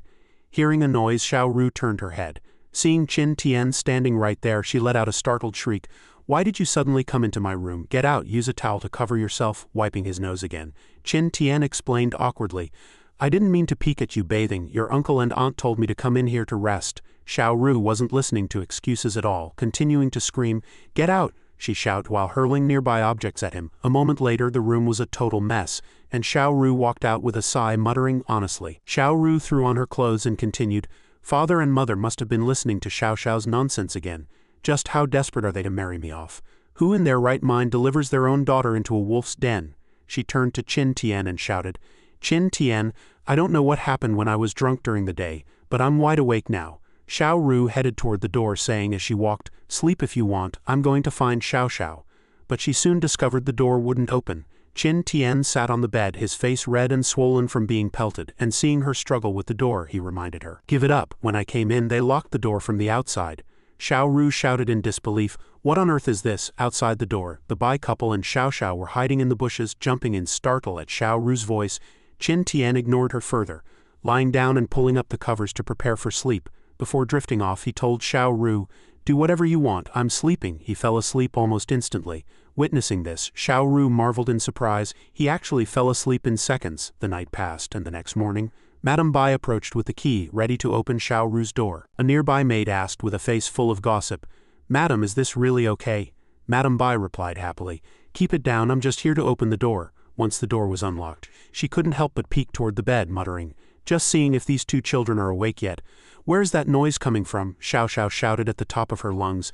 Mother? Madame Bai's heart skipped a beat from the fright. She turned back to signal for silence. In the distance, Xiao Xiao was running while crying.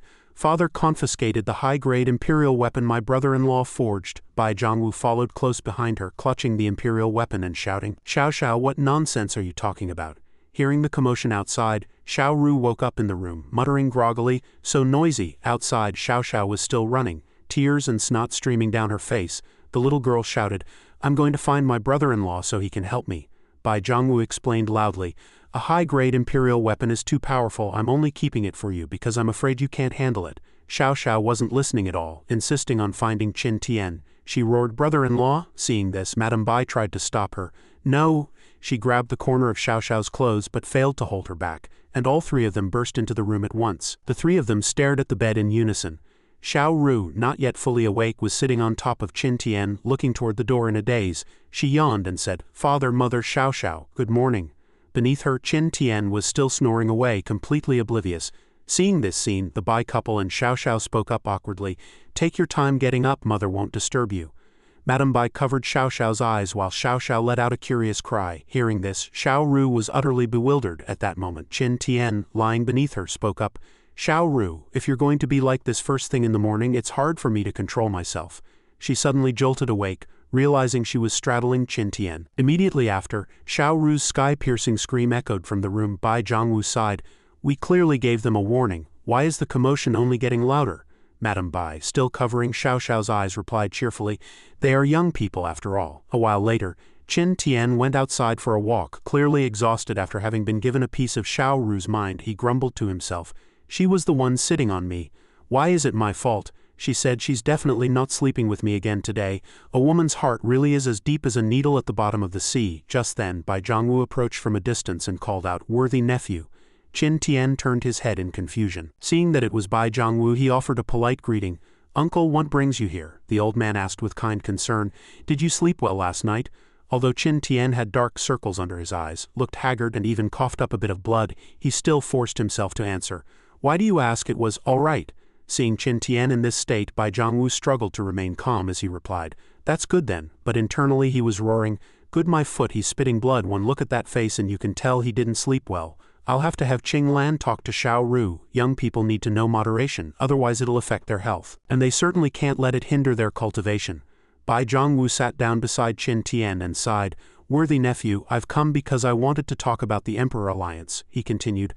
"Although they suffered a loss at your hands yesterday, the Alliance will never let this go." Hearing the mention of the Emperor Alliance, Qin Tian replied dismissively, "The Emperor Alliance, I'm not afraid." Seeing this attitude, Bai Zhongwu couldn't help but remind him, "Nephew, do not be careless.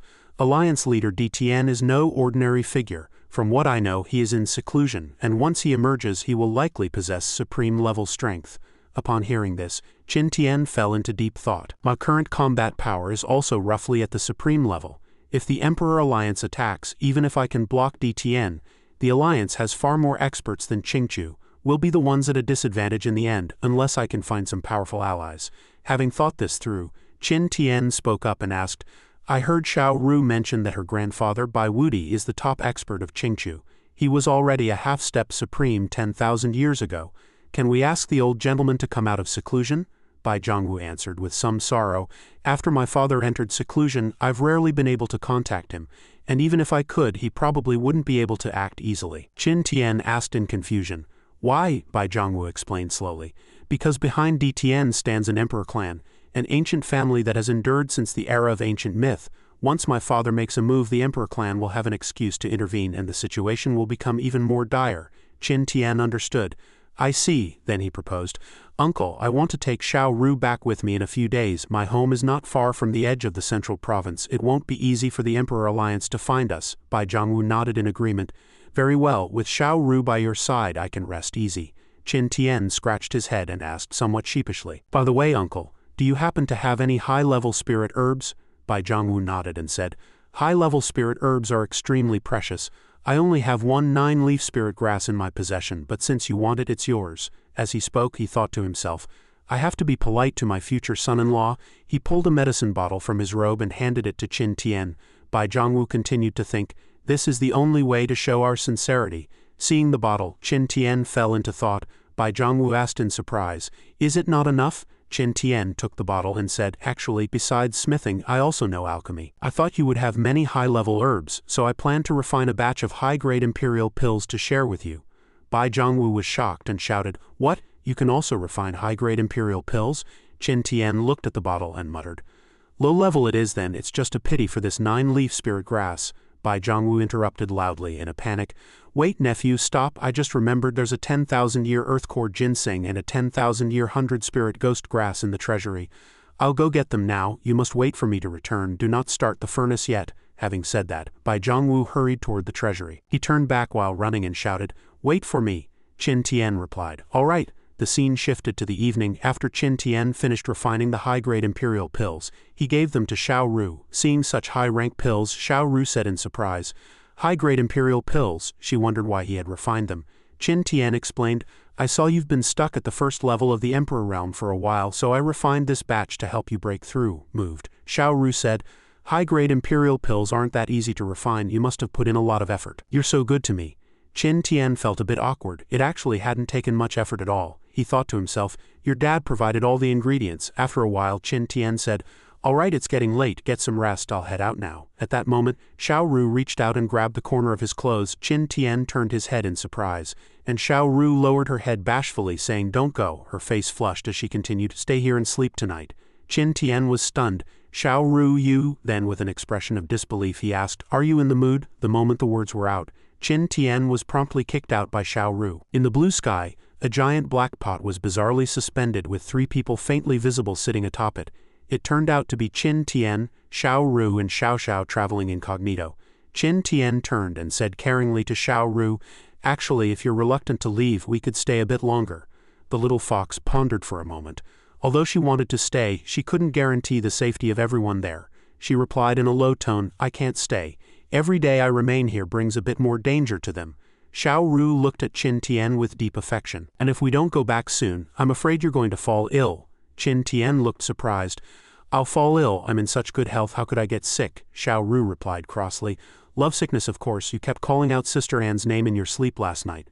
Sitting nearby, Xiao Xiao was utterly shocked, hardly believing her ears. How could Qin Tian be that kind of man? She questioned him. Brother-in-law, how could you sleep beside one girl while calling out another girl's name? Hooks say men like that are total scum. Qin Tian hadn't expected this, and he broke into a cold sweat in his panic. He hurriedly claimed he didn't know anything about it. Then Qin Tian gave a dry cough and defended himself. Last night was, as her master, I was just worried about whether Miaoling's cultivation was going smoothly. It was just a case of dreaming of what one thinks about by day. Don't get the wrong idea. Xiao Ru didn't press the matter further, turning instead to express concern for Miaoling. Sister Anne has been home alone all this time, she must be quite lonely. Xiao Xiao was struck by a sudden realization and felt that Miaoling was very pitiable, suggesting, why don't we bring a gift back for Sister Anne? Qin Tian had the same idea, but he was still a bit conflicted. He didn't know what gift to bring her. Your Sister Anne doesn't lack weapons and I can refine pills to help her condition.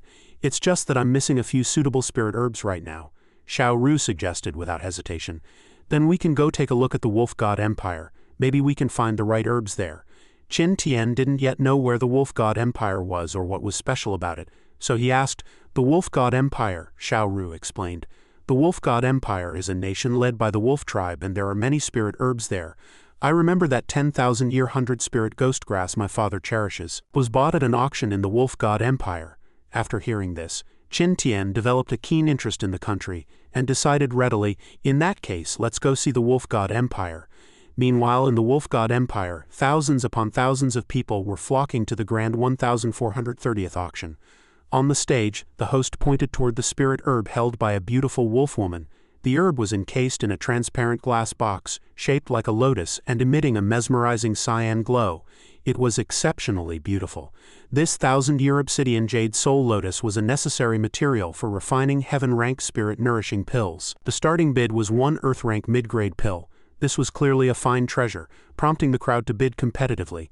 I bid 2 earth-rank mid-grade pills, I bid 3, 4, I bid 1 heaven-rank low-grade pill. The host was overjoyed, not expecting the price to be driven so high.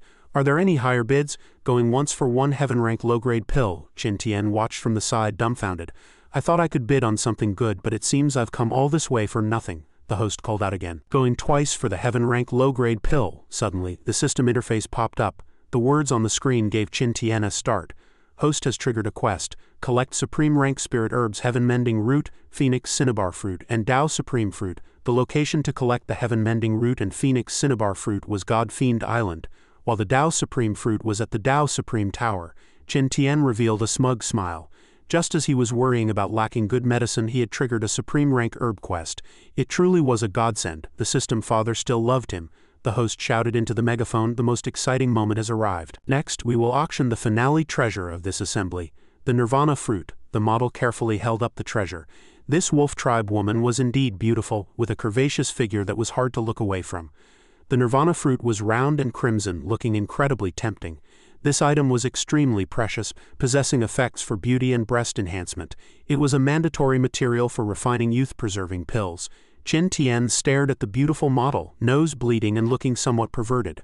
I take back what I said about the auction having no good stock. I spoke too soon. Xiao Xiao's face flushed red as she touched her own flat chest. Bridge breast enhancement. Qin Tian was still immersed in the beauty and said, let's buy this to give to Miaoling. Xiao Xiao tried her best to dissuade him, saying with a hint of disdain, brother-in-law, you want to give this Nirvana fruit to Sister Anne, but she's already beautiful and well endowed enough. She doesn't need it. She wanted to prove something, but stopped there. Look at me, I'm still developing. Qin Tian didn't understand the little girl's thoughts and looked confused. Then Qin Tian explained with a smile why he wanted to buy it for Miaoling. You don't understand. For an ordinary person, this Nirvana fruit only has beauty effects. But if someone with the Phoenix bloodline consumes it, they can increase their cultivation. The effect is comparable to a high-grade imperial pill. Xiao Ru realized the truth. Doesn't Sister Anne possess the Ice Phoenix bloodline? We must buy this Nirvana fruit for her. Qin Tian agreed naturally, but the little girl looked very unhappy, frozen there as if on the verge of tears. Seeing this, Qin Tian asked with concern, what's wrong, Xiao Xiao? Xiao Ru also asked caringly, but Xiao Xiao only replied that she was hungry. Only Xiao Xiao knew what she was really thinking. Little sister sat down with a thud, answering dejectedly, Just ignore me. Listen, the host has raised her voice. The starting bid for the Nirvana fruit is 1 heaven rank peak grade pill, and the bidding begins now. This treasure had clearly attracted many women. Everyone wanted to become more beautiful, so they scrambled to bid.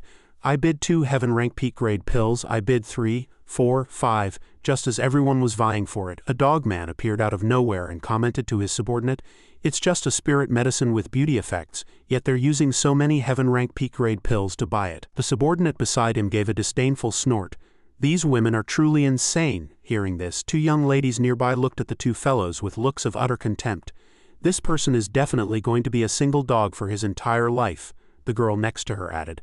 "But he is a dog to begin with." The 2 dogmen, whose subordinate wasn't one to be trifled with either, began to bark wildly at the 2 girls like dogs.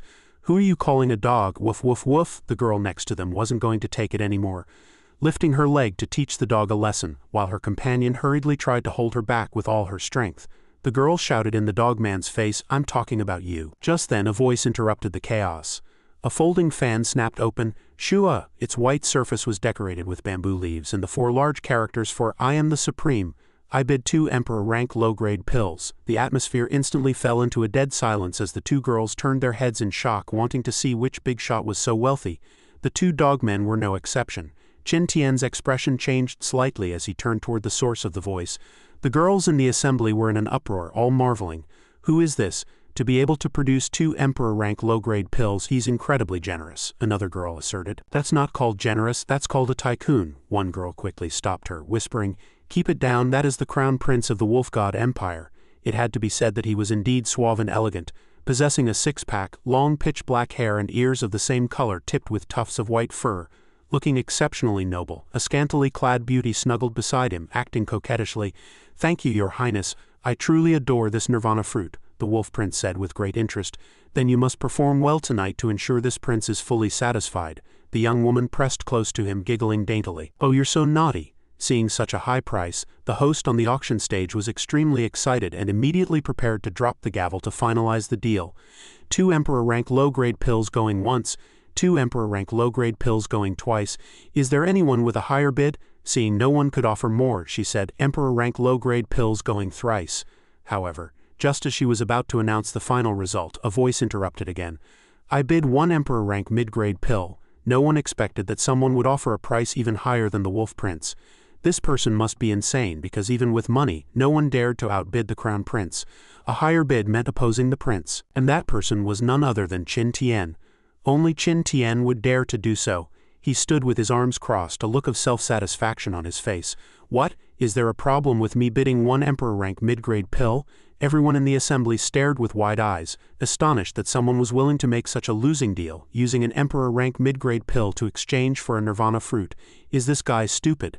Didn't you see the 2 fox beauties beside him? He's surely buying the Nirvana fruit just to make his beauties happy." The crowd discussed among themselves, calling Qin Tian a fool who spared no expense to pick up girls. "Is it necessary to spend that much? If I'd known, I'd rather have been a woman." The host on the stage appeared somewhat flustered, not understanding why someone would engage in such a baffling auction bidding despite knowing it was a loss. "This young master, do you truly agree to pay 1 Emperor rank mid-grade pill?" Qin Tian answered calmly, "Of course. Do you think the value of 1 Emperor rank mid-grade pill doesn't compare to 2 Emperor rank low-grade pills? Thinking my bid is too low?" Realizing her rudeness, the host hurriedly replied, "No, of course the young master's bid is higher." Qin Tian continued, "Then what are you still asking for? Don't waste everyone's time." She immediately took the hint, hurriedly bracing herself. 1 Emperor rank mid-grade pill going once, 1 Emperor rank mid-grade pill going twice. But things weren't going to proceed so smoothly. The Wolf Prince immediately interrupted the auction. "Wait." He covered his mouth with his folding fan, his gaze cold. "Origin unknown, you cannot sell the Nirvana fruit to this person." Indeed, no one knew Qin Tian's true background or strength. The model nearby was already very tired, looking as if she were about to lose her professional composure. Meanwhile, the female host stood frozen in place, speechless. Qin Tian only gave a light chuckle. "What? Does the Wolf God Empire's auction not sell to the highest bidder?" Qin Tian looked at the Wolf Prince with a cold face, asking a subtle counter-question that was actually a mockery. "Is it simply not permitted for others to compete with the imperial family?" The Wolf Prince crossed his arms, his expression extremely smug. The woman beside him made no effort to hide her arrogance. Looking at Qin Tian with a sidelong glance, he replied, "My empire's auction naturally follows the rules. The highest bidder wins. "But I suspect you are a fraud and cannot produce an emperor-rank mid-grade pill at all," whispers broke out within the assembly. Suspecting Qin Tian was an easy way to sway public opinion. The prince has a point, this kid is just here to cause trouble at the auction. Emperor-rank mid-grade pills are so precious, how could this kid possibly have one? The woman beside the prince pushed further, mocking Xiao Ru and Qin Tian. "Big-breasted, brainless fox vixen, choosing a pretty boy like this as your man, you deserve to be cheated." The little sister was provoked. She put her hands on her hips and showed off with pride, sneering at the green tea bitch. "For a 000 product like you, no chest, no brains, no ass. Even if you turned around to seduce my brother-in-law, he wouldn't even look at you. You're only fit to be paired with a mangy dog like this." Hearing the little sister insult her so, the woman leaned into the prince's ear and said aggrievedly, "Prince, do you hear that? You must help your concubine tear apart this little fox vixen's mouth." The wolf prince was clearly provoked as well. By Xiao Xiao actually dared to move against his person. "Don't worry, as long as they can't produce the emperor-rank mid-grade pill, I will immediately arrest the 3 of them for fraud. As for this little brat, I'll leave her for my beloved concubine to deal with." Having said that, he glanced sideways at Xiao Ru and said with a devious face, "As for the big one, this prince will handle her personally." Qin Tian didn't care at all what this pair was saying, simply asking the female host calmly, "Do you have a pill appraiser here?" The girl immediately replied, "Of course we do." With that, he took out a pill bottle and poured out a spiritual pill that was brilliant and shimmering with a gorgeous blue light. One look was enough to tell it was no ordinary item. "All right then." Qin Tian handed the pill to the person in charge of the auction house. "Have your appraiser identify the grade of this pill on the spot to see if I am deceiving you." The auction house hostess immediately took the command and handed the pill to the appraiser. Everyone held their breath, wondering if this was the real deal. The appraiser observed closely with a magnifying glass, so shocked he was speechless, his mouth constantly muttering, This, it's simply unbelievable." The wolf prince smiled slightly. Thinking it was a fake pill, he asked eagerly with a look of certain victory, "Well, is there something wrong with the pill?" The appraiser immediately knelt to report. To the prince, his eyes widened as he spoke his internal shock in one breath. "This heavenly origin pill is perfectly round and full of luster. It is a top-tier specimen. Even among emperor-rank mid-grade pills one could even call it super top. In my 100+ years of pill appraisal, this is the first time I have seen a pill of such high quality." The wolf prince could hardly believe his eyes. "What?" The assembly erupted in discussion, with everyone full of praise for Qin Tian. Qin Tian's group only smiled composedly, while the prince's face turned as dark as it could get, wishing he could tear Qin Tian into 10,000 pieces. "It really is an emperor-rank mid-grade pill. This person could actually produce it. What does that matter? Didn't you see him just casually take one from a bottle? It's clear that entire bottle is full of emperor-rank mid-grade pills. I've seen wealthy people but never anyone this wealthy. Today has truly been an eye-opener." Qin Tian smiled slightly, glancing sideways at the prince. "Crown Prince, should my bid count now? If you still want the nirvana fruit, then bid against me. The highest bidder wins." Although the prince was furious, he had to suppress his rage. To maintain a final shred of dignity, he waved his hand and said, "No need, as prince isn't so desperate for a single nirvana fruit." One might have thought the matter had passed, but it was not so. This prince was far more despicable than he appeared. He ordered his subordinates, "Send men to follow these 3. Strike as soon as they leave the city." The subordinate immediately took the command. "Understood, prince." The sky remained clear and blue. The little sister was very happy about humiliating the prince. That wolf prince actually dared to frame her brother-in-law as a fraud, only to be slapped in the face in public. It's just too hilarious, however. Xiao Ru had a different view. Feeling that things weren't so simple, she said, "That wolf prince lost face. I'm afraid he won't let it go easily. We had better leave the wolf god empire as soon as possible." Qin Tian was suddenly jolted into awareness, his body reacting subconsciously as he sensed the surrounding danger. The figure of an assassin flashed past like a gale, drawing a sword to strike at Qin Tian's group. No, it wasn't just one but many. They surrounded Qin Tian's group and commanded them to halt. One of them appeared to be the leader of this band of assassins. He laughed hideously. "Someone has reported that you are spies. Hand over what's in your hands or die for resisting." Qin Tian gave a cold laugh. "Crown Prince, so you've turned to open robbery after failing to win? This tactic is a bit too ugly." Behind the bamboo forest, the figure of the wolf prince was faintly visible. He answered, "Have you never heard the saying, 'The common man is innocent, but the jade he carries is a crime'?" Qin Tian replied contemptuously. "In the end, it's still robbery." The wolf prince immediately ordered his subordinates to finish this person off. "Leave the 2 fox beauties for this prince." His soldiers immediately took the command and charged at Qin Tian's group. Qin Tian was in a perilous situation, surrounded on all sides. Bao Xiaoxiao drew her longsword. "Brother-in-law, leave these guys to me." The little sister's eyes were resolute, flashing with a bright light. She laughed as she made her move. "Just in time to test my sword." With that, she unleashed her technique. A violent gale rose up and a green light illuminated a large area of the ground. The little sister let out a loud shout, muttered something unknown, and then swung her sword. A massive explosion directly overturned the bamboo forest. The shockwave sent those lackeys of the prince flying in all directions. They fell one after another like birds shot by a hunter. After that group of despicable people was insta-killed by the little sister's move and lay scattered on the ground, the prince's face turned deathly pale. He was struck with horror, his mouth hanging open and unable to speak. A wolfman appeared to be the prince's confidant. He stroked his beard, his gaze cold. He reported to the wolf prince, "Prince, though this girl's cultivation is ordinary, the sword in her hand is a high-grade imperial weapon of extraordinary power," the prince said in surprise. "A high-grade imperial weapon? Master Gon, can you handle it?" he replied immediately. "Of course I can, but if I make a move, that fox girl likely cannot be kept alive as you wish." At this moment the prince's gaze changed. Anger, revenge, and greed occupied all his emotions. It's fine, Master Gon. Go ahead and seize that high-grade imperial weapon for me." Waiting for exactly those words, Master Gon immediately unleashed his magic. His upper garment was shattered, revealing a robust physique. Since the prince had given the order, a surge of purple energy accompanied by lightning circled around Master Gon, and his eyes erupted with intense killing intent. He tensed his muscles, clenched his fists, and shouted loudly, "Then I shall seize that high-grade imperial weapon back for the prince." The little sister was startled. "Stinky old man, don't think I'm afraid of you just because you turned into a ghost." Xiao Ru stepped in front of the little sister. Her gaze resolute. "Xiao, leave him to your sister. It's just the right time for me to see how it feels to hit someone after promoting to the second level of the Emperor realm." Master Gon laughed contemptuously from the side, his mouth full of arrogant words. But he didn't expect that Xiao Ru was not nearly as weak as she appeared on the surface. Her tails slowly grew out and 9 tails manifested before everyone, the pressure terrifying. Red energy circled her body, her charm not at all inferior to her beauty. This was the true awakened 9-tailed Emperor Fox. Xiao Ru said coldly, "Then come and try it." Master Gon focused his gaze and said with a cold laugh, "Fox girl, so you are also a level 2 Emperor Realm expert, but I promoted to level 2 Emperor Realm 60 years ago.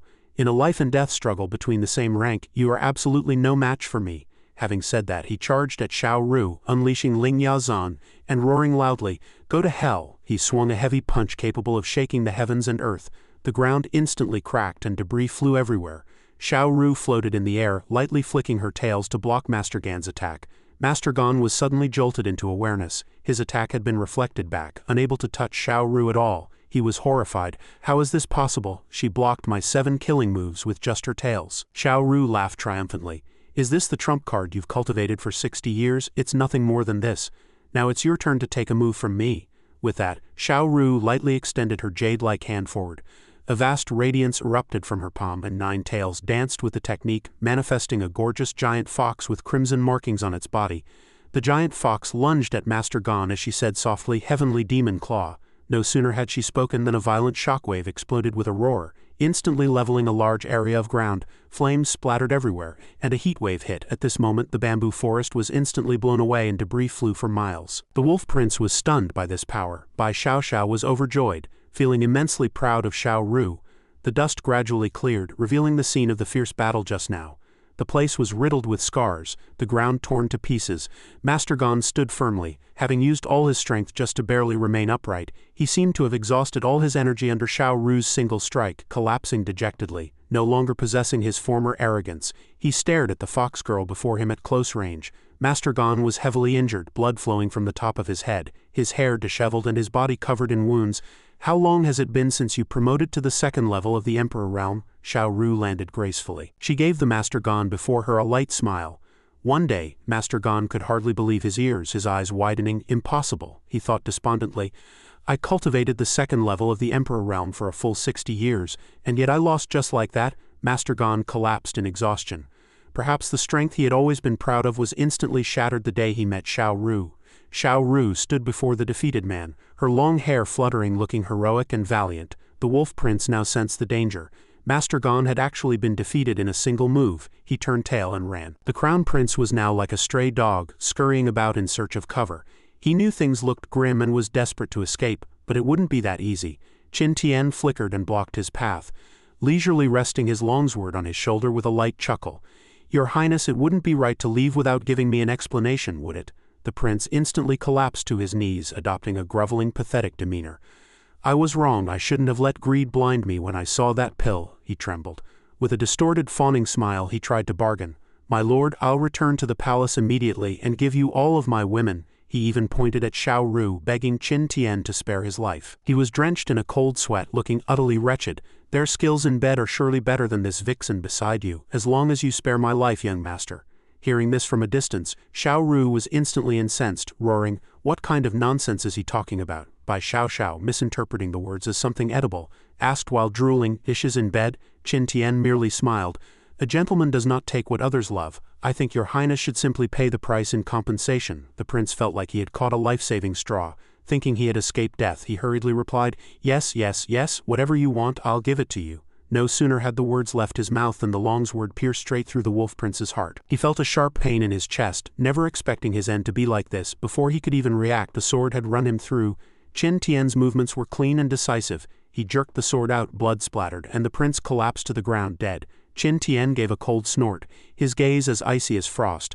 "Now our accounts are settled." Xiao Ru walked over with Bai Xiao and teased, "I almost thought you were going to agree just now. After all, he did say they were very good at serving people." Qin Tian put his hands on his hips and replied nonchalantly, "That kind of honey trap doesn't work on me." With that, Qin Tian pulled Xiao Ru close to his side. He leaned in close, a rose clenched between his teeth, looking every bit the dashing rogue and making Xiao Ru's face flush crimson. "No, what I meant was only this kind of honey trap could ever make me fall."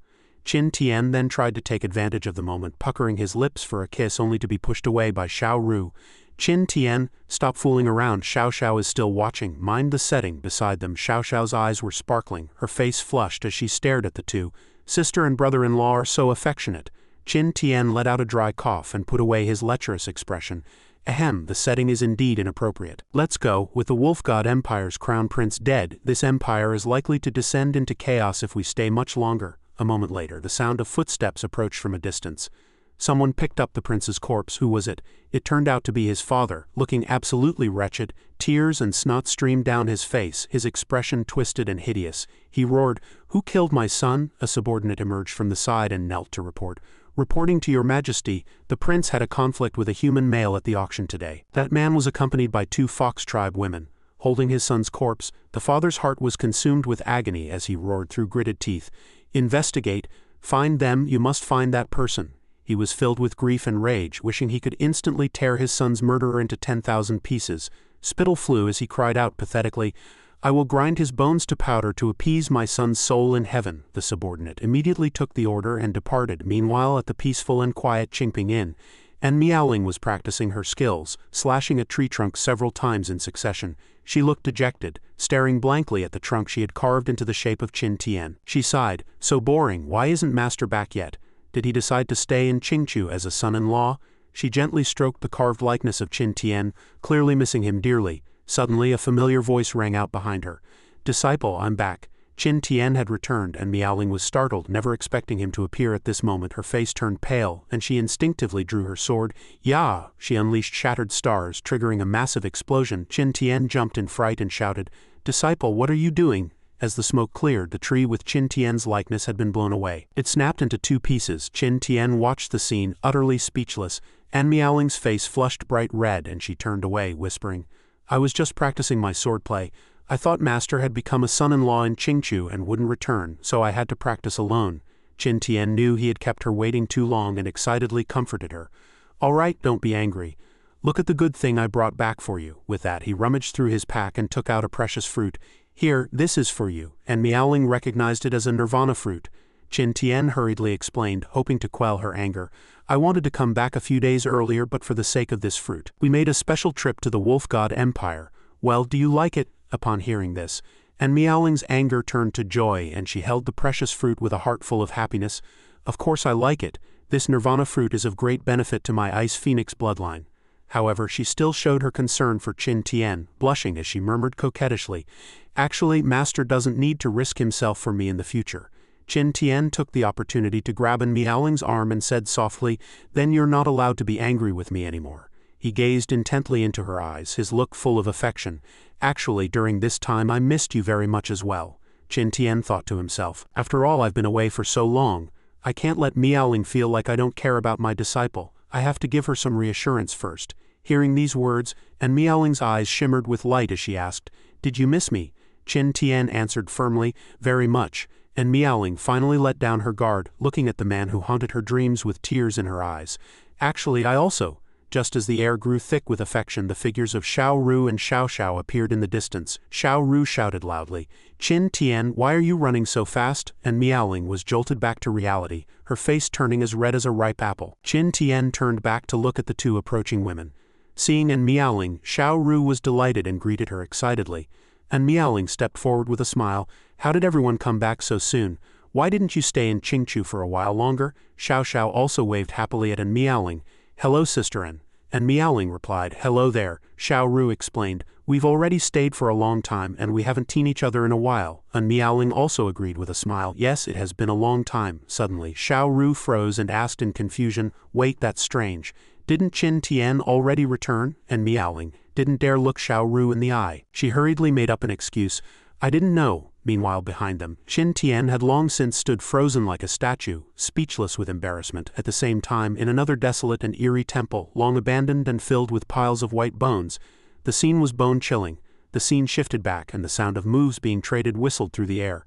Shattered stars, heavenly demon claw, an explosion shook the entire forest, startling countless birds as the ground was leveled. As the dust settled, the figures of Xiao Ru and Miaoling emerged, and Miaoling smiled and praised during this trip. "Your strength has improved very quickly," Xiao Ru replied, refusing to be outdone.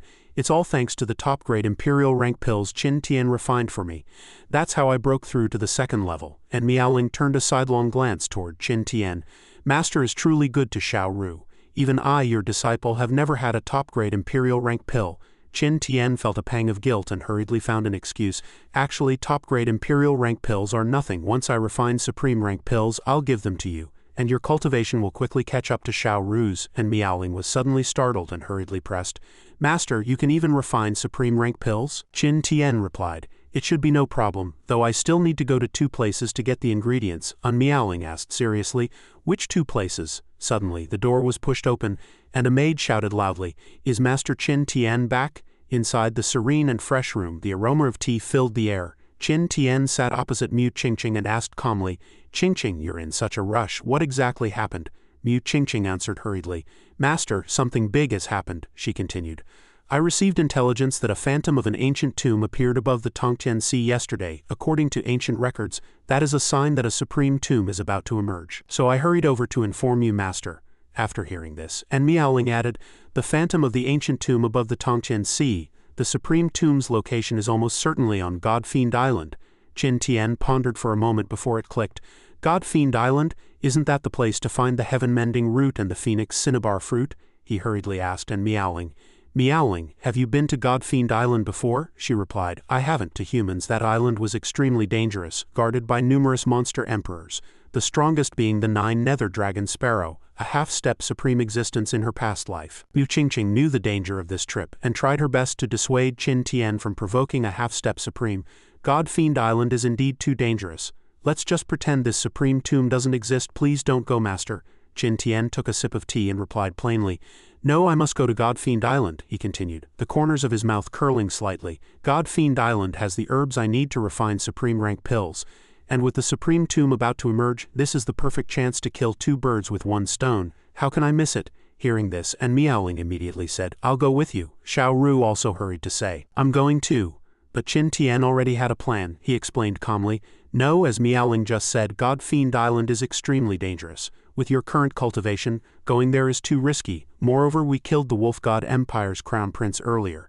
If the Wolf God Emperor learns the truth, he will surely seek revenge. I need Xiao Ru to stay behind and guard against that." Hearing this, although the two were unwilling and filled with worry, they had nothing to say. Qin Tian then reached out and pressed his hand on the table. "Don't worry," he looked at his disciples with a steady gaze and a slight smile. "If the strongest combatant on God-Fiend Island is only a half-step supreme, I can still handle it.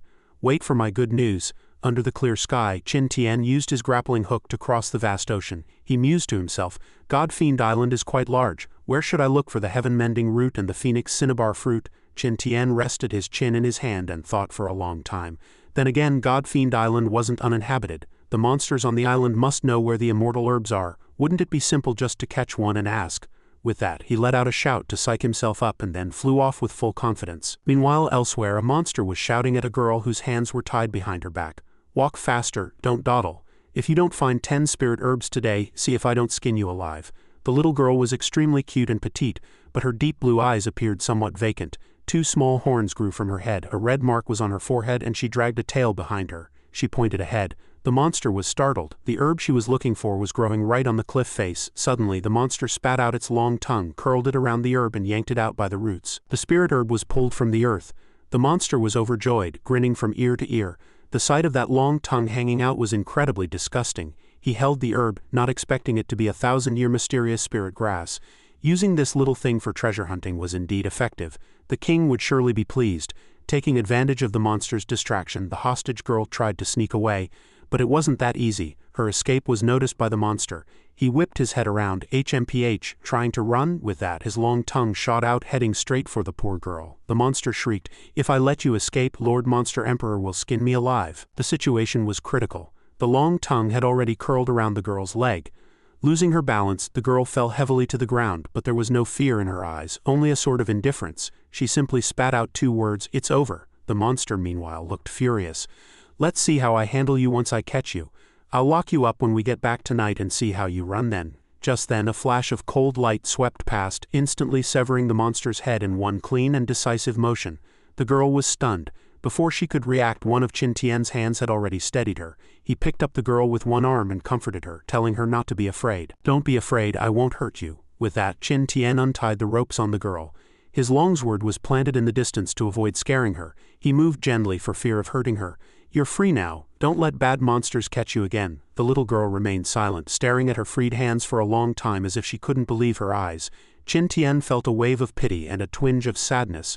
Can this girl not speak? Before he could think further, Qin Tian suddenly let out a cry of dismay as if he had lost a treasure. He clutched his head and hopped about in a flustered state. He looked at the monster's corpse with a face full of regret.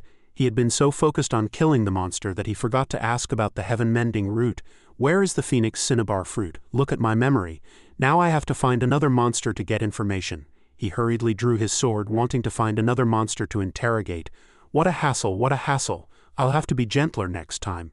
Just as he was about to set off, the little girl reached out and grabbed Qin Tian's hand, seemingly wanting to convey something. Still with that wooden expression, she said in a cold voice, "I know where the heaven-mending root is." Only then did it click for Qin Tian.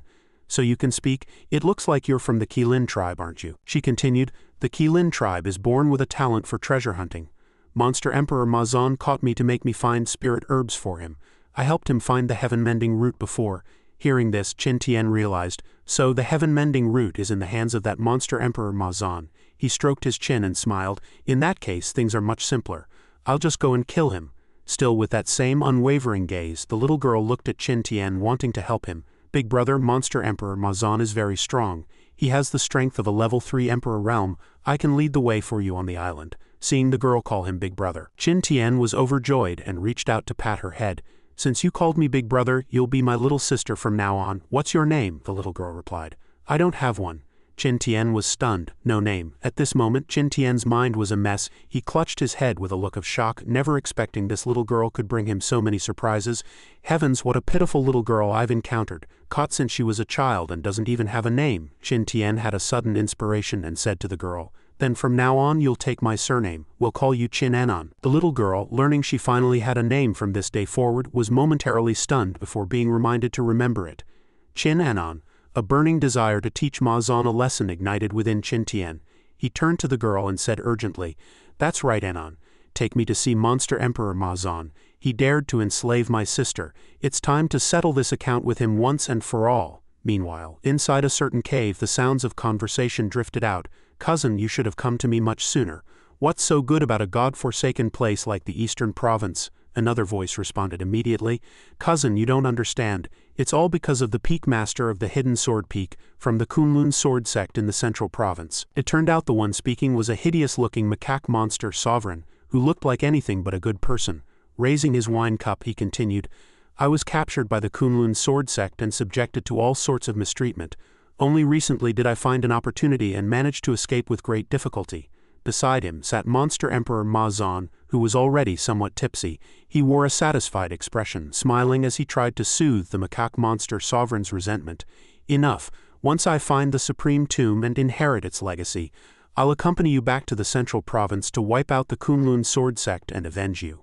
The two monsters were drinking joyfully inside the cave while subordinates stood guard outside. The macaque monster sovereign added, "Thank you, cousin." However, the other monster emperors on the island are also searching for the supreme tomb.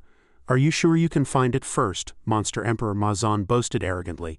"The little Qilin I caught possesses the talent for treasure hunting. How could they possibly find it before I do?" By this point, both monsters were dead drunk. The macaque monster sovereign raised his cup and laughed.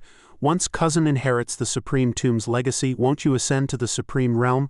We'll have to change your title from Monster Emperor to Monster God then." Mazan laughed uproariously. "We're family. I won't treat you unfairly when the time comes, monkey brother." Suddenly, a minor monkey monster interrupted the two brothers' revelry. He reported in a frantic tone, "Lord Monster Emperor, this is bad. A human cultivator has fought his way here, saying he wants to avenge his sister." Monster Emperor Mazan was utterly bewildered. "His sister? I'm only interested in female monkeys. I've never bullied a human woman." The macaque monster sovereign flew into a rage, wiped the wine stains from his mouth, and barked sharply, "A mere human dares to insult my big brother's honor. I'll go teach him a lesson." The macaque monster sovereign stepped out of the cave, only to find his subordinates lying scattered across the ground in a mess. They had all been struck down by Qin Tian, who stood before them. The macaque monster sovereign instantly lost all reason, swinging his iron staff and roaring as he lunged straight for Qin Tian. "Audacious human to dare run wild at Lord Mazan's dwelling, I'll show you the power of my iron staff." At this, Qin Tian merely tilted his head slightly, a dangerous aura flickering in his cold gaze. The corners of his mouth curled into a slight smirk, and the macaque monster sovereign's soul nearly left his body in fright. His jaw dropped. He never expected it to be this person. He tried desperately to halt his momentum at that moment. Qin Tian also realized the fellow looked somewhat familiar. The macaque monster sovereign turned deathly pale, hurriedly dropping to his knees. Trembling and covered in cold sweat, he stammered out, "Peek, peek, peek, master of the hidden sword peek." Qin Tian recognized the fellow before him with a smile. "Oh, it's you, the little monkey from the desolate mountain range. You actually managed to escape from the demon-locking tower." In the distance, Monster Emperor Mazan was rushing over, shouting as he ran, "Cousin, why are you kneeling to a human? Get up and fight." The macaque monster sovereign looked at his cousin while drenched in cold sweat. "If I could actually fight him, why would I have run all the way here to your place?" With that thought, he took the opportunity to pretend to faint on the spot. "I drank too much just now, my limbs are weak." Mazan exploded in a fury. "A bit of wine made you this drunk? Move aside, watch how your elder brother handles him." Seeing that the opponent was exactly the person he was looking for, Qin Tian frowned and asked, "You are Monster Emperor Mazan. Tell me, how should we settle the account for you enslaving my sister?" At this point, the subordinates behind Mazan began to whisper, making Mazan feel a twinge of guilt as if he'd been caught red-handed. "You think the Lord Monster Emperor really bullied someone's sister?" someone asked. Another replied, "Most likely. Otherwise, why would they fight their way to our doorstep? What's so good about a human's appearance? What has happened to the Lord's taste?" Infuriated, Mazan immediately tried to defend himself. "Bastard, when did I ever bully your sister? You're slandering me." Qin Tian was incensed by Mazan's foolish words, his eyes blazing as he pointed at Anon. "You captured my sister to find treasures for you. Is that not bullying?" Mazan raised his voice and pointed at Anon to mock Qin Tian. "Bullshit, she has horns on her head. She's clearly a monster. How is she your sister?" Qin Tian looked at Anon with absolute doting, lightly stroking her head. "Anon is my sworn sister, and a sworn sister is still a sister." Qin Anon called out obediently, "Brother." At this point, Qin Tian shifted the topic. He put on a pair of glasses, took out an abacus, and began calculating the compensation Mazan owed for enslaving his sister. Anon was currently playing the role of the victim. "Then we have a problem. My sister is a minor. Your behavior is called illegal use of child labor, which requires double compensation." He pointed a finger at Mazan, adjusted his glasses, and smiled. "Just compensate my sister with all your spirit herbs and magical treasures." Mazan wouldn't listen to a word of it. He leapt into the air, swinging a giant axe toward Qin Tian and roaring, "I'll compensate you with a kick to the head. Die." Qin Tian reacted instantly. It seemed this person had no intention of a peaceful resolution. He let out an "oh," and as the iron staff smashed down, Qin Tian easily dodged Mazan's attack. The heavy impact triggered a violent tremor, causing the surrounding ground to crack and shatter into thousands of fragments. It turned out Qin Tian had already carried Anon to a safe area, instructing her, "Anon, stay right here and watch how brother handles this big monkey." Anon replied obediently, "Brother, be careful." No sooner had the words left her mouth than Qin Tian summoned his divine sword with a cold snort. He charged toward Monster Emperor Mazan like a gale.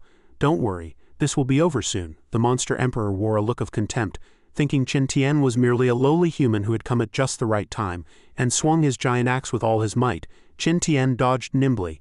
As the giant axe slammed down, it released a blinding light and earth and stone crumbled. Qin Tian merely gave a faint smile. "This is child's play to me." With that, he unleashed, swallowing the sun and moon. A black hole manifested, radiating a scorching light as if it would suck in everything. A violent tremor rocked the entire island. Countless birds took flight in alarm as black smoke filled the horizon. Given the intensity, Mazan was surely doomed. Not a single monster soldier remained in the cave. Qin Tian and Anon were currently searching for something in Mazan's treasury. Qin Tian was surprised to discover an oddly shaped treasure. "This guy's banana is actually made of gold too." Nearby, Anon seemed to have found something and called out, "Found it." With that, Anon showed it to Qin Tian.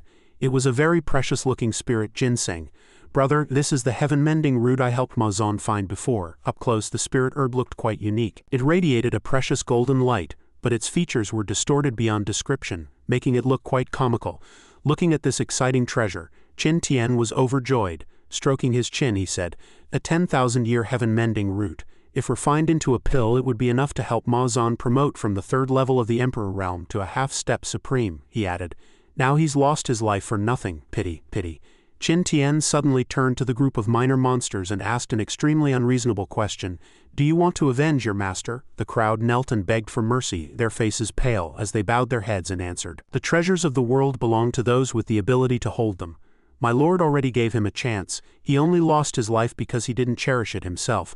How would we dare seek revenge?" Qin Tian replied frankly, "Isn't Mazan your cousin?" The monkey monster trembled so violently he still didn't dare look up. "We're separated by 5 generations. It doesn't count, it doesn't count." Qin Tian gritted his teeth, staring at him with a sharp gaze. "I don't care if you're distant relatives or neighbors. The point is, you must avenge Monster Emperor Mazan." Faced with this groundless demand, the monkey monster was terrified. Tears streaming down his face, he said sincerely, "Grandpa cousin was a monster emperor, and he was still split in 2 by your sword. I'm just a lowly monster king. How could I dare seek revenge? I'm afraid you could vibrate me to death just by sneezing." 2 red horns sprouted from Qin Tian's head, and a bizarre aura radiated from him, like the whisper of a demon. He casually offered a suggestion. "You can't, but aren't there 3 other monster emperors on God-Fiend Island? You can ask them to help you get revenge on me." The monkey monster hurriedly kowtowed 1,000 times, pleading loudly. "This lowly one would never dare. For the sake of us being from the same hometown, spare my life. I'll return to the central province immediately and never step foot on God-Fiend Island again." Qin Tian leaned in close to that terrified face and made a slicing motion at his neck. "You can go back to the central province, but you must first go and beg the other monster emperors to avenge Mazan. Otherwise, don't blame me for not remembering our ties to the same hometown." He stared at Qin Tian blankly, only daring to let out an "Ah?" Anon asked in confusion, "Brother, why do you want the other monster emperors to come and seek revenge?" Qin Tian channeled his national-level shrewdness, wanting to show off in front of the little girl. "Think about it. Mazan hid so many good things. The other monster emperors are surely the same. Who knows, that phoenix cinnabar fruit might just be sitting in one of their treasuries." The clever Anon understood instantly. "Then let's go to their homes and take them." Qin Tian waved his hand and corrected her. "That's not called taking, it's called robbing. If we do that, we'll become the bad guys." The little girl asked in confusion, "Then what should we do?" Qin Tian puffed out his chest, narrowed his eyes and announced with full confidence, "That's why brother is making the other monster emperors strike first. That way we have a reason to ask them for compensation. This is called convincing people with reason." The girl standing behind him praised him expressionlessly. "Brother is wise." The minor monkey monster sensed something was wrong, and looked at him with utter bewilderment, thinking to himself, "This is clearly using power to bully others." He looked up and suggested to Qin Tian, "But my lord, I heard cousin Mazan mention that his relationship with the other 3 monster emperors has always been poor. I'm afraid those 3 won't avenge him." Qin Tian curled his lip and gave him a hint. "Then just tell them that I know the location of the supreme tomb on God-Fiend Island. They'll definitely come looking for me." Night fell, and the bright moon hung high. In a silent clearing, Qin Tian's clothes were hanging on a rack. He was soaking in a hot spring, enjoying a moment of relaxation after the fierce battle. Nearby, Anon was happily catching fish. "Don't run, I'm going to catch you." Qin Tian looked completely immersed in satisfaction. Anon's ability to find treasure was truly incredible.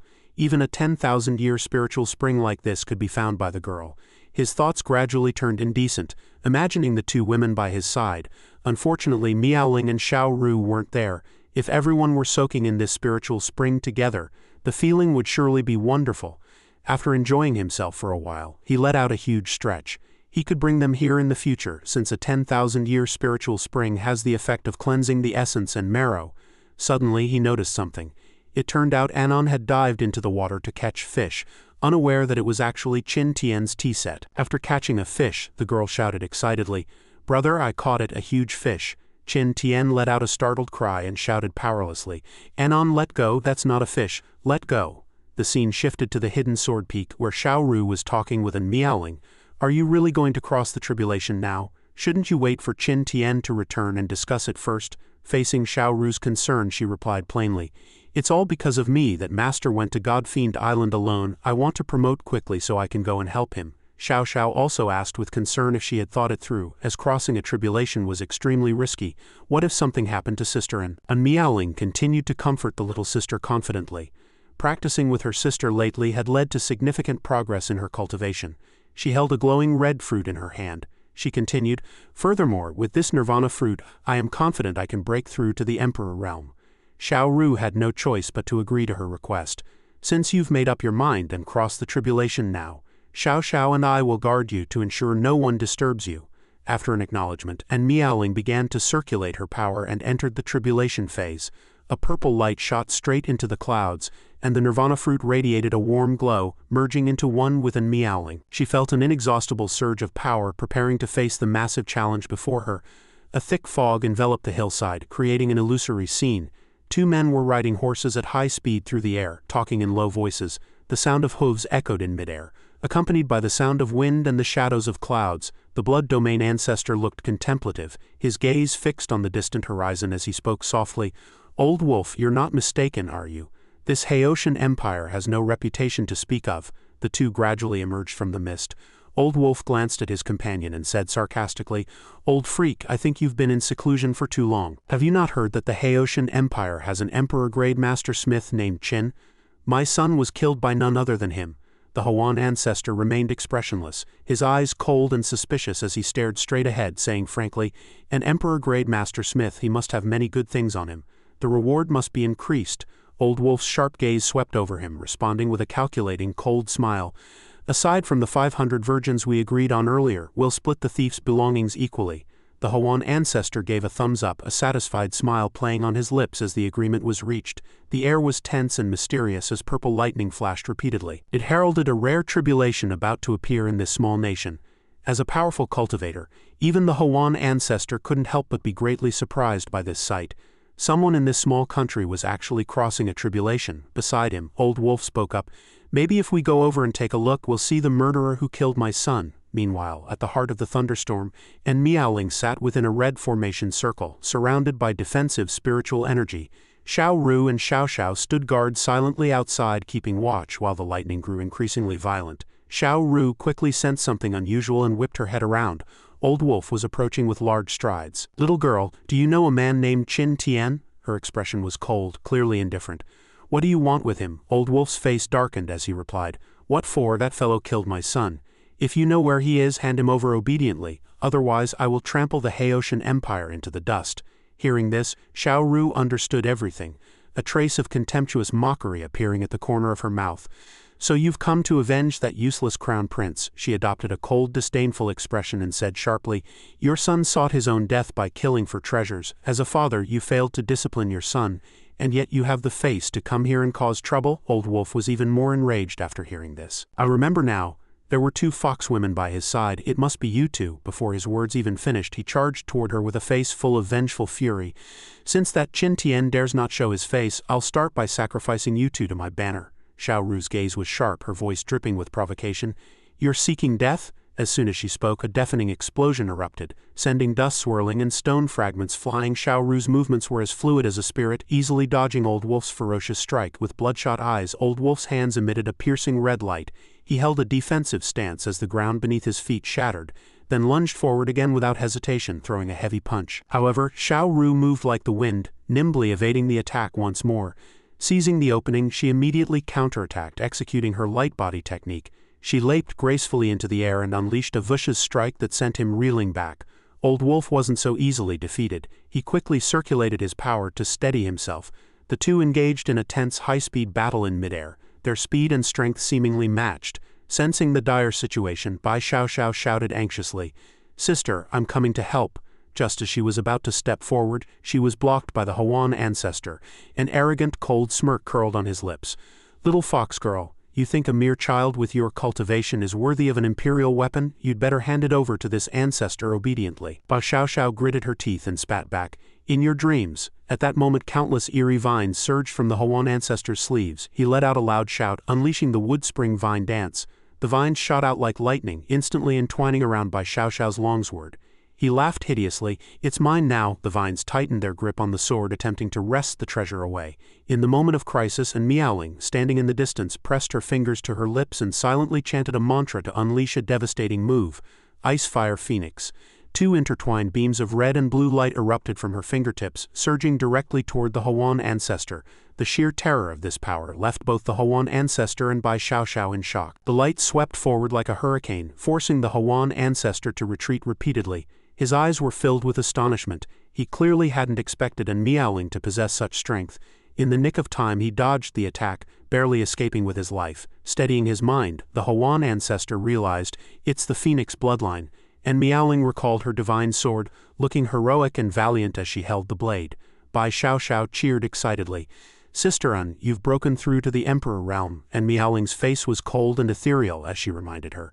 "Make sure you have a firm grip on the artifact Master gave you. It would be quite troublesome if it fell into the hands of villains." Hearing this, Bai Xiaoxiao said with a hint of guilt, "I'm sorry, and thank you for stopping this fellow for me." And Miaoling replied, "Leave him to me now." Bai Xiaoxiao gave a soft acknowledgement and stepped aside. At this time, the Huan ancestor stood up. "Little girl, even if you've successfully crossed the tribulation, you're still only at the first level of the Emperor realm. Do you really think you can stand against a level 3 Emperor realm powerhouse like me? I suggest you surrender now to avoid unnecessary suffering." He continued his verbal provocation, regarding and Miaoling as a weakling.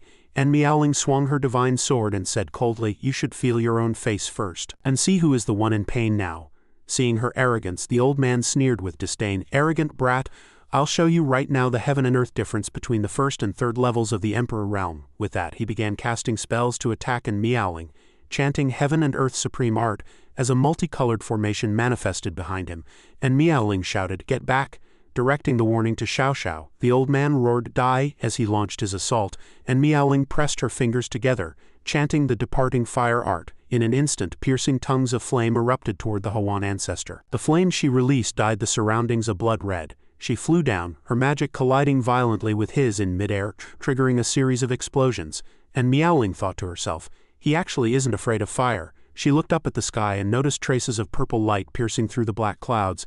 The flame she unleashed burned even more fiercely. The Huan ancestor mocked, "With your cultivation, how could you possibly break my heavenly demon bliss art? I'll give you a chance. Seeing your clever talent, surrender obediently and become my cultivation furnace. Otherwise today will be the day you die." And Miaoling walked forward elegantly, her high heels making crisp clicking sounds. "If you want to fight, then fight.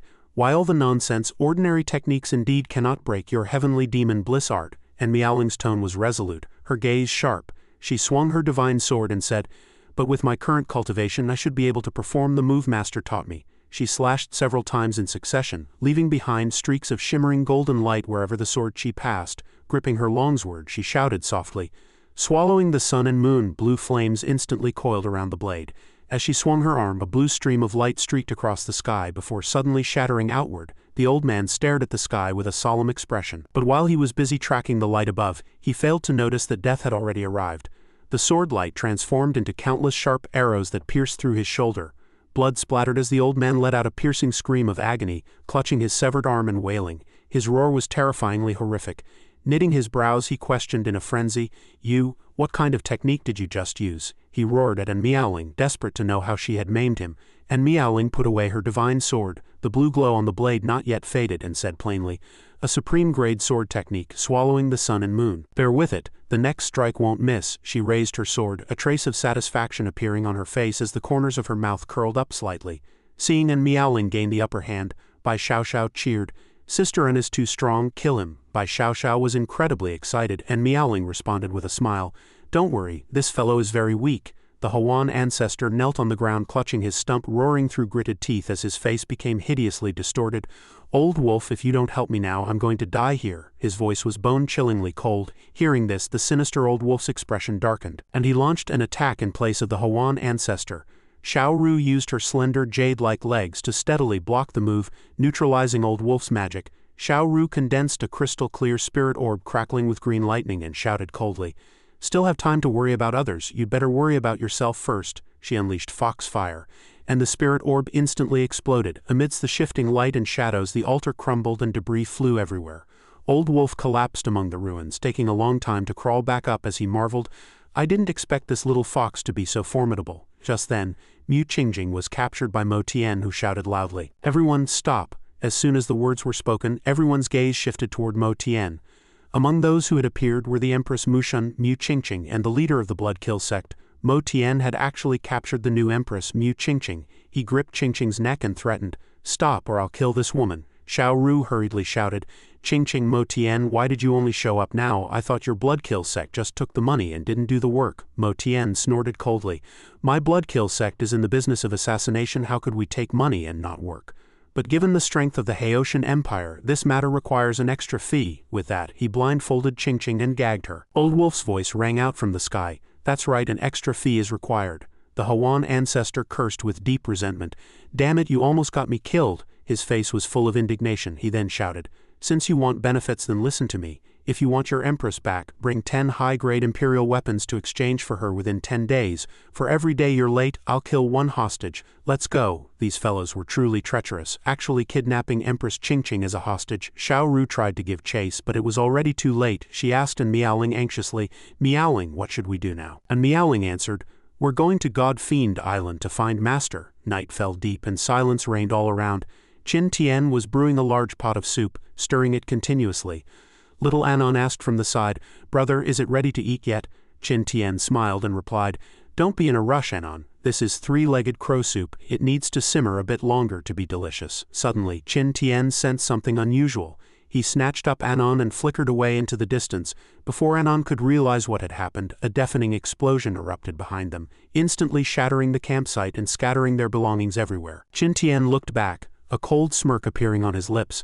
A heavy foot slammed down onto the overturned soup pot. It was a group of massive monsters, led by one with a bull's head, a giant ring in its nose and dual horns atop its head.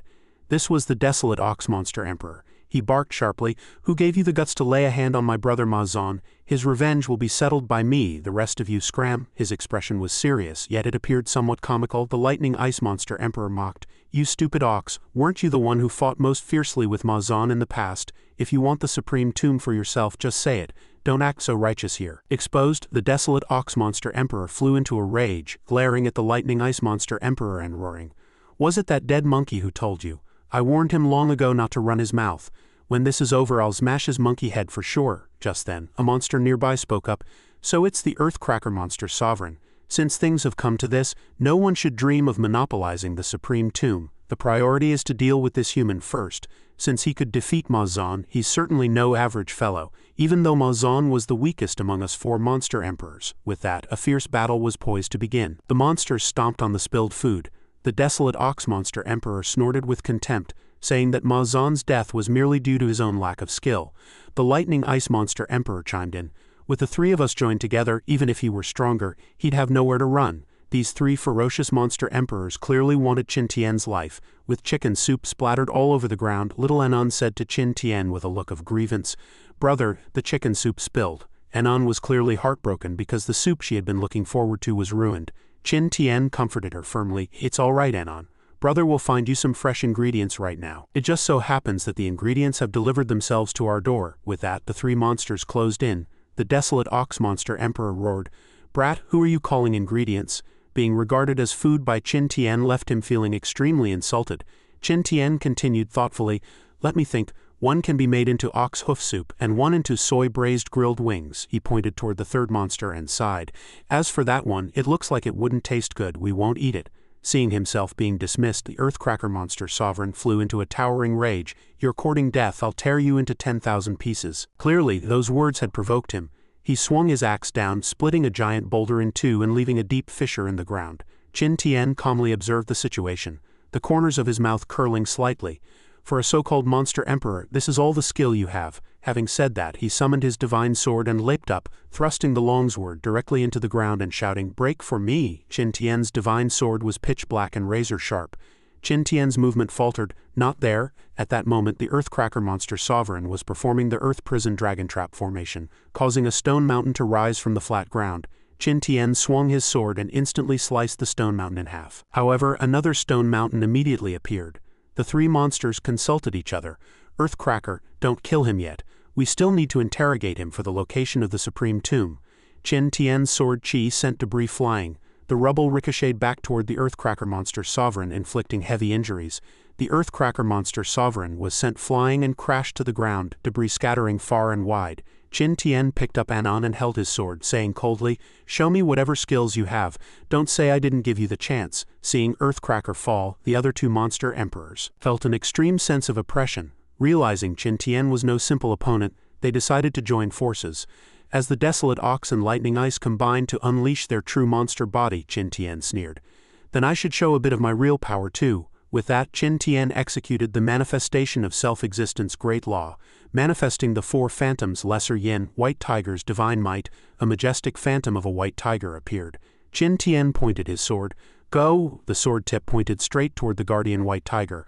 A thunderous roar shook the forest as the battlefield was leveled. The two monster emperors were killed instantly. Qin Tian said in surprise, "Oops, I didn't have time to ask about the phoenix cinnabar fruit before they all died. These two were way too weak." Anon comforted him. "It's all right, brother. Anon will definitely help you find the phoenix cinnabar fruit." Hearing this, Qin Tian was moved to the point of tears.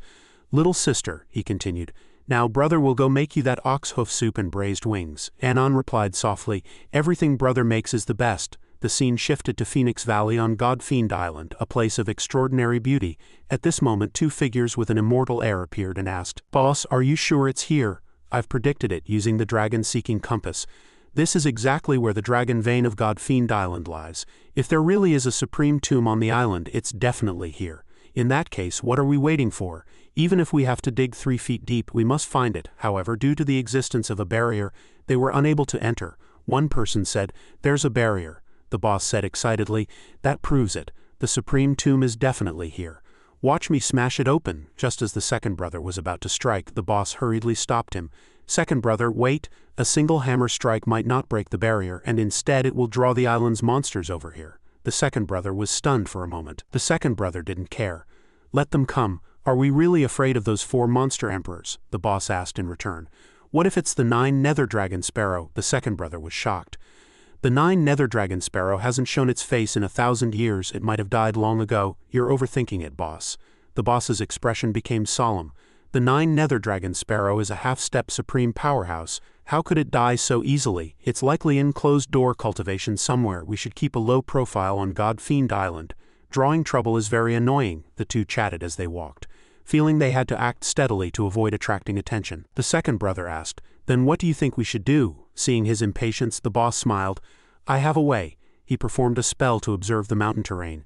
Seeing each mountain range as a gate, the boss set up a formation to search for the 9 nether dragon sparrows' traces. If there are 1,000 locks, there must be a lord behind them. Suddenly, a giant boulder in the mountains glowed. The formation appeared. He activated the Dharma plate and the light grew intense. The Hawan ancestor let out a startled cry. Immediately after, the formation shattered and rocks flew everywhere. On God-Fiend Island, the boss and second brother joined forces to forcibly break through half of the barrier. Seeing this, the second brother shouted in surprise, "It's open." The boss declared success. The second brother seemed to spot something, his brow furrowing as he stared intently ahead. Beneath the formation, a young man was being subjected to some form of punishment, bound and shackled. It was the 9 nether dragon sparrow. With hands and feet bound and a bizarre expression on his face, he suddenly burst into laughter. Staring at the chains on his wrists, he spat out 2 words through gritted teeth. Yi Feng. These names seemed to awaken a deep memory. Revealing sharp fangs, he sneered, "Your seal is nothing more than this." Seeing this, the boss looked down as well and gasped. This aura, could it be? The boss's face was etched with alarm. As he sensed something terrifying, he shouted to the second brother in a panic, his voice becoming incoherent. "This is bad, it's the 9 nether dragon sparrow." The second brother, confused, pressed him. "What?" the boss explained urgently.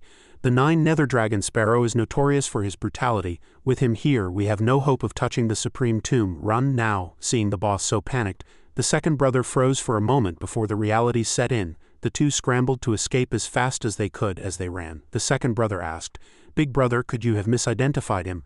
"How could it be such a coincidence?" the boss roared back. "You idiot, there's no time to explain. If we don't run now, we're dead." At that moment, the 9 nether dragon sparrow's razor-sharp gaze locked onto the pair, and he spoke with bone-chilling coldness. "No one escapes from under my nose, and you two are no exception." He raised a hand, manifesting several magical chains that lunged forward like hooks from hell, instantly wrapping around their necks. Blood splattered everywhere, the dark red liquid intermingling into a nauseating pool that reeked of iron. Meanwhile, in the mortal realm, the moon hung like a silver hook against the quiet starry sky. Qin Tian stood with his hands on his hips, looking at the steaming meal just placed on the table, and sighed. It wasn't easy finding a pot, only for those guys to step on it and break it. You'll just have to make do with this for now. Like a doting mother tending to the household, Qin Tian urged the children to eat. The braised pig trotter and soy-braised grilled wings were ready, and there was plenty more for Anon once she finished.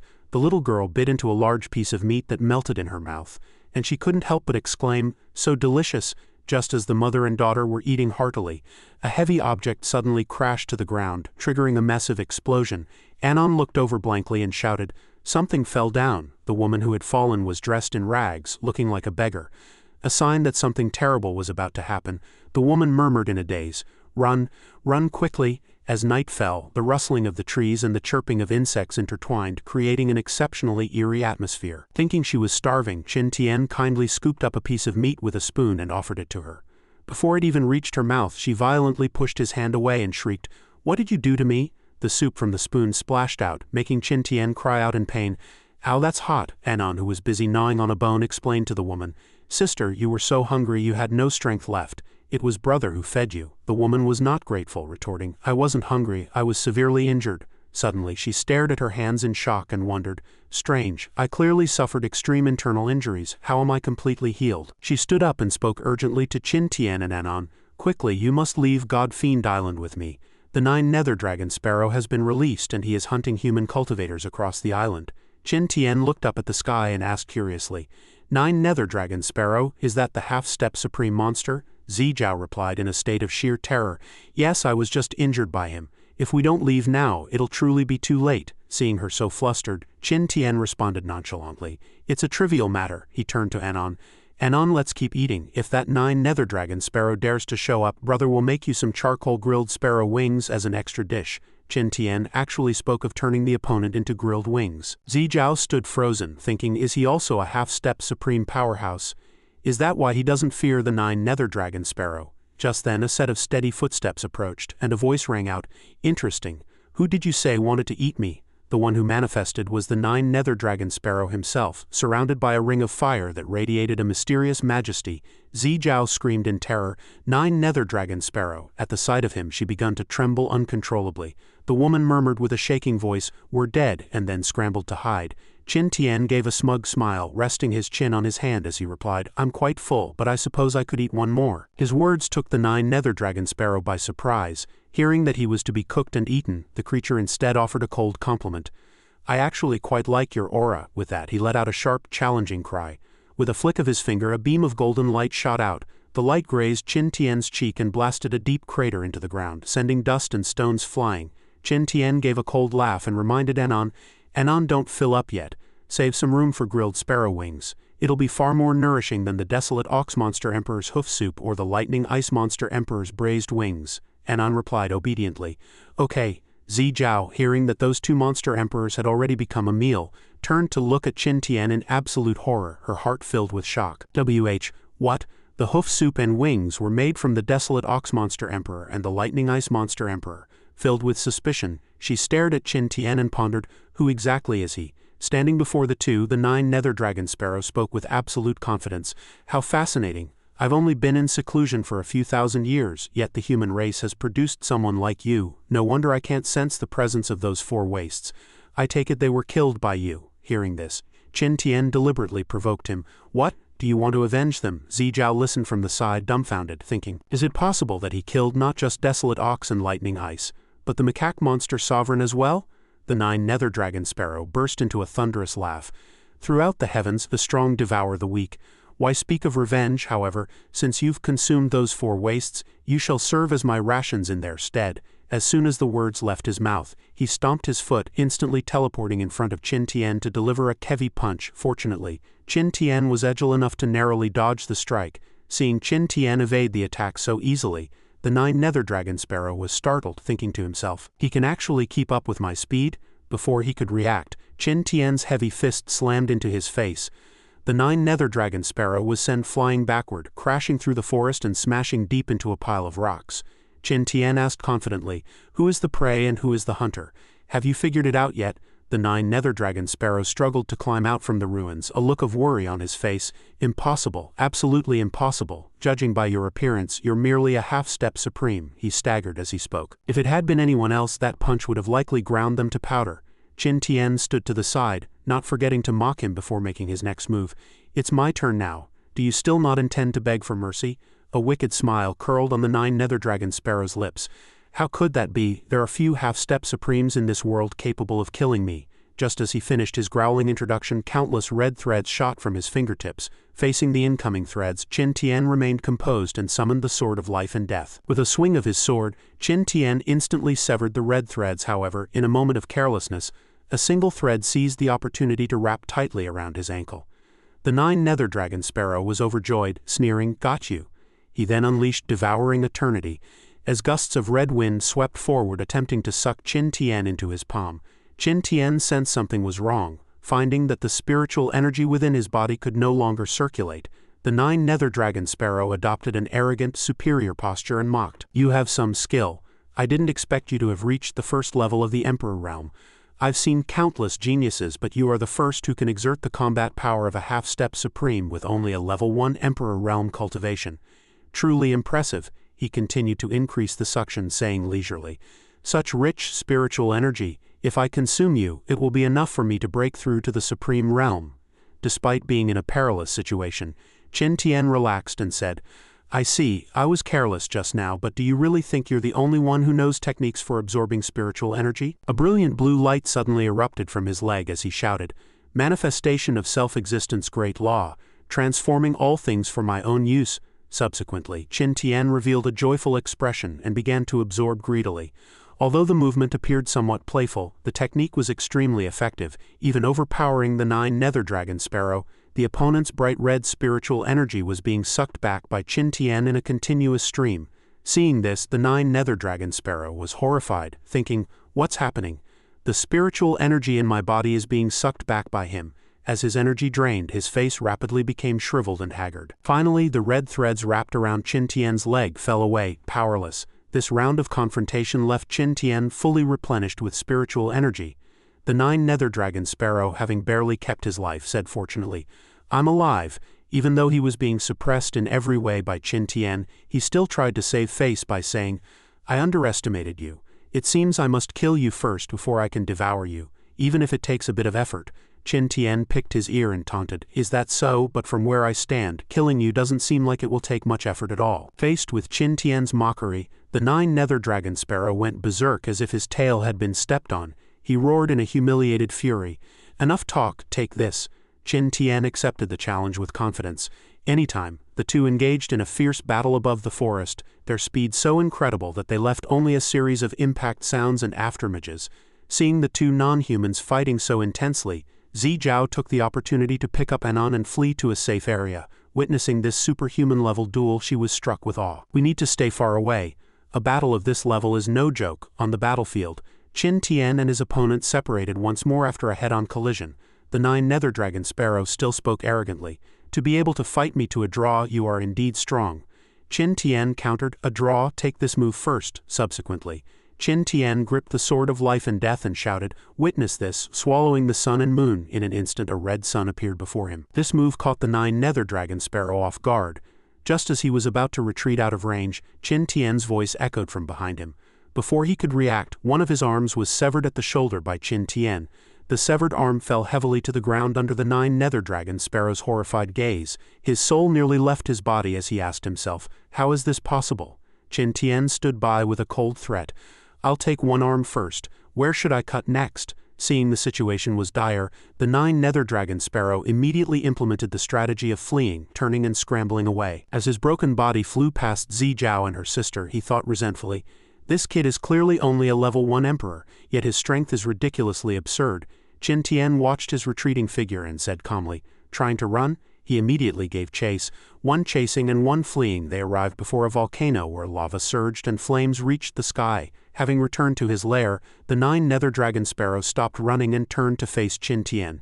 Qin Tian asked curiously, "No more running? It seems you've already chosen your burial ground." The lava below was erupting.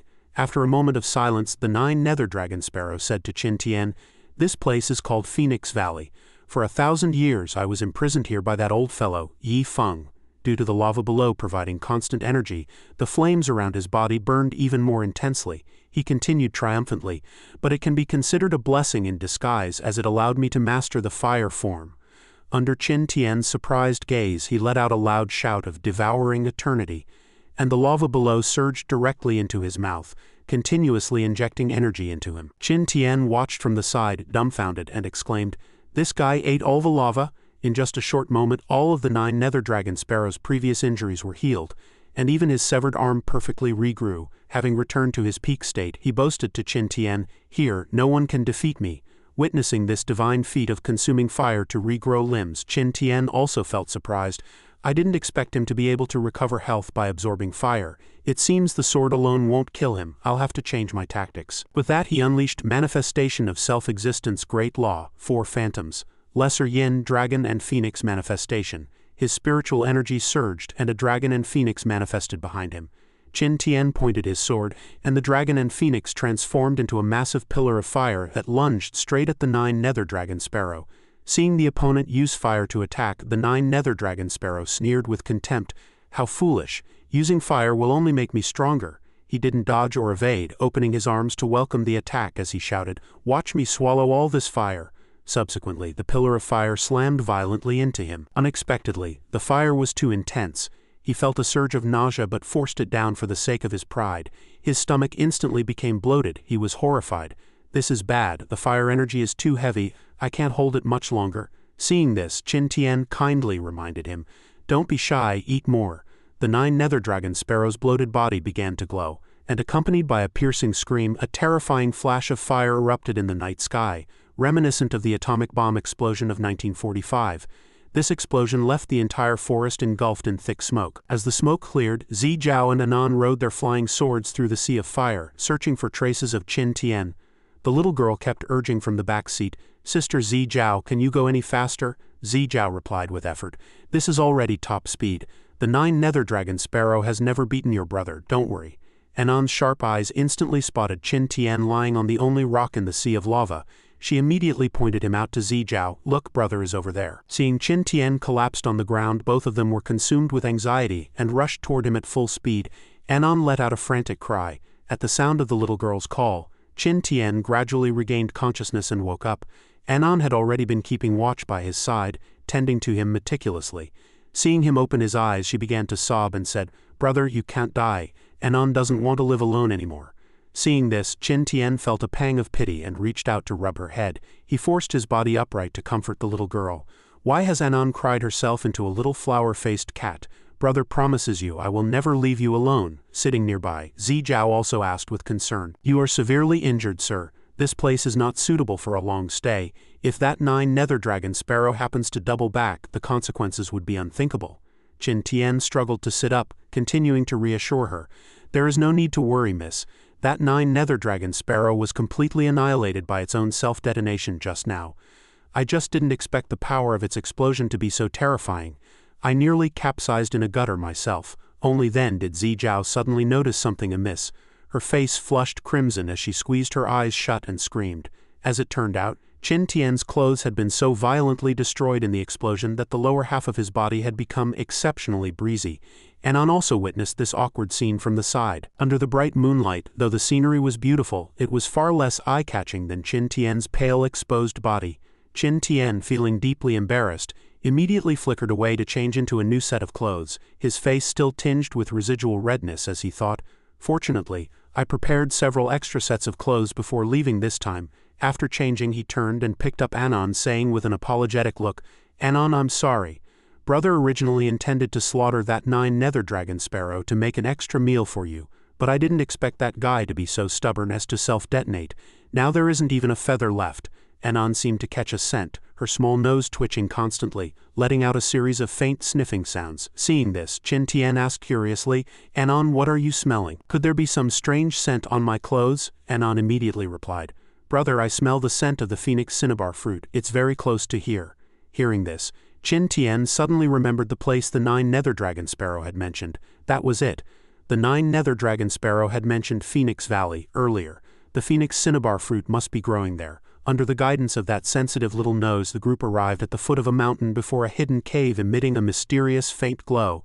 Anon, as if sensing the treasure right before her eyes, said excitedly, "That's it, the aura of the phoenix cinnabar fruit is coming from inside here." Holding her, Qin Tian praised. Good sister, brother was still feeling a lingering fear from that life-and-death battle with the 9 nether dragon sparrow. But I didn't expect such an accidental harvest. Once brother refines a supreme pill for you, you can eat it and become a monster god for fun. The little girl, however, had absolutely no interest in becoming a monster god, replying in a soft, sweet voice, "Anon doesn't want to be a monster god. Anon only wants brother to stay by Anon's side forever." Qin Tian responded emotionally, "All right, Anon will always be my good sister." Following behind them, Zijiao was filled with doubt. This gentleman can not only defeat the half-step supreme 9 nether dragon sparrow, but he actually knows how to refine supreme pills. As if realizing something, Zijiao thought to herself, "I see he must be the reincarnation of some great powerhouse. That explains everything." The process of finding the phoenix cinnabar fruit was not difficult, as it emitted a strange glow that could be recognized at a glance even from a distance. As they drew near, Zijiao excitedly pointed ahead and shouted, "Look, that is the phoenix cinnabar fruit." Without hesitation, Qin Tian drew the sword of life and death and used the tip to pick up the exotic fruit, remarking, "Both the heaven-mending root and the phoenix cinnabar fruit are now in hand. Only the Tao supreme fruit is missing before I can refine the supreme pill." As he spoke, Qin Tian used the sword of life and death to pierce through the fruit, then handed it to Anon. "Here, sister, you hold it first." Anon very obediently reached out to take it. Only Zijiao wore the startled expression of a normal person, unable to stop herself from complaining. "That is the incomparably precious phoenix cinnabar fruit. Who uses a sword to poke it like that? It's not like it's a roasted sweet potato." No sooner had she spoken than the entire mountain began to shake violently, and countless boulders tumbled down. Zijiao was the first to react, crying out in alarm, "Is it an earthquake?" Immediately following, a massive crack spread out beneath her feet. In an instant the crack expanded into a pitch-black abyss, swallowing Zijiao whole before she could even offer a reaction. An explosion echoed from deep underground as Zijiao plummeted down. In the nick of time, Qin Tian firmly grabbed her hand, while Anon was currently clinging tightly to his back, her small face still wearing a dazed and innocent expression. Qin Tian shouted a warning, "Hold on tight, this place is going to collapse." He freed one hand, swinging the sword of life and death to shatter the giant rocks blocking their path. The bursting debris triggered a series of explosions as Qin Tian leapt toward high ground with Anon and Zijiao. The three of them stood in the distance looking down at what was now a field of ruins. Moments later, Qin Tian discovered the true target of this trip, the Supreme Tomb. At the very center of that subterranean abyss stood an ancient tomb made entirely of white stone. After the three of them landed safely, they walked slowly toward the tombstone. A line of text appeared on the tombstone. "I am the Venerable Night Wind. I cultivated the profound night secret scripture, and achieved the realm of heavenly venerable, yet the creation of heaven and earth is mysterious and vast. In the end, I could not let go of the bitterness of love, and thus I sleep here forever. Any with an immortal body who enters this tomb may receive my legacy and carry on my mantle." Qin Tian stroked his chin, falling into deep thought. "I thought it was just a supreme tomb, but I didn't expect it to be the resting place of a heavenly venerable. This opportunity must not be lost." Behind him, Zijiao was struck by the power of Night Wind, offering heartfelt praise. Truly incredible. Remembering her purpose for this trip, Qin Tian turned back and asked, "Miss, you surely came to God-Fiend Island for this ancient tomb as well, didn't you? Do you want to enter this tomb?" Zhao turned her head away somewhat bashfully, answering with a trace of pride. I do not." In truth, Zhao and her master had come here specifically for the Supreme Tomb, but unfortunately, her master had already perished at the hands of the 9 Nether Dragon Sparrow. With a face full of worry, she warned Qin Tian, "This tomb is fraught with extreme danger. Zhao knows her own strength is meager. Entering rashly would likely mean certain death. If I've guessed correctly, the 9 Nether Dragon Sparrow was imprisoned for 1,000 years by Heavenly Venerable Night Wind, precisely because he coveted this tomb too much. Please reconsider, Senior." Perched atop Qin Tian's head, Anon also began to worry for him. Is brother really going in? Anon doesn't want brother to be locked up for that long. Qin Tian confidently patted the little girl's leg and replied, "Don't worry, there is no place in this world that can trap your brother." He gently set Anon down and comforted her. "Once brother gets the treasure, I'll take you home." Anon repeated blankly, "Take me home?" Qin Tian turned to Zhao and requested, "Miss Zhao, please look after Anon for me for a while. On the day I emerge from the tomb, I will certainly grant you a great fortune." Zhao took Anon somewhat awkwardly, promising, "Rest assured, Senior, Zhao will definitely do her utmost to ensure Anon's safety." Under the cold moonlight, the atmosphere was eerie. Qin Tian placed both hands on the tombstone and said politely and respectfully, "Senior Night Wind, excuse the intrusion." In an instant, a cyan light erupted, and a cold wind accompanied by white mist swept across the area. Qin Tian stepped into the tomb, only to find himself standing on the edge of an extremely high cliff that felt as though it could collapse at any moment. All around was pitch black, a bottomless abyss. Just as he was wondering what was happening, a woman's call suddenly came from behind him. Looking back, it was actually an Miaoling and Bai Xiaoru, and Miaoling called out softly, "Master." Qin Tian hurriedly ran toward the two, asking anxiously, "How did you get here?" Only then did he notice that both Xiaoru and Miaoling appeared to have suffered extremely severe internal injuries. With a face full of concern, he asked, "Wait, how did you both get injured?" Xiaoru explained weakly, "Miaoling and I encountered a powerful enemy on the way to God-Fiend Island to find you. We accidentally stumbled into a cave and somehow ended up here." Qin Tian flew into a towering rage, his brows knit tight. "Damn it, who exactly bullied you? I will certainly tear him into 10,000 pieces for forcing you into this heavenly venerable tomb." And Miaoling's face was full of terror. "A heavenly venerable tomb? Wasn't it a supreme tomb? With our cultivation, isn't coming in here just seeking death." Qin Tian comforted the two. "Don't worry, it's a long story. Let me heal your injuries first," and Miaoling replied. "All right," but Xiaoru, standing to the side, shouted anxiously, "There's no time, look down there." As it turned out, beneath that endless abyss, scalding lava was surging frantically, and the water level was rising rapidly. Qin Tian looked down in shock. "Damn it, how did so much lava suddenly appear?" Reacting swiftly, he pulled one of them under each arm and said urgently, "Don't panic, I'll take you out of here first." Fearing Qin Tian would run out of strength, Xiaoru urged, "It won't work, Qin Tian. Carrying both of us, you won't be able to escape at all." Qin Tian completely ignored her discouragement. "Enough talk, how could I possibly leave you behind?" And Miaoling also began to struggle stubbornly. "We don't want to drag you down or else everyone will die here." The two struggled while crying out, "Master, let go, the lava is about to catch up, please let us go." Even though his ankles were already burning with excruciating pain from the heat waves, Qin Tian still held them with a death grip, roaring through gritted teeth, "Both of you shut up, even if the King of Hell himself comes, he can forget about snatching you from my hands." The lava rolled in, and the scorching aura instantly swallowed the three of them. Xiaoru cried out in heartbreak at his stubbornness, "Let go, quickly." But how could he let go? Those were his women. He wouldn't let go even in death. Qin Tian jolted awake in a state of chaos. What he was clutching in his hands was no longer his beloved, but a strangely shaped body pillow. He let out a startled cry and sat up, finding a trap filled with sharp spikes hanging above his head. A man's voice rang out, "You're awake." His soul still shaken, Qin Tian murmured to himself with a face full of tear stains, "Was just now all an illusion?" He was trembling all over. Even the strongest cultivator feels fear in the face of death. The man wearing the fox mask explained, "Though it was an illusion, if you had chosen to let go at that moment, you would have already turned into a pool of rotting meat by now." He casually took a sharp knife from a weapon rack. Qin Tian seemed to have discovered a clue about this uninvited guest and questioned him. "Are you Night Wind? You're not dead yet?" The man stopped his movements and replied, "As you can see, this is merely a sliver of a remnant soul left in this world by this Venerable, waiting only for a person destined to fulfill my unfinished wish." Qin Tian curled up in a corner, repeating the other's words. "Unfinished wish?" The man turned his face and explained, "Since you passed the trial, you are qualified to receive this Venerable's inheritance. But before that you must promise me one thing. Qin Tian clutched the body pillow tightly, staring at the man blankly. Within this tomb chamber as grand as a palace, an elegant stone statue of a spirit fox stood quietly. That is my late wife, Qianqin. Years ago, she and I traveled to the burial god city, where we encountered a great horror. Qianqin's fragrance perished and her jade was lost, and I was left with only this sliver of a remnant soul. Before she died, she told me she missed home dearly. Therefore I hope you can take her ashes back to her hometown, Qingchu. Qin Tian reacted immediately, and replied, Qingchu? Could it be that the honorable lady's true form was of the Qingchu fox tribe? Nightwind the Heavenly Venerable responded.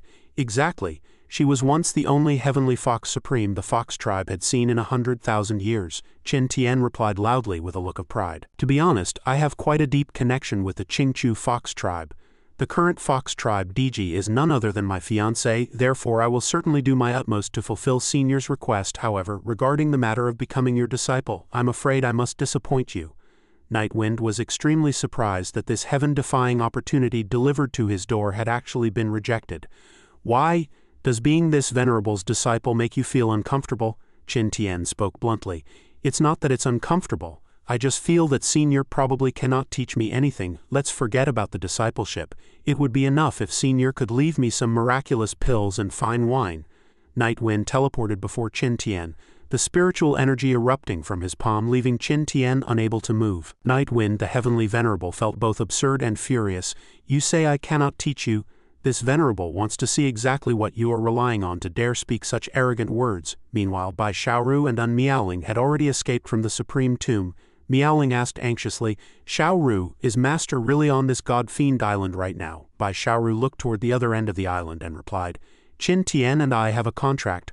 I can sense his aura. He is not far ahead. At the same time, Anan and Zijiao seemed to have fallen into a massive crisis. A voluptuous woman and a fat man were closing in step by step. Zijiao, after all, the Purple Mystery Sect is a prestigious and righteous sect in our central province. I'll give you one last chance. Hand over that little monster behind you and I'll let you go. Zijiao forced herself to shout back, in your dreams. But internally she was trembling with self-reproach. What should I do? I knew the Supreme Tomb would attract countless powerhouses. Why was I so foolish as to stay here? The woman holding the whip said sharply, Senior brother, stop talking nonsense with this girl. Since she's in such a rush to find death, let's just fulfill her wish. The fat man echoed, you're right, since fellow Taoist Zijiao refuses to see reason. Then don't blame me for being ruthless. The old man waved his hand and ordered, move, make it quick. Subsequently, the disciples roared and charged at Zijiao and Anan. Zijiao knew the odds were against her in this battle, murmuring in her heart, I'm sorry, Senior, it seems I must break my word. Before the enemies could even get close, several ice pillars burst from the ground to block their path. The woman looked on in shock as Meowling and Bai Xiaoru arrived just in time. With the strength of those two, these fellows were nothing more than clay chickens and pottery dogs.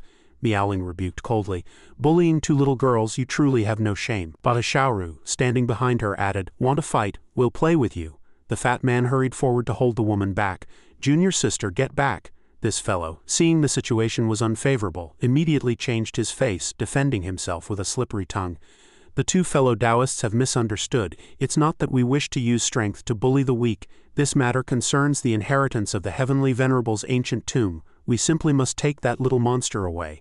Fellow Taoist Zijiao's refusal to yield has truly put us in a difficult position. Xiaoru asked in surprise. Heavenly Venerable Tomb, isn't there only a supreme tomb on God-Fiend Island? The fat man continued, I only learned after looking at the tombstone that the master of this supreme tomb was actually Nightwind. From 30,000 years ago, the supreme tomb has actually long since been promoted to a Heavenly Venerable Tomb. Xiaoru was struck with shock. What? It's actually the tomb of Heavenly Venerable Nightwind? And Meowling turned and asked, Xiaoru, do you know this Heavenly Venerable Nightwind? Xiaoru explained, Heavenly Venerable Nightwind was the husband of our Qingchu Heavenly Fox ancestor, and also the strongest outside aide in Qingchu's history. Later both of them went missing. I didn't expect them to be buried together here. And Meowling then said coldly to the fat man, whether it is a supreme tomb or a Heavenly Venerable Tomb, if you want the inheritance, use your own ability to go in and get it. By what right do you seize a little girl? The old man said as he walked. That little monster's brother was the first to enter, and he triggered a seal that makes it impossible for anyone else to get in. Xiaoru retorted with a sneer. Since the seal is already active, what use is there in catching this child? Zijiao, standing behind them, shouted with resentment. They want to use Anon as a bargaining chip to force Senior to hand over Heavenly Venerable Nightwind's inheritance. Hearing this, and Meowling cursed in anger, despicable. But that old man didn't back down at all, continuing. Fellow Taoist, those words are incorrect. As the saying goes, he who is not of our kind is sure to have a different mind.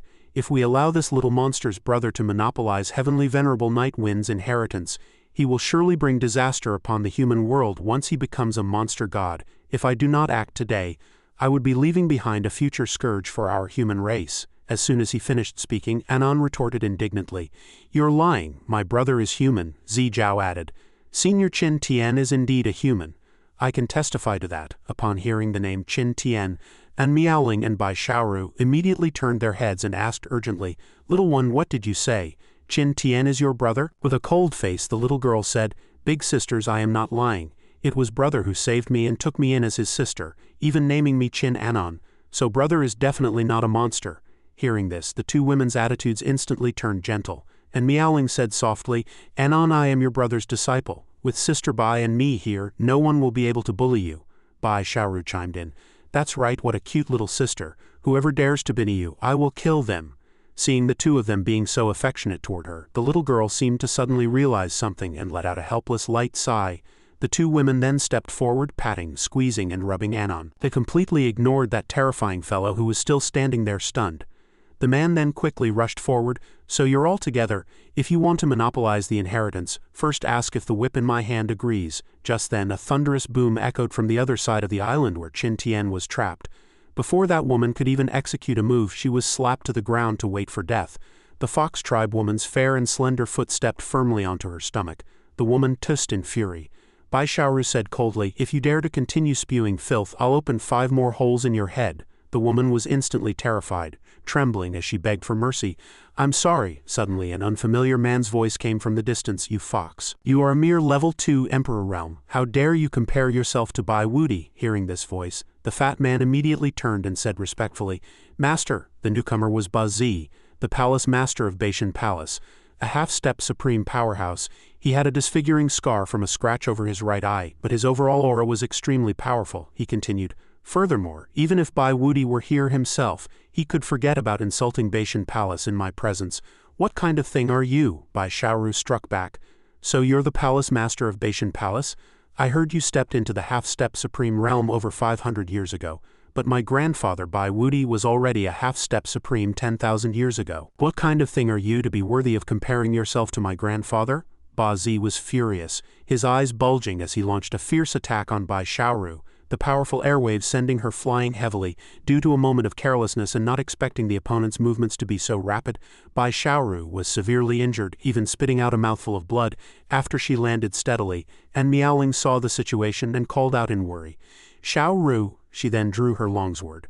Unleashing, swallowing the sun and moon, a massive red light sphere slowly took shape in the air, the surrounding space shifting as if a mirror were shattering, and Meowling met Ba Zi head-on. Unexpectedly, Ba Zi showed no fear at all. Instead, a contemptuous cold smirk curled at the corner of his mouth. Not bad, I recognize this sword technique. Meanwhile, inside the tombstone, Qin Tian stood with a vacant expression, as if caught in an illusion. In the vision, cherry blossoms were in full bloom, and countless prayer slips hung in the air. Nightwind sighed, Just who is this kid? Why is his body entangled with such deep and heavy karma? He peered into Qin Tian's subconscious, seeing his past. Nightwind muttered curiously to himself, What are these things? Suddenly, a flash of red light streaked across, forcibly stopping Nightwind from peering deeper into Qin Tian's memories. Caught off guard, Nightwind was sent flying by this power. He was forced to detach from Qin Tian's subconscious and return to reality. Qin Tian finally regained consciousness, frowning as he looked at him with a heart full of suspicion. Why did you forcibly enter my body without my consent? I thought you were trying to possess me. At this moment, Nightwind's heart was filled with unsolved mysteries. Just who is this kid? But on the surface he remained terrifyingly calm, replying, Possess you? Rest assured. For someone with such deep karma as you, no one in the world can possess you. No wonder you dared to say you didn't need to acknowledge me as your master, Qin Tian replied. Since I was able to come here, it shows we have fate. He reached out his hand, and Nightwind revealed a gratified and proud expression. Most importantly, I can go out and help you find a successor. Senior Nightwind, don't be sad anymore. His face was written with confusion. Qin Tian then asked, Wait, what exactly did you come in for? As the two were talking, the palace suddenly began to shake violently. Qin Tian spoke first. An earthquake, Nightwind speculated. It seems someone is trying to force their way in. He cast a spell, and a golden light screen appeared before them. In the image, the scene outside the ancient tomb was clearly visible. Qin Tian's two beloveds were being ruthlessly trampled and insulted by their opponents. The woman holding the whip stepped on them while cursing, "Weren't you very arrogant just now? Be arrogant for me again." Unable to watch from the sidelines, and Meowling shouted in fury, "Bastard, if you have the guts, come at me." The fat man gripped her chin tightly and mocked, "Come at you." On this side of the light screen, Qin Tian was already beyond furious, roaring madly, "You're seeking death." On the other side, that old fellow was still laughing wildly, while humiliating and meowing, "Do you think I'll let your pretty little face off the hook?" Unable to endure any longer, Qin Tian stepped forward and grabbed Nightwind's collar. "Senior, let me out quickly. I want to kill these beasts." Nightwind struck back with a palm to Qin Tian's body, the vibration causing him to spit out a mouthful of congested blood. Qin Tian asked in confusion, "What are you doing?" He replied calmly, "Just now when I entered your body, I discovered you had internal injuries. This palm strike was to help you discharge the congested blood." Nightwind pointed at the light screen and said, "But in your current state, even if you go out, you may not be a match for that man. Looking at his cultivation, he is at least a half-step supreme," Qin Tian roared with absolute resolve. "Forget if he's just a half-step supreme. Even if he's a supreme or a heavenly venerable, if he dares to touch my people, he must die." Nightwind approached, admiring his courage, and said, "Good, this kid might be passionate, but he certainly has backbone." He reached out his hand and continued, "In that case, I shall lend you a helping hand." Having said that, a brilliant light radiated from Nightwind's hand, enveloping Qin Tian entirely. Startled, Qin Tian shouted, "Senior, are you passing your power to me? But I haven't acknowledged you as my master yet. This is inappropriate." Without any regard for his own condition, Nightwind said plainly, "In truth, the time this remnant soul of mine can remain in the world is already short. I know you're reluctant to accept the power because you fear I will dissipate, but if I don't pass it to you, it will only be wasted for nothing," Qin Tian responded with worry. "But if Senior passes your power to me, won't you vanish into thin air?" "Senior, stop quickly," he replied with utter indifference. "Since you have already promised to send Qianqin back to Qingchu, what does it matter if I disappear now? As for my cultivation techniques and martial arts, if you do not need them, then help me find a successor so that my inheritance may have a continuation." Outside, in that blood-red pit, Bai Xiaoru was ruthlessly discarded by them. "Slut, weren't you quite impressive just now? Show us that impressiveness again." She stubbornly bit back. "Do as you wish with your killing and striking.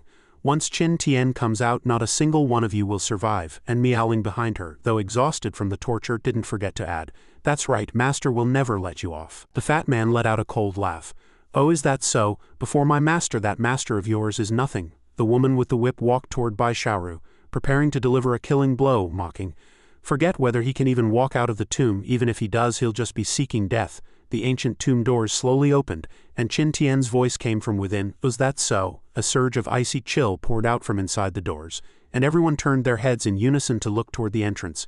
Qin Tian's gaze was as cold as frost, as if it could kill someone invisibly in an instant.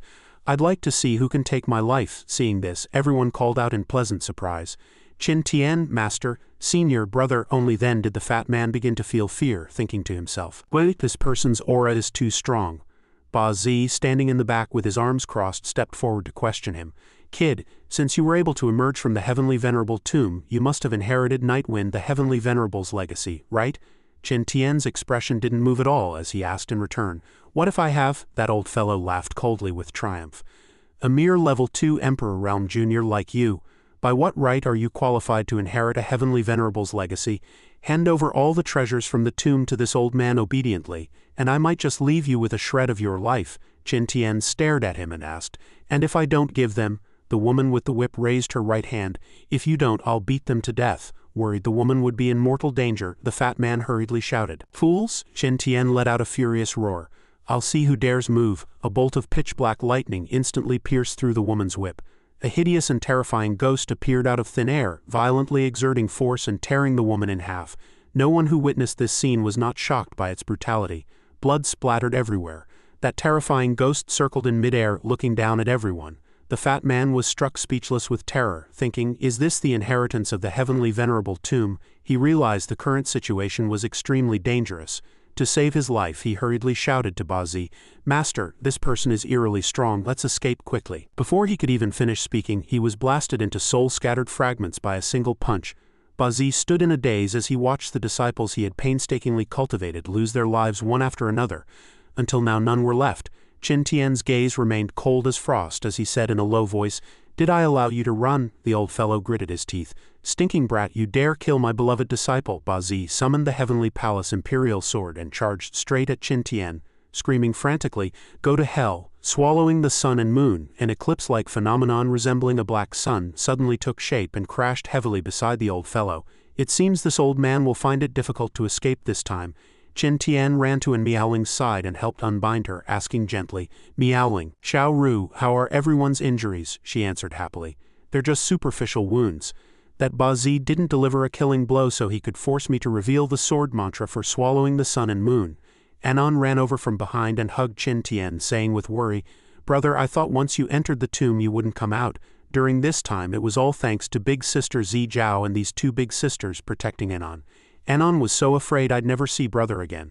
He looked back with a smile, though his eyes carried a hint of sorrow. "I'm sorry, Anon. Brother promises that in the future I'll never let bad people bully you again." As he spoke, Qin Tian rubbed the little girl's head. He turned his gaze toward Zi Jiao. "Miss, thank you for taking care of my sister. I said back then that once I emerged I would grant you a great fortune. Now I am here to fulfill my promise." She shyly declined. No, Senior is too polite. I wasn't hoping for anything. Protecting Anon was actually to repay Senior for saving my life." He lightly touched his fingertip to her forehead and said, "I promised Senior Nightwind in the tomb to help him find a successor. I see that your temperament and character are just right. Now I shall pass on the profound night secret scripture to you on behalf of Senior Nightwind." A surge of white air instantly enveloped the two. After that wondrous encounter, Zi Jiao seemed to have gained an enlightenment of the truth. After inheriting Nightwind's power to her, following his final wish, Qin Tian asked softly, "Are you satisfied with this fortune?" Zi Jiao was beyond moved, kneeling respectfully as she answered, "Senior not only saved Zi Jiao's life but also bestowed such a fortune. Zi Jiao will never forget Senior's great kindness in this lifetime. If I violate this oath, may heaven strike me with lightning." He stepped forward and replied warmly, "Miss Zi Jiao, you overstate things. Senior Nightwind showed me kindness. I hope you can carry forward his legacy in the future," she replied with wild joy. "Zi Jiao will surely cultivate diligently, and never fail the high expectations of Senior Nightwind and yourself." Qin Tian turned to the two beloveds behind him to ask about the sequence of events. "By the way, Miaoling, Xiao Ru, why did you come to God-Fiend Island? Has something happened at home?" The scene shifted to the Wolf God Empire, where a wolf tribe feast seemed to be taking place. A lecherous old man raised his wine cup and said, "Do you think that fellow named Qin will come? 10 upper-grade Imperial weapons. Even if that kid is an Emperor-grade Master Smith, he probably won't be able to produce them, right?" Old Wolf replied calmly. "The Haitian Empress has a very deep relationship with that kid, so he will definitely come. As for whether he has that many upper-grade Imperial weapons, it's not important at all," the lecherous old man replied. "So you're asking a high price while waiting for him to bargain down," he retorted. "How is that possible?" The wine cup in his hand was nearly crushed by his grip. Old Wolf said sinisterly, "I want to kill him. I'll refine his corpse into a demon corpse and have him forge artifacts for us forever." The red-haired man spoke up. "I don't care how you plan to handle that person. In short, you must do what you promise me," he replied. "That is natural. Once this matter is settled, I will send troops to help the Marquis of Slaughter seize the Haitian Empire and turn the Bloodkill sect into the Bloodkill Nation."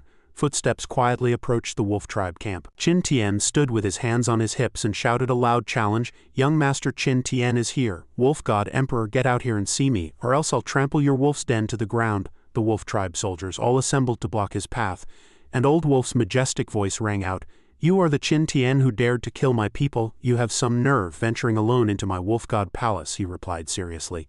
"Enough nonsense. Weren't you going to make the exchange? Where is the Empress?" He didn't answer, only waving his hand for men to bring out Mu Qingqing. She cried out, "Master," in terror. Old Wolf proposed the previous exchange condition.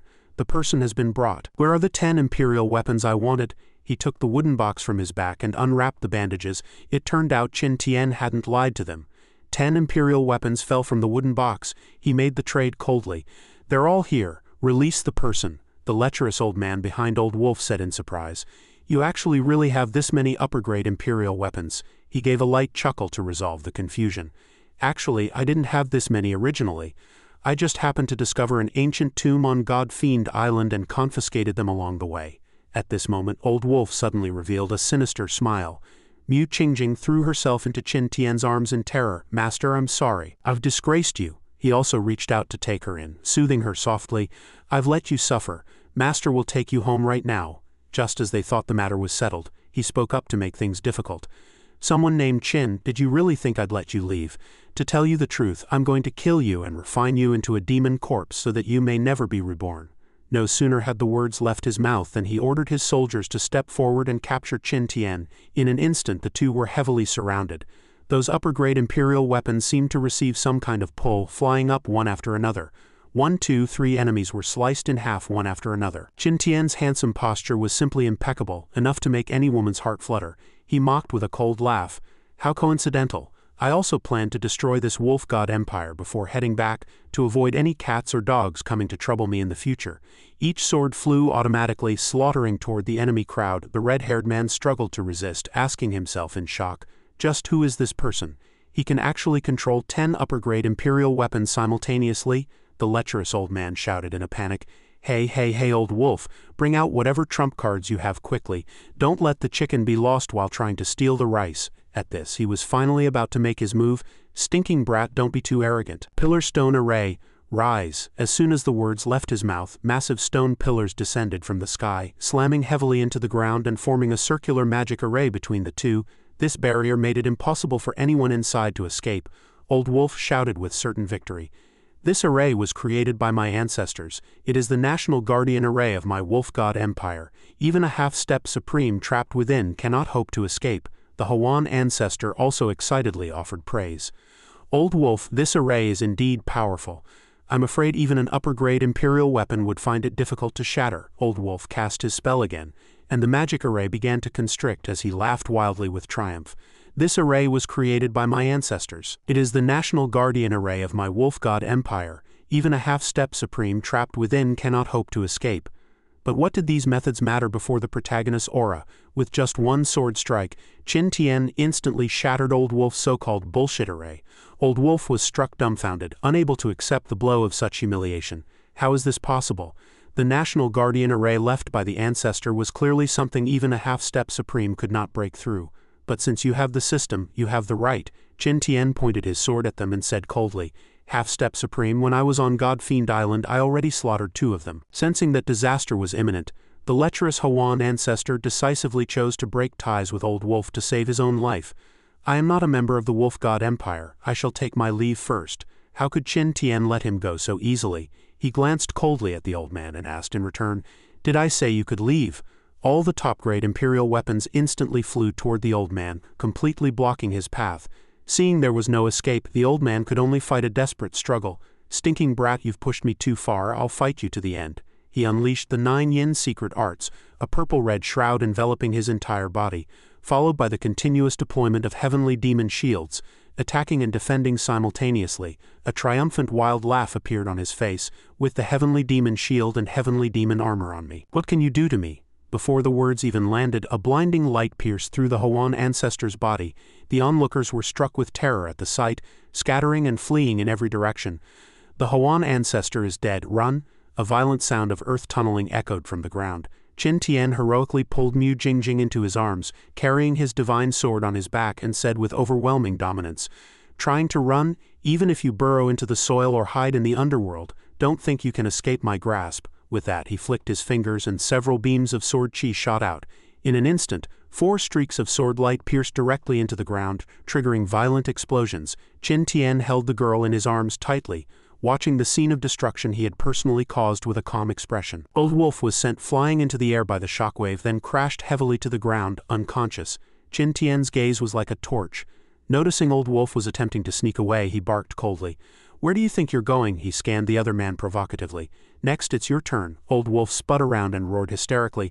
"Someone named Qin, don't think you can kill me. The hidden foundations of the Wolf God Empire are beyond your imagination." Qin Tian lowered his head and softly comforted Mu Qingqing in his arms. "Rest to the side first. Once I finish off these scumbags, I'll come back for you." Mu Qingqing nodded obediently and replied, "All right."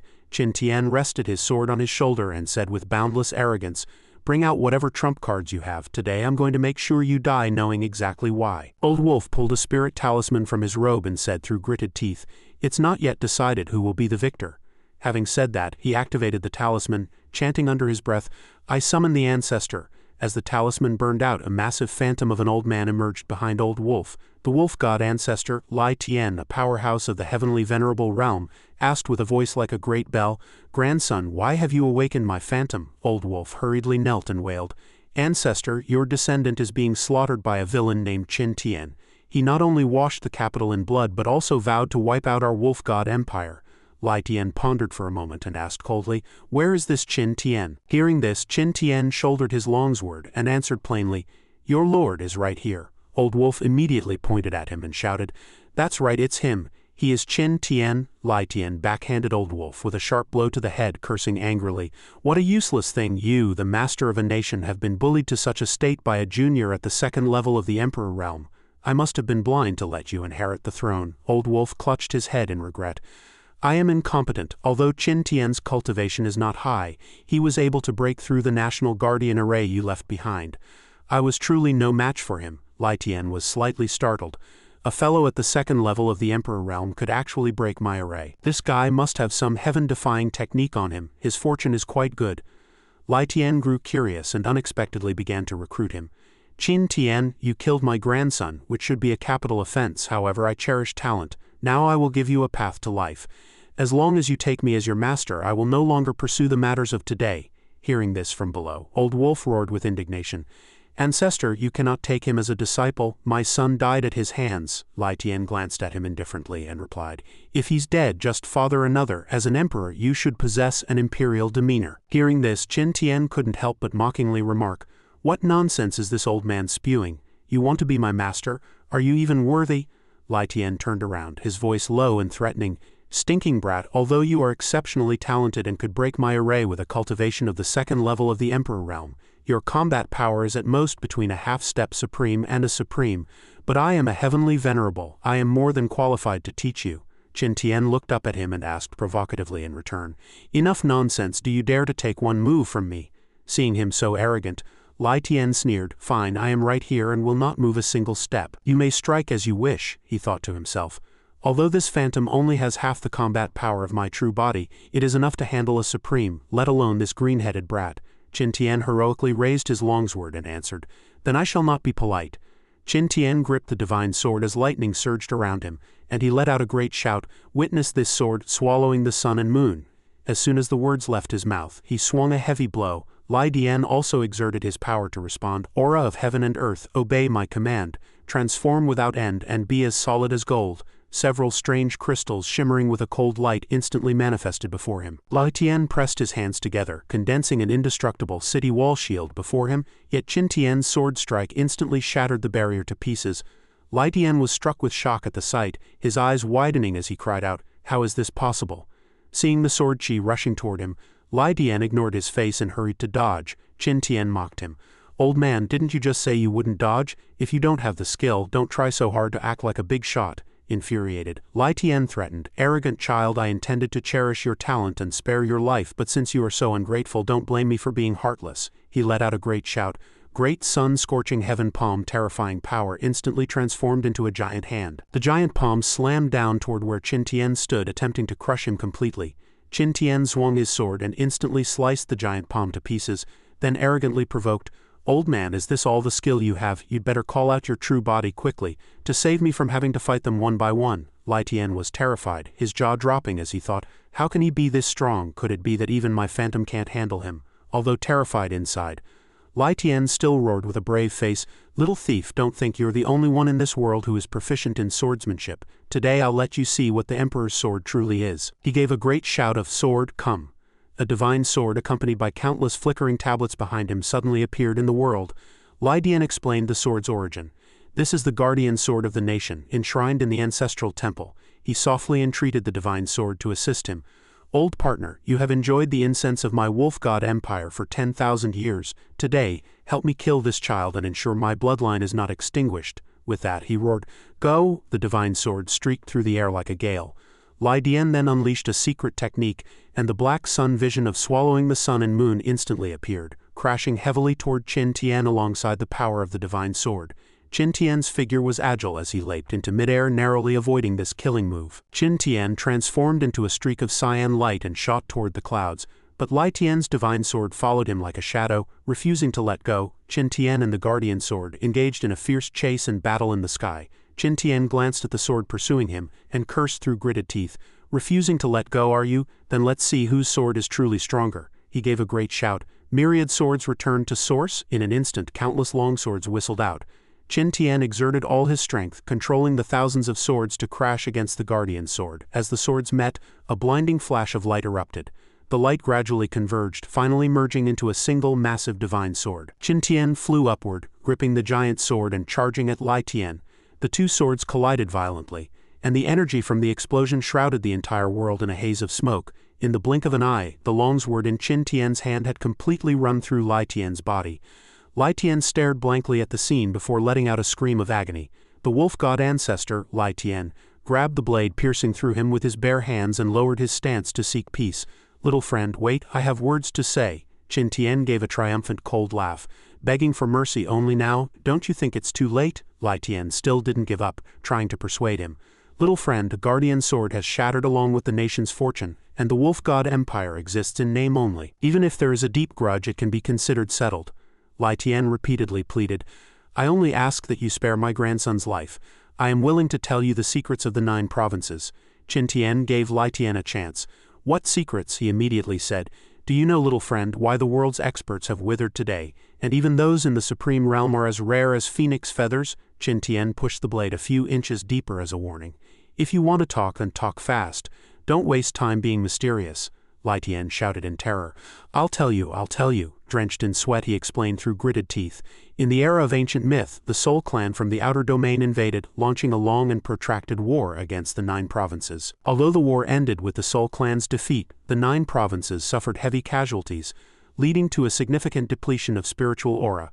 Lai Dian looked up at Qin Tian from his lower position and continued, "To this end, the gods of the 9 provinces joined forces to create a new world suitable for cultivation, which is the so-called upper realm. Since then, once experts in the 9 provinces reach the supreme realm, they can no longer progress and must ascend to the upper realm. Although you are only at the emperor realm, your combat power has reached the supreme realm. With your talent, if you can ascend to the upper realm, you will surely be able to comprehend the great Tao. Why waste your time here in the 9 provinces?" Qin Tian asked coldly, "Whether I enter the upper realm or not. What does it have to do with you?" Lai Tian hurriedly tried to persuade him. "Little friend may not know, but there is only one passage from the 9 provinces to the upper realm. As long as you are willing to spare my grandson's life, I will tell you the location." Lai Tian thought to himself, "Ascending in broad daylight, the glory of a supreme. No one can resist the temptation of such a divine realm." However, in the next second, Lai Tian's eyes widened in horror. The longsword had ruthlessly and completely run through his body. Qin Tian gave a contemptuous cold laugh. "Now that I know of the passage's existence, I will find it eventually, even if you don't speak." With a wave of his hand, Qin Tian instantly sliced Lai Tian in half with sword chi. As expected, his grandson, who had been begging for mercy, was also cut down by this same strike. Before dying, Lai Tian let out a pained and shrill roar. "No?" Qin Tian coldly added a final word. "Besides, I am a man who always keeps his word," he continued arrogantly. "Since I said your grandson must die, then he definitely won't live past today." Lai Tian made a poisonous oath with hatred. "Little thief, I swear here that if you ever dare to step into the upper realm, I will certainly grind your bones to powder." Qin Tian decisively finished him off, saying with annoyance, "How noisy," and Miaoling stepped forward and said with guilt, "Master, I'm sorry," she asked with worry. "Since Master has provoked such a powerful enemy, will that wolf god ancestor come back for revenge in the future?" Qin Tian replied with complete indifference, "Don't worry, the passage from the 9 provinces to the upper realm is likely one way. Otherwise he wouldn't have said he'd wait until I entered the upper realm to take revenge." And Miaoling grew even more worried after hearing this. "True, but if that's the case, won't Master never be able to go to the upper realm?" Qin Tian optimistically gave a thumbs up to comfort Miaoling. "Today I can destroy that old wolf's phantom. Tomorrow I can defeat his true body, the upper realm. I will get there eventually." And Miaoling still tried to argue with some concern. But Qin Tian immediately interrupted. "All right, now that the business is done, let's head back to the Haoshan Empire. I took a sworn sister during this trip to God-Fiend Island. I'll introduce her to you when we get back." Meanwhile, in the main hall of the Emperor Alliance headquarters, Heavenly Emperor City, everyone was kneeling in a neat row, and Qing Shan was also waiting for Di Tian's emergence with fear and trembling. Subsequently, the doors were violently pushed open. DTN stepped into the hall amidst the shouts of the crowd. "We welcome the young master DTN back from seclusion. Congratulations to the young master on his promotion to the Supreme Realm." This person was none other than the Alliance leader of the Emperor Alliance, DTN. A subordinate hurried forward with congratulations, asking of DTN's intentions. "Does the young master intend to proceed to the upper realm for cultivation immediately?" DTN answered, "There is no rush. I will wait until I have reached the heavenly venerable realm before leaving. I want everyone to know that I, DTN, am the most outstanding heir of the Emperor clan." He immediately turned the topic to what he was concerned about. "Ching Shan, was that Qingchu Diji I wanted captured? The heavenly fox bloodline she carries will be of great benefit to my promotion to the heavenly venerable realm." Ching Shan begged for mercy in terror. Your subordinate is incompetent." DTN suddenly clenched his fist and repeated, "Incompetent." He abruptly stood up and gripped Ching Shan tightly by the neck. "I gave you so much time, and yet you couldn't even handle such a small matter. Since you are so incompetent, what use is there in keeping you?" The old fellow was shaking with terror, repeatedly begging for mercy. Uncle Zuo, standing to the side, spoke up to dissuade him. "Young master, please appease your anger. It's not that Elder Ching Shan didn't try his best. It's just that a fellow named Qin Tian came out of nowhere to interfere, which is why they failed to capture the Qingchu Diji." DTN asked coldly, "Who is Qin Tian?" Uncle Zuo answered respectfully. "This person is from the Kunlun sword sect in the eastern province. His smithing skills are famous throughout the 9 provinces. He is the only emperor-grade master smith of this age." DTN mocked with a face full of disdain. "Just a master smith. Even if he were more powerful, would he be able to protect Bai Zhao Ru?" He stared at Ching Shan with a face full of suspicion. "Ching Shan, could it be that you've taken some sort of benefit from him?" The old fellow struggled desperately to deny it. Your subordinate would not dare." Uncle Zuo spoke up again to warn. "Young master, you must not underestimate this person." DTN turned his head, signaling for him to continue. Uncle Zuo added, "Although I have never personally seen Qin Tian, he is certainly also a supreme-level expert." DTN revealed an expression of surprise. "A master smith actually has supreme-level cultivation? Could Uncle Zuo have misidentified him?"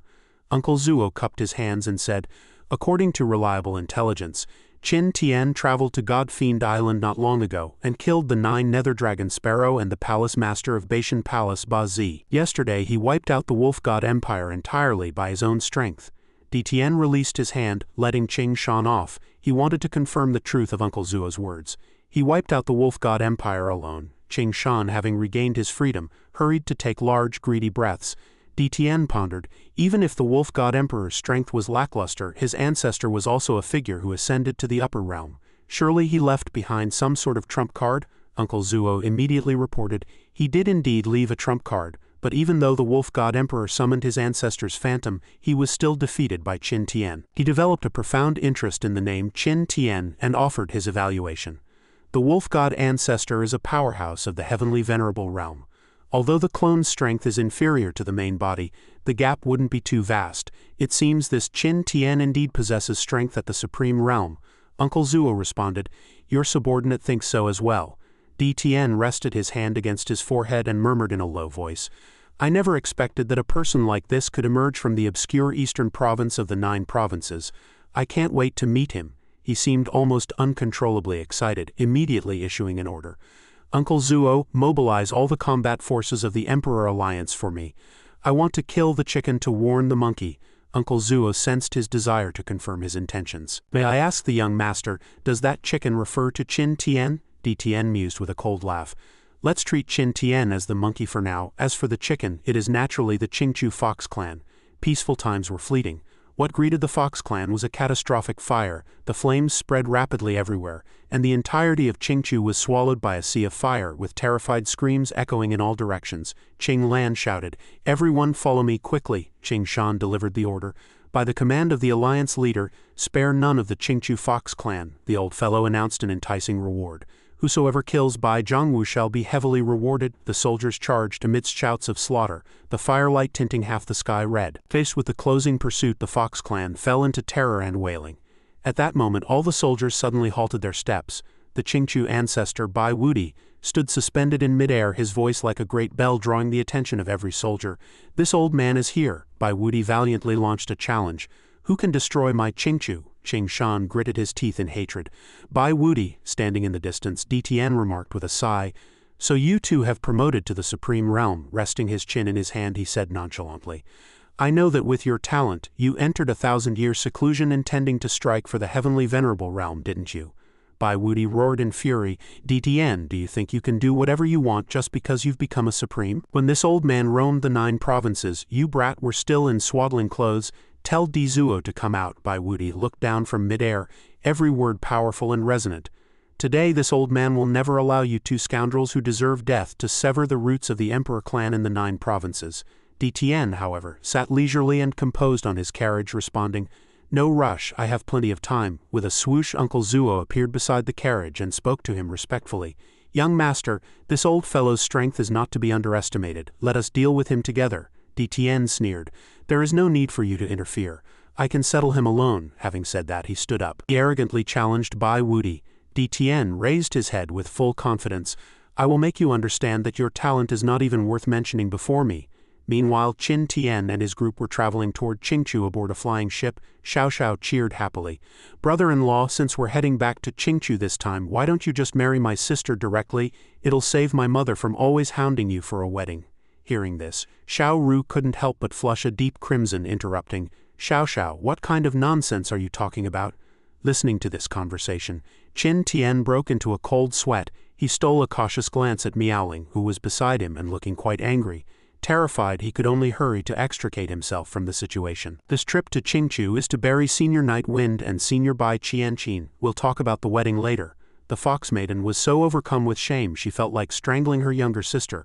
I'm going to gag your mouth, stop talking nonsense. When she saw the scene before her, Xiao Ru froze. Faced with the scarred ruins and the fire spreading everywhere, she blurted out in terror, How was Qingchu burned? Not a single place has escaped this heartless fire. Xiao Ru seemed unable to believe her eyes. How did it become like this? The girl cried out anxiously as she searched for her family. Father, mother, please answer me. Qin Tian gripped Xiao Ru's hand tightly, urging her to stay calm first. The fox maiden sobbed, I can't stay calm. This must have been done by the Emperor Alliance. Since they couldn't catch me, they attacked Qingchu. It's Qingchu. It's I who have harmed everyone. Qin Tian hurriedly grabbed Xiao Ru's hand and gently pulled her into his arms to comfort her. If it really was done by the Emperor Alliance, I swear I will make them pay in blood. Now is not the time for self-reproach. We must first find the culprit and find out exactly what happened. Miaoling also spoke up to dissuade her. That's right, no matter who did this debt must be repaid. Just as Master said, we find the culprit first. Hearing about finding the culprit, Xiao Ru suddenly remembered something. She immediately said to everyone, I know where to look, follow me. Xiao Ru opened a cellar door and replied with a sorrowful expression, This is the secret passage leading to the Sky Fox Palace. If there are survivors, they are very likely hiding here. This tunnel is very deep and has no light. She took the lead, with the others following behind holding torches. This cellar appeared to be of a massive scale. A Fox clan maid cried out in terror. Madam, someone is coming. Qing Lan looked toward the light in the darkness with a serious expression and answered, No crying. Remember, we of the Qingchu Fox clan can be killed but not insulted. As the sounds approached, the mysterious figures drew closer and closer to Qing Lan and the others, everyone prepared for battle. Unexpectedly, Xiao Ru came running out of the cavern in tears. Seeing Xiao Ru, Qing Lan was also greatly shocked. She couldn't believe her eyes, subconsciously calling her daughter's name. Xiao Ru, the nearby maid, also cried out in pleasant surprise. Diji, everyone was finally reunited after surviving countless hardships. Upon seeing her mother, Xiao Ru ran to her with all her might like a child, shouting, Mother? Seeing this, the following Xiao Xiao couldn't help but call out as well. Seeing both her daughters there, Qing Lan couldn't help but ask at such a critical moment, Xiao Xiao, Qin Tian, why have you all come? Immediately after, the two sisters ran over and threw themselves into her arms, constantly exclaiming, This is wonderful. Qing Lan, however, worried for them. Silly children, why did you come back? With tears in her eyes, Qing Lan reached out to stroke Xiao Ru's head, calling softly, Silly girl. The nearby Qin Tian also asked, Aunt, who did these things? Was it the Emperor Alliance? She answered, That's right, and then recounted what had happened on this land. Tian, the alliance leader of the Emperor Alliance, personally led a massive army to attack Qingchu. His cultivation reached the Supreme Realm after he emerged from seclusion. Had Grandpa Bai not emerged in time, we would likely have been doomed. Hearing this, Xiao Ru looked up and asked her mother curiously, You mean Grandpa Bai Wuti, he emerged from seclusion? Qing Lan gently stroked her head and said with a worried face, Yes. As the scene shifted to the battlefield between Bai Wuti and Tian. The two were currently clashing, their techniques causing the heavens and earth to crack. Bai Wuti pointed his spear at DTN, who was also no average fellow, gathering power with a wave of his hand. Following this, he raised his hand and pointed at Bai Wuti to launch an attack. Hundreds of stars in the sky seemed to obey his command, charging straight at Bai Wuti. Fortunately, Bai Wuti supported a barrier in time, blocking the rain-like onslaught of stars. While defending, he mocked with disdain, "DTN, is this all you have, these trivial tricks?" No sooner had he spoken than their spears clashed again, erupting with staggering pressure. Seeing the opponent's strength was seemingly a match for his own, Bai Wuti said triumphantly, "Truly disappointing." Having said that, he added another strike toward where DTN stood, mocking, "Or rather, it's only your mouth that's hard." DTN struck back without yielding. "Bai Wuti, since you are in a rush to find death, I shall fulfill your wish." He then exerted his power for a strike that forced Bai Wuti back repeatedly. Following this, he executed Shifting Stars and Swapping Moon, instantly manifesting 3 true bodies before Bai Wuti. Seeing this, Bai Wuti not only didn't retreat but added fuel to the fire.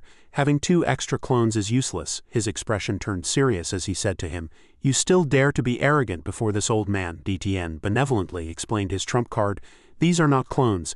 They are all my true bodies, therefore I alone can exert triple the combat power." The 3 DTNs pointed at Bai Wuti simultaneously, roaring in unison, "Bai Wuti, no matter how powerful you are, you cannot stop 3 Supremes joining forces." With that, the 3 figures lunged at Bai Wuti with piercing, killing intent, shouting, "Die!" In an instant, the first person had closed in, swinging a staggering slash that forced him to block with his spear. While observing the remaining 2, he parried the attack before him, mocking triumphantly, "Haha, thinking you can kill this old man with just this? You're daydreaming." Immediately after, he pierced one of the 3 DTNs with his spear. But DTN was waiting for exactly this moment. He took the opportunity to reach out and grab Bai Wuti's weapon with a death grip, revealing a triumphant, cold smirk. Simultaneously, the other 2 true bodies took the chance to stab a sword each into his abdomen and back. Being caught in such a despicable scheme caused Bai Wuti a momentary lapse, revealing a fatal opening. After suffering 2 heavy blows, Bai Wuti was severely injured on the spot and spat blood. Standing in the distance, DTN said gloatingly, "Bai Wuti, that's quite a heavy injury, isn't it?" But Bai Wuti's mouth was no match for his either. After spitting out a few more mouthfuls of congested blood, he stared at him and said, "Aren't you the same?" DTN sneered triumphantly as he pulled the longsword from his own body. "Did you think you were making a 1-for-1 trade with me?" At the sight of Bai Wuti's sword wounds, blood was gushing out along the blade as it was withdrawn. After retreating to a safe position, DTN continued, "Don't forget, this body is only one of my 3 true bodies." With that, he recalled the 2 clones, 3 returning to 1. The injuries he had just sustained were left with only a trace of blood.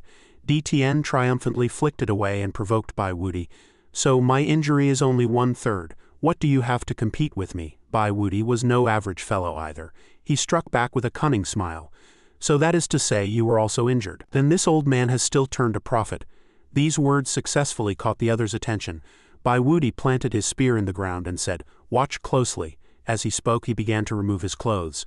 This is the healing divine ability this old man comprehended after promoting to Supreme.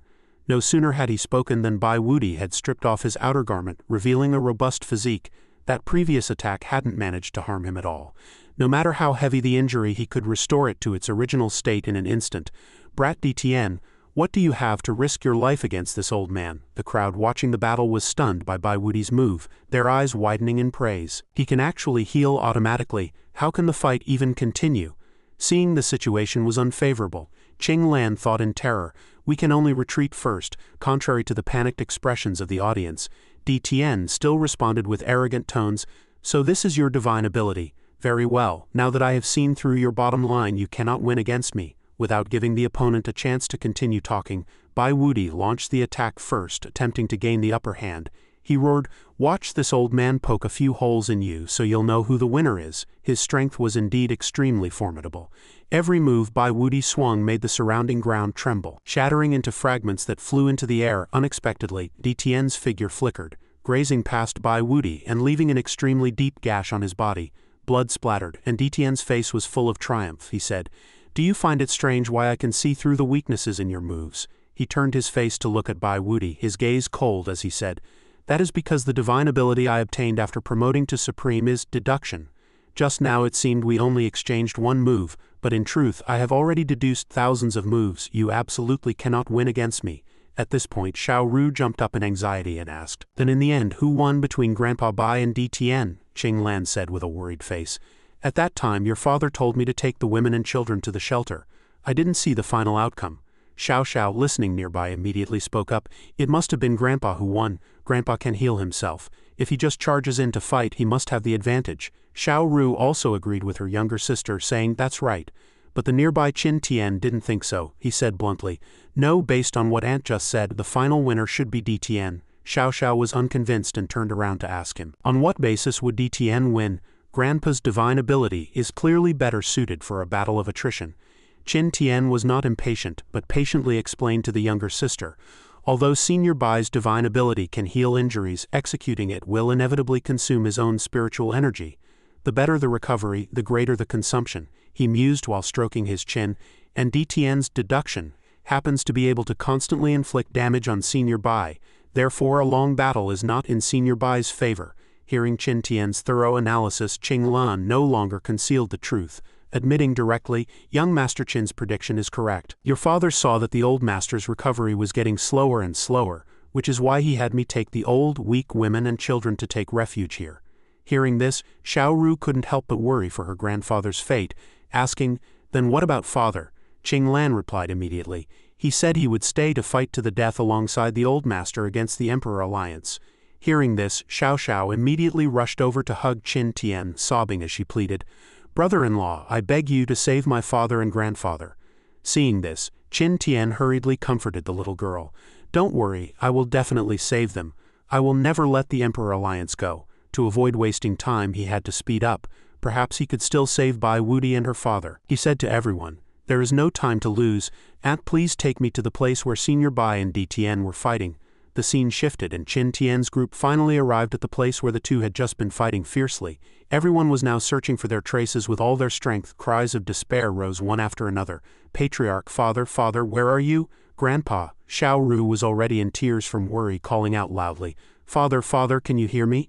After observing the surroundings, Qin Tian said to the girl, Xiao Ru, stop looking, there's no aura left around here. Hearing this, Xiao Ru felt a sense of dread and asked, could it be that father and grandpa have already met with misfortune? Qin Tian said worriedly, if that were the case, the corpses of Uncle and Senior Bai should be nearby. Qing Lan walked over from behind and pressed further. According to young Master Qin's meaning, my husband and the old master were captured by the Emperor Alliance. He stood aside and replied seriously, that's right, although I don't know what the Emperor Alliance wants, Uncle and Senior Bai should still be alive. After a fruitless search, Qin Tian straightened his clothes and said to everyone, Miaoling Xiao Ru, we're going to the Emperor Alliance headquarters. I'm going to meet that DTN. In a dark and terrifying cell, blood was dripping from Bai Wuti's body. The camera pulled back for a panoramic view, showing him tightly locked down by multiple iron chains. Not only that, he was also being subjected to severe torture by DTN, with spike-like wooden stakes driven through his body. Despite the excruciating pain, he gritted his teeth and endured, refusing to make a sound. At this moment, a subordinate behind DTN asked in confusion, young master, can Bai Wuti's essence blood really help you break through to the heavenly Venerable realm? DTN was staring at his spoils of war, saying triumphantly, exactly, back then Nightwind was merely an ordinary supreme. But after marrying the Sky Fox Supreme Bai Qianqin, he received nourishment from the Sky Fox bloodline, achieving the rank of Heavenly Venerable in a single step. My name shall echo throughout the 9 provinces, DTN declared smugly. In the current Fox clan, Bai Xiao Ru possesses the purest Sky Fox bloodline. I originally intended to use her as a cultivation furnace to seize that bloodline, but unfortunately she escaped. However, I can settle for the next best thing. It was estimated to take about a month to refine the Sky Fox bloodline from Bai Wuti's essence blood. Hearing this, a subordinate immediately cupped his hands and offered respectful consolation, saying that for the young master to promote to Heavenly Venerable in just 1 month was divine speed, and by then the entire 9 provinces would revere him. After hearing this, DTN adopted a pensive expression and said, this is merely the beginning. One day, I will make the entire upper realm know the name of DTN. The subordinate then reported the results of the expedition. Young Master Bai Zhongwu and the officials of Qingchu have been thrown into the dungeon. Do we need to take their essence blood to refine the Sky Fox bloodline as well? DTN replied, there's no need to take it from those of mediocre talent. Keeping them alive is merely for use as bait. Looking at the unconscious and wretched Bai Wuti, the subordinate said, I understand. The young master aims to lure Bai Xiao Ru into showing herself. The next morning, outside the city of Beaming, the scene shifted to 3 people heavily dressed and wearing bamboo hats, appearing outside the city. Qin Tian walked for a while before reaching the city gate, standing a step behind the city wall. He said, "Found them." He confirmed his judgment once more. "Your father's aura is coming from inside. They must be imprisoned here." Hearing this, Xiao Ru grew frantic and moved as if to take action. "Then what are we waiting for? Let's move." Fortunately, Qin Tian stopped the Fox Maiden in time, saying, "Don't be in a rush. You two have something more important to do." He looked at the city and said confidently, "A grand show is about to begin tonight." As night fell within the city of the Emperor Alliance, the sound of a pellet drum echoed from beside the street. Suddenly, a guard carrying a food box walked toward another soldier on duty. The soldier on duty complained, "What took you so long? I'm starving." He reached out to take the food box and added, "As punishment, you're not allowed to look for 2 minutes. I'm eating first." While he wasn't paying attention, the guard drew a sword and took the life of the soldier who had just received the food box. The eyes of the soldier who had murdered his comrade turned pitch black and terrifying.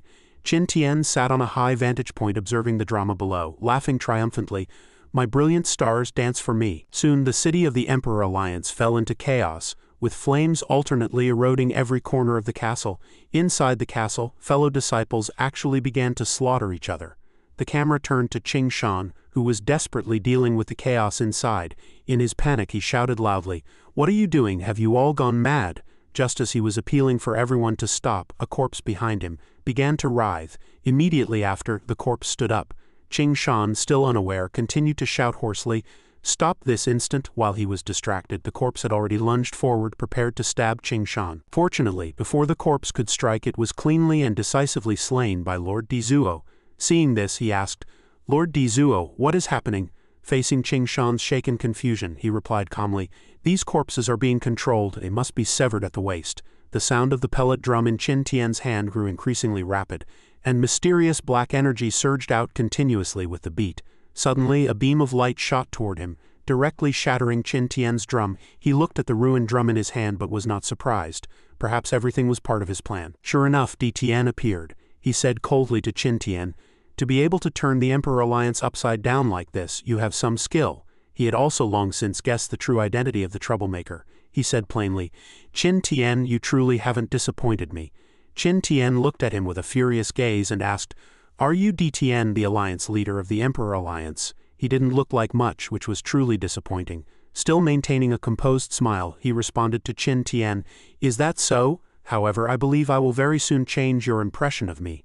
No sooner had the words left his mouth than his figure flickered, charging at Qin Tian with incredible speed and swinging a sword. This speed also caused him to be secretly startled, forced to admit, "So fast." Qin Tian quickly summoned the sword of life and death, thinking that although they were both in the supreme realm, this guy was completely different from those he had encountered before. With that he swung a sword toward Di Tian, but it was blocked by the other's spear. He spoke to Qin Tian in a somewhat playful tone, "Compared to Bai Wudi, you are indeed much more interesting." Without further talk, Di Tian quickly pulled back to create distance, and both unleashed 2 slashes simultaneously. Qin Tian exerted his power to perform the heart sword technique, and a black sword chi broke through the air, racing toward Di Tian. When the sword chi touched Di Tian, it erupted with staggering power, sending dust swirling into the sky. Once the smoke cleared, Di Tian stood firmly holding his spear, completely unharmed. The excitement of fighting a powerhouse like Qin Tian was hard to hide in his gaze. Without waiting for him to counterattack, Qin Tian unleashed a continuous barrage of black sword chi toward him, while he still chose to parry rather than counter. Suddenly, the two weapons clashed once more. The two looked into each other's eyes. Qin Tian provoked him, "Can the Grand Leader of the Emperor Alliance only dodge?" Di Tian immediately struck back, "I have already seen through your moves. All the ways to break them are within my deduction." Hearing this, Qin Tian gave a mocking smile and replied, "So what?" Just then, taking advantage of him letting down his guard, Qin Tian let out a great shout, "Die!" Seizing the opportunity, he unleashed a black sword chi that sent the other reeling back. After landing, Di Tian retreated several dozen feet, having completely deduced Qin Tian's fighting style. Di Tian began his counterattack. As Qin Tian charged forward, he reminded him once more, "You have no chance of winning." As he spoke, he had already predicted the thousands of movements Qin Tian was about to make next. Each vision was a different outcome. By this means, he said smugly and slowly, the ending was destined long ago. Having said that, he swung his spear, sweeping out a surge of energy that blocked Qin Tian's violent offensive.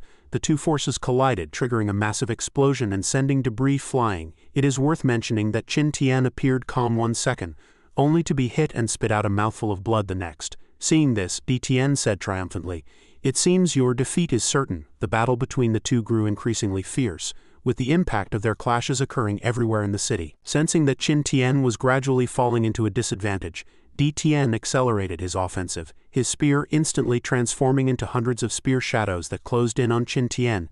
Seeing him fighting while retreating, Di Tian seized the opportunity and shouted, "Now is the time, hand over your life." With that he lunged a spear strike toward Qin Tian and roared, "Go to hell."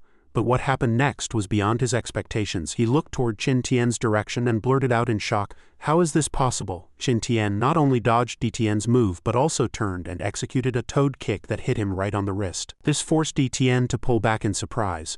With a look of shock he said in confusion, "According to my deduction, you shouldn't have been able to dodge that move just now. It seems you still have strength in reserve." Qin Tian stood opposite him and responded calmly, "Since I know your supreme divine ability is deduction, I naturally wouldn't be stupid enough to expose all my strength." After hearing this, Di Tian actually found it interesting and said, "A wise choice, then let me see exactly how much strength you are still hiding." With that, the two engaged in combat once more, matching move for move. The power of their battle sent rocks flying everywhere. In a state of frenzy, Di Tian said to him, "My uncle was right. Qin Tian, you are indeed my rival, but I have already grasped your strength now.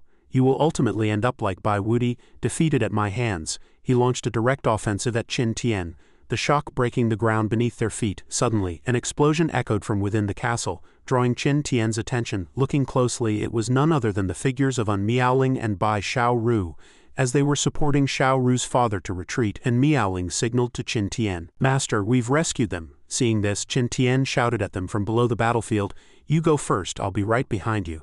Hearing this, Di Tian said to him with a cold laugh, "Qin Tian, you surely don't think I'll let you leave, do you? The reason I kept those useless people from Qingchu alive was precisely to lure you here."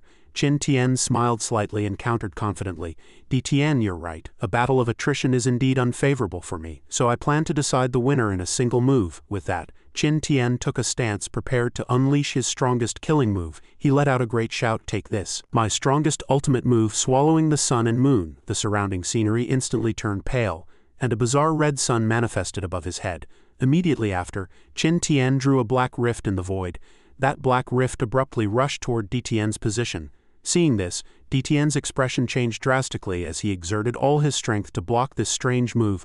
With nowhere to hide, Di Tian could only take the two fire dragons swung by Qin Tian head-on and was sent flying directly. The firelight triggered by swallowing the sun and moon even towered over the surrounding castle, after being sent flying a distance. Unexpectedly, Di Tian was still in perfect condition and completely unharmed. Seeing this, he said triumphantly, "What a powerful killing move, to think it could push me to such a state." Having said that, he looked toward where Qin Tian had just been standing and said, "Come, let us fight another 300 rounds." However, at this moment, Qin Tian had already taken the opportunity of his distraction to slip away. The surrounding space instantly became silent. At this time, Di Tian's confidants finally found him and shouted anxiously, "Quickly, this way, young Master Di Tian." Standing in the distance, Qing Shan reported to him, "They have snatched Bai Zhongwu away." Hearing this, Di Tian replied calmly, "It doesn't matter. That kind of trash can be given back to them." He thrust his spear into the ground and looked with difficulty toward his subordinates, instructing, "Take the wounded for treatment first. Additionally, this fire in the Emperor Alliance must be extinguished first." Orders rang out from within the burning castle. Everyone was busy clearing the corpses and the wounded, just as the city of the Emperor Alliance was in total chaos, with servants running about and shouting, "Come and help me put out the fire." Look again at Di Tian. He suddenly spat out a mouthful of blood and collapsed to his knees, yet he was still smiling and whispering Qin Tian's name. He revealed a bizarre smile and said, "I'll let you off today. 1 month from now, when I promote to Heavenly Venerable, I will settle today's account with you." After the group returned to Qingchu, Qin Tian fulfilled his promise to Night Wind. He knelt before the grave and said, "Senior Night Wind, I have followed your instructions and brought you and Senior Bai back to Qingchu." With that, Qin Tian lit a stick of incense to show his gratitude. He respectfully pressed his palms together and said, "Please rest in peace." Hearing this, Bai Zhongwu couldn't help but strike his chest with force, blaming himself. "It is I, Bai Zhongwu, who am useless. I failed to protect my kinsman and failed to rescue my father. I truly have no face to see the ancestors of Qingchu." Seeing this, Xiao Ru and Xiao Xiao stayed by his side, unwillingly stopping him. The fox maiden said, "Father, don't be so agitated. Your wounds haven't healed yet. You must take care of your health." The younger sister also offered comfort from the side. "With brother-in-law here, he will surely find a way to save grandpa, right, brother-in-law?" Qin Tian could only reply coldly. I also want to rescue the old senior immediately, but that DTN is indeed difficult to handle. I gave my all in today's battle, yet it was still difficult to win. Qin Tian stood up and explained to everyone with a worried face. Moreover, DTN possesses the supreme divine ability deduction. The longer the battle drags on, the more advantageous it is for him. To be honest, if it had continued as a battle of attrition, the one who lost would have been me. Xiao Ru, listening from the side, felt dejected and blamed herself, saying, "It's all my fault. It was I who brought this catastrophe upon Qingqiu. When the Emperor Alliance wanted to capture me, I shouldn't have run away." Hearing this, Bai Zhongwu said to his daughter, "This is not your fault. If anyone is to blame, blame this Sky Fox bloodline of ours for being too eye-catching." Qin Tian also began to inquire curiously from the side. "Uncle, what exactly is so special about this Sky Fox bloodline?" He was somewhat surprised after hearing this, not expecting that someone wouldn't know about this matter. Young Master Qin actually doesn't know? He began to explain the effects of the Sky Fox bloodline to Qin Tian. Among all the ancient bloodlines, our Sky Fox bloodline can be called an extremely strong auxiliary bloodline. Not only is one's own cultivation speed far beyond others, but it can also help others forcefully promote by one realm. Hearing this, Qin Tian asked even more curiously, "Promote a realm? Can it even be done for promoting from the Saint Realm to the Supreme Realm?" Bai Zhongwu did not deny it, adding, "Not only that. Back when the son-in-law Night Wind joined Qingqiu, he was only a Supreme. After marrying the ancestor Bai Qianqin, he achieved the rank of Heavenly Venerable." Qin Tian stroked his chin and pondered, "To be able to promote from the Supreme Realm to the Heavenly Venerable Realm. No wonder it's called the strongest auxiliary bloodline. However, everything has a price." Bai Zhongwu continued, "But helping others promote a realm is something a person with the Sky Fox bloodline can only do once in their life, and after it is done, their own cultivation will forever remain at their current realm." Xiao Xiao offered her opinion after hearing this. "Then isn't that just helping someone else cultivate? If it were me, I wouldn't do it." Bai Zhongwu looked at Xiao Xiao sorrowfully and said, "Some things are not for oneself to decide. Whenever the Sky Fox bloodline appears in the Fox clan, it is certain to attract the greed of major powers. Even though the ancestor Bai Qianqin married the son-in-law Nightwind, she was still targeted by other powerhouses." Standing before Nightwind's grave, he added, "It was to cut off those people's desires that the ancestor Bai Qianqin used the Sky Fox bloodline on the son-in-law Nightwind. In that era, who knows how many Supreme Realm powerhouses fell because of it." Having said that, Bai Zhongwu looked at Xiao Ru and said sorrowfully, "Following the ancestor Bai Qianqin, the ones in our Qingqiu tribe with the most hope of awakening the Sky Fox bloodline are you and your grandfather. DTN saw exactly this point, which is why he moved against you in the first place." Hearing this, Qin Tian was suddenly struck by a realization. Wait, since the old senior Bai could also possess the Sky Fox bloodline, then DTN's true purpose for this attack on Qingqiu is likely the old senior Bai. Hearing this, Bai Zhongwu said even more furiously, "Exactly, now DTN is already a top expert of the Supreme Realm. If he obtains my father's Sky Fox bloodline, he will be able to promote to Heavenly Venerable, and by then no one in the entire 9 provinces will be his match." In her desperation, Xiao Ru voiced a thought that pained everyone present. "If I also possess the Sky Fox bloodline, then I will use it on Qin Tian, just as our ancestor Bai Qianqin did for Nightwind the Heavenly Venerable." Hearing the Fox Maiden say this, Qin Tian firmly closed his eyes and refused, "I do not agree." As soon as the words left his mouth, Xiao Ru began to wail even more despairingly. "Qin Tian, I know you're worried my cultivation will stagnate, but I am doing this willingly. Only this can help you defeat DTN." To drive the negative thoughts from Xiao Ru's mind, Qin Tian reached out and gently flicked her forehead. The Fox Maiden clutched her forehead and muttered, "Qin Tian, what are you doing? I'm talking about serious business." He replied nonchalantly, as if nothing had happened, "Who says that's the only way to beat DTN? Who are you looking down on?" Xiao Ru froze, asking in confusion, "But didn't you just say you couldn't beat him?" As she spoke, he turned around and said to her confidently, "That's right, I can't beat him right now, but that might not be the case in a few days." Xiao Xiao sat to the side and asked in a daze, "How does brother-in-law plan to defeat DTN?" Without a moment's hesitation, Qin Tian answered with certainty, "Didn't I tell you I plan to refine a supreme rank pill? Now I only need to find one more great Dao supreme fruit to refine it. With the help of a supreme rank pill, I believe I can definitely break through to the supreme realm. We'll see how I deal with DTN then." Hearing this, Bai Zhongwu felt something was amiss and raised his hand to ask, "Young Master Qin, are you saying you aren't a supreme yet?" Qin Tian answered plainly, "No, I'm just in the Emperor realm." Bai Zhongwu was instantly stunned by the truth, his heart filled with terror. "What? Just being in the Emperor realm?" He can already contend with DTN, who is in the Supreme Realm, if he breaks through to the Supreme Realm. Won't it be the case that even those in the Heavenly Venerable Realm won't be able to handle him? Could young Master Qin be the illegitimate son of some ancient god of the 9 provinces? Under the clear blue sky of Supreme Mountain in the Central Province, a small black dot was flying through the air. Sitting on the flying saucer, Xiao Ru looked around and asked, "Didn't Father say the Great Tao Supreme Tower was right here on Supreme Mountain? But there's no tower here at all." Seeing this, and Meowling also looked around and replied, "There are so many people here, we'll know if we go down and ask." A man wearing glasses and holding an item shouted, place your bets, guess who can clear the Great Tao Supreme Tower this year. 2-to-1 odds if you guess correctly." Seeing Qin Tian's group approach curiously, he immediately stood up and asked, "Do you 3 want to place a bet?" Qin Tian stood with his hands on his hips and answered, "No, I want to ask old gentleman where exactly is the Great Tao Supreme Tower on Supreme Mountain." He reached out his hand and gestured, saying, "I know about this, but I need a little sincerity first." With that, Qin Tian stuffed a heavy money bag into his hand. "Is this enough?" Gripping the money bag, the man in sunglasses answered, "Enough, enough. This old man promises to tell you everything I know." Qin Tian stood there blankly and asked, "Then speak quickly, where is the Great Tao Supreme Tower?" He fanned himself and answered leisurely, "Far away in the sky, yet right before your eyes." Space froze for a moment with only a light breeze passing through. Xiao Ru and Meowling suddenly rushed forward and grabbed his collar, cursing in a rapid-fire manner. "Old man, you dare play us? Believe it or not, I'll smash your stall right now." He pulled in his neck and defended himself. "How could this old man dare to play you? The Great Tao Supreme Tower is indeed right here.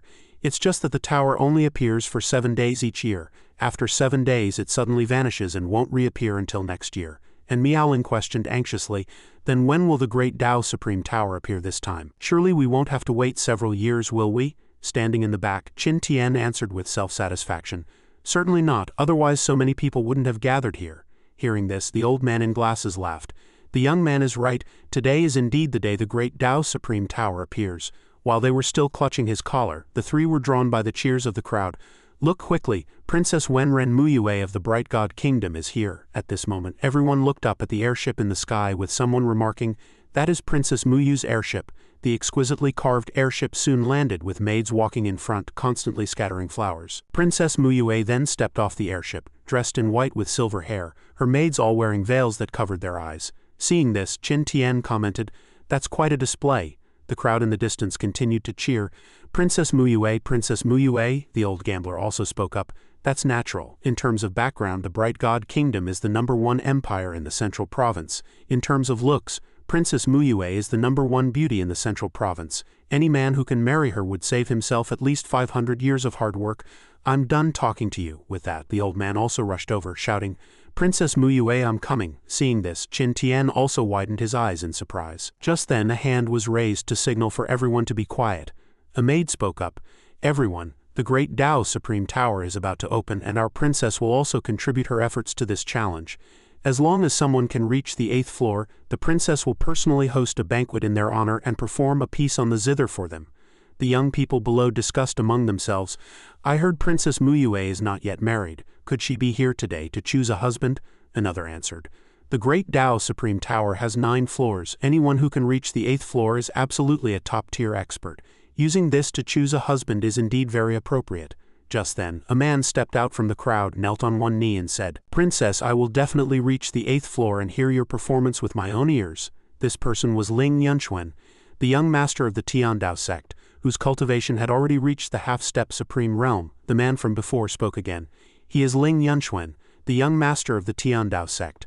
I heard he was already a half-step supreme 10 years ago," someone nearby added. "Currently he is probably the only one who has a chance of receiving the princess's banquet invitation." Meanwhile, on Qin Tian's side, Xiao Ru was holding a dagger to Qin Tian's neck and asking, "Qin Tian, you don't want to participate in that banquet too, do you?" And Meowling also held her sword to his neck. "Master is truly lecherous." Qin Tian broke into a cold sweat and answered, "Participate in what? I don't have that kind of free time," he continued with a determined and fighting gaze. "I think her looks can't compare at all to the Heartless Empress or the Qingqiu Empress." Hearing him praise the two, Xiao Ru couldn't help but blush. Suddenly the gambler spoke up, "Young man, you're wrong about that." The 3 turned their heads to look at him. The guy in glasses continued, That Qingchu Diji might be pretty, but she's a jinx. Haven't you heard that the Emperor Alliance has already wiped out Qingchu? It was all because of the trouble she caused. Hearing this, Xiao Ru was so furious she was about to rush forward. What did you say? Qin Tian reached out to stop her. Xiao Ru, stay calm, he then said with a smile. Old gentleman, can I still place a bet now? Oh, of course. Who does the young man plan to bet on? He took out money and said, here are 100,000 top-grade spiritual stones. I bet on myself to clear the Supreme Tower. A moment later, the Supreme Tower suddenly appeared in midair and then crashed to the ground. The crowd was incredibly excited. The Great Tao Supreme Tower has appeared. Let's challenge the tower. The group soon entered the tower one after another. Seeing this, Qin Tian also turned and said, let's go. Xiao Ru, still fuming, said to the gambler, old man, I'll let you off for now. Gripping the bag of spiritual stones, he gave a cold snort.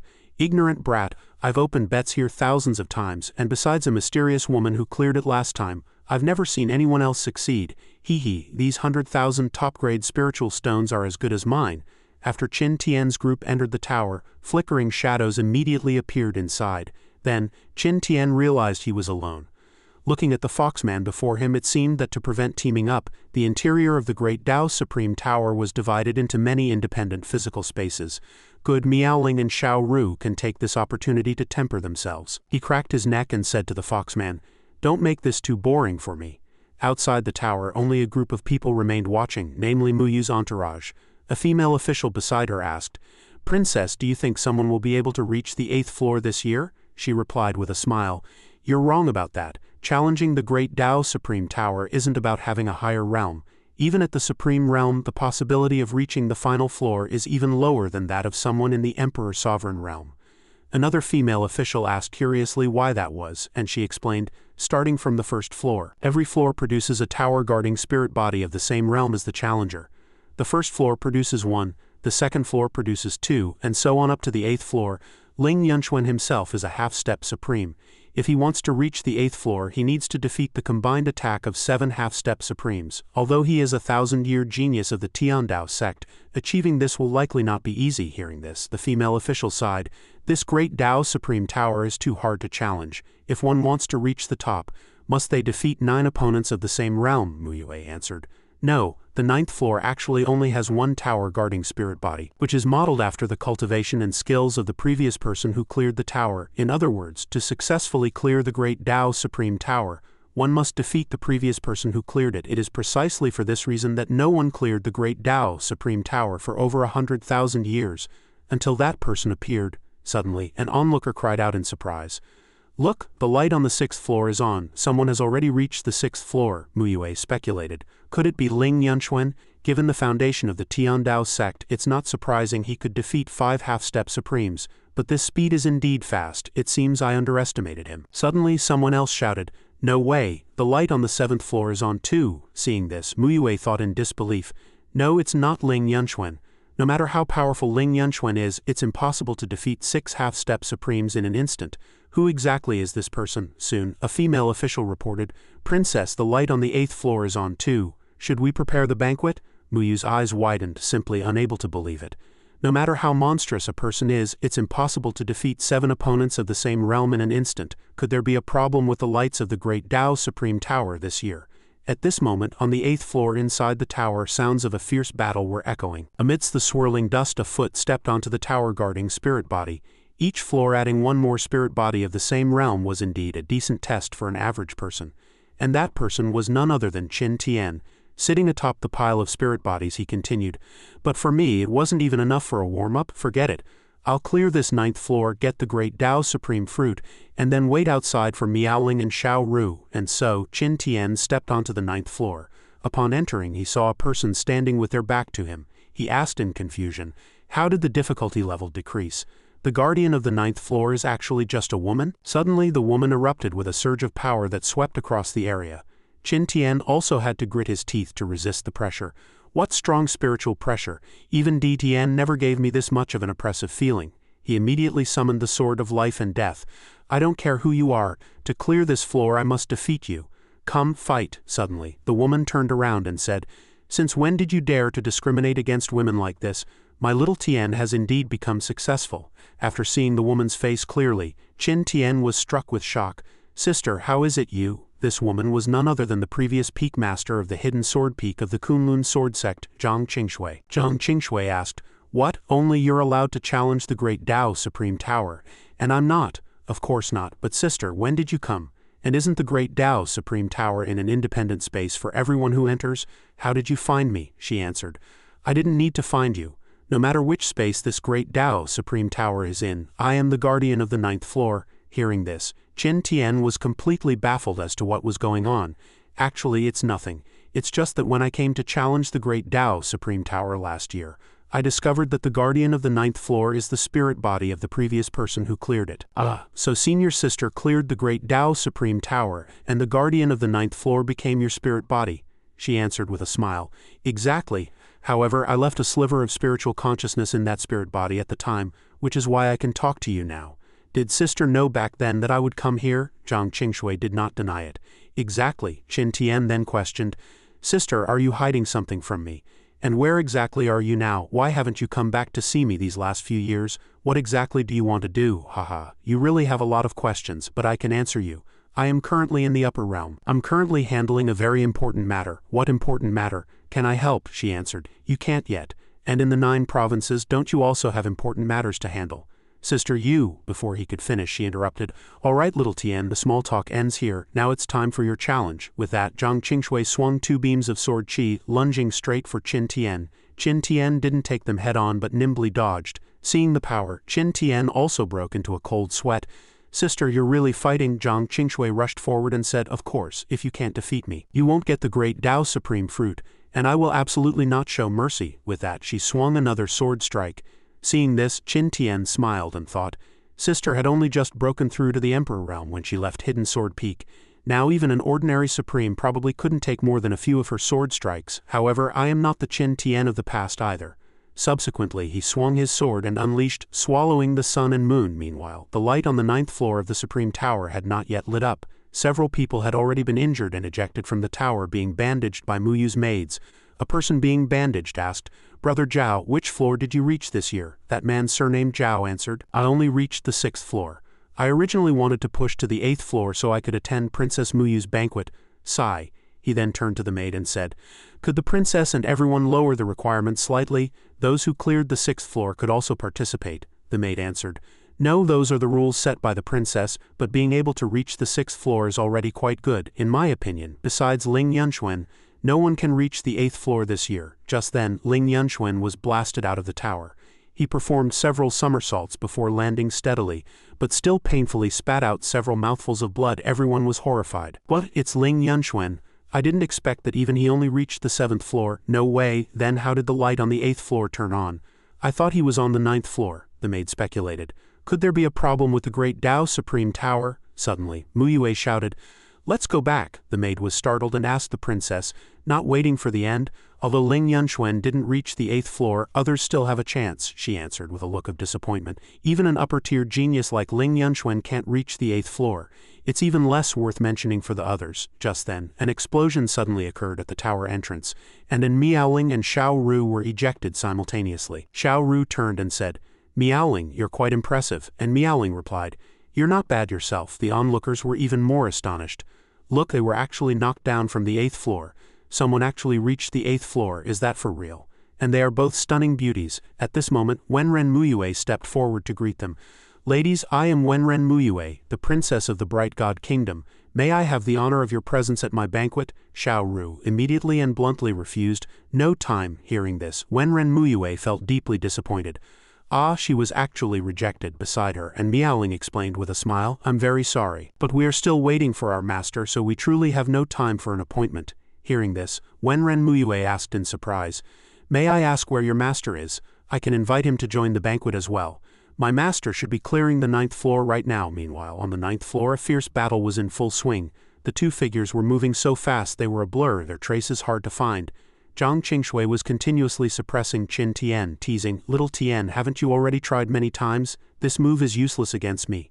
She then unleashed the god-slaying sword, and the violent collision triggered another heaven-shaking explosion. Qin Tian gritted his teeth, cold sweat streaming down, as he was sent flying by the shockwave into the wall, causing the earth and stone to shatter.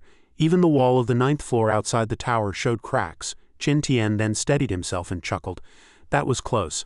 I almost got knocked out of the tower. Zhang Qingshui approached and said, Little Tian, although I haven't been around lately, your progress has indeed been immense, but you are still no match for me now. Even if you give up now, no one will look down on you, because reaching the 9th floor is already the second best result the Great Tao Supreme Tower has seen in 1,000 years. Furthermore, you don't need to worry about not getting the clearance reward. With that, she took out a Great Tao Supreme fruit and handed it to Qin Tian. A fruit? Qin Tian took it and sniffed. No, this rich medicinal power is definitely of the supreme rank. Holding it in his hand, his heart skipped a beat. Could this be the Great Tao Supreme fruit? Zhang Qingshui answered, Exactly, this was the reward for my successful tower clearance back then. So the purpose of your trip has already been achieved. You can leave the tower now. Qin Tian suddenly asked, Sister, do you think I can't clear the tower, so you left this sliver of spiritual consciousness on the spirit body to give the Great Tao Supreme fruit to me directly? Hearing this, her heart tightened. Oh no, did I hurt his pride? What should I do? She hurriedly waved her hands to explain. Little Tian, I never meant to look down on you. If you were facing my guardian from back then, you would definitely be able to clear it. Qin Tian's gaze appeared somewhat stubborn. But the one I'm facing now is you. Zhang Qingshui heard this and smiled, patting his head. Be good, Little Tian. Sister is older than you and has a higher cultivation. Being stronger than you is only natural. Qin Tian's body trembled slightly as he said firmly, I will accept this Great Tao Supreme fruit because it is Sister's intention, but I will absolutely not leave the tower just like this. I will continue to challenge the floor. He pointed his sword at Zhang Qingshui. Seeing this, she sighed. Little Tian, why go to such lengths? There's really no need. No, if I leave just like this in Sister's heart, I will forever be that Little Tian who needs your care. It is already difficult for you to make a living alone in the upper realm. How can I let you worry about me anymore? Hearing these words, she was speechless and could only call out softly, Little Tian. Zhang Qingshui no longer tried to dissuade him. You truly have grown up. Since you have made up your mind, we shall continue. With that, she raised her sword again. Qin Tian signaled with his hand, Wait just a moment. Seeing this, she was filled with confusion. Subsequently, Qin Tian stepped aside to check the system. He thought to himself, the words are out. If I still get knocked out of the tower by Sister in the end, it would be too embarrassing. I must become stronger immediately. If he remembered correctly, today's sign-in reward hadn't been claimed yet. After claiming it, the system prompted, Manifestation of Self-Existence Great Law has been upgraded to level 17. Hey, it really works. With today's sign-in, the Manifestation of Self-Existence Great Law finally reached level 17, which means he can unleash that move. Zhang Qingshui saw him sitting there tinkering and asked, Little Tian, what on earth are you doing? Are we still fighting? He replied, We're fighting. Of course we're fighting. Actually, I just comprehended a sword technique. It is currently the strongest move I can unleash. Oh, stronger than swallowing the sun and moon. Interesting. Quickly let Sister see the power of this move, he replied. My intention exactly. Qin Tian held his sword horizontally before him and warned, Sister, take this. He then let out a great shout. Embracing the starry river, in an instant thousands of stars fell, and the space seemed to shift into the vast universe. At this moment, Qin Tian and Zhang Qingshui confronted each other in another dimension. Looking at the vision before her, she couldn't help but be amazed. This single sword strike actually touched the power of space. In the sky, massive crimson meteors continuously fell in a fierce and extraordinary offensive, stirring up rolling dust and smoke. Soon, the scene shifted back to the tower as the smoke cleared. Qin Tian lowered the sword of life and death and said, I admit defeat. The gap in strength is too great. This, embracing the starry river, drained my spiritual power, yet still couldn't wound Sister in the slightest. However, Zhang Qingshui's body began to gradually dissipate. She said, I have already used power I did not yet possess during my tower clearance last year. This simulated body can no longer hold out. Little Tian, you have surpassed last year's me. I will wait for you in the upper realm. When that time comes, I will tell you everything you want to know. At this moment, Zhang Qingshui's body completely vanished. Qin Tian gazed at the direction she left in astonishment. Within the space of the 9th floor, he was now left all alone. Suddenly, a circular stone platform rose from the ground, followed by another supreme fruit appearing before Qin Tian. He stared at it blankly. It was identical to the one Zhang Qingshui had given him. System prompt, Congratulations to the host for completing the mission. Rewarding medicinal collection, supreme cauldron and supreme rank alchemy. Qin Tian stroked his chin and thought, right, refining a supreme rank pill will definitely trigger an omen. If I refine it outside, it might draw attention. It would be better to refine it here within the Supreme Tower. It's actually safer. Anyway, that old man also said the Great Tao Supreme Tower exists for 7 days after appearing. This time should be enough to refine the pill. Outside the tower, it was late at night with scattered stars. 6 days had now passed, yet the onlookers were still numerous. A conversation came from the airship. Princess, today is already the 7th day of the Supreme Tower's appearance. Their master hasn't come out yet. Could something have happened? When Renmuyue looked toward An Miaoling and Xiao Ru and said, although these two are still in the Emperor realm, they were able to reach the 8th floor, which shows how monstrous their talent is. Someone qualified to be their master must certainly be extraordinary. However, the one guarding the 9th floor this year is that woman in red. I'm afraid it's not that simple. Just then, Ling Yunxuan stepped forward to greet them. Ladies, I am the young master of the Tiandao sect, Ling Yunxuan. So many days have passed. In my view, your master has likely met with misfortune. Please restrain your grief. Hearing this, and Miaoling's face darkened, and she questioned, daring to curse my master, are you tired of living? Xiao Ru also barked. If you don't want to die, get lost. This fellow was extremely thick-skinned, and continued to pester them. The two of you misunderstand. I am by no means cursing, merely deducing based on common logic. After all, the guardian of the 9th floor is that woman in red, and Miaoling was confused. What woman in red? Seeing this, Ling Yunxuan hurriedly seized the chance to explain, you two don't know? The guarding spirit body on the 9th floor of the Great Dao Supreme Tower is completely different from the first 8 floors. There is only one. That is the spirit body of the person who once successfully cleared this tower.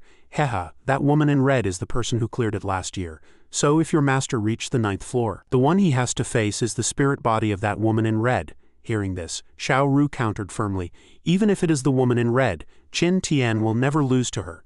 This fellow was still shamelessly blathering on. I understand how you feel, but that woman in red is truly a rare genius of the ages. Do you know how long it took her to successfully clear the floors 5 years ago? He asked and answered himself. Merely 1 hour. Hearing this, and Miaoling and Xiao Ru exclaimed simultaneously, what? Merely 1 hour? And that wraps up the journey of Qin Tian and his Empress disciples in today's video. The content you've just watched covers everything up to chapter 132 of the original manhwa. While this story ends here, the universe of BALA Manhua Recap still has countless other incredibly engaging and overpowered stories waiting for you to discover. If you enjoyed our recap style, please don't hesitate to drop a like and hit that subscribe button to support BALA Manhua Recaps. Your support is our absolute biggest motivation to keep producing many more awesome masterpieces for you guys. Thank you for watching until the very last second. Goodbye, and see you in the next epic stories.